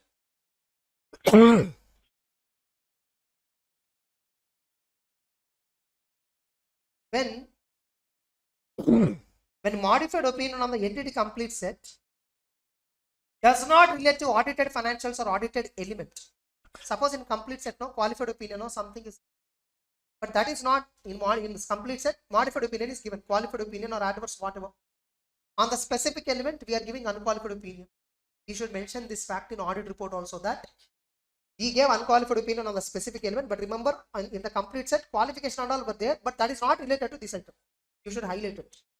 So, under emphasis of matter paragraph or other matter paragraph, you need to mention that the qualification does not relate to audited single financial statement or element. The auditor may still deem it appropriate to refer to the modification in other matter paragraph in an audit report on financial statement or element because it is relevant for the. Very simple. When you are giving opinion on the single financial statement, when you are giving audit report on the single financial statement or specific element, whatever, you are giving unmodified opinion, okay, fine. Also, for a comparison sake, on complete set, what opinion auditor gave, just read. If at all on complete set, auditor gave qualified, adverse, whatever, on what he qualified and adverse, you just prefer here. You just highlight it under other matter paragraph. Why other matter paragraph? Why not emphasis? Because I am talking about, I am referring to the financial statements that is not in the single financial statement, that information, that is in something else. Other than matters presented or disclosed in the single financial statement, I am talking. Which matter I am talking? The matter which is presented in some auditor's report. Understand? That's why they have used the word emphasis or other matter. Suppose no, in the single financial statement itself, company voluntarily declared. On complete set, no, auditor have given opinion. Like that in the single financial statement, notes itself company declared. Now you can highlight.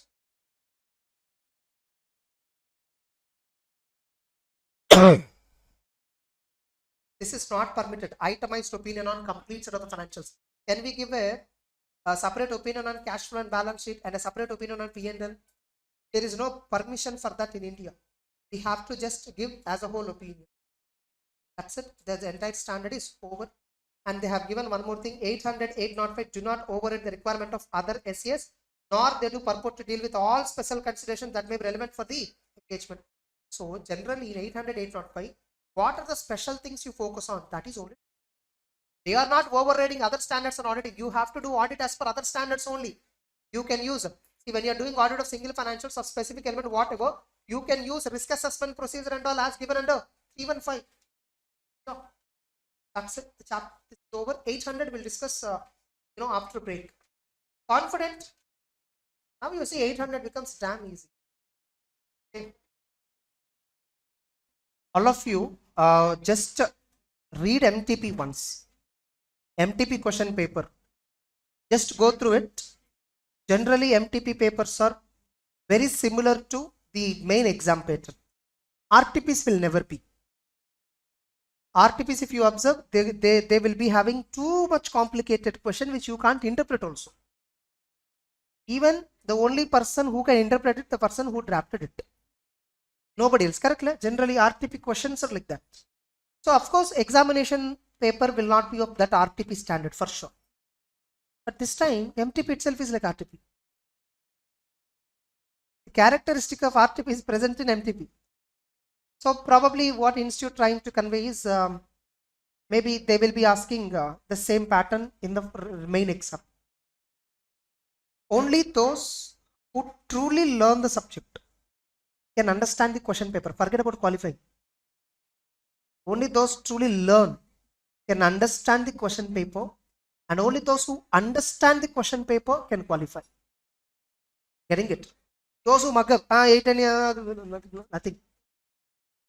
Like two students have shared me, 2 students. Last time I took final revision for 3 days. 3 days. I told them only 50% syllabus I cover. அவங்கள வெளியே போயிட்டு sir ஃபுல்லா cover பண்ணல.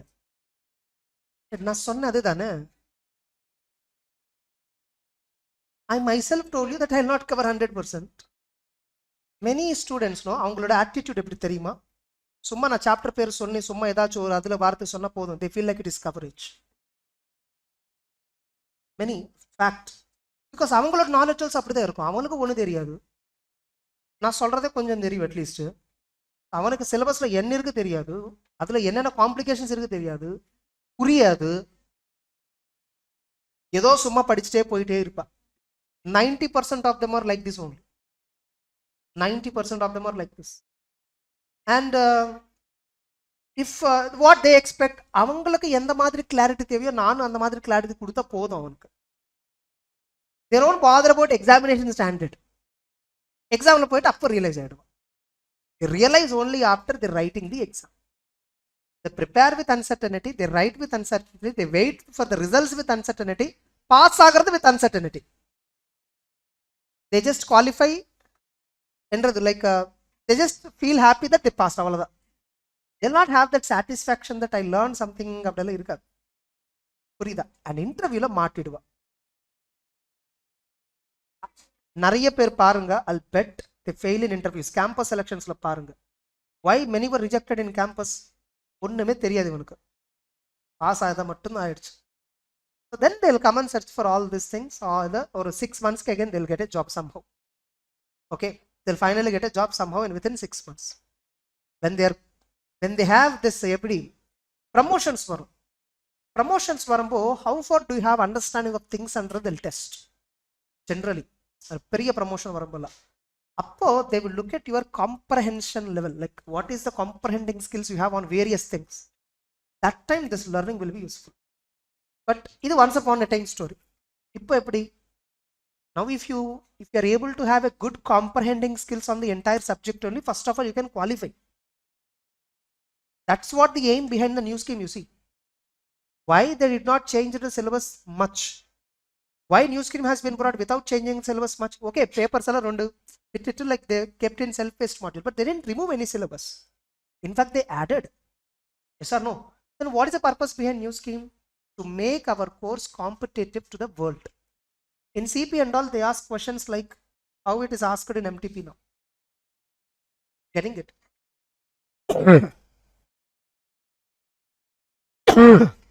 They'll give you MCQs like the company want to get to know about whether provision has been created properly or not. The auditor wants to know which of the following 4 procedures is most appropriate. They'll ask you like this, especially this is in CA intestine. In CA final, they will link it with the standard also. Which of the following audit procedure is most appropriate? They'll give you 4 procedures which are all discussed in standard itself. And you need to figure out which is most appropriate. For that, you need to understand all the 4, what is its implication in the overall audit. If you don't understand, you can't answer. So I'm expecting a dynamic changeover in the students' thought process after June exams. Maybe June, it will be postponed, maybe. Don't again, I'm just saying roughly because I also don't know. Getting it? Today election date will come, that time it will be decided. Remember, I can put all the sweet words to you and say that, hey, you will do best, all that. But when I know the reality, I cannot do that. Because that's drama madri irukkum. Because I interacted with everyone. So I know, I understood what is your level of understanding. That's not sufficient. Okay. If paper comes damn easy like 4 or 5 years ago, you can happily qualify. No doubt about it. Straight questions. Straight questions, matlab in the sense, very basic questions, not in-depth questions. Now it is not. Don't expect like that. You may say, like some of my friends are qualified. Okay, how many failed you see? How many failed you see? In group 1, audit is a nightmare. Many fail in audit 7 times, 8 times, 9 times. One student have failed for 12 times. Last time he qualified. Because he's always, it is as simple as there's a probability factor. Again, I told you this already. Without learning, the chances that you qualify is very low. I will not say you will fail. The chances of qualifying is very low. But with a proper learning, the chances of failing is very low. You want to sit in which basket, you have to decide.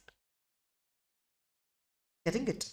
You want to learn in such a way that chances of qualifying is low, or you want to prepare in such a way where the chances of failing is low.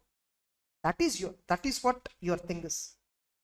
When you spend on the classes, right classes, those who really take the content, properly interpret everything, properly make you understand each and every line. I read each and every word and line in my regular class.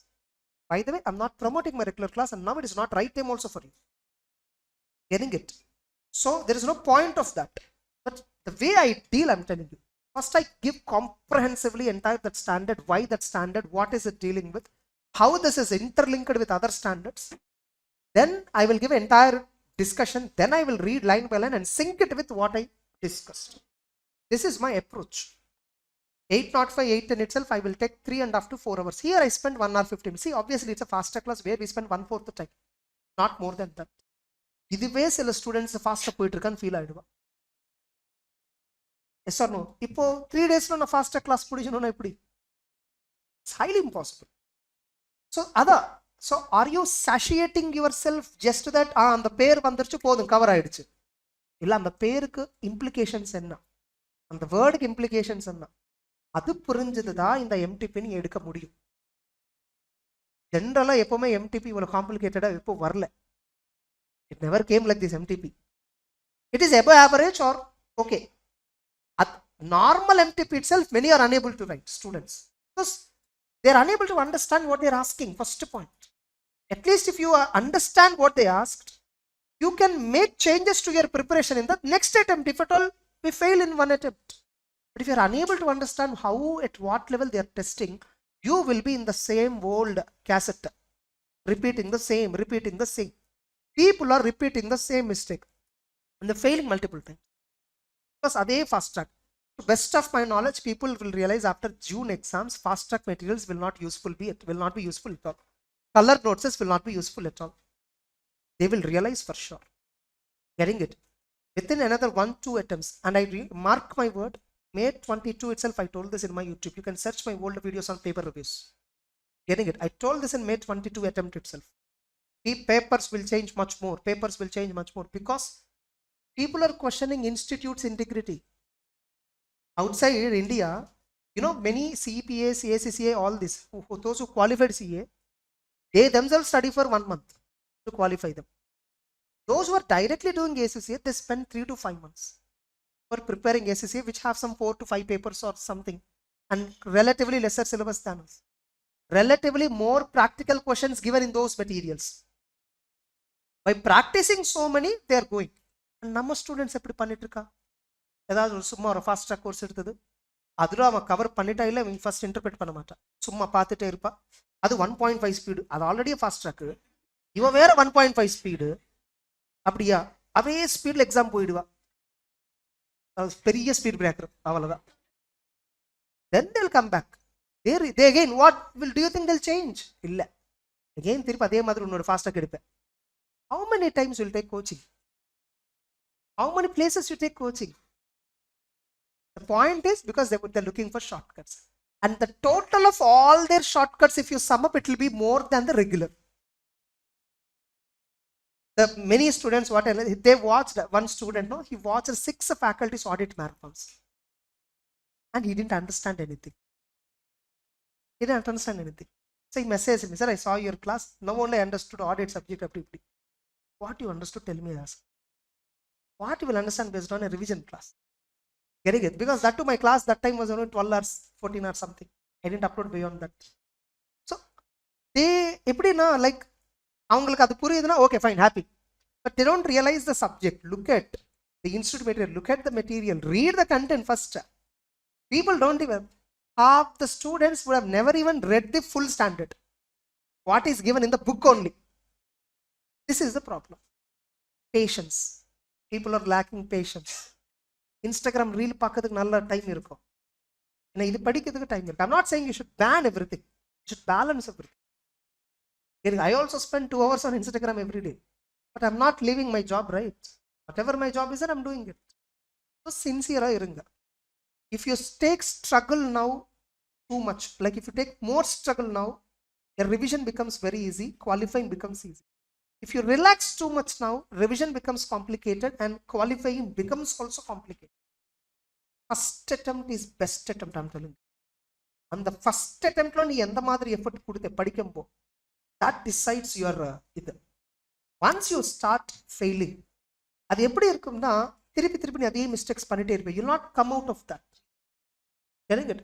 So whenever is your first attempt, make sure that it is best. If not, start from scratch and treat the next attempt as first attempt. திருப்பி பேசிக்ல இருந்து படிங்க. Don't repair. You restart everything.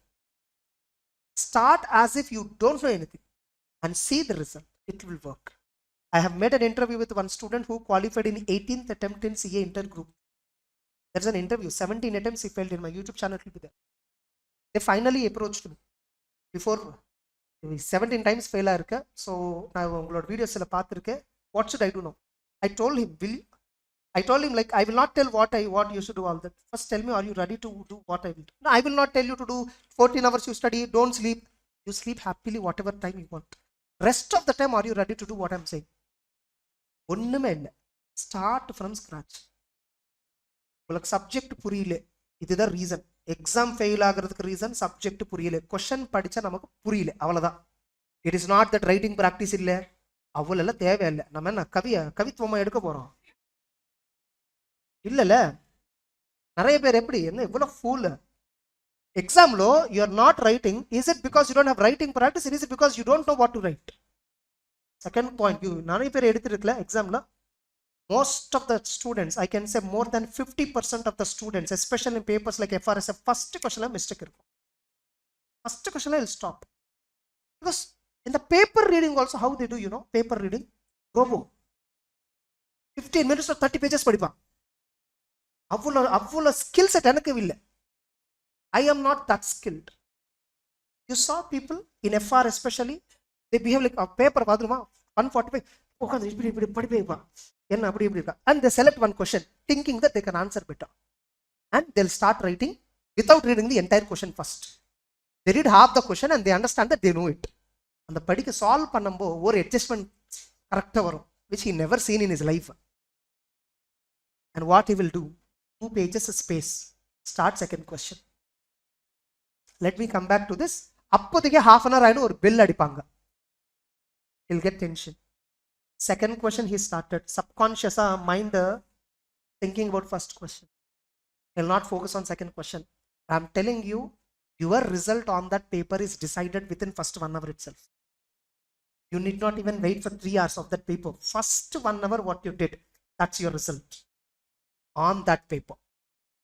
And if that paper is a deciding factor for the entire group, that's it. That group result also is decided.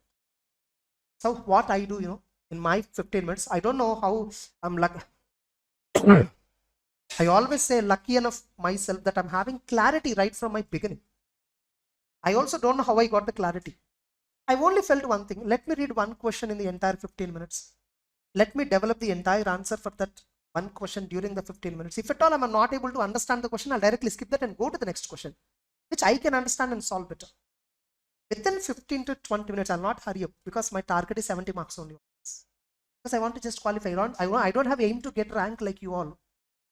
I just want to qualify. So I always think of writing 70 marks. Sorry if any of you offend with my wordings, but this is true. Getting it?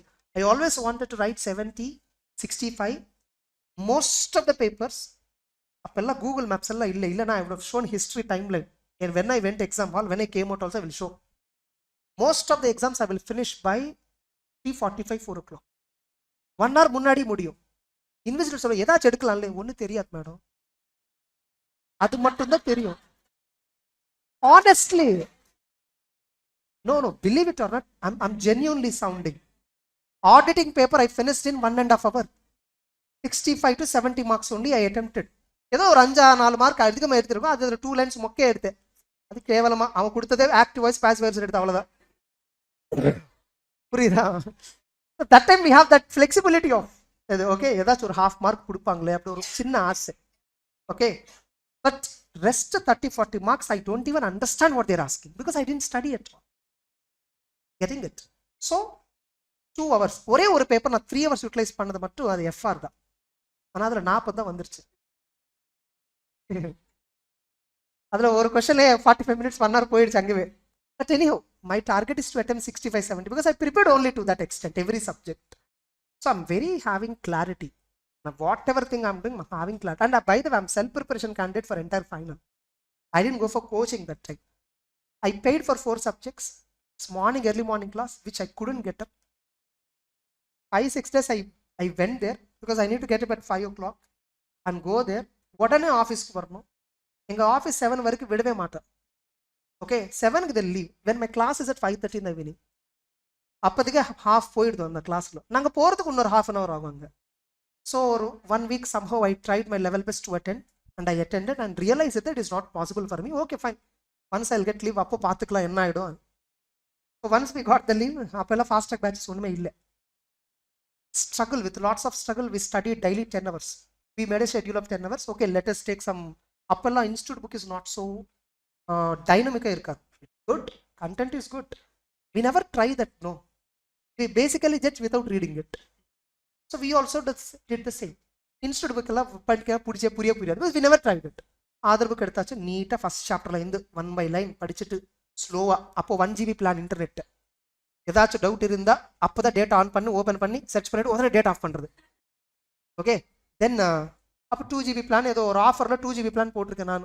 Okay, சின்ன phone, basic phone. So off பண்ணிவிட்டு உடனே அந்த doubt ஏதாச்சும் இருந்தால் clarify பண்ணிவிட்டு தென் ஐ studied. இரு மூஞ்சி தெரிய மாட்டீங்களா?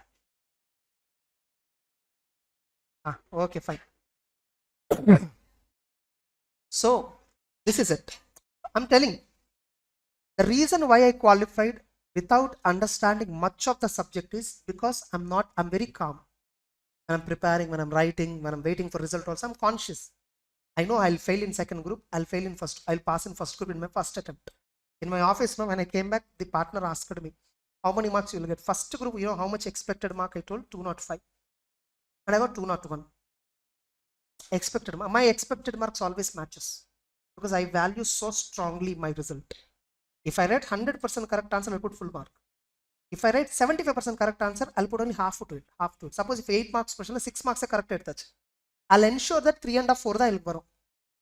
Half eduthinadu correct na quarter mark I'll allocate. Na eduthinade quarter correct. 0. That's how I evaluate. And that worked for me. So every paper, my expected mark is just 5% to 10% difference only with the actual mark, my total result. Group 2, I told him, and Angula like a strategy miss 2014 was my first attempt to make. My strategy what went wrong is we have service tax, all that. Senvat, there is a concept called Senvat. ITC. On the time Senvat is not there in CA IPCC. It's there only in final. 2014 the syllabus maariduchu. They included that in the CA inter also. I don't know that. And they stopped asking that in the final. எப்போமே ஃபைனல்ல சென்வாட்ல இருந்து கண்டிப்பா 8 marks அப்படி வரும். இந்த வாட்டி வரவே வரல. அது ஒரு ஸ்ட்ராட்டஜி மிஸ் ஆயிடுச்சு. இஸ்கால ஒரு ஸ்ட்ராட்டஜி மிஸ் ஆயிடுச்சு. சின்ன மிஸ் ஆயிடுச்சு. So I got 175 in group 2. 175, 180 something in group. 20 marks failures. That's because of the strategy failure, not my effort. Not clear. Whatever I attempted, I got it. So I told him somewhere around 180 to 200. அது fail na. Sir, நான் சொன்னேன் நீங்க expected mark என்ன கேட்டாச்சு? நான் கொடுத்தது அதா. That's my expected mark. புரியுதா? All our colleagues, all of them wrote and gave expected mark and I gave expected mark and result வந்துருச்சு. சார் உங்களுக்கு அந்த சீட் இருக்கும்ல expected mark. Can you open it and சொன்னேன். ஆமா open பண்ணிட்டேன். 2 எவ்வளவு இருக்கு சார்? அதுல 205 இருக்கு. நீ என்ன எவ்வளவு? 201 வந்துருச்சு sir. Nearby. Second group எவ்வளவு கொடுத்தா சார்? 180 to 210 இன்டர்வல் கொடுத்தேன். 179 எவ்வளவு வந்துருச்சு? I give interval. 179 வந்துருச்சு. ஃபர்ஸ்ட் குரூப்புக்கு 200 to 220 இன்டர்வல் or 10% வேரியேஷன் அப்படி நான் சொல்றேன். So in my mind I know I'll not get more than 210 and I'm sure that I'll qualify. ஏதோ ஒரு 1% of 99% I'm certain. It's all because of the clarity which I have. So what I'm trying to tell you is have clarity in whatever you're doing. You will never worry about the result. I celebrated like anything because my first group result is exactly with my batch. And I didn't even feel single 1% bad also about second group because I know my result on the day of exam itself. So I didn't feel bad. Even in my CA inter, this is same. CA foundation also, CPT also, this is the same. Because every result is my expected. And I value my paper so strong. Like very strict I evaluate my answers. So I know very well. So வீட்டுக்கு வந்தா first book open பண்ணி check பண்றது. Whether I did correctly or not. Actually it's not correct. அப்படி சொல்லுவாங்க. But I know very well I will not affect first exam on the second exam. Because I'm clear. So if I write 40 I'll get over. Fine. I'll focus on the second exam. I'll try my best level to get 50-55. Third exam I'll focus my level best 50-55. Fourth exam. அப்போ you have SMP right? இப்போ போன வாட்டி எங்களுக்கு ஏமே இருக்கு. I attempted for 80, got 74. Only because of the perfection. Then I discovered one thing. Okay, 100 marks எடுக்க தேவையில்லை pass ஆகணும்னா 65-70 ஒழுங்கா எடுத்தா போதும், பர்ஃபெக்ட் எடுத்தா போதும். Now once upon a time I used to recommend students over 2 years 3 years before 2/3 strategy, but considering the papers now they are asking every chapter 3/4 strategy. 3/4 strategy na enna நமக்கு 15 chapters இருந்ததுன்னா 3 chapters நீங்க you can leave it. 12 chapters you have to be the best. எப்படி பெஸ்ட்னா எப்படி? இப்போ நான் கிளாஸ்ல கொடுக்கும்போது clarity வருதுல்ல, அதுக்கு மேல புரியுதா? அதுக்கு கீழே இருந்தா you don't have anything, you don't understand anything. That's it. To best of my knowledge, I'm confident that some of you have understood 810, 805, whatever standards I taught only in this class. I don't know, you need to judge yourself what is your preparation level before attending this class. Revision என்னது? உங்களுக்கு இது revision மாதிரி தோணணும். நீங்க கத்திக்கிற கூடாது. Yes or no? You should not learn here. You should revise here. But people are coming here for learning. It's a problem. Which means their learning is not proper. So realize, we have ample amount of time even from today for the May exams. If you change all these, if you make all these adjustments to your preparation pattern, I will tell you, you will be very certain in qualifying. Institute have no intention to control pass percentage. You just cross check within your 100 friends members how many of you are writing correct answers correctly. நீங்க கரெக்டா 100% எடுத்துட்டு fail பண்ணா that's a different thing. Yes or no? 90% I'm telling you, you can cross check the answers. Why don't you also? You can just cross check. நீ எடுத்ததை நீ check பண்ணு போதும். யார் எடுத்தது கரெக்ட் நீ செக், நீ எடுத்ததை நீ செக் பண்ணிட்டு. Getting it? Is it matching with suggested answer? Not. 70% is not matching. That itself is a representation of population. Getting it? So have clarity, restart your preparation. You still have enough time. I'm telling you, even if it is May, you are having 50 days time. Okay, in the 4-5 days, 45 days you have time. Avoid Sundays, avoid taking breaks. Daily 8 to 10 hours you study and you see the result. 8 to 10 hours adu productive. First have clarity, be clear whether you learned really the subject entirely. Watch MTP once. Ella papers MTP parunga. Just read once MTP and go through it and decide whether are you at that level. If you decided not, withdraw from attempting both the groups idea. Choose one group. This is the right time to choose which group you want to write. Choose one group. Finish preparation from scratch. Once again, you start everything. You know what is the expected level. Prepare at that level. If the paper comes easy, happy. The paper comes tough, you will not waste another 6 months. Getting it? I'm telling you, 6 months time wasted is obviously so big. That you will not realize now. That you will realize later when you started the career. Getting it? When you started taking financial obligations, I would have started 1 year before this job or 6 months before. Appo theriyum andha vali. Ippella theriyadhu avalu pain alla. You will realize that time. You will regret later. Getting it? அப்பவே if I spend ஒரு 2 hours extra எடுத்துட்டு இல்லை ஒரு அந்த coaching ஃபுல்லாக proper எடுத்துட்டு இல்லை at least institute புக்கில் இருந்து செல்ஃபாக படிச்சுட்டு அப்போவே கிளியர் ஆகிடுவேல. You will realise that later. அது ரிக்ரெட். அந்த பேர் தான் regret. If you realise later that's called regret. Okay, so if you focus now it self, at least people like me are there to guide you know. When we were studying we don't have anybody. அவங்களும் அப்படி தான், நான் 4 page படி போதும், ஒரு 4-5 chapters படி போதும் அப்படியெல்லாம் சொல்லுவான். The problem is now also people are saying the same. In the 4 chapters படிச்சா நீ pass ஆயிடுவே. Never. Times have changed, papers have changed, and it is changed 3 years ago and you are not recognizing it. That's it. Now the MTP is much more evident. So all of you, I advise you to read MTPs. Look at what they are asking, how at what level they are asking, and see your level of understanding. Then you need to change your preparation strategies. Start afresh from March 20. I don't know what are your commitments in the next 1.5 months with respect to attending revision class, all that.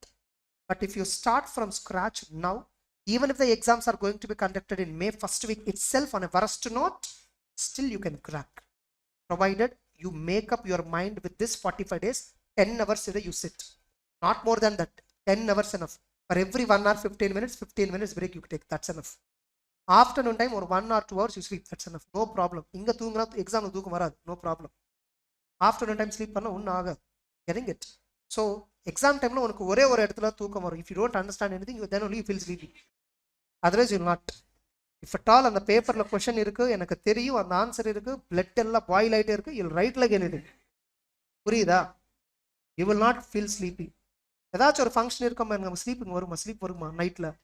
Daily you will sleep at 10, 10:30, 11, 12, 1, whatever. But ஏதாச்சும் function இருந்தா you will wake up to 4 ல. காலையில 4 மணி பிரியாணி சாப்பிடணும்னா எந்திருப்பேல. கரெக்டா? Fine. So SA 800 special considerations, audit of financial statements prepared in accordance with the special purpose framework. So here, what is a special purpose framework? They define. Special purpose framework is designed to meet financial information needs of specific users. Now this special purpose framework may be a fair presentation or complaints. User will say so and so rule. You just have to prepare as it is, no deviation permitted. Suppose user gave a flexibility. So these are the rules. But if you think you can give me better information than these rules, you give me that better information. That's a fair presentation framework. If user permitted you to give additional disclosures, if user permitted you to deviate from the rules so that you can present much more fairly the required information I want, then that's a fair presentation framework. Now, the requirements of the applicable framework determine the form and content. Obviously, depending upon the user requirement, only the form and content of the financial statements is decided, right? Here, user will decide. The user will decide the form and content of the financial statements. And remember, by nature, special purpose financial statements are confidential in nature. They are not public documents. So in the audit report we are giving on special purpose financials, we will specifically mention basis for accounting. On what basis these special purpose financials are prepared. And we will also mention specifically about restriction on distribution and use. We clearly mentioned it is restricted for distribution. Suppose if distribution is not restricted, you clearly mentioned that this is not advisable for others. This is prepared for so and so entity purpose, so and so purpose, not advisable for others. Other reporting requirements. I mean, all that are reporting requirements, and we'll discuss later.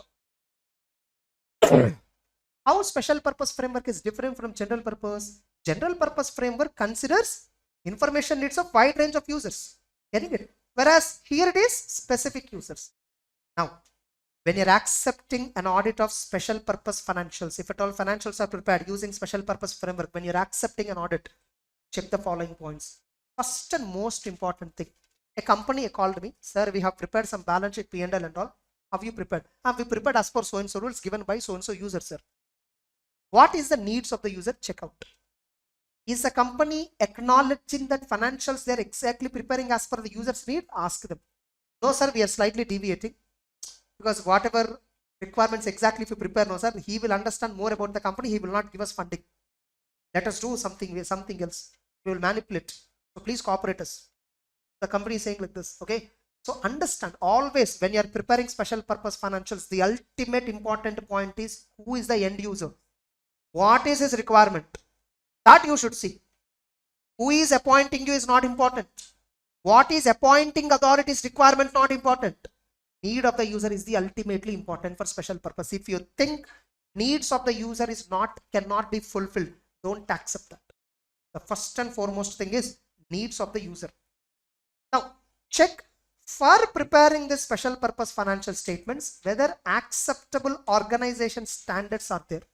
Suppose this is an NPO which has received a government grant and grant letter is there. They have given some terms and conditions on preparation and presentation of financial statements that demonstrate utilization of the grant.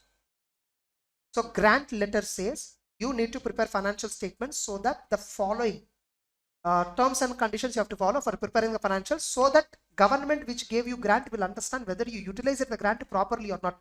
Prepare the information as per my requirement so that I can understand better. In your format, I cannot understand. Now, suppose that is actually called as regulatory requirement. That is actually called as regulatory. In this case, in the example, who is the regulatory for us here? Government, which provided us grant. In the grant letter, they have given conditions, symptoms and all they have given, what we should include, how we should prepare special purpose financials. So if there is a regulatory is there, we should prepare special purpose financial statements as per regulatory requirement.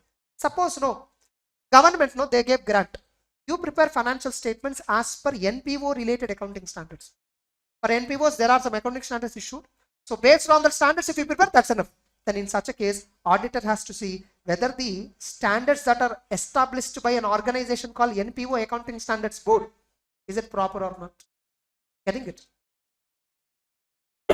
Suppose if NPO standards and government grant letter requirement, if there is a conflict, auditor has to ask the user himself, sir, there is a conflict between NPO standards and what you are requesting. Which one I should follow? User said, no, latter only you follow. So generally, we follow the requirement of the specific user. Are you getting it? See, the standard essentially says, special purpose financials are no doubt prepared as per the requirement of the user. User will not say exactly what rules to follow. User will say how he is going to use the financial statement. Why I want this balance sheet P&L? I'm asking you to prepare balance sheet P&L on cash basis. Fine, I agree. But why I want to use this cash basis? Understand the need of the user. Based on that, the method of preparing the financial statements followed by the entity based on the needs of the user, whether the financial reporting framework which they followed is acceptable, so that this framework, if you follow, will it give proper information to the user? Check out.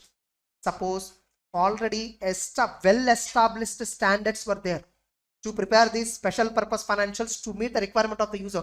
Follow that only. Suppose well established standards were there which are given by standard setting body, some standard setting body. Getting it? So well established standards were there. And see, is it conflicting with the user requirement? If at all these well established standards, if we follow, that will not give information as per the user. Then once again talk to the user, once again look at the grant letter and see which is correct and ask the management to rectify the financials so that it is exactly giving the needs of the information needs of the user of the financials. Now naturally, the applicable financial reporting framework.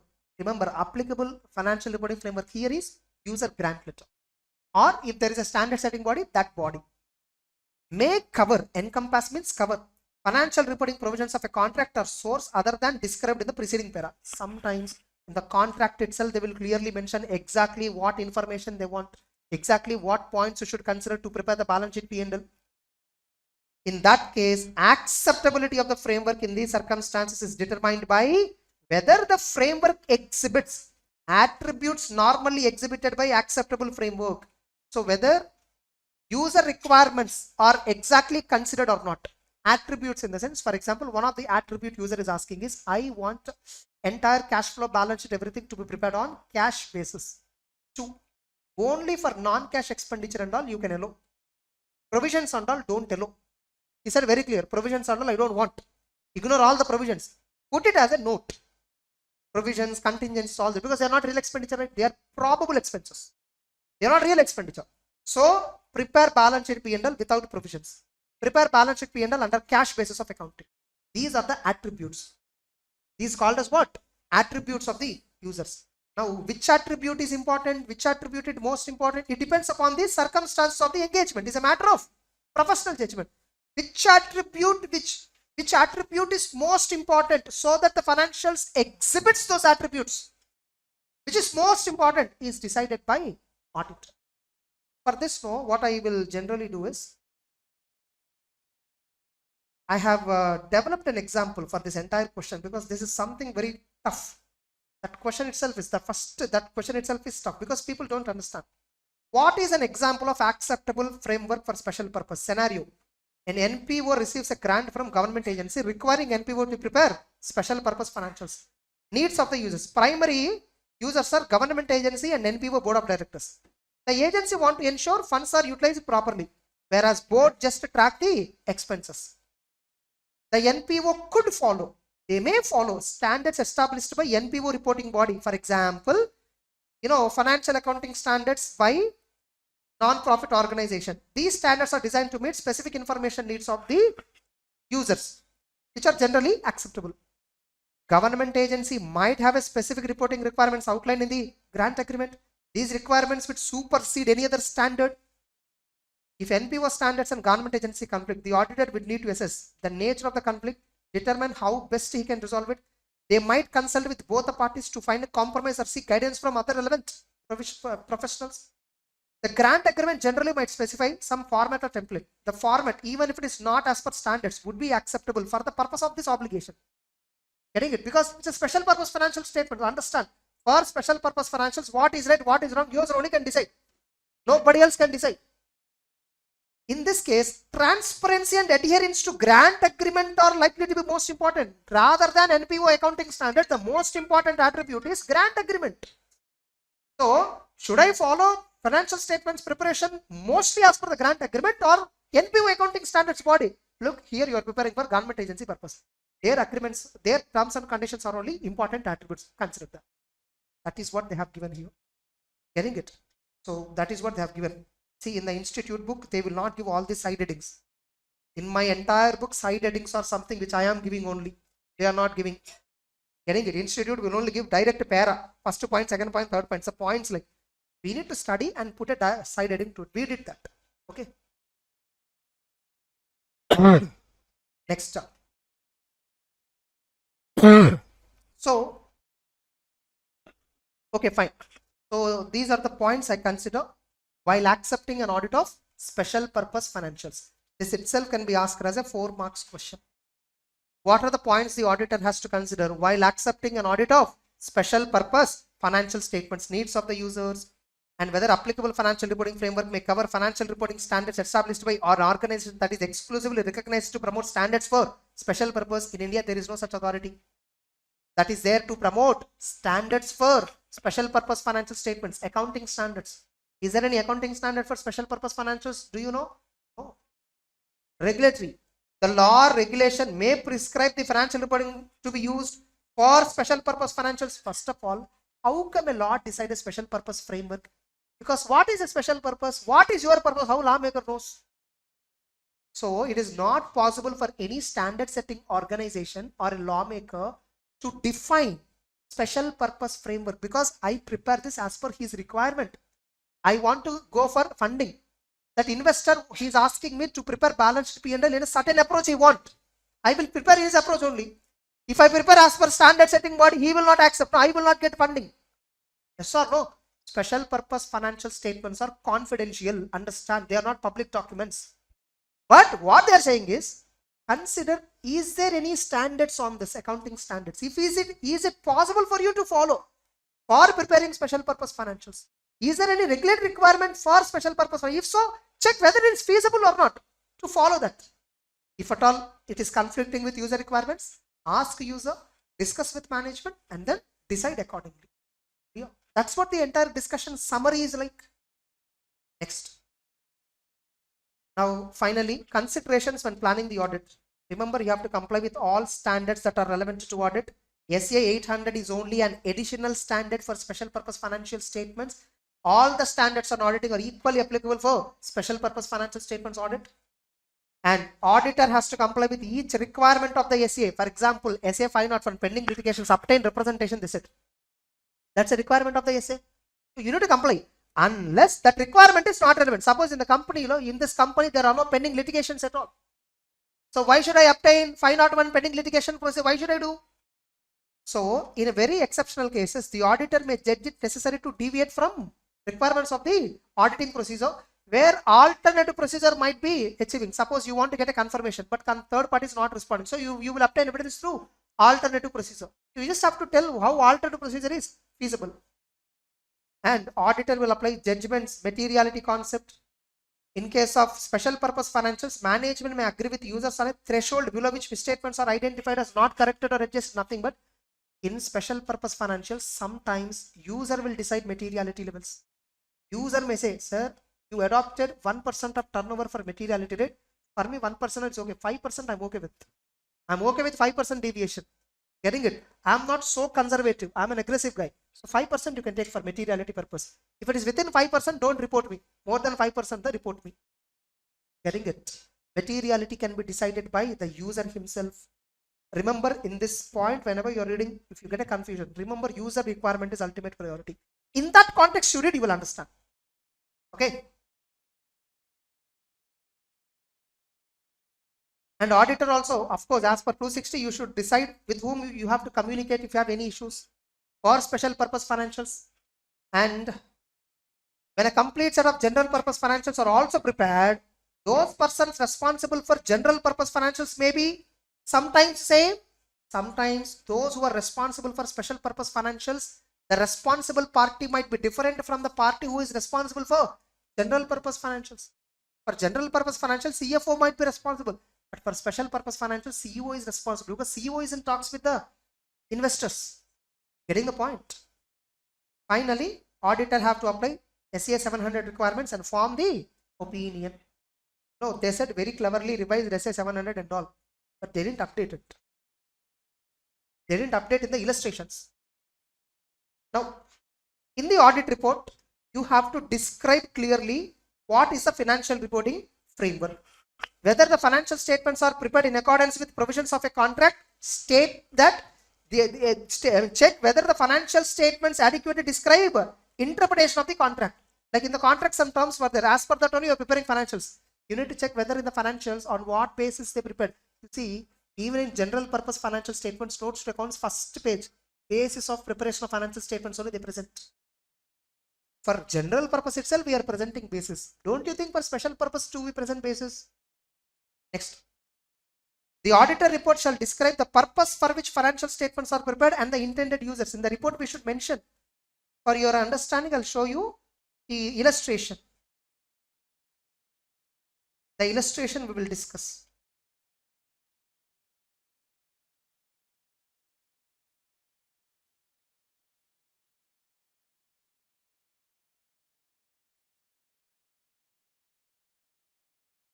So independent auditors report, the heading is similar like general purpose financials. You need not mention independent auditor's report on special purpose financials and all, because this is already a private document. Getting it? This is not something public document. We have audited the financial statements of ABC Limited balance sheet, which are prepared by management of ABC based on financial reporting provisions of contract. You see, they didn't say gap. Getting it? Management is responsible for preparation of these financials in accordance with so and so clause. Auditor responsibility is to express opinion on the financials based on our audit. We conduct our audit as per standards on auditing. Those standards requires all that.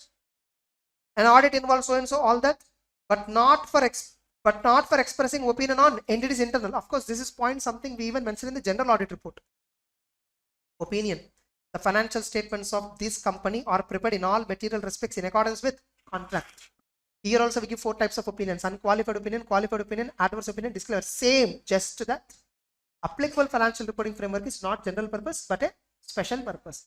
Same, all standards on auditing equally apply here.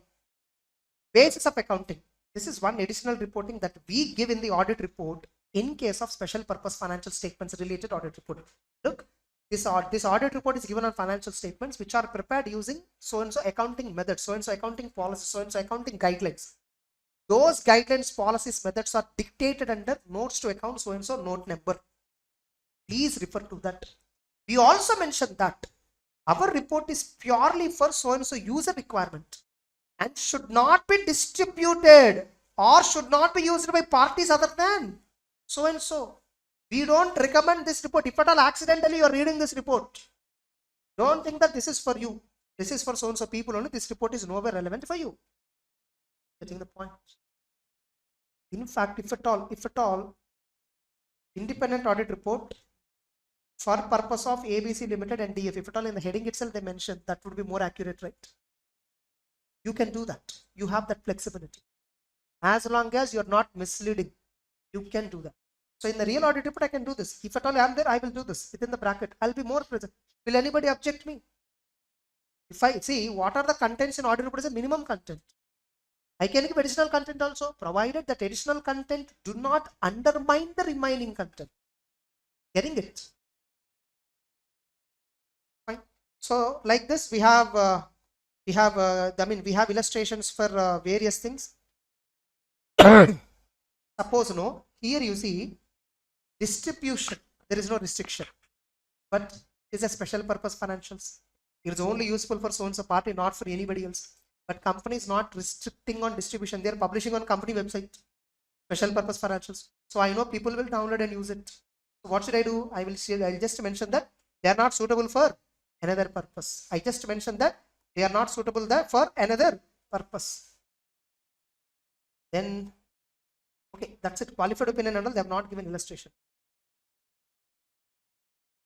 Next. You see, you need to alert to the readers that the financial statements may be used only for the purpose other than those they were intended.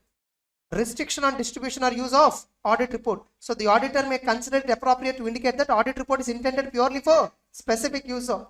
Depending upon the law, this may be achieved. This is not required. Depending upon law, this itself is difficult. This is not required. Okay, this is not required. Restriction on distribution or use of audit report. You just have to mention that in the audit report. You have to clearly mention that this audit report is restricted solely for so and so party and not for any other purpose. Easy or not? Over 800 is also over. Now, I'll have this advantage, in a revision class. I can go in any order. But in regular class, first I will discuss 800, then 805, then 810. In revision, I have a natural assumption that you already come through. So I can come in a much more comfortable order. That's it. Yes, shall we proceed? 4000. From my childhood, I always have this, I should somehow grow up and qualify and I should get a car and all. Getting it? And I did it. So, from my childhood, I'm very curious. I have to come out of poverty. That every one of us will have a similar thing. Yes or no? A lower middle class family. So, I want to come sure out of it. I'm so hungry. In my efforts, that was not reflected much. All that. Okay. So No, it's common. Let us be practical. So, but you know, though I have all the deviations, I have never deviated on my studies. I'll give minimum effort to qualify. I never worked for rank and all. I know I'll get a rank if I work 6 months, but I don't have that much courage to work for it. Now I'll regret. I should have worked that than this. Okay, so that's a different thing. So okay, our satisfaction. Like if I say all India 10th rank, how many of you will feel, oh sir, all India 10th rank? Please for that kind of feeling, not for anything else. Yes or no? So at least so that in my YouTube channel I can put in my bracket, no, AIR 7, AIR 10, AIR 11 at least. But I'm unable to do that. I'm unable to do that because I don't have a rank. But the point is, it's not that I didn't get the rank, I didn't try for rank, that's it. Okay. So we have to be very wise. We realize later so many issues. We realize later. Believe me, your life will be very beautiful if you become financially independent. Financial independence means not just like able to satisfy your needs. You must be able to earn beyond your needs. Getting it? Never think about how to save money. How to earn more you think about. Okay, you should always plan how to earn more. Don't compromise on your living lifestyle standards, nothing. Okay, you have to enjoy. After 40, anyhow, you will get all spiritual thoughts. Anyhow, you will get all that. Promise. You will have that, you know, there is a say, in our devotional books everywhere, they preach, they tell you this, like when you're going to Himalayas and all, no, that's a real story. If you have any other desires, go and meet all of them and then come back and then join into this mukti mode. Getting it?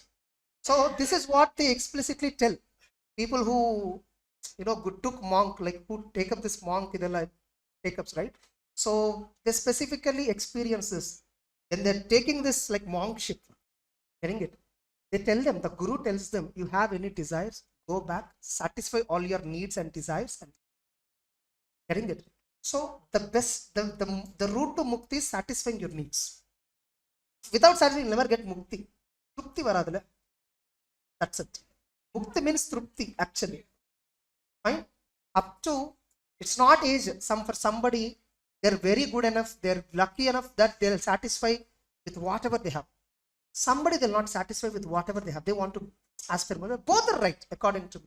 Both are right. So, if at all you are in any path, whatever it is, don't judge yourself. Array, I'm behind materialistic things. You will gradually lose interest. Or health problem on the pod. Getting it? For cough itself, I'm saying this. You know, from past 3 months, I met 5 doctors, 4 to 5 doctors. I'm getting cough. No, none of them are able to discover exact problem. Final over phlegm adhigama irukku. You have to stop poultry, you have to stop dairy, all that. Kudikkaama lemon tea kudichittirukken. I love tea and coffee. Getting it? So, have a healthy lifestyle. And I'm balanced lifestyle. I'm not too healthy lifestyle. Appadina too kettamana or lifestyle kadiyana. Very balanced lifestyle, but still, you don't know, right? So because of the phlegm, you know, I'm getting past 3-4 months, I'm getting adikadi, I'm getting cough. Even my CA inter marathon also, I'm worried about YouTube comments in the marathon. Sir, take care of yourself, take care of yourself, take care of yourself. And see how it appears for others. as if people know, people think I'm running behind money. But I'm not. Getting it? What can I do? It's a genuine problem it came. And especially it comes, it becomes a severe in the revision class only. This revision class intensity is very high. Because we need to cover whatever I cover in 5 years, I have to cover in 1 hour. The intensity is so high. My vocal cords rise so much. In addition to that, phlegm is there. So, but luckily because I'm using some medication, I'm following all the food protocol, all that. It was cute. Compared to my first day and second day, now I'm better, right? Technically, yeah. So I always compare with 2 weeks before. 2 weeks before worst my situation. At least fine. So, mukti ella yosika thevilla. Desire for things, satisfy, you naturally get mukti. Once you satisfy, you naturally get that word satisfaction.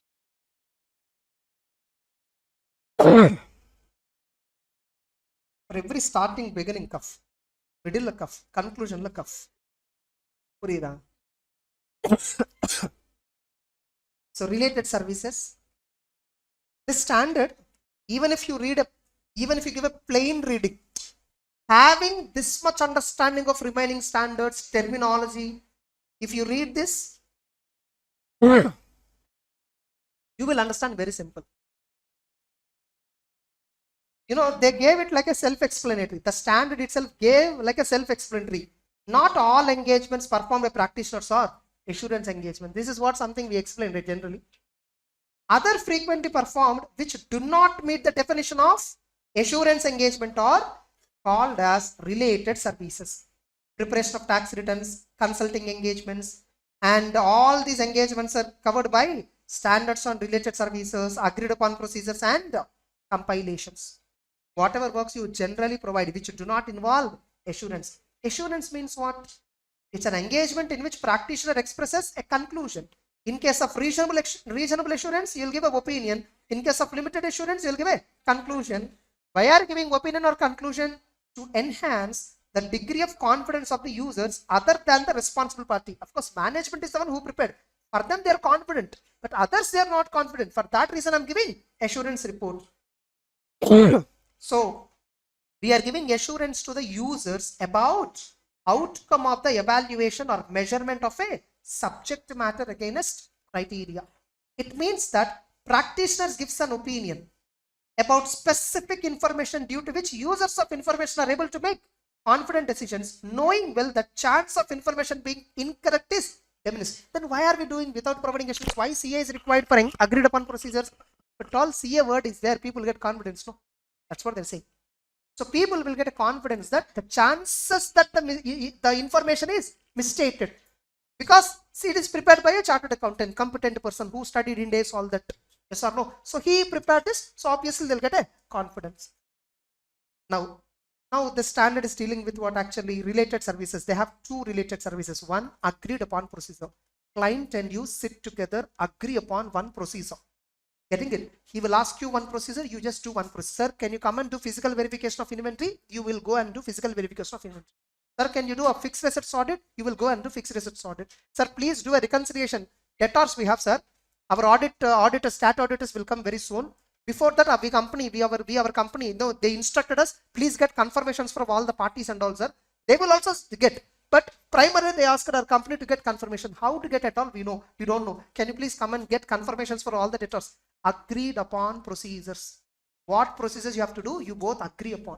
I think it. So in an engagement to perform agreed upon procedure, the auditor is engaged by client to issue a report of findings, factual findings based on a specified procedures performed on a specified subject matter, external confirmation, trade receivables, specified subject matter of a specified element, trade receivable accounts or items of financial statements. Subject matter might be probably balance, account balance, outstanding balance might be the subject matter. Procedure, do external confirmation, specified element regarding trade receivables. Got it? Next. And the person who is conducting this particular agreed upon procedure or compilation need not be auditor of the company. Need not be. Auditor of the company also can do, provided he cannot do 144 prohibited services. Remaining all other services which are coming under related services, you can still provide. Example, a company called me to file GST return. GST filing is an administrative service as per deemed to be in practice definition. MCOS, management consultancy, other services, in that one of the services what? GST filing, in that one of that is administrative services.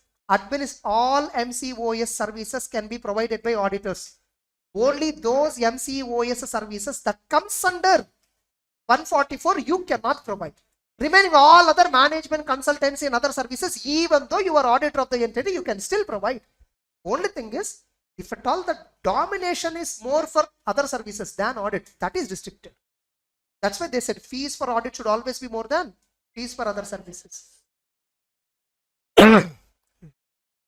Now let's look at SA 4400. Engagements to perform agreed upon procedure. Here what auditor has to carry out procedures of an audit nature. In audit also we verify, inquire, we inspect, we do. But objective of audit is different. In agreed upon procedure also we check the accounts, trade receivables data, We verify whether the calculation is correct or not. We do external confirmation whether the balance is correct or not. We do all this without giving opinion. Whereas in audit, they give opinion. Are you getting the point? In both the cases, we will get assurance, but we will not give assurance. Getting it? So, the auditor has to carry out procedures of audit nature to which the auditor and entity or any third party have agreed and report on factual finding. Report on trade receivables by a chartered accountant or by independent practitioner, something. Auditor simply provides a report of findings. No assurance is provided by him, yes or no? So they'll ask you this question: what is the objective of SRS 4400? What is the objective of Standard on Related Services 4400? They'll ask you this question. So as auditor simply provides a report of actual finding, no assurance is provided by him. Instead, users of the report check themselves the procedures and what are the findings, and they draw their own conclusions. The report is usually restricted to those parties with whom you have agreed the procedures, because others might not aware of the reasons why you did this. Since agreed upon procedures are, and moreover, these agreed upon procedures are called as non-assurance engagements. What is the difference between audit and agreed upon procedure? Audit, no opinion, and provides assurance. In agreed upon procedure, only a report is given, no assurance is given. Correct? Now, general principles on agreed upon procedure engagement. So what are the general principles? Nothing but principles, fundamental principles. What you do? You have to comply with all ethical requirements except independence, because it's a non-assurance. Independence may not be required unless terms of the engagement specify. That's what they say. But remember, whatever it is, you have to be competent, right? Only if you are competent, you can accept this agreed upon procedure. Without competency, can you? Remember, competency is a fundamental principle, fundamental ethics. Getting it? Without competence, you should not accept that work. Doctor, without competence, can you accept surgery? Exactly. So in audit also, we cannot accept without we having proper competence to testify. Next, terms of the engagement. So as usual, just like in audit also, here also, every work we do, engagement letter is compulsory. Even if a client comes for IT return filing, get an engagement letter. Getting it? Make a habit. Like, what is his responsibility? His responsibility is to provide information for filing income tax return. My responsibility is to just compile the IT return as per so-and-so website, so-and-so format, ITR 4, ITR 3, whatever, and file the return with the consent of the client. I am not acting as a representative of the client in this behalf. Get a consent of this like this. Tomorrow he cannot blame you. So what information you provided, list out and then get an engagement letter. So legally you can defend yourself, whatever issue comes tomorrow. The auditor, see, because today issues we are not getting because people are not aware of their legal rights. The moment they start, because Instagram, lawyers and all coming on YouTube, coming on Instagram Reels, you were cheated like this by a chartered accountant, file a case on him. I'll show you, open ICA website, just open Google and see, file a complaint on chartered account, you'll get a link. Disciplinary mechanism link. There you just have to, if you remember membership number, you type membership number. Otherwise, name at least you know, name you type. His address, you know, type address. What complaint? You file. And disciplinary mechanism will start. Anybody can file. Online complaint, just 3,500 rupees deposit they'll ask. If you win the case, they'll give you back and they'll compensate you. Getting it? 3,500. If at all you lost the case, you will not get the 3,500. That's GST, I think. Getting it? Yeah. It's there. If you want, you see. Disciplinary committee complaint, you can file. File a complaint on chartered accountant. Within 3-4 search itself, you will get this. Huh? Fine. Next up. So when you're mentioning an engagement letter, there are some matters you must include in the letter. You must clearly tell the client that this is not an audit, this is not a review. We are not going to provide any sort of assurance.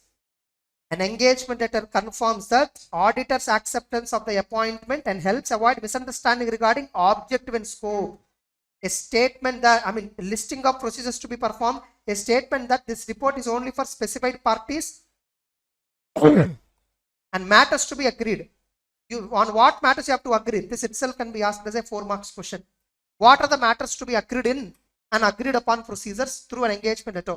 Nature of the engagement, including the fact that the procedures will not constitute an audit, the procedures will not constitute a review. Accordingly, no assurance will be provided. In the engagement letter, we have to mention that.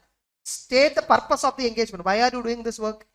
Identification of the information, trade receivables, nature and timing of procedures. I need to get external confirmation and calculation, all that.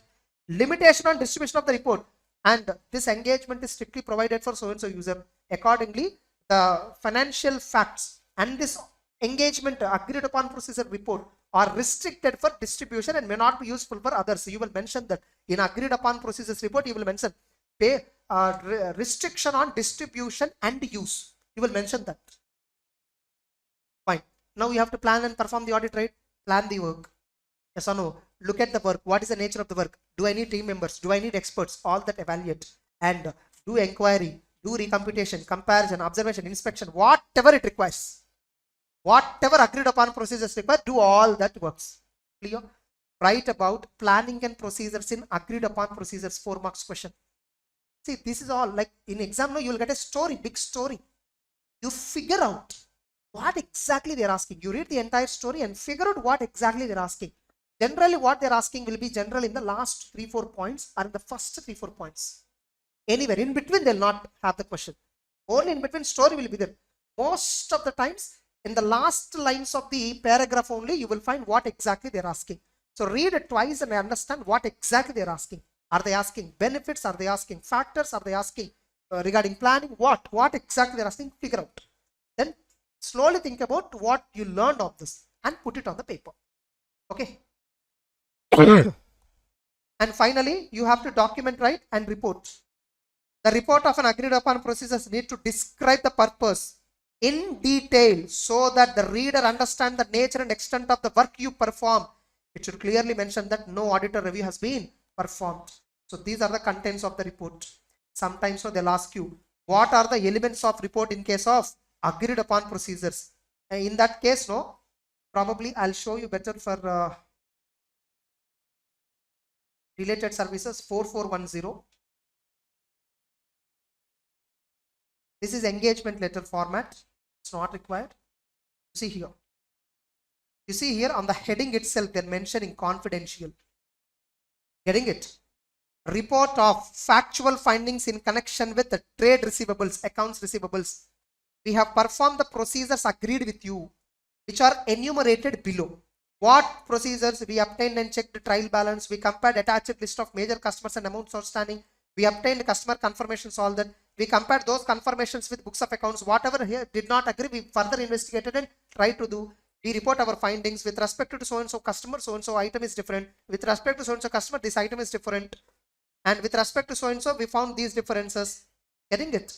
Because the above procedures do not constitute either an audit or review made in accordance with GAAP, we do not express any assurance on the accounts receivable as at so-and-so. Had we performed additional procedures, we can give auditor review opinion, but we didn't perform those additional procedures. Our report is purely for the purpose given in the first para and not for any other purpose to be distributed to any other parties. This report is only for items specified, not for any other items. We didn't cover any other financial statement, only trade receivables. That's it. Getting it?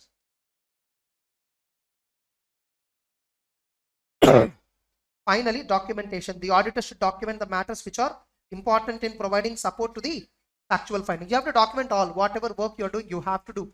That's called engagement documentation, and that's what SQC requirement. Yes or no?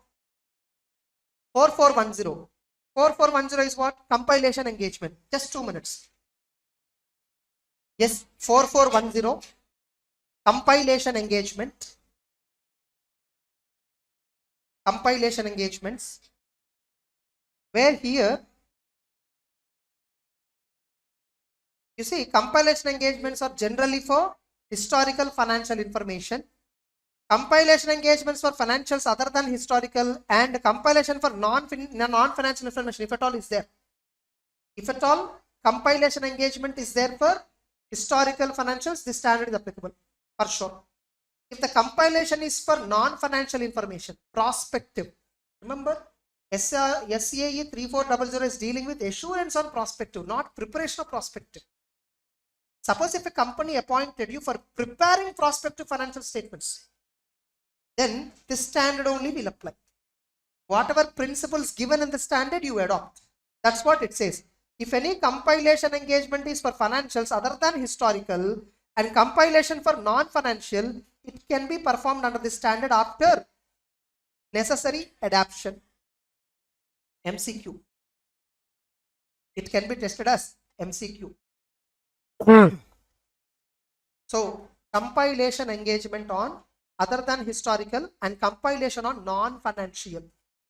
For that also, this standard can be used after necessary adaptations, means after necessary changes according to the requirement of the engagement.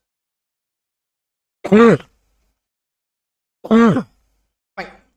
And as we all know, SQS is applicable for all engagements that we take, whether it is 4400 or 4410, 2400, 2410, whatever it is, SQS is applicable. So what is a compilation engagement? It is an engagement in which practitioner applies accounting and financial reporting expertise to help management in preparation and presentation of financials of the entity in accordance with applicable framework and issue a compilation report. This is the objective of the auditor. So we will assist the management in preparing and presenting financial statements. It may be general purpose framework or it may be special purpose framework, whatever. Applicable framework, whatever is it, we will assist them to prepare financials by applying our accounting and financial reporting expertise. And finally, we will issue a report. Here we do what? We will assist in the preparation process. Assist in preparation process means what? They are preparing and we are helping, or maybe we are only completely preparing based on the information provided by them. And it is not an assurance engagement. I'm not reading inside the content. It's very easy. And financial information that is subject of a compilation may be required for various purposes. Why compilation? Why financial statements are being prepared? Why a compilation engagement? Because these financials are prepared for various reasons. One, mandatory periodic reporting. Every year company has to prepare financial statement general purpose. For that reason, they may not have the competency. They called us. Look at private limited companies. They don't know Schedule 3, all that. Yes or no? Directors, they don't know, but they are the responsible person for preparing and presenting financial statements. They cannot have a full-time chartered accountant so that they will prepare. So what they will do, they will outsource that activity to an audit firm. Sir, you used to prepare financial statements as per the rules. We give entire books of accounts, entire information, and we have an auditor, he will audit them. Correct? Reality another. Reality, the same person will prepare and same person audit. Because of the significance is because the significance is very less. Getting it? For other purposes, sometimes maybe like for for management or top management for their particular purposes, for internal usage, or for periodical financial reporting and for external parties under contract, maybe for transaction purposes, you compile financial statements for any purpose, which may be used for any purpose. It may be a general purpose financials or it may be a special purpose. Here it is entirely given as special purpose. It may be a special purpose or it may be a general purpose. I think it. So objectives, I'm not reading it. The same thing is covered above. Scope. The scope of compilation engagement will vary depending upon the circumstances. However, in every case, we involve in assisting management in preparation and presentation of financials based on information provided by management. Sometimes management has already performed a draft financial statements in a preliminary format. You just have to verify whether it is performed as per applicable rules or not and give a compilation report. They are not asking assurance, by the way, understand. You just have to check, sir. If you checked everything, financial statements, and you give a signature on that, now people will understand that it is free from material misstatement. You need not give any opinion. Just that you have involved in preparation of the financials. That fact itself is enough for the banker. Management ultimately responsible for financial information on the basis of which the financial statements are prepared and presented. That responsibility includes application of judgments, use of accounting estimates, reasonable accounting estimates. Everything is management responsibility only. Different financial reporting frameworks can be used to prepare present financial information, ranging from a simple entity specific basis of accounting to established financial reporting standards. For a normal sole proprietor, we prepare financial statements as per his own guidelines. For a big company, listed entity, we prepare financial statements as per well established standards like Schedule 3, Ind AS, all that. Ethical requirements. Obviously, practitioner has to comply with ethical requirements, and the threats at all, if it is there, he has to reduce it. Being it's a non-assurance engagement, independence may not apply. However, some laws and regulations may specify independence also required. If at all you are doing a compilation engagement under a law, hey, you're all in line. So engagement acceptance. Now, if a company asks you for compilation. Will you accept? What points to consider? First, to look at the use and distribution of the financials. If you know that the intended use and distribution of financial statement is not for the proper purposes. Getting it? You know that the use says these financial information is used by some specific user. He has given some rules. As per the rules, the company has to prepare, but they're violating and preparing, and they're asking me to help in violation.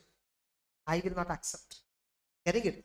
Even a compilation, even though I'm not providing assurance, still the work which I am doing is not going to be used for the desired purpose.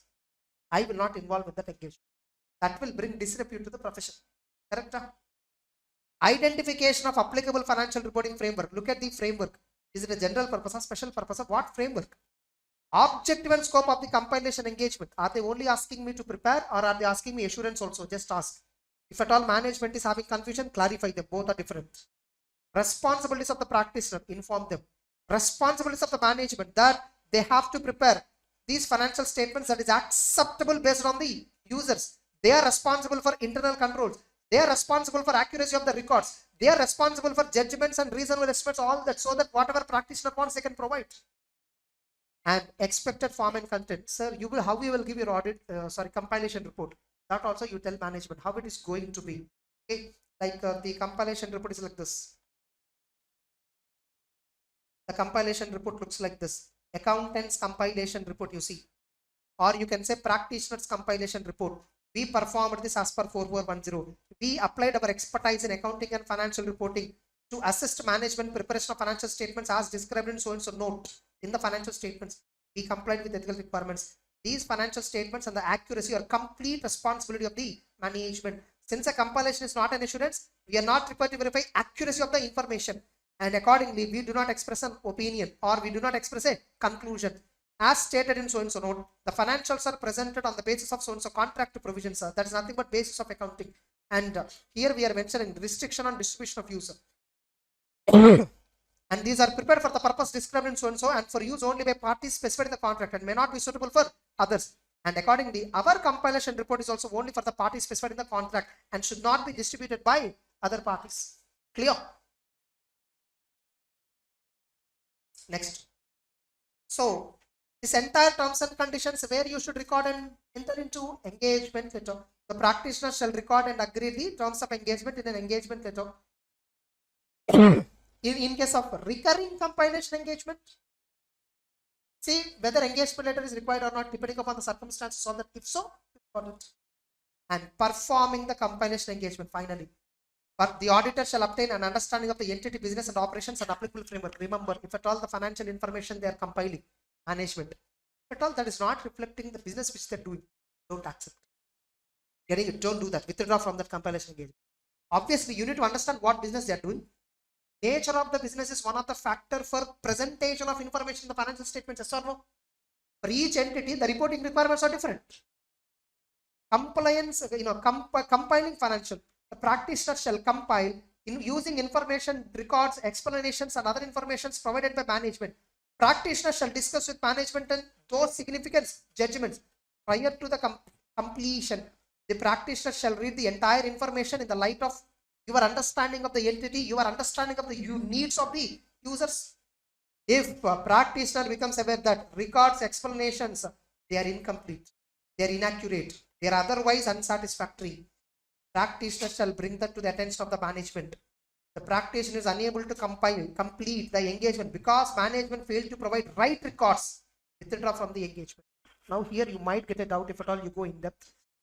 We are not providing assurance on the accuracy of the information, right?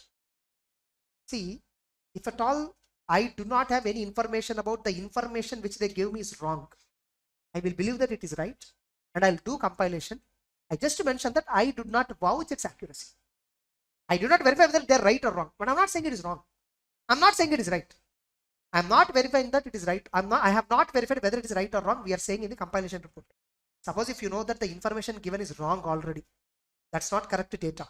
Now tell me, will you accept this engagement? Exactly. Knowingly don't do wrong things. Whether it is right or wrong, you are not supposed to check. But if you know that it is wrong, don't accept. Ask management to provide you the right information. If they're not providing, withdraw from the compilation engagement. If the practitioner becomes aware during the course, the compiled information does not adequately refer the applicable framework, amend compiled financials as required. Otherwise, it is misleading. The practitioner shall propose the amendments to the management. If you think the compiled information does not adequately refer the framework correctly, on what basis the financials are prepared, that is not clearly explained in the financial statements, or amendments are required to the compiled information, means some misstatements are there, or the compiled information is misleading. In all these 3 cases, you propose amendments. They'll ask you a question.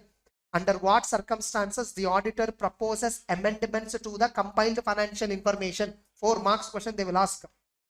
What are the circumstances, or under what situations practitioner will propose amendments? 1. If it is not as per framework. 2. Compilation requires some adjustments or amendments. Getting it?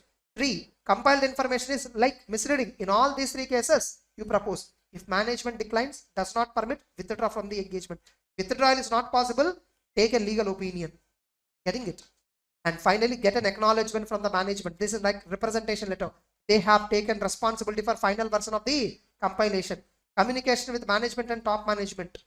Okay, any important matters, significant matters where it is important for top management attention, or those charged with governance attention. Getting it? Practitioner's report. Finally, title, addressee, statement that practitioner has complied, a description of responsibilities of management, a reference to on what basis the financial statements are prepared, nothing but financial reporting framework, identification of the financial information, balance sheet, P&L, trade receivables, like that. Practitioner's responsibilities in compiling the information, a description, what do you mean by compilation? It is not an assurance engagement. So accordingly, we are not liable to verify accuracy. We are not expressing opinion or review. If the financial statements is prepared using special purpose framework, describe additional details also. Draw the attention to the specific purpose. And date, practice signature, place of signature. Clear? Same, everything we saw. You just see the report, actual compilation report, illustration you see, you will find all this. Okay. And remember, engagement partner, whoever is responsible for compilation, shall take responsibility for overall quality and shall take responsibility for compliance with the firm quality control policies. And finally, in a compilation engagement, what are all the things that you have to document? Significant matters that arise, in a record of how compiled information reconciles with underlying records. You take trial balance, you take your workings, all that in your documentation, that if client permits.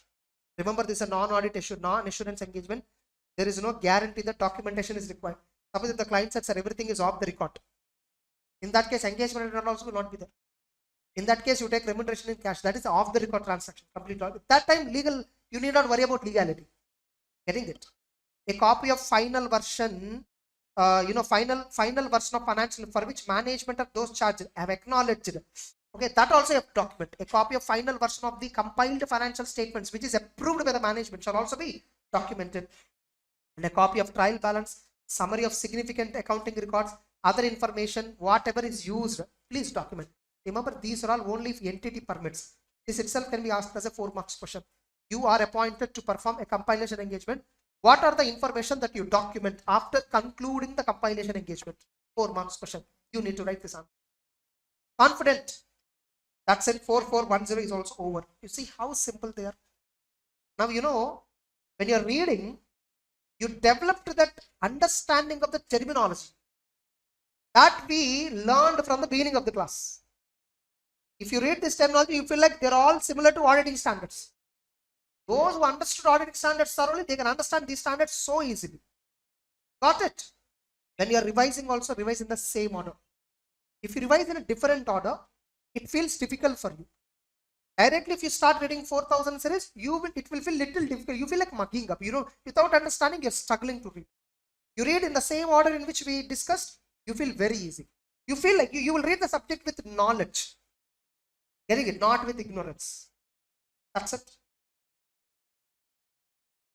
So, this is May 2024, and even for November 24, you can use this same one. See, your objective is to attempt 80 marks. If you are attempting 80 marks of the paper, the best. 99% you will get 60 plus for sure. If at all, you strictly study this entire syllabus honestly. Without looking for any shortcuts, it will not work, even though getting it. So without looking for shortcuts, if you prepare the following chapters which I'm saying, for sure, confidently you can write. As we have seen in this weightage, this entire weightage is divided into 5 sections. This entire weightage is broadly divided into 5 sections. If you observe, it's not modules, actually it's sections. They divided the entire 19 chapters in the CA final book into 5 sections. First section is completely 1 to 11 chapters, that is standards. Okay, so which will occupy minimum 45%, maximum 55, but 60 to 70 marks weightage. On a conservative note, 55 let us put. 55 marks only you will get. So entire engagement and quality control standards in our material, smart notes, these are the chapter numbers dealing with all the standards. These will occupy 55 marks for sure. And the next chapter is ethics that you must focus on. So in the ethics, the weightage is approximately, that's one section complete out of the 5 sections. That itself is one section. Approximately minimum 20% they are asking, means somewhere I can say 20 marks you are getting. If you study these topics itself, you will end up getting 75 marks. Now, in order to avoid that contingency within the standards, see, I'm telling you, not just standards, even ethics also, the last tough questions. I'll tell you one question. The auditor has not, the peer review certificate was not available during the signing period. What is the consequence? Something like that. There is a practical question which they ask. Everybody wrote peer review cancellation answer, but the answer is clause number 9 in ethics chapter, part 1, schedule 2. Failure to comply with generally accepted auditing principles. Getting it? Gap failure. That answer, that is the actual answer. I think part 1, schedule 1 only. Failure to comply audit with the gap principles. That point is that schedule 2 only. Okay. So clause number 9, that is what they tested, because in institute that is one point itself is given. Example given, peer review certificate if it's not there, it comes under a failure to comply with gap. One example, that example is given as a 4 marks theory question. So institute expected there you should write like that. We can't guarantee that ethics questions will be easy, that auditing questions will be tough. There is no such rule. So anyway it can be. Now next, the next best chapters I'll tell you, which are easy for understanding, easy to revise, easy to remember. In that context, I will. Okay. Section 3, if you see, that will have 20% weightage. Approximately, okay, 20% means let us assume 20 to 30 marks maximum. Sorry, 20 to 25 marks weightage. These chapters, PSU audit, internal audit, due diligence investigation, forensic account. All these chapters put together, approximately 150 pages content will be there. So for that, 20 marks is the weightage. So if you want to study this entire section, you have to study. Else you have to leave this entire section. This is one option. Within this, like I will ignore forensics, because these 3 chapters put together is treated as one chapter. Due diligence, investigation, forensic together treated as one chapter. Okay. So, and you know very well how vague it is. The content is very like high ambiguity. Like you feel like confused. You're reading the same para again and again. Yes or no? Tax due diligence, financial due diligence, comprehensive full due diligence. So many types were there. When you're reading, you feel like everything is same. If at all you don't want to go with this, you can go with the section 2. Digital audit, group audit, bank audit, NBFC audit, which will have a weightage of 6%. But again, here again the point is, bank audit is having so much content. Almost some, 80 to 90 pages content is there. Because audit of assets, audit of liabilities, that and all were discussed. How to audit liabilities of a bank, how to do audit of it. But I felt this bank audit, NBFC audit, group audit, and even digital auditing, I don't think they may stick with this.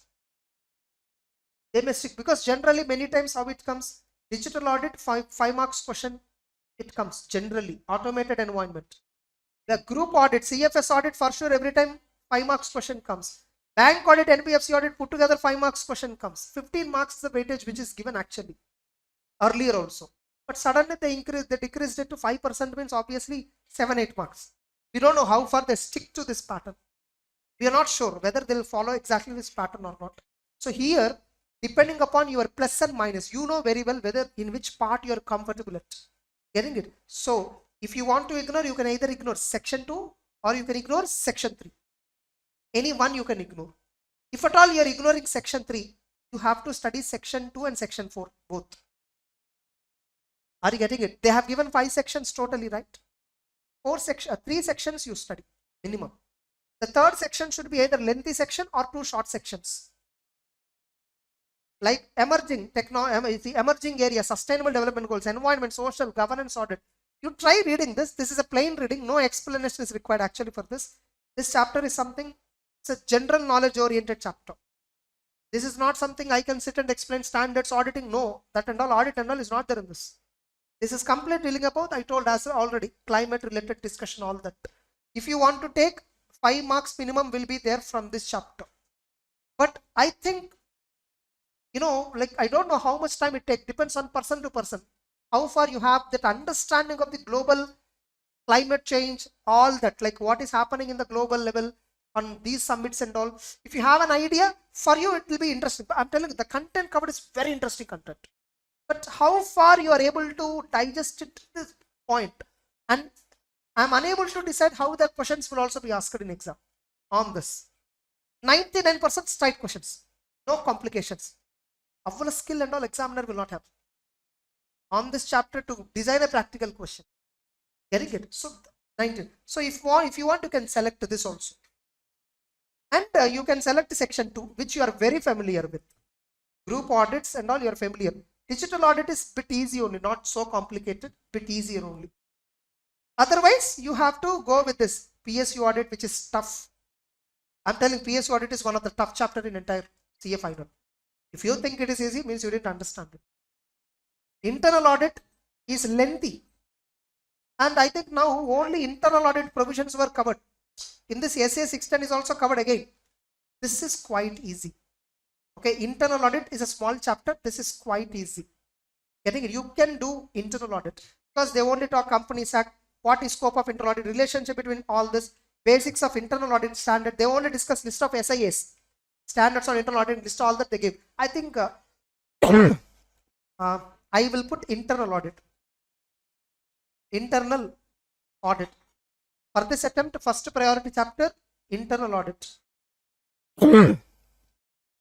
Another chapter, what we will select is PSU is a bit difficult. Instead of PSU, you spend time on due diligence, forensic, all this. These will have a high weightage. They are saying 20 marks right from this section. So in this entire section, what I recommend you, if at all you want to, is you can ignore PSU audit. PSU audit, I'm telling you, it is difficult. It will take time for you. In the sense, you can understand, but it takes lots of time to retain that information. Why? Because PSU audit is something not really also we do. Only C&AG, their employees will do PSU audits. Government audits sometimes, not government company audits.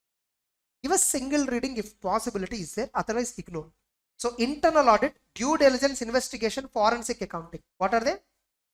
Due diligence, investigation, forensic accounting. If possible, these you can see. In forensic accounting only bit complex terminology is used. They talk about all forensic tools and all, which we have never used in our life. Getting it? For that, no, you can Google it. When you're reading, you can Google it and understand it, so that you will have a better retaining power. I think these standards, if at all, these chapters for sure. And fifth chapter, I can say bank audit, NBFC audit. And if finally, if you still have time, group audit. These are the must chapters initially, especially up to this, up to fourth, whatever the topics I've listed. These 4 topics for sure will have 85 marks to 90 marks weightage. It may be in the form of MCQ or descriptive. Getting it? We don't know. This pattern they follow only for descriptive or they for MCQ also. We don't know. If at all, if they apply a game like, okay, we tested 70 marks descriptive, these chapters, remaining all chapters MCQs. We don't know. So as a precautionary note, understand and give a single reading of entire syllabus. That's a single reading. You need not repeat, revise, remember, no need. Give a single reading and understand the implications. MCQs you can answer solidly. Getting it? Try to score 25 plus in MCQ. descriptive 35 plus vanda podu. If you are getting 35 plus in descriptive, I'm more than enough, I'm telling. Getting it. Now to get 35 marks, how many you have to write descriptive? 50 to 55 marks if you attempt, that's more than enough. Getting it. I'm talking about exemption. Those of you who only planned for 40, that's your choice. This is exemption plan. Getting it. Now within the standards, don't take any standard choice. We don't know. You see, MTP 402 is tested. Yes or no? 402 many would have taken as choice. Every attempt they're testing 402. Once in 2 attempts they're testing 402. Because no, see, it is not that examiner also check last attempt 402 tested. Now we should not test. No such. Getting it? There is no such. When he is reading, whatever he feels this is challenging, he'll ask. His mindset decides what he'll ask. Not trend analysis, nothing. Fine, clear on this? So in this order only you go. For a safest preparation and completions, go in the same order of learning, revising later on. First finish all the standards, then ethics. If not, ulta. First finish ethics perfectly. Every corner you study. Council guidelines, no clerk, everything you study. Don't ignore. Even self-regulatory measures also you have to study. In ethics, self-regulatory measures were there. You have to study that. Complete all that. 20 marks of the paper is with you. Perfectly you should write. Then standards you study. Another 60 marks with you. Getting it? Even if you sit and study, if at all I am in your position, if I have this clarity, I will only study these 2 chapters and go. I will not touch anything else. And I will go and write 70 marks and come and qualify with 55 plus for sure. 60 plus one that I'm bonus. 55 plus I'm damn sure I can get by just studying these 2 chapters. And I will not worry about remaining chapters. When I am doing this strategy, I will not. What if a question? Obviously question will come. Do you think question will not come from every chapter? Every chapter question will be there. I bet, I challenge you, check. Either MCQ or something will be there. I'm not bothered about what I'm not attempting. I'm bothered about what I'm attempting. I want 55 plus, that's it. If at all I want 80 plus mark, that's a different strategy. But my objective is 55 plus. Those of you who are having 55 plus objective, this is a very safe strategy. Clear? And if you want exemption or if you want 70 plus, 80 plus, 90 plus in audit, don't look at this video. That's it. Clear? So let's begin with 3400. Before that, this chapter is dealing with prospective financial information and other assurance services. Typically, apart from audit and review of historical financial information, if we want to provide assurance on anything else, then this topic we will apply. This standard we will apply. And these standards are dealing only with 3 types. 1, assurance engagement with a view to examination of prospective financial information, where the standard says moderate assurance. They have used another word. It is not used anywhere in the audit. Moderate assurance. Assurance to report on compilation of pro forma financial information included in prospective. This is a reasonable assurance engagement. This is a reasonable assurance engagement. And assurance reports on control set service organization, and of course this is also a reasonable assurance engagement. Only one standard 3400, that content alone says it's a moderate level of assurance. Now what is limited assurance we know, what is reasonable we know. They introduced another word called moderate. I feel moderate level of assurance is like I hope I'll take a very lame example, very too funny example, but understand the intention, depth. You know, thumbs up is very strong, yes or no? Thumbs up. Coca-Cola, thumbs up, okay? Thumbs up is reasonable assurance. Got it? Coca-Cola is a moderate assurance. You see the gas, you see that carbonated water, that percentage sugar and all are high in thumbs up. Whereas in Coca-Cola it's little low. Pepsi is limited assurance. Getting it? I know it's a lame joke.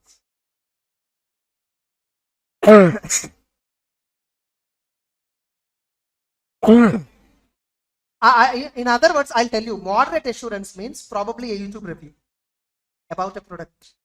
Whether to buy a product or not, they give a moderate assurance. They use certain assumptions about battery life, all that. You don't know how far the battery of a phone functions sustainably in long run. Yes or no? Moderate level of assurance is such kind. It is less than reasonable, more than limited assurance.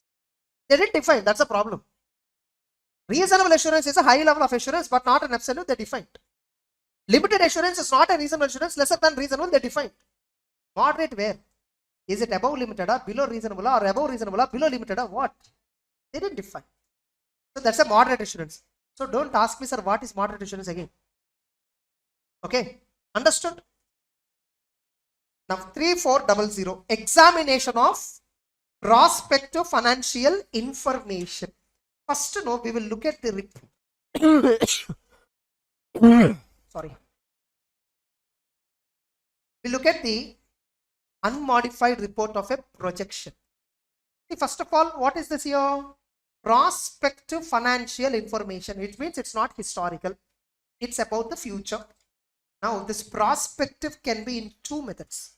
One is called as a forecast. Another one is called as a projection. Forecast is a best estimate. We forecast based on a best estimate. Projection is based on either a best estimate and a combination of hypothetical assumptions. Best estimate means what? Suppose a company is earning every year some 10 to 15 crore turnover. That's the range for past 5 years. Next year also, how much the company can forecast? Maybe somewhere around 12 or 13 crore. That's a forecast. That is what company can forecast depending upon the market size, market reach, market, all that. That's a forecast. One production or marketing executive, they came and told, sir, you spend 2 crore marketing expenditure, you will get revenue of 30 crore. That's a projection. It's a hypothetical assumption, right? Now, if I spend 2 crore on marketing, either it may go really well like this, what you said, more than this or less than this, or my marketing may fail also. Both the possibilities are there. But if you ask me without spending anything, I can assure you 12-13 crores revenue, because I'm getting from the past 5 years turnover. Right now, no aggressive competitor and all. For my product, my customer base, I have certainty. So that's a forecast, right? So based on my existing business, getting it, if I can estimate the turnover of the next year, that's called forecast. I cannot estimate after 5 years how much my turnover based on existing business. That's again a hypothetical assumption. Forecast is generally very near, the near future. Projection is about beyond near future, beyond visible future. That is projection. Getting it? Now you see in this standard, they have given examples for report on examination of prospective financial information, report on forecast. Both they gave examples. But you see what they are reporting here. We have examined the projection of so-and-so entity from the period so-and-so given in so-and-so prospective information from so-and-so page in accordance with standard on assurance engagement 3400. And the examination of financial, which is issued by ICAI, the preparation and presentation of projection underlying assumptions set out in so-and-so to the prospective is responsibility of the management and has been approved by the board of directors of the company. Our responsibility is, check this, evidence supporting the assumptions. We are not verifying prospective financials. We are verifying assumptions. On what assumptions you are using and what is the basis for the assumption. Getting it? Excluding hypothetical assumptions and other information in the prospective. Hypothetical itself means it will not have any evidence. Hypothetical. It's not clear. Either plus or minus, anything might happen. Getting it? For best estimate assumptions, what is the proof you have? That we examine. In a prospective financial statements, we verify your assumptions, your evidence for the assumption. Now tell me, when I am verifying assumption, how can I give a reasonable assurance that assumptions turns into reality? So we give moderate assurance. Able to understand? Now, therefore, we do not vouch for accuracy of the same. And remember, our responsibilities does not include verification of projections. The balance sheet P&L numbers, it says no, that and all are not my responsibility. That numbers all are based on these assumptions. That assumption is what I'm verifying. Getting it? Now, the projection has been prepared for so and so purpose. We prepared this projection for a funding purpose. Projection has been prepared using some assumptions, which includes hypothetical assumptions about futures, all that, and they are not necessarily expect to occur. There is no necessity that these assumptions will turn into reality. Consequently, users, please alert that this projection may not be appropriate for any purpose other than described as above. We carried our examination on a test basis. Based on our examination of evidence that supporting the assumption, nothing has come to our attention that causes us to believe that the assumptions do not provide. Anywhere we are not talking about financial statements, you see. The entire audit report, we said we are verifying assumptions, we are verifying assumptions, we are giving opinion on assumptions. After which opinion? Negative assurance kind. Nothing has come to our attention that the assumptions used to prepare prospective financial information is not achievable or something. Does not provide reasonable basis. Getting it? So assumptions do not provide a reasonable basis. Assumptions are not reasonable. Like that, we did not get any information. Is it a moderate assurance or not? Moderate assurance is something close to limited assurance. Since the word limited assurance is already used there, probably to avoid confusion, they might have used an alternative word called moderate assurance. Remember, not all standards are developed by a single body. Standards are developed by multiple people, multiple bodies. You might use the word limited assurance. I may use the word moderate. Maybe intention, we both are having the same. Intensity is same. But you chosen limited is word to express your thing. And I have chosen the word moderate. Getting the point? Further, in our opinion, the projection is properly prepared on the basis of assumptions. We need to tell whether the projections are prepared based on the assumptions to the prospective, and are they prepared on a consistent basis with historical financial statements. Whether the projected financials are prepared on a consistent basis with the historical. What is consistent? Historical financials are prepared as per Schedule 3. Historical financials are prepared as per accounting standard. In projected financials also I am using the same. Just that the numbers are future numbers, not present numbers or past numbers. Getting it? Even if the events anticipated under hypothetical assumption described above occur, actual results are likely to be different from the projection, since other anticipated events do not occur as expected and the variation may be material. We are alerting the people. Assumptions might occur. The assumptions might turn into reality, but it may not turn into exactly the same way what we projected. This is uncertain. So we are specifically mentioning the prospective financial information report. We are providing assurance, but it's a moderate level of assurance. Clear? Now look at this. The prospective financial information is information based on assumptions about events that may occur in future and possible actions by an entity. It is highly subjective, requires considerable judgment. This prospective financial information can be in the form of a forecast or a projection or a combination. Like for 1 year next you may give a forecast, but the remaining 4 years you may give a projection. So this standard provides guidance to examine and report on prospective financial information, including examination procedures for assumptions, which may be best estimate assumption, hypothetical assumption. Examination of prospective financial information need not necessarily performed by stat auditors. Anybody can perform. They may give you, write a brief introduction to prospective financial information. Like this, they may give you a question. Write a brief introduction to prospective financial information. Like that, they may ask you a question. Then forecast and projection. Give an example. Forecast means what? It's a prospective information only prepared on the basis of assumptions which are best estimate assumption. Best estimate assumption means what? It reflects anticipated experience with no provision for risk of adverse deviation.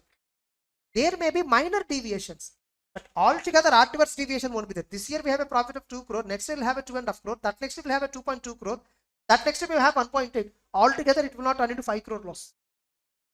Adverse deviation won't be there. Minor deviations might be there. If such a kind of estimate you made, that's called best estimate assumption.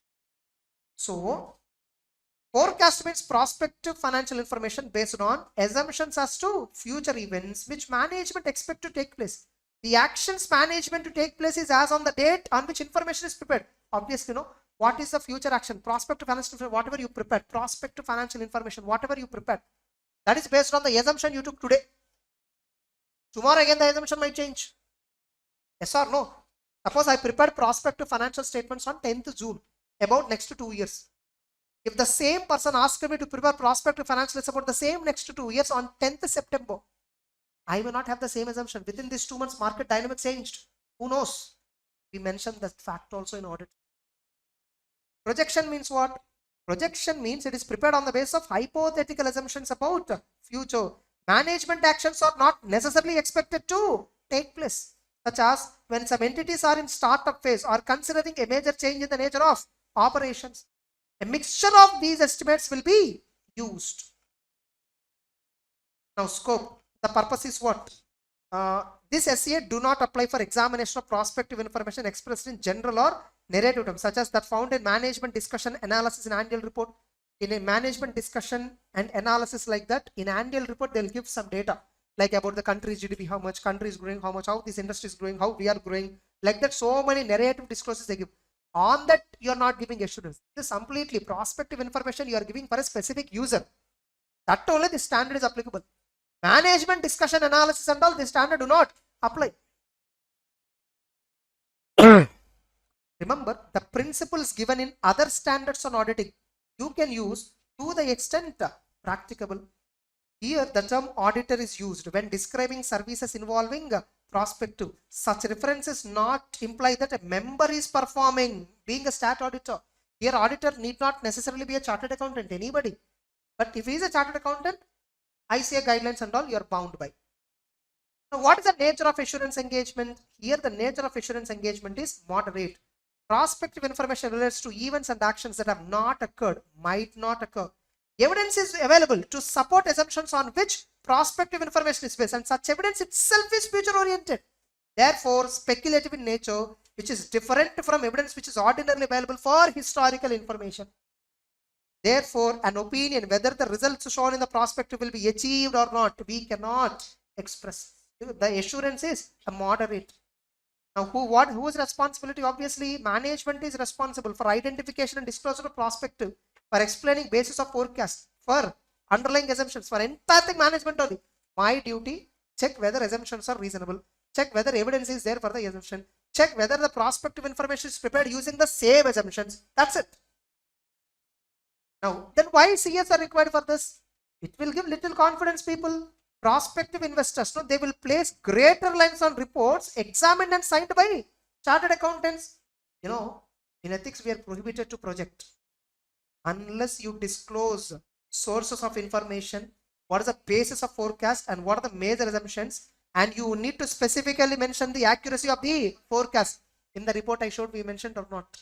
We have not verified the accuracy of the projected financial information. We only verified assumptions and the evidence behind it, yes or no. If at all in the report you are giving on prospective financial, if you do not mention these points, it's a guilty of professional misconduct. Getting it?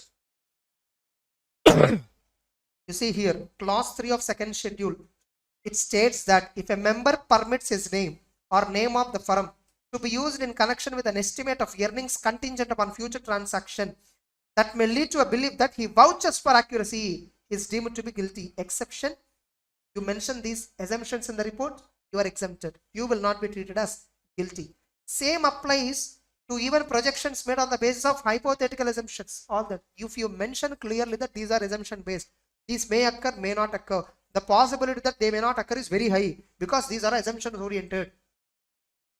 Now, what is the member duty for prospective? 4 marks question straight. What are the duties of the members in relation to or in examining prospective? First, no. The auditor should obtain evidence regarding what?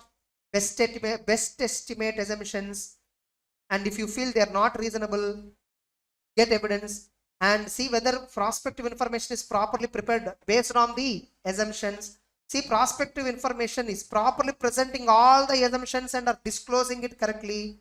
The prospective information, see whether they are prepared on a consistent basis in accordance with accounting principles. Nothing but generally prospective information is prepared on a consistent basis as per schedule 3, which we follow for general purpose historical financial statements. Same they will follow. So we just have to check 4 points. This is this high possibility 4 marks question. What are the duties of members who is examining prospective, or nothing but what are the procedures to be performed by a member performing examination of prospective financial information? What procedures? Then finally, if a client approaches you for this kind of engagement, when you will accept this engagement? Before accepting, who are the users? Check out. Information, is it a general distribution or limited distribution? Generally for limited distribution only we will accept these kinds of work. If at all it is open for public, we will generally try not to associate because it creates unnecessary conflicts. Getting it? Remember, people are not aware of to interpret all these wordings. You said everything properly in audit report and all, you said clearly these are all assumption oriented, all that. But people will not have that much knowledge. So generally if it is available for distribution, we will not accept. Why to take risk, unnecessary, bring unnecessary interpretations? Look at the nature of assumptions, whether they are best estimate assumptions or completely hypothetical. And what are the elements to be included in the information and for what period the information. Check all this, and if it is feasible, you can accept that engagement. The auditor should not accept or should withdraw if the assumptions are clearly unrealistic. If at all you think assumptions are illogical, withdraw. And examination procedures for prospective. So what are the procedures? By the way, I think they have given a separate thing. What is the duty of member in examining prospective financial? I think here also they give similar points. What are the examination procedures? Separate question will be coming. This is a separate question. What are the examination? What auditor will verify? While determining nature, timing, extent of examination procedures. So like when you are examining assumptions, prospective financials, all that, you will consider the following. Okay. This is what are the factors you consider. While examining prospective financial information, you consider knowledge obtained during any previous works which I did with the company. Management's competence regarding this information. How far they know this information. Likelihood of misstatement. See how far management judgment is involved. Sources, from where they are getting this future related information, sources and all, market data, analyst data, experts data, all that will be there. Look at the industry statistics. See how far the business is stable. How our business is stable in the past 5 years, 3 years. Check. Engagement team experience with business and the industry. Okay, all this is fine. Whether do my team, can we do examine and give a proper report? Do we have enough competence? All this you need to check. These are the points to be checked up. Matters to be considered. Like this, I'll ask you. What are the matters should be considered while examining prospective financial information? So, how you will verify, when you will verify, to what extent you will verify in depth. Getting it? While you verify. So what factors you consider? This is factors. And the above question is what? The auditor, duties of a member. Like what are the points you verify to obtain sufficient appropriate evidence? So where you will get evidence? And in performing these procedures, source and reliability of evidence needs to be checked. From where the information has been got, assumptions from where they have taken, all that. When hypothetical assumptions are used, all implications of assumption should have been taken. If it's a hypothetical assumption, when a huge marketing expenditure we spend, if at all, whether this turnover generates or not, sometimes they may fail also, the company may end up in big losses also. All possibilities you should consider. Next. Assessing presentation and disclosure. Finally, prospective financial information is prepared. You verified all this. Check disclosure requirements. Whether the prospective information is disclosing all the assumptions, significant assumptions, worst possibilities, everything they're disclosing or not. The presentation of information is informative and not misleading. Accounting policies are clearly disclosed. Any changes in accounting policy and the reason for the change has been clearly disclosed. Assumptions are adequately disclosed in the notes and mention that they are subject to high degree of uncertainty. This uncertainty resulting sensitivity of the results. Like what is the uncertainty? How things can go bad, how things can go good. Both you should present in the information. Company should present and you should check whether they present or not. And managements, the date on which prospective information was prepared, on which date you prepared this information, that is to be discussed, because that date is important. Because all the assumptions are based on the circumstances prevailing on that date. March 15, 2020, many restaurants are going for full swing. They all got bank loans and open restaurants, all the 20 onwards lockdown. Getting it? Management needs to come. So as on March 15, when they're taking assumptions and all, business will start in April. This is how restaurant daily turnover will be, all that for the next 6 months, all that projections and all they gave. These assumptions are based on March 15. But things may change later date. If at all the same assumptions we have to apply, yes or no. So management needs to confirm that assumptions are appropriate on the date on which they were taken. The basis of establishing points in a range is clearly indicated. Sometimes you may not give an accurate number, you may say boundary. Range you will give. So that range also you should check whether it is proper or not misleading. Finally, auditor's report. So you need to give certain statements. Statement that management is responsible. Statement that examination is on test basis for evidence supporting assumptions. Statement of negative assurance, nothing has come to our knowledge.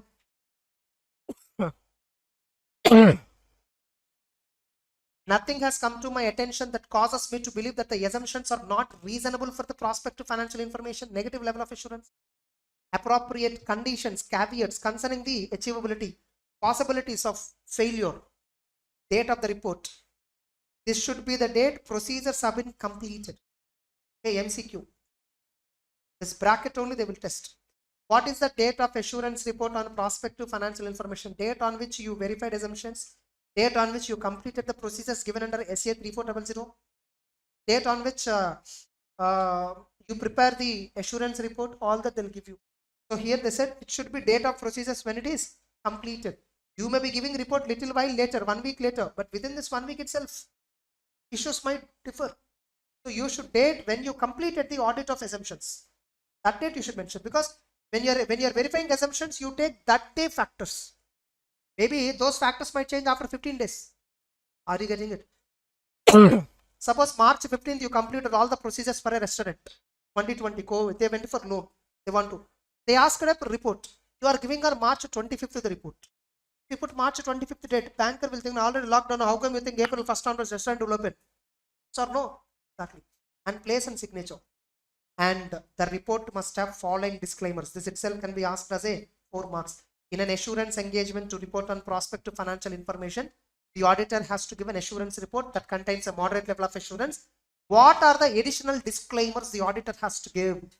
Auditor has to first give that anything has come to his assumption that says assumptions are not reasonable, please provide that. Express an opinion whether it is prepared on the basis of assumption, whether the prospective financial information is prepared based on assumption. State that actual results might be different, and state that we are not providing assurance on the results that falls within the range. In the case of projection, state that they have been prepared for so and so purpose using so and so assumptions, and readers are cautioned that prospective information should not be used for any purpose other than aforesaid mentioned. This we saw in the report also exactly. Suppose finally conclusions are what? If at all company is not presenting the possibilities adequately, in that case qualified opinion or adverse opinion should be expressed. If that is not possible, withdraw from the engagement. Where financial information fails to disclose adequately, adverse consequences, see assumptions, possibility, positive consequences will be there, adverse, both should be disclosed. If adverse consequences are, we will become defaulter to a bank. That also should show prospective. If assumptions are not reasonable, adverse opinion, that assumptions are not reasonable. If that is not possible, withdraw. Suppose if you are unable to apply procedures, whether assumptions are reasonable or not, you are unable to get, then withdraw. If that is not possible, disclaimer of opinion. And finally, document all the matters. Clear all of you? We spent 25 minutes. Okay, fine. Are you clear? I have to still upload my regular video. I have not uploaded in my class this year. So let's begin. SCA, Standard on Assurance Engagement 3420. Assurance engagements to report on compilation of pro forma financial information that is included in prospectus. So if pro forma financial information is included in prospectus, on that we are providing assurance report, assurance opinion we are giving. That too, the kind of assurance that we give in this is reasonable assurance. The standard itself clarifies that. Why in 3420 it is a reasonable assurance, and why on 3400 it's moderate assurance? D400 is completely assumption based. It's purely assumption based, and there we do audit assumptions. We verify assumptions. Whereas in pro forma financial information, what is the first of all pro forma financial information? Very simple. Suppose I want to go for funding. If you give me like 10 crores amount of funding, how my financial information is going to be presented, altered? How my financial information, or not that example, best example I'll tell you this, mergers. Suppose my company and another company, if at all we merged into a single entity, how our proposed balance sheet and proposed P&L looks like? It's nothing but proposed post-merged balance sheet, post-merged P&L, nothing but post-merger financial statements, how it looks like once a merger is got approved. Getting it? So if we prepare like before merger, how is our position? After merger, how is our position? If at all we are able to show like this, the post merger, whatever we are showing, that post the transaction, that's called a pro forma financial information. So for pro forma financial information, we take first some information from here there is a word they use called unadjusted information. What is it? Unadjusted financial information. Unadjusted financial information.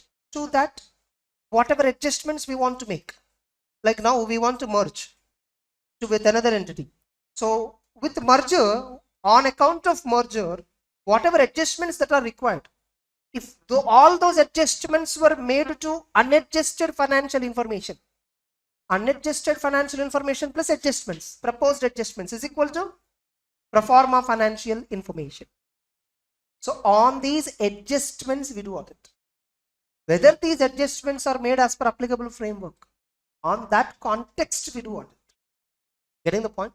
Here we are not talking about assumptions. Here we are talking mostly about actual data.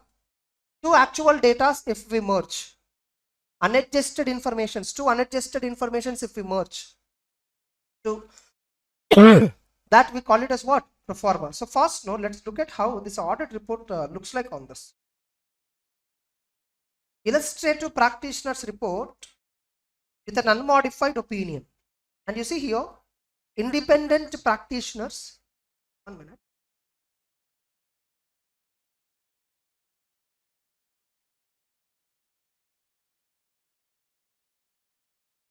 So let's look at this independent practitioners assurance report on compilation of pro forma financial information included in a prospectus. We have completed our assurance engagement to report on pro forma financial information of ABC, which they compiled. Here we are not compiling, ABC only compiled. Whether they compiled on their own or they used another auditor, another chartered accountant help while compiling, that and all irrelevant for us. Getting it? The pro forma financial information consists of what? Pro forma balance sheet, pro forma P&L, pro forma cash flow, and related notes as given in so-and-so prospectus. The applicable criteria on the basis of which this pro forma information is combined are specified in so-and-so securities regulations. SEBI in India, SEC in US, getting it? All that. The pro forma financial information has been compiled by the management, nothing but responsible party, to illustrate the impact of an event or condition on the company position at a particular date and the company's financial performance for the period ended, as if, you see the wordings, as if the event had taken place at so and so date. If at all merger is taken on so and so place on the past date, how the company balance sheet and P&L would have been, that we will show. As a part of this process, information about the company has been extracted by the responsible party from the company financial statements for the period ended on which an audit report or review report has already been published, or no audit or no review has been happened. So pro forma financial information may be related to a partnership firm. In such a case, there might not be an audit. Are you getting the point? Now, what is the responsibility of the responsible party for pro forma financials? The responsible party is responsible for compiling pro forma financial statements on the basis of criteria described in the pro forma financial statement.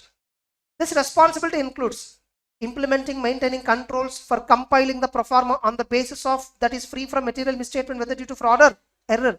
So by this time you could have understood pro forma financial information is prepared at a past date by taking information as on so and so date from the financial statements of the entity. Those financial statements are normal financial statements, standalone or consolidated, whatever. From this standard point of view, we call it as unadjusted financial information. What do we call it as? Unadjusted financial. Now, in pro forma, what are we doing to that financial information? We are adjusting. We are just doing adjustments. Now, look at the auditor responsibility. Our responsibility is to express opinion about whether the pro forma financial has been complied in all respects by the party on the basis of the criteria. Just have to check whatever criteria they disclosed in the pro forma financial statements for making pro forma adjustments. Whether the criteria they followed, whether the criteria whatever they showed, have they followed the same? Getting it? So they made a pro forma financial statements and they showed a criteria in the pro forma financial statement inside that, whether that criteria is really implemented. Because people will understand, suppose if I say my financial statements are prepared on accrual basis, if I make a statement, you interpret entire results from accrual point of view. If I say cash basis of account, you interpret entire information from cash basis point of view. But what if I say accrual, but I prepared on cash basis, but your interpretation goes wrong right then? Exactly. We said some pro forma adjustments we made. This is how we prepared pro forma financial information like that. We declared already. Who will assure that? Is it in the same way the company did? Are you getting it? Auditor like you and me have to give an assurance report on that. And by the way, here we conducted our engagement in accordance with standards on assurance engagement, all the general content only. And remember, by the way, here we are expressing opinion on pro forma financial information, which includes unadjusted financial information derived from some financial statements which are historical. Does it mean, are we giving opinion on historical financial statements? That's a separate engagement altogether, and this engagement is different. We are not responsible for updating or reissuing. If at all, we are already the auditor. We are not responsible. Maybe I am the auditor, or if I am not the auditor, somebody else is auditor. I am not responsible for issuing any opinion.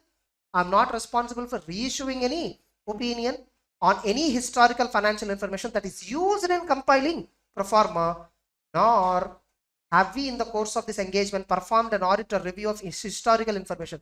Either we didn't verify whether historical information is right or not. That is not our responsibility. The purpose of pro forma included is purely to illustrate the impact of significant event or transaction on unadjusted information of the entity, as if the event or transaction has been undertaken at an earlier date selected for the purpose of illustration. So in order to convince somebody, in order to convince the shareholders that we want to acquire so and so company, okay, if we acquire so and so company, this is how our position could have been. But to acquire this company, we have very minimum funds. We want you to give us extra funding. So by taking your funding and having existing funding, if at all on an earlier date, if at all we have all these funds in our hands, if at all we do a merger like this is how our company position could have been. So we show like this. That too on a past date only. We don't talk about future. Getting it? Since it is past date only, it is reasonable assurance. Are you getting it? If anything about future, we cannot give reasonable assurance. Maybe I can say that example best. Since pro forma deals with past financial information plus adjustments in the past date. Getting it? What if only? Just that, what if it happened on so and so date? How the position could have been, how the performance could have been. That's why we give a reasonable assurance. And we clearly mention a reasonable adjustment. You know, all that to obtain sufficient appropriate evidence about whether related pro forma adjustments give appropriate effect to those criteria. As per those criteria, correctly adjustments were done or not. The pro forma information reflects the proper application of those adjustments to the unadjusted financial information. Getting the point? The procedure selected is decided by practitioner's judgment. What procedures he will do, all that. The engagement also involves evaluating overall presentation of pro forma financial information. In our opinion, the pro forma financial information in all material respects compiled on the basis of so and so criteria. It's a positive assurance opinion. Negative assurance we are not using. We are not using nothing has come to our attention that causes us to believe that the pro forma financial information is not true and fair. Yes or no? We are saying pro forma financial information based on our examination, in our opinion, it is prepared in accordance with so and so criteria. And if at all any other reporting requirements are there under the law or under the regulatory requirements, that also we have to report. Understood? Now look at the standard, how it looks. So pro forma financial information means what? It refers to financial information shown together with adjustments to illustrate the impact of an event or transaction on unadjusted financial information, as if the event had occurred, the transaction had been undertaken at an earlier date selected for the purpose of illustration. The same wordings are used in, right? The report also. This is achieved by applying pro forma adjustments to unadjusted financial information. So it is used in offer documents to demonstrate the effect of a transaction on the financial statements. It may take the form of a financial statement of P&L balance sheet to illustrate how transaction might have affected the assets, liabilities, earnings, all this. So if at all you have given funding on so and so date, if at all the funding we used and acquired this company on so and so date, our total profit could have been this, our total net worth could have been this, our fixed assets could have been this, current assets, liabilities, all this could have been like this. So we mention like that. They also include notes of, obviously, in relation to aspects of the transactions and exemptions. Of course, pro forma financial information also, just like any financial statement, it will have notes. Now, in what form pro forma information will be there? They will take a format of balance sheet P&L. They will be in which format? Balance sheet P&L format only it may take. It may be in the form of a balance sheet P&L, just like how we financial statements.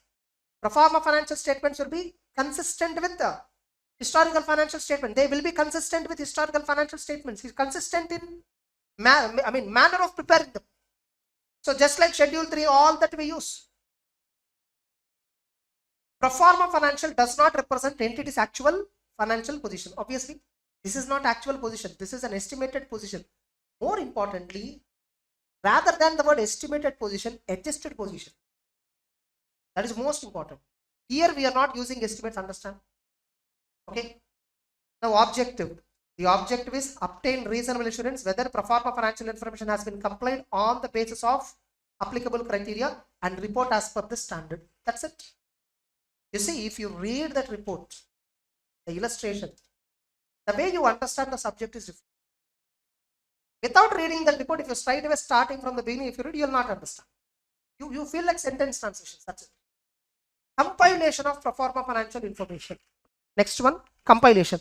Whose responsibility? Obviously, responsible party. Identifying the source of the financial unadjusted information and extracting the unadjusted information, making pro forma adjustment, presenting the resulting along with the disclosures in the offer documents. Over. These are the responsibilities of responsible party for pro forma financial information. This itself can be asked as a 4 marks question. Compilation of pro forma financial information is responsibility of the auditor or assurance provider. False. It's not his responsibility. It's the responsibility of management. What are their responsibilities? Getting it? Or they may ask you, give a brief introduction to pro forma financial information. Give a brief introduction to pro forma financial. This itself can be asked for 4 marks. Next. Now, what is a practitioner responsibility? He has no responsibility to compile. Understand? He has to just report whether the pro forma information is complied on the basis of criteria. And he will be performing procedures to check whether criteria, whatever they showed, is exactly used while compiling the pro forma information. And is it a reasonable basis for presenting significant effects directly attributable to the events or transactions? Whether the events or transactions all that properly presented. Applicable criteria is nothing but is a criteria. It's nothing but set of rules and regulations. It's nothing but framework. Applicable criteria in the context of financial statement general purpose, we call it a general purpose framework. In the context of special purpose, we call it a special purpose framework. In case of fair presentation, we call it as fair presentation framework. Compliance framework. Criteria is nothing but on what basis you are preparing. So applicable criteria used by responsible party when compiling the pro forma. So criteria may be established by authorized or standard setting organization or by law or regulation. Some law or regulation would have given this, or some standard setting organization would have given this. Getting it? Where established criteria do not exist. Suppose if there is no criteria as such in SEBI or anywhere else, then management will be developing the criteria. This is something we have seen even in 3402 also, a special purpose framework also, 800 also we have seen, sorry, 800 we have seen. Generally for preparing special purpose financial statements, if at all any standard setting authority or any regulatory is there, they will give. If that is not there, management will set up the criteria. Now, what are the steps involved in pro forma? First, you accept the audit. Nothing but accept the engagement. Better not to use the word audit here because it is not an audit engagement, it's an assurance engagement. Okay. And planning and performing the engagement. Get written representations regarding all the unadjusted financial information correctly extracted or not, whether pro forma adjustments are made correctly or not, whether criteria is disclosed appropriately in the pro forma financial information or not, like that. Forming the opinion and preparing the assurance report. Now, engagement acceptance. So now, before you accept, practitioner shall consider, do you have the capability to do this engagement? Check out whether applicable criteria is suitable and that is unlikely that the pro forma information will be misleading. On what basis they prepared pro forma? Whether that basis is usable in the context.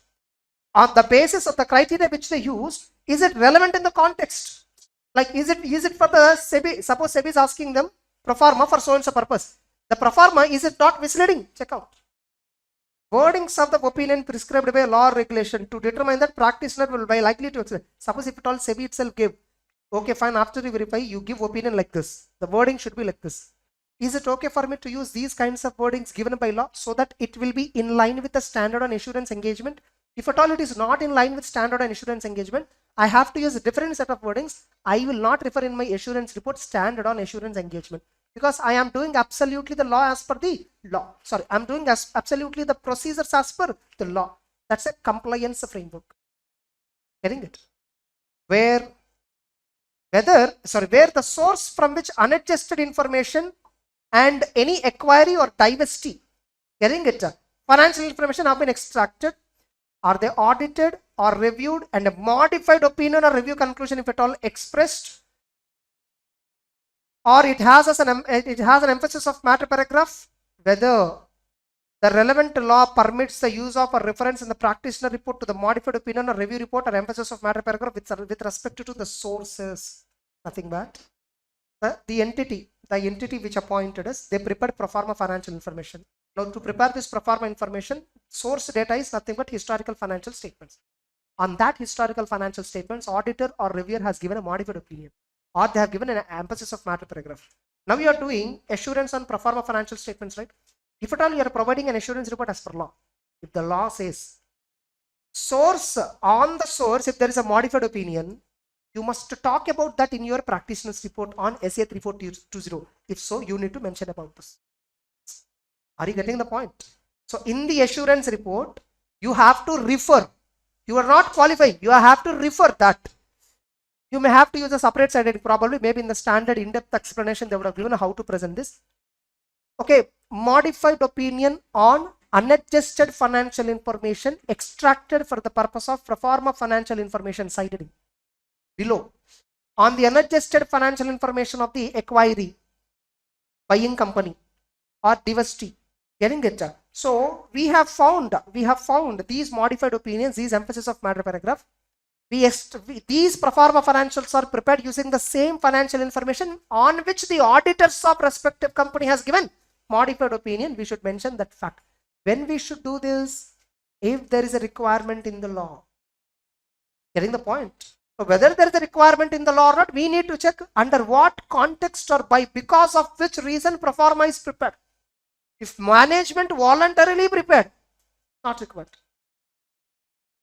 Suppose if the historical financials were not audited, if they were not at all audited, practitioner can obtain a sufficient understanding of the entity and accounting practices to perform the engagement. Suppose if at all historical were not audited, I think that's a reported up. Sorry, this is entities historical. Means our company for whom we are doing audit of pro forma. Suppose if acquiry or divestee, if their financial information is also not audited, you just have to obtain sufficient appropriate information that acquiries accounting and accounting practices are qualitative. Finally, get a representation, get an agreement that it acknowledges and understands Their responsibility for disclosing applicable criteria, compiling pro forma information, providing practitioner with access to information, additional information, unrestricted access to the people within the entity, and when needed, access to individuals in the acquiring, means buying company, sorry, selling company. Acquirer means ours is purchasing company. Acquiring means that's a selling company. Amalgamated company, amalgamating company. Transferor company, transferee company. Getting it? Nothing but. Planning and performing the engagement. First, you should evaluate criteria. The most important thing in this entire pro forma financial statements assurance is criteria evaluation. Then set materiality. Then set materiality. Consider materiality with respect to evaluating whether pro forma information has been completed in all material on the basis of applicable criteria. Probably when you are deciding materiality, you will not decide based on historical financial information. You will decide based on pro forma financial information. Materiality is decided based on pro forma financial information. Individually, two companies are going to merge. Individually, they have different levels of materialities. But once these two companies are merged, the figures will be bigger. In that case, materiality will be different. Now, pro forma financial information is materially misstated. It depends upon materiality levels that is applicable for pro forma level, not for the unadjusted financial information for which materialities are decided by their auditors for audit purpose.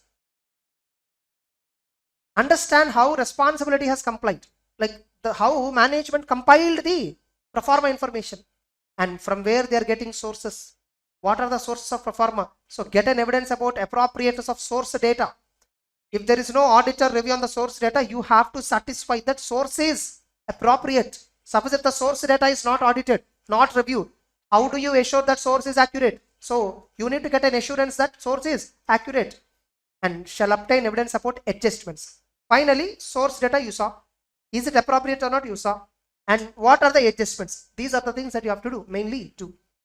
In relation to unadjusted financial information. Now, with respect to unadjusted financial information, pro forma adjustments includes what?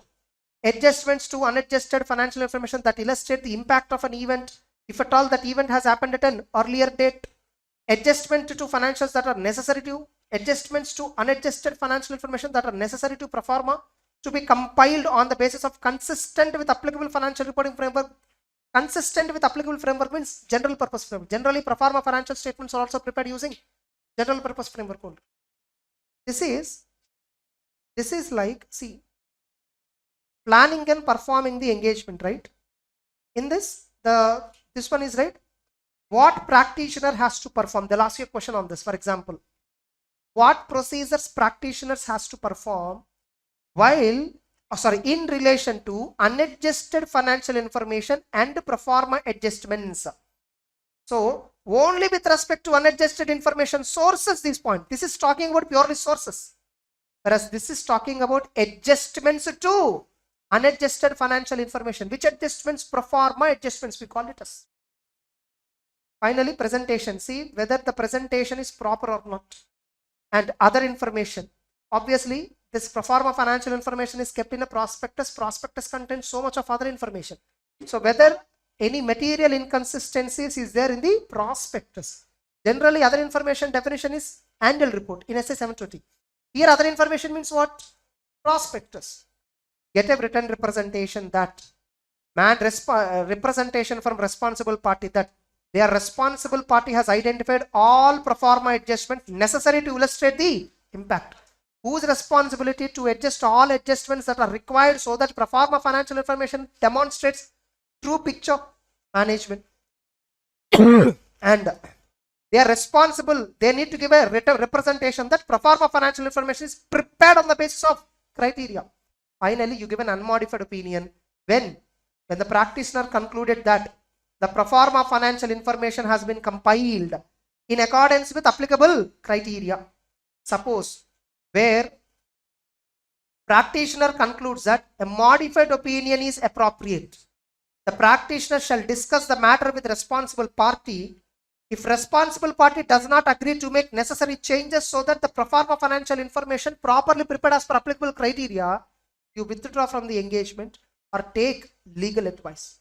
When the law is not permitting modified opinion, generally SEBI and all will not permit a modified opinion on pro forma. Why on pro forma? How modified? Pro forma financial should be prepared as per criteria. That's it. Law has given the criteria. For example, Securities Exchange Commission or SEBI, like that, they have given a criteria. No violation or no deviation is excused. And obviously, when the violation is not excused, auditor just have to check whether it is correctly met or not and give an unmodified opinion.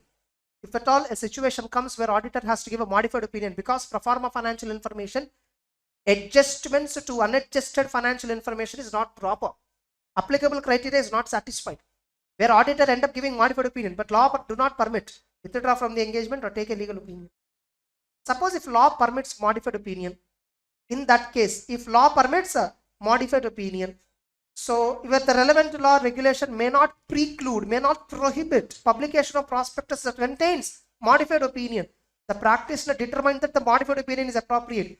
Please apply requirements of the framework for assurance engagements regarding modified opinion. Nothing but you use 700 formats, 705 formats, wordings. Take the wordings, their help, framework, assurance, and framework for assurance engagements. This includes auditing standards, obviously. Framework for assurance engagements includes auditing, review, assurance standards, all put together. Emphasis: in some cases, practitioner may consider it necessary to draw attention to a matter presented where the matter is of such importance that is fundamental to user's understanding. In such a circumstance, practitioner shall include an emphasis of matter paragraph and mention that it does not affect the pro forma financial information has been compiled in all material respects. You need to ensure that here, when we can emphasize any matter, we can emphasize only when it is not materially misstated. Here we are not talking about material misstatements mainly. Here we are talking about adjustments were proper or not. Only when you can highlight, provided the adjustment regarding which you are highlighting. Getting it? On that there is no violation. On that it is not as per applicable criteria or like that. It is in accordance with applicable criteria. Preparing the assurance report. Title will be there. Address will be there. Introduction para. So introduction para, you mention sources from which unadjusted information is extracted, for what period it is covering, reference to applicable criteria. We saw in the report the pro forma financial information is prepared as per so and so note number given in so and so criteria. That criteria. A statement that responsible parties responsible for compiling pro forma. A description that practitioner responsibilities to express opinion. And mention that practitioner is not responsible for updating or reissuing any report or opinion on historical, nor the practitioner performed audit of historical financials. The purpose of pro forma is included in prospectus is only to illustrate the impact of significant impact of unadjusted financial information plus adjustments put together. You see, they'll give you this question, 4 marks. Write about what are the statements the practitioner has to make? What are the statements the practitioner has to make with respect to practitioner's responsibilities in an assurance report provided on pro forma financial information? So in an assurance report that you are providing on pro forma financial, you have to describe your responsibilities, practitioner responsibilities. What responsibilities you shall communicate? 4 marks question. Any 4 points you have to write. And a statement that engagement was performed as per 3420. And we also have to comply with ethical requirements, all that. A statement that we are giving a reasonable assurance, getting it, whether pro forma financial information is prepared on the basis of applicable criteria, and it involves performing procedures to check whether applicable criteria is used by responsible party. And auditor has to obtain evidence about related pro forma adjustments and effect to those criteria, whether they are proper application of those adjustments to the unadjusted financial information. What are all adjustments they made? They'll give a list in the pro forma financial information. That is what criteria. So to unadjusted financial information of X Limited and Y Limited, what adjustments we made? On these adjustments, nothing but on this criteria, we prepared the pro forma financial information. For that you need to get evidence. And that's enough opinion. The auditor can use following phrases.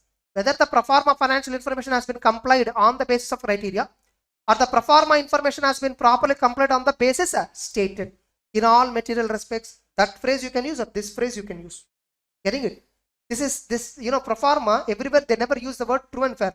Mostly pro forma financial reporting frameworks are compliance frameworks. And signature, date of report, place of signature, and documentation. Easy or not? All of you. First, next time also when you are reading, just download 3420, read the illustration, try to understand. Slowly you read and understand, then read in this book. Over. Okay.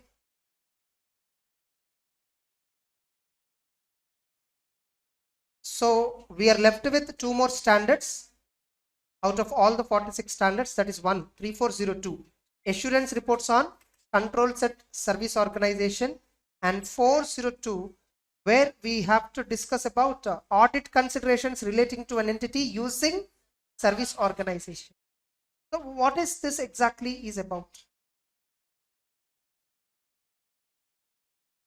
SA 315, if you recollect, the auditor has to obtain sufficient appropriate evidence regarding operating effectiveness of internal controls that are affecting the financial statements. Correct? Suppose the entity is having some payroll expenditure, the best example for service organizations thing. Generally, with respect to payroll, we have to maintain lots of records. Especially if the company is having huge number of employees, they have to maintain payroll records. So many kinds of statutory records will be there as per PF authority, as per ESI authority, as per various other welfare authorities. A company has to maintain so many payroll records, which is a very typical task, and specifically people who are expertise in payroll were very tight demand in the market. Getting it? So many don't understand how exactly payroll functions, works, all that, what records they have to maintain. They are not well versed with that.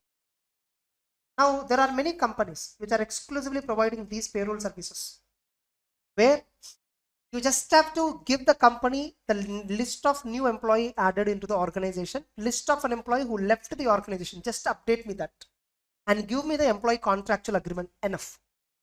What are all the legal formalities? Provident fund, ESI, TDS, everything our company will take care of. You just have to, we will send you every month a report to your company. We will every month send a report. Ours is a service organization. We are providing services to a company. What services we are providing? Payroll. Every month, you just have to give me very few inputs. One, employee agreement you give me. When he joined, what is the reporting date? You just tell me. And if an employee left the organization, when he left, and his related agreement, employment agreement, and attendance data alone, you give me every month. Enough. If you give me these 5 inputs, who is your employee? Maybe is his PAN card and Aadhaar card also you give me for my documentation. If you give me these inputs, my company will look into what are all the formalities that are applicable for these employees. Entire documentation we maintain. Every month we will tell you how much salary you just have to prepare a check for that employee credit. So we will tell you, you just give me attendance data. So mention your payroll cycle. Decide your payroll cycle on from which date to which date you will generally process payroll. Payroll cycle you just give me. So the data you give me within 1-2 days, our team will work on it and then give you back the entire data of all the employees to whom in that month how much salary you have to pay. Net amount to be credited. And we will also give you how much TDS under which section you have to remit to department, how much provident fund you have to remit to PF authority, how much ESI you have to remit to so authorities. All that also will give you. You just have to click and pay. That's it. Everything is automated. You just have to click and pay. Entire processing and all I will be doing. So mine is called as a service organization.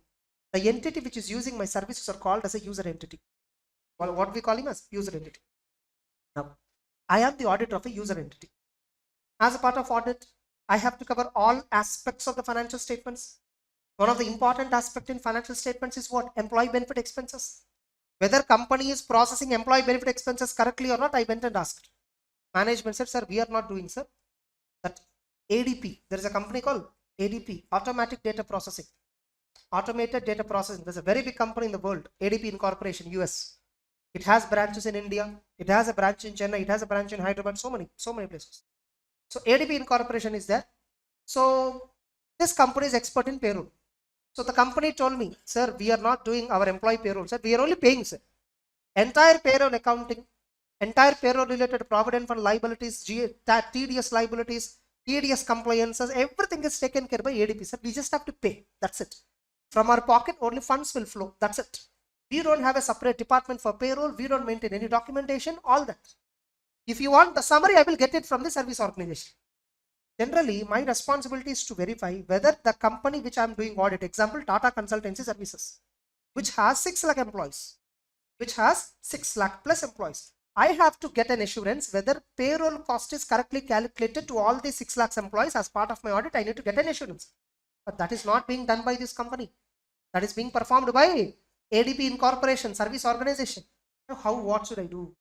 SCF 402 says auditor's responsibilities in relation to services used by user entity of service organization. If user entity is using services of service organization, what is your responsibility then? Very simple. User entities, no, they are service organizations typically. Now we want to, so generally here who is doing the entire work? User entity, so service organization is doing. We immediately told our company, do one thing, sir, I will go to service organization directly. I will send my articles. There our entire documentation, everything is there, right? Our team will go there. They will do payroll audit and then come back and then give me a report. Of course, in the meantime, I'll be doing purchases, sales, all other manufacturing, everything. Finally, we'll give the opinion. So we made a call to the service organization. Sir, we will do audit like this and all. Service organization management politely replied, sir, that's not possible. You are just one client for us. As a service organization, I am providing for more than 1,000 companies these services. If at all, just like you, remaining 999 company auditors also felt want to come and do the audit, I have to continuously provide data services to auditors of 1,000 clients. Yes or no? So if every auditor want to come and check how our controls are, how our processing is, how we are working, if at all they want to check, should we work on this, or should we sit and answer auditors' queries of all our clients? How it is possible? Then I want assurance. How can I get assurance that you have implemented proper systems, you have implemented proper controls, so that our clients' payroll process and all you are correctly doing? What systems and controls you implemented? Sir, if you want that data, I'll give you controls list. Whatever systems we implemented, whatever controls we implemented, I'll give you data. ADP sent me the data. I read. Okay, the systems were very proper. The policies and processes are very proper. Control objectives were very proper. Implementation, everything is good. How do I know it is true? Don't worry, sir. We'll give an assurance report. We have our assurance auditor who performed an engagement under 3402. About whatever I described. I showed you, right? These are the systems I implemented. These are the processes I'm doing. These are the objectives I have achieved. I'm going to achieve. So I have showed you all these, processes, all that. So my user audit, my assurance auditor, he will give a report on this, and he prepared a report. We forwarded this report to all our clients to whom we are providing payroll services, so that all my clients and their auditors under 402, they can use these reports. Now you see, sir, who prepared this report? Sir, he's also like you, a chartered accountant. He's also governed by same ICA ethics, all that. So he's also governed by ICA guidelines, all that. So you need not worry, you can trust him. He's competent guy. So we will check whether the person who has given this assurance report, how far is his competence, all that we will check. Accordingly, we will use his report. Now, these reports are two types. These reports are called as SOC reports. Systems and Controls Audit reports, nothing but. Getting it? Systems and Controls Audit. That's what they call it, as Systems and Organizations Controls Audit reports. SOC reports, we call it as worldwide is very popular. SOC report type 1, SOC report type 2. Now 2 reports were there. Now first question what I asked of the service organization is, sir, I am the auditor of TCS, sir, and I want to check payroll expenditure, and you are processing entire payroll, and how you are processing, I want to know, you send me the entire data, how you do the work. I want an assurance that you do the work in the same manner. You send me a report that assurance auditor said whatever management of service organization described the systems, whatever controls they described, whatever control objectives they stated, everything is proper, like that assurance auditor gave. Assurance auditor gave only one thing, sir. He said whatever you showed is correct. How do I know whether they are operating effectively? Okay, you want operating effectiveness also? Fine. I will. The ADP, service organization, called assurance auditor. Dear assurance auditor, you gave an opinion on the description of the system. How we describe, what we described, what system we implemented, what objectives we are following. All that you verified and then gave a report. Can you please test these controls, whatever we tested? Can you please test our systems, whether they are operating effectively or not, and then give an assurance on operating effectiveness of the controls and systems implemented at service organization? Assurance auditor said, yeah, fine, sir, I can do that also. That is type 2. Type 2 report of assurance auditor contains operating effectiveness of controls that are implemented at service organization. Whereas type 1 report just describes assurance auditor's assurance on, yes, The controls are like this. The controls are designed. The controls are implemented. The controls are being followed. Whether they are operating effectively or not, I am not talking. If you want me to talk whether they are operating effectively or not, I need to test the controls. So, a service organization can give two kinds of assurance report, either one type 1 report or type 2 report. Now, as an auditor of my client, TCS, am I okay with the type 1 report or am I okay with the type 2 report is a matter of professional judgment. Which report you want? Most of the cases, auditors of user entities want type 2 report. Most of the times. Because we don't just want for what systems they implemented and you are giving, yes, they have implemented this. No, not just that. Are they effectively working? We want to know that. Moreover, we have to give under 143 subsection 3 clause I whether internal financial controls are operating effectively or not. As a part of that, we have to check operating effectiveness controls which are outsourced to you. Leo, all of you. This is the entire standard. 402 is talking about user auditor of user entity using the SOC report given by assurance auditor of service organization which is performed under 3402. Got the connection? Yes. Now, I am only the 402 auditor and I am only the 3402 auditor for the other entity. No problem. No problem, absolutely. Because both are independent audit assurance engagements. There is no such restriction. But generally here there is a slight conflict to mind. You are talking about operating effectiveness of controls, right? You should not be involved in designing these controls. If at all you are involved in designing the controls at service organization and then providing assurance reports, that is not permitted. Of course, maker and checker should be different. That's a very rare. You don't think to that extent, but okay. Whatever I told the story, understood, clear? Now with this backlog, if you read this, with this backdrop, if you read this entire 402 and 3402, you will understand damn cool the start. Got the story? Now 402. I have made his notes on this long ago. So earlier the standard is much more in-depth because earlier the standard is there for us, but it's not there in the main book of the ICA. It's there in pronouncement. From pronouncement I prepared this notes. So now you have 402 formally kept in the final syllabus. In that, the definitions which I strike off here, that is not applicable. Like earlier, in pronouncement, it is a much more in-depth 402. Sub-service organization means service organization using another service organization's work. Some IT related works. Getting it? We should get a service organization type 1, type 2, and we should also get sub-service organization type 1 and type 2. So much in-depth that is. Now, so what are the definitions? Service organization means what? This note I'll upload in my website also. Getting it? I'll upload it. So what is a service organization? Service organization is nothing but a third party organization that provides services to our client. Our client is, we call him as what? User entity, which are part of information systems relevant to financial reporting. So they are providing services to our user entity. See, there is another service organization which is providing annual maintenance services to the air conditioners. That is not relevant for financial reporting. Yes or no? Payroll processing they are doing is relevant for my financial reporting. User entity. Who is a user entity? The entity that uses a service organization whose financials are being audited by user auditor. Means we are auditing the TCS company. User auditor. Auditor of user entity. We call service organizations assurance auditor is there, right? We simply refer him as what? Service auditor.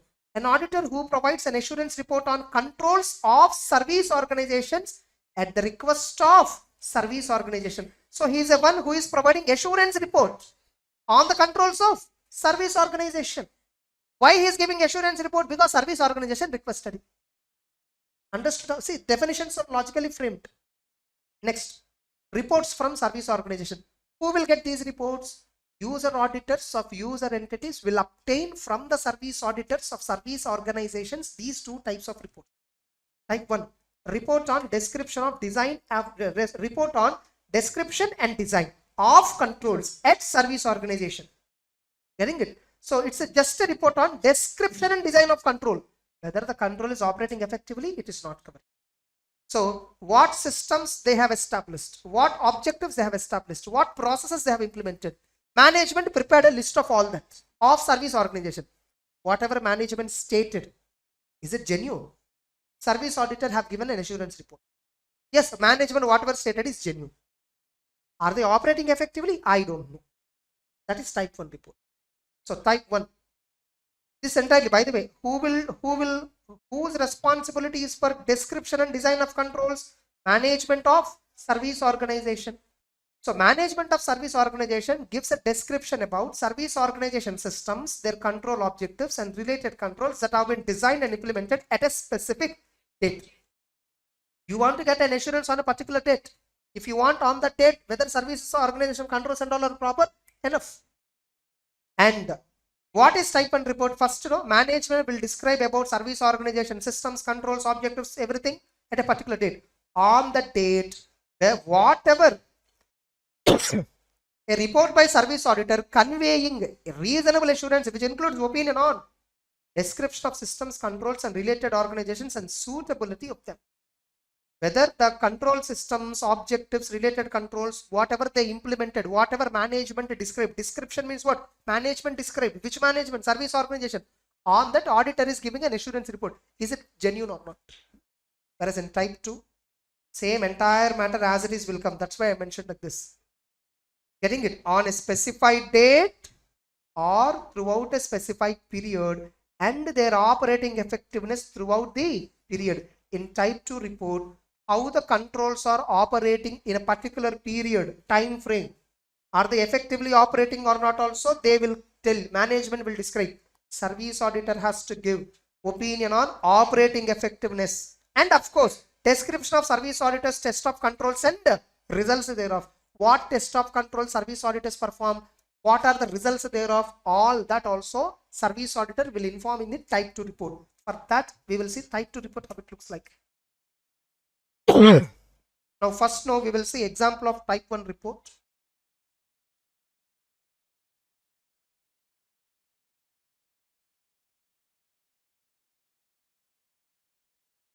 Just a minute, I think type 1 report is somewhere above.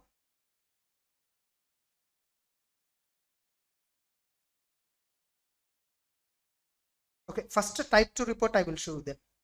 Below I think it will be the type 1. Yeah, type 1 service auditors assurance report. You see 3402. This is given in 3402. Assurance reports is dealt on service organization controls by which standard? 3402. 3402 is a complementing standard to 402. Now 2. XYZ organization scope. We have engaged to report on XYZ organization description that are given at so and so pages in the description document. We did not perform any procedures regarding operating effectiveness. On the face of the report itself, in type 1 report, they are mentioning we did not test operating effectiveness. By the way, whose responsibility for preparing the description of whatever controls related assertions? Service organization is responsible. Service auditor responsibility is what? To express opinion on the organization's description and on the design of controls related to control objectives. Now, so and so control objective is there. To meet this objective, we should design a control. Whether the design of control is suitable or not for the control objective, that alone they will check. That alone they will mention. Whether the control is suitable or not. Suitable control means what? Very simple. Suppose at D-Mart, we purchased goods, or a Big Bazaar, we purchased goods. At the billing counter, exit gate, they should check, right? They should check the bill, item by item, what items you are carrying outside the trolley, they should check. Getting it? Why are they checking? To identify any unbilled items. What is the control objective here? To identify unbilled items. What they are doing? They are checking bill and item by item counting, so that any leftover item will be detected and billed accordingly. This is the control which they implemented. This is a control objective, suitable or not. That's it. Okay. So, auditor responsibility in type 1 report is whether service organization's description of the control, design of the control and related control objectives, whether we conducted, based on our procedures. So, he just mentions that we conducted our engagement. I think this is not required. It involves performing procedures to obtain evidence about disclosures in the description of its systems and design of controls. The management will prepare a document. What are the controls? how the design, what are the control objectives, how our controls, whatever we designed are suitable for the object. They talk about all this. Service auditor will give an opinion on this, whether it is correct or not. He will not test whether these controls are working as it is. Getting it? So that's it. And limitation of controls. What is this? XYZ service organization description is to meet common needs of range of customers and their auditors. May not therefore include every aspect of the system that each and every customer may consider important for their own environment. And because of their nature, controls at service organization may not prevent or detect all errors and frauds. 3402, if you look at the preface introduction, they clearly say 3402 audit is performed by service auditors. They provide assurance report with a view to make that assurance report useful for user auditors of user entities. In that context only 3402 is drafted. Suppose if a company called me just to check about operating effectiveness of internal controls, that will not come under 3402. That will not come under 3402. Which controls testing comes under 3402?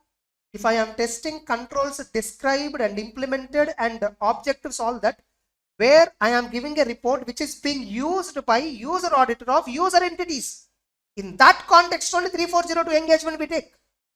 If at all a company randomly called me, sir, you just test controls whether they are working, that's an agreed upon procedure.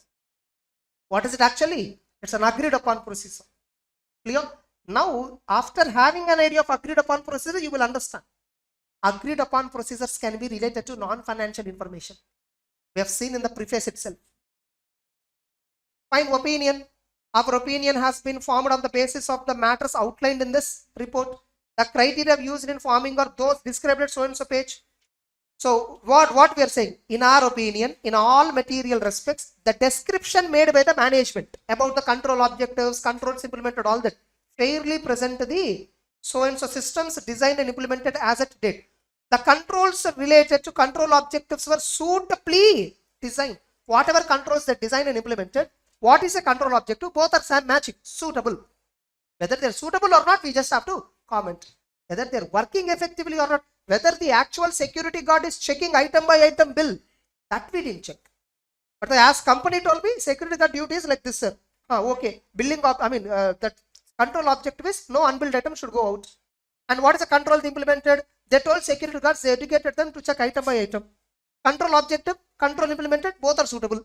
Whether the control is really working or not, I didn't go and observe. Getting it? In type 2 report, I'll give observe and then give a opinion. And remember, this report you see, type 1 report, clearly intended users and purpose. This report is purely intended for customers who have used service organizations system and their auditors. User entities and user auditors only these reports are. These reports are not for outsiders. 3402 is only for 402 purpose, not for any other purpose. Hey, getting it?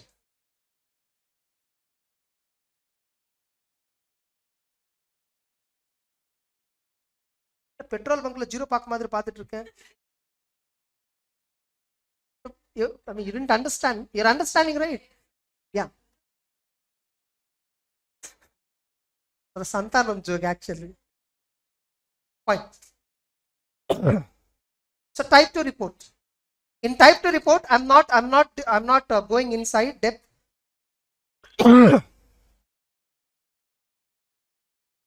Yeah, service opinion you see. You see opinion. Third point is added. We tested the controls and they are operated effectively throughout the period. Not only that, what controls you tested briefly also you should tell. Description of test of controls. What controls you tested you should tell. Getting it? So what controls you have tested?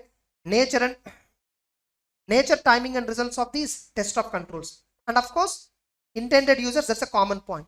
Clear? So in case of type 2 report, in the opinion, you talk about operating effectiveness and you also talk about what test you perform.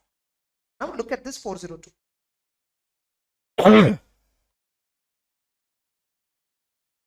Now there is something else called complementary user entity control. Complementary, just a minute. 1 minute, okay? Yeah, let's proceed this. So complementary user entity controls, what do you mean by that?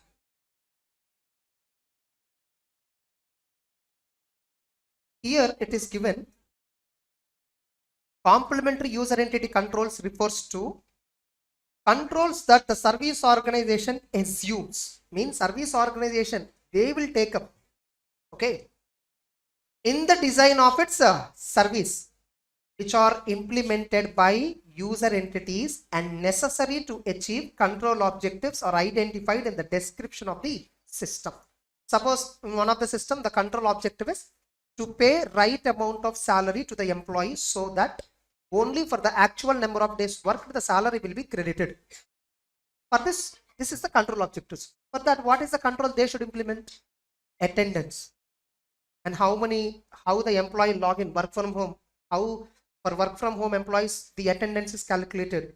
So is it based on the system login time like that? Some control will be there. Some control would have been implemented. Look at that control. Now, user entity says, sir, attendance and all data I will give you once.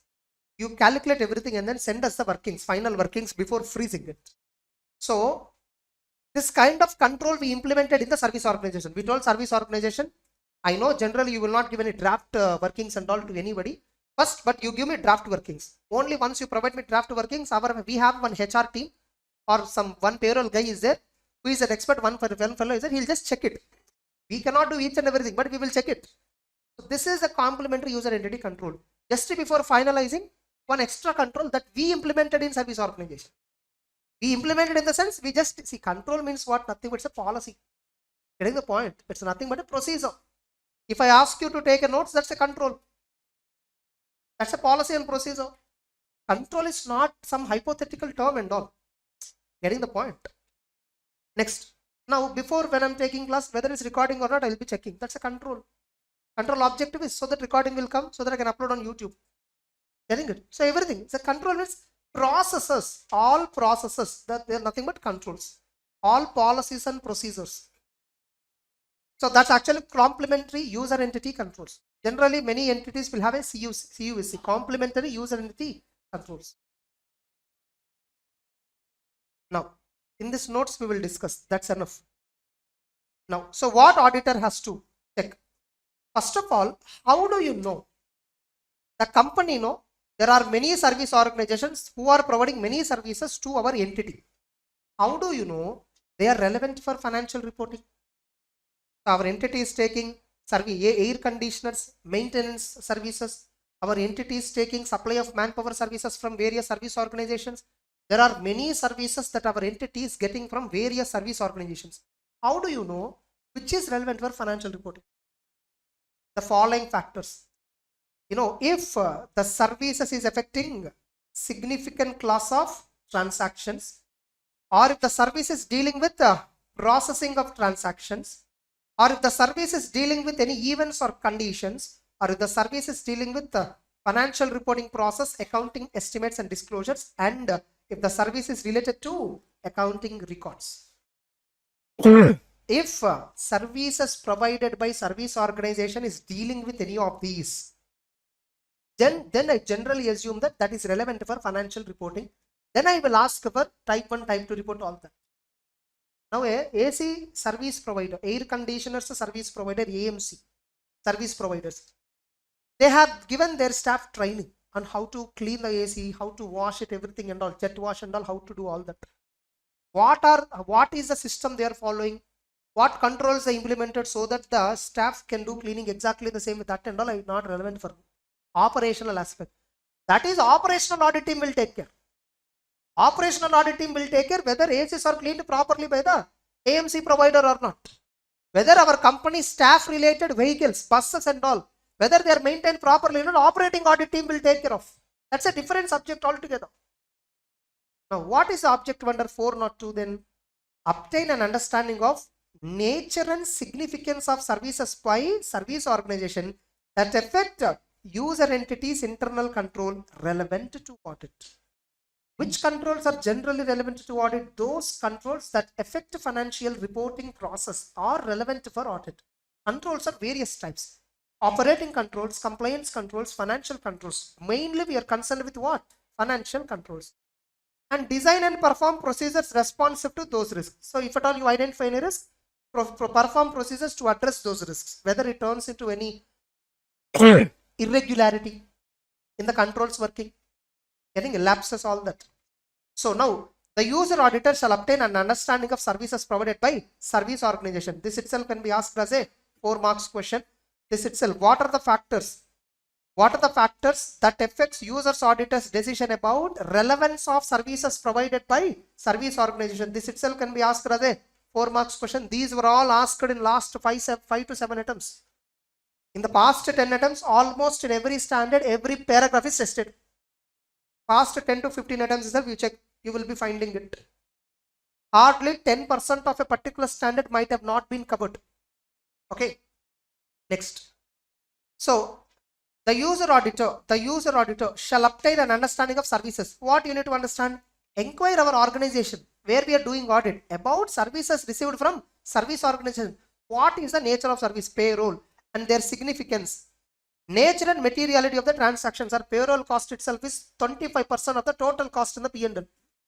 Degree of interaction between service organization and user entity. Sir, we just interact monthly once, sir. In the initial meeting itself, we told what are all the requirements, all that agreement we have entered into. Now it became a routine process. Monthly, one day we will just meet and then we just settle all this.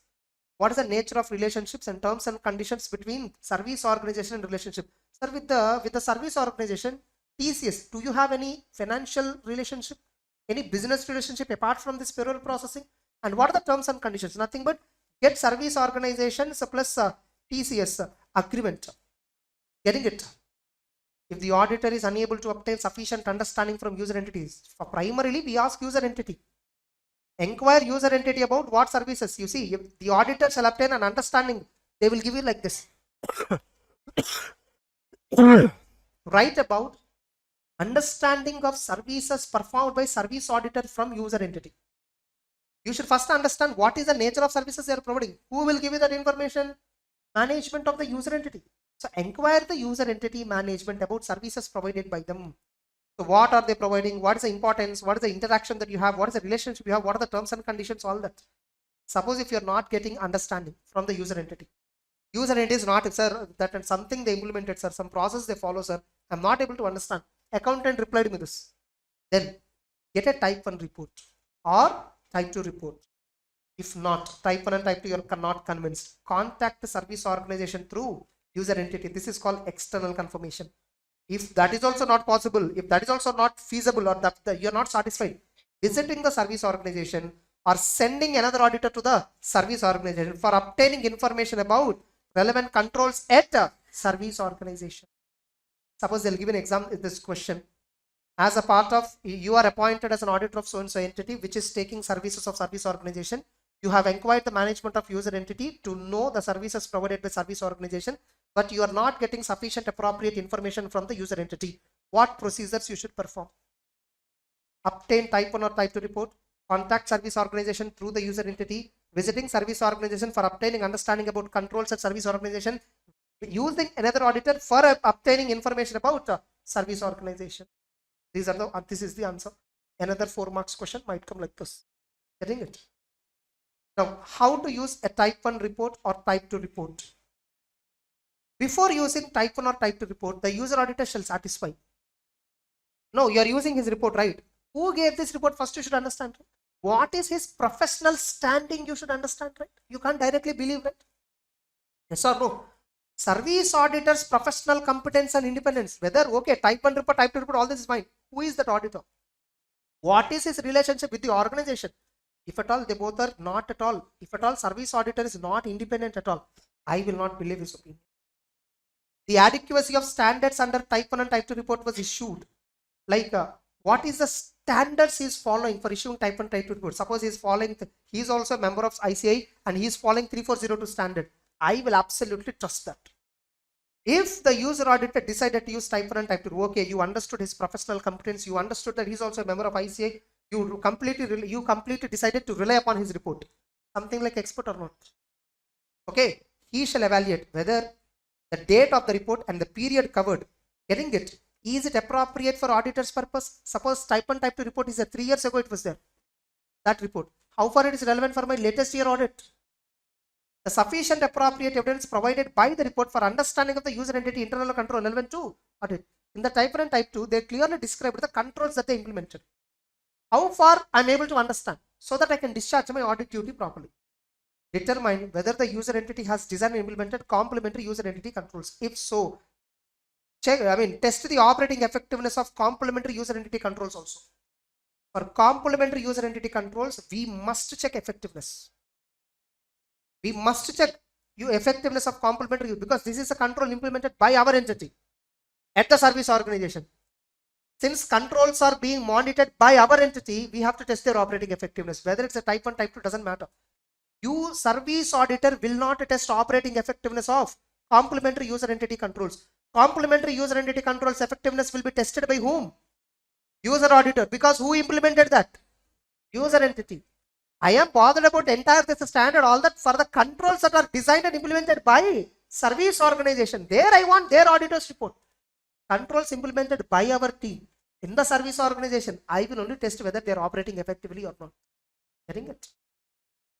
Finally, you have to perform test of controls at service. If auditor is required to obtain assurance about operating effectiveness of controls, it can be obtained in the following manner. Like this is a question like this. On this, a question can come like this. So you found that companies using services of service organization and you are desirous of getting assurance on operating effectiveness of services, operating effectiveness of controls implemented at service organization. What are the procedures? 1. Why should I test? Type 2 report I'll get. 2. If type 2 report and all is not there, service organization is permitting me, I will go and perform test. If I am not, if the time is not possible, I will send another auditor on the behalf of user auditor. And if at all you decided, let me use type 2 report as an evidence for operating effectiveness. Suppose you decided type 2 report I will use as an evidence for operating effectiveness. What is the date and period it which belongs to? Is it appropriate? Same point, right? If you want to use type 1 or type 2 report, whether the reports are dealing with which period and which date. Same here also. For type 2 report, if you want to use to which day, on which date and period it belongs to. Test operating effectiveness of complementary user entity controls, because these controls testing you only have to do. If at all complementary user entity controls are there, user auditor only will have to test their operating effectiveness. Service auditor will not touch that because the controls are implemented by you, not by service organization. Adequacy of time period covered by test of controls. You check when the service auditor has performed test of controls, for what period he performed. Is it adequate for the purpose of your audit? Check whether for your audit is it adequate. In our audit, we need to get an assurance whether the controls are implemented throughout the year or operating effectively. That is the objective. For example, whether he tested throughout the year or not, you need to check. Evaluate service auditor's report on TOC performed by him. Check his report finally. So this is how you need to use type 2 report. So if you're deciding to use type 2 report, what points you shall evaluate? You shall evaluate on which date and period the report is dealing with, and you should test complementary user entity controls, and whether the time period covered by test of control, service auditors has performed, this is the date on which I perform test of control. Is that period okay, nearer to your audit period? Check out. Finally, reporting by user auditor. Suppose no, after evaluating type 1 report or type 2 report, all that, you understood that the controls are implemented properly at service organization, payroll cost, you don't have any doubt at all. Absolutely fine. You decided to give unmodified opinion in that context.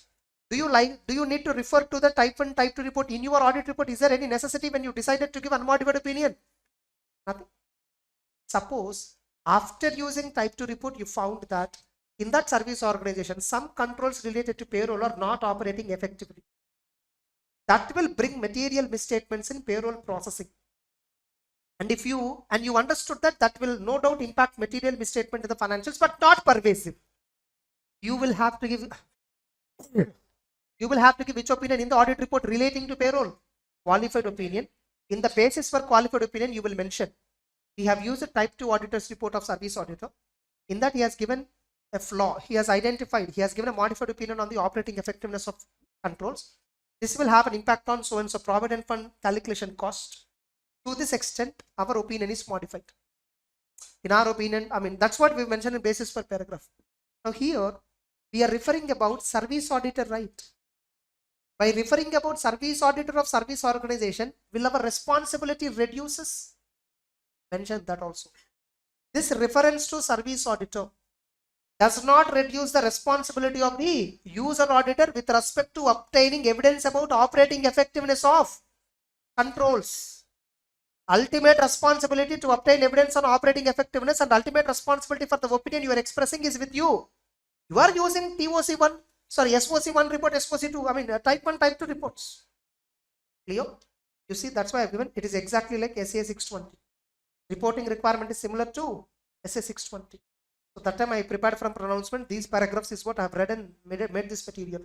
This is enough for you. Almost in our book, whatever we have covered in the smart notes or main book, same points are covered here. Clear, all of you? Understood? Fine. I'll give you one simple task. 340 you have to read on your own. I'm telling you, 3402 looks exactly like this. 3402 is drafted on the premise of, remember, 3402 assurance engagement on control set service organization provided by us is purely, that report is being used by whom? User auditors of user entities. In that context, we are doing that work. We are not doing this work just to give opinion on operating effectiveness of internal control set service organization. If at all we were appointed to give opinion on operating effectiveness of control set service auditor, sorry, service organization, that may come under probably 3400. Non-financial information, we adapt to that extent 3400 standard and then we provide assurance. That's a different. 3408 specifically is drafted where service auditor will be appointed by service organization and where he has to give a type 1 or type 2 report, which is ultimately going to be used by their client auditors. But that objective 3408 is drafted. Now 3408 is applicable for whom? Service auditor. Now there we will be discussing that entire standard from the point of view of service auditor. Their service auditor will be testing whose things. Service auditor will be testing organization controls, what they described, what they implemented. Is it suitable? Are they tested? I mean, are they implemented effectively? They will test. So they will talk about test of controls, all that. Are you getting the point? And finally, after he obtain evidence, if everything is fine, he'll give unmodified report. Otherwise, he'll give a modified report. That's it. That is there in 3402. Over. Clear? So effectively, we have finished all the standards. All the standards. In fact, more than what they covered in 1 to 11 chapters in CA final book. More than that I've covered. Because many 4, 5, 501, 505, all that content also I spoke here. It is not covered for you actually in final material, but I spoke. Clear? That's it.